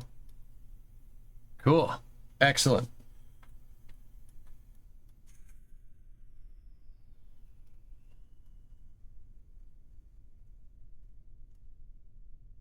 Well, we can definitely get the thing up there. See last. VP of Launch SpaceX. Well, it's a bummer not to step into the launch attempt tonight. I'm very proud of the team for identifying an issue and then digging in. Nothing is more important than the safety of our astronauts. I'm telling you, man, hydrogen leaks. It happens. Happens all the time. We just never hear about it. It happens all the freaking time. Yeah, it looks like Polaris Dawn is scrubbed, dudes. So I guess we'll finish this crane test and then I'm probably going to pack it in so I can get a good night's sleep. And then we're gonna just do this again tomorrow. We'll just do this again tomorrow. It'll be great. Hey, you guys got 8 hours of Kerbal. It's freaking sweet, man. I love playing this game. We're back, dude. Look at this thing. We are so back. Stay up for Starlink? No, that's scrub too.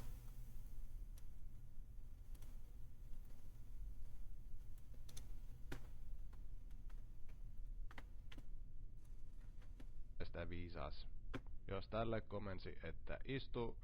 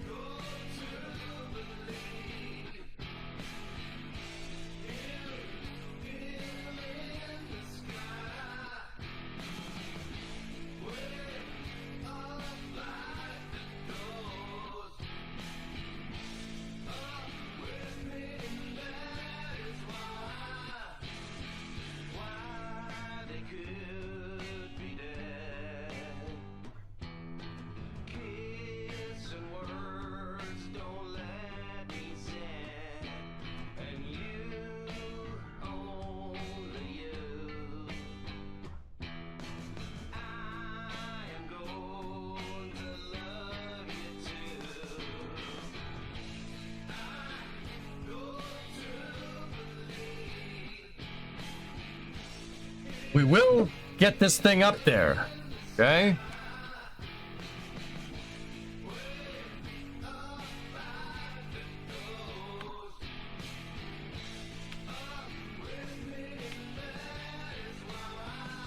Sarah Gillis confirmed it. Okay, I'm pretty sure.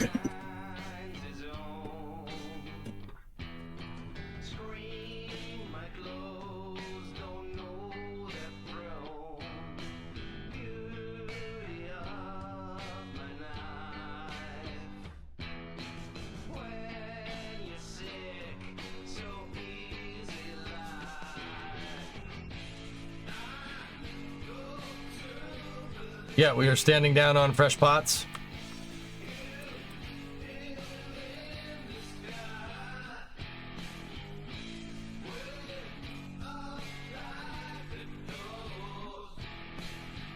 Did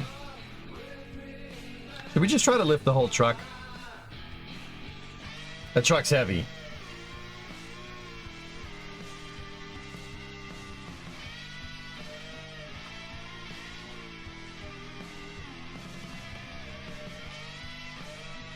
Okay.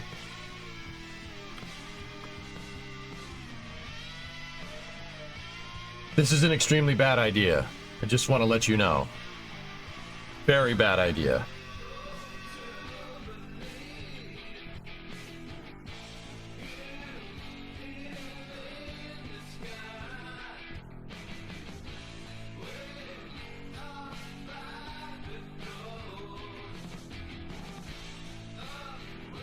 What could go wrong? Yeah, no, it'll be fine.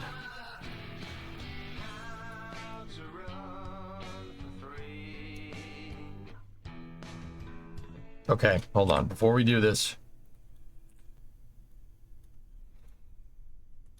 lining up the truck with a hinged axis would be the right thing to do, because this will minimize a deflection on the boom.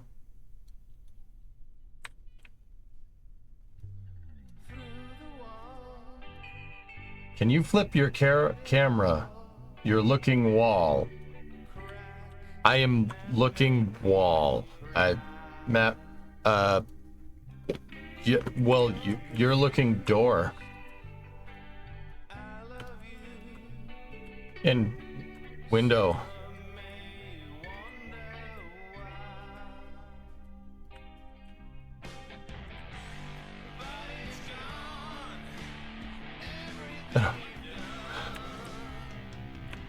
Yeah, Ray, we saw it, dude. Ceiling.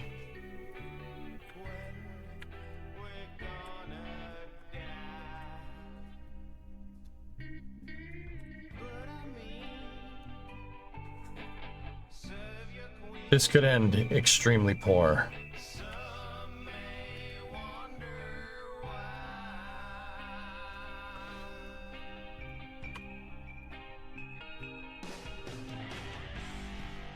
We're all right. We're all right. You're all right. You're all right. We're okay.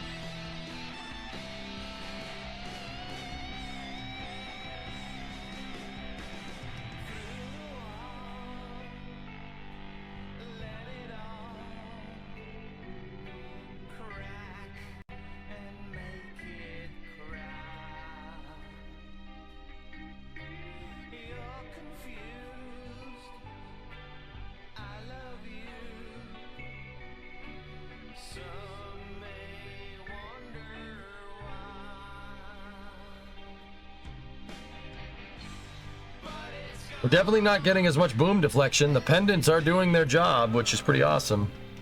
Oh! Oh! Oh! Oh!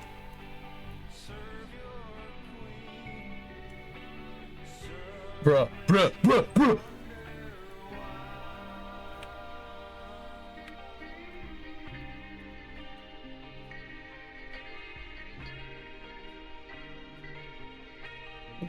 Yep, we're gonna die. No, no, no, I pushed it too far back. I pushed the boom anchor too far back. That was my fault. Ah! Oh, that was my mistake. I forgot to shut the cow controller off. Damn it.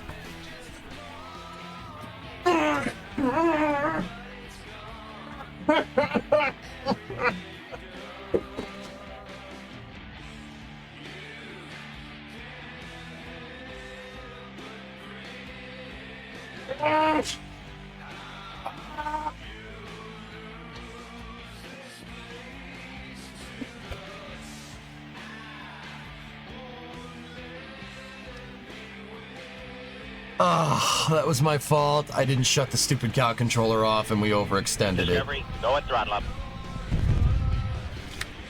Just can end it. Ugh.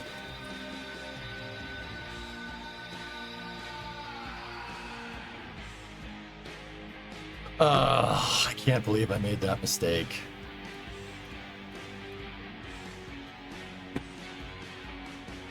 Well, we're gonna have to try it again tomorrow. Okay, cool, sweet, great, good, great, grand, wonderful. It was doing it. We had it.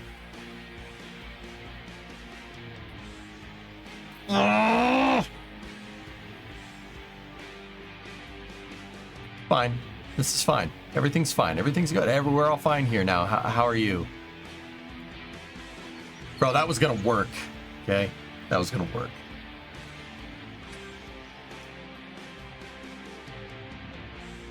Workers, Alex, I don't think it's a good idea, man. Tomorrow's gonna be a super long stream again, dude. This is why checklists exist. Hey.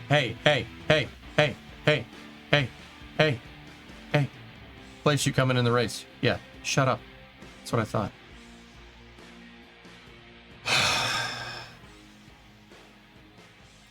Bob Ross wants you to let you know that it was a happy little accident. There was nothing about that was happy. We did get the truck off the ground, which proves it could be done. We could lift the truck. I lifted it a little too far.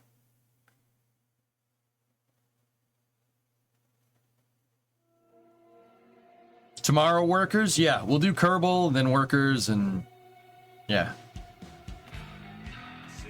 Ugh. That sucks so hard, man.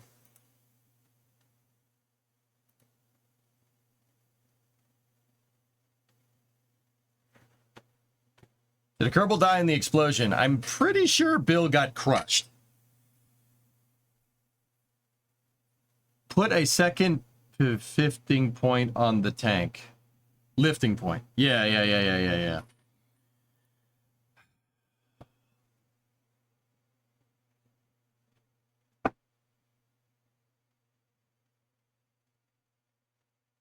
Well, it ended in true Kerbal fashion, you know, so there's that.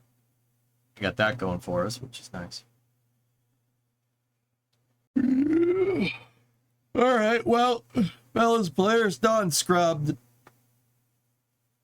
Helium leak. Told you, man, helium leaks happen. It happens all the time. Without fail. So, yeah, we'll pick it up tomorrow. Hey, at least it wasn't mission mode. Yeah, but SpaceX is actually... we were saying a little bit earlier, we were talking about engineering ethics in regard to the space program, that the best time to catch these problems is when you're on the ground. So, yeah.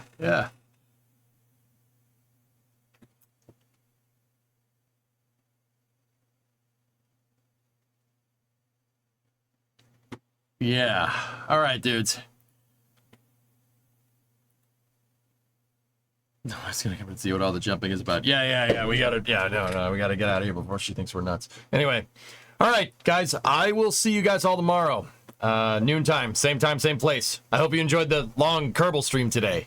I'll probably jump in on Space News or something tomorrow, or we could just play Kerbal the whole day again. It doesn't bother me. We're back. It feels right. So, good stuff. We'll play Kerbal and then probably, like, I don't know, Workers until Polaris Dawn, just in case. Workers is my ace card, all right? Workers is the ace card. If I'm running out of gas, we switch to Workers, I can easily get 5 or 6 more hours. No problem. No, Big Dethrone, we don't talk about that. Anyway. Wait, we're signing off. Oh, wait, it's an intermission. It's not an intermission. Polaris Dawn scrubbed. We're going to try to do the same marathon stream tomorrow. I'm really happy I didn't get another cup of coffee. So, I'll see you guys all tomorrow. Thank you very much for watching. See you guys at noon. Pick it up again. Same time, same place. Have good night. And as always, have nice day too. Wait, no. I gotta go. What's that? What's that? Oh, gee.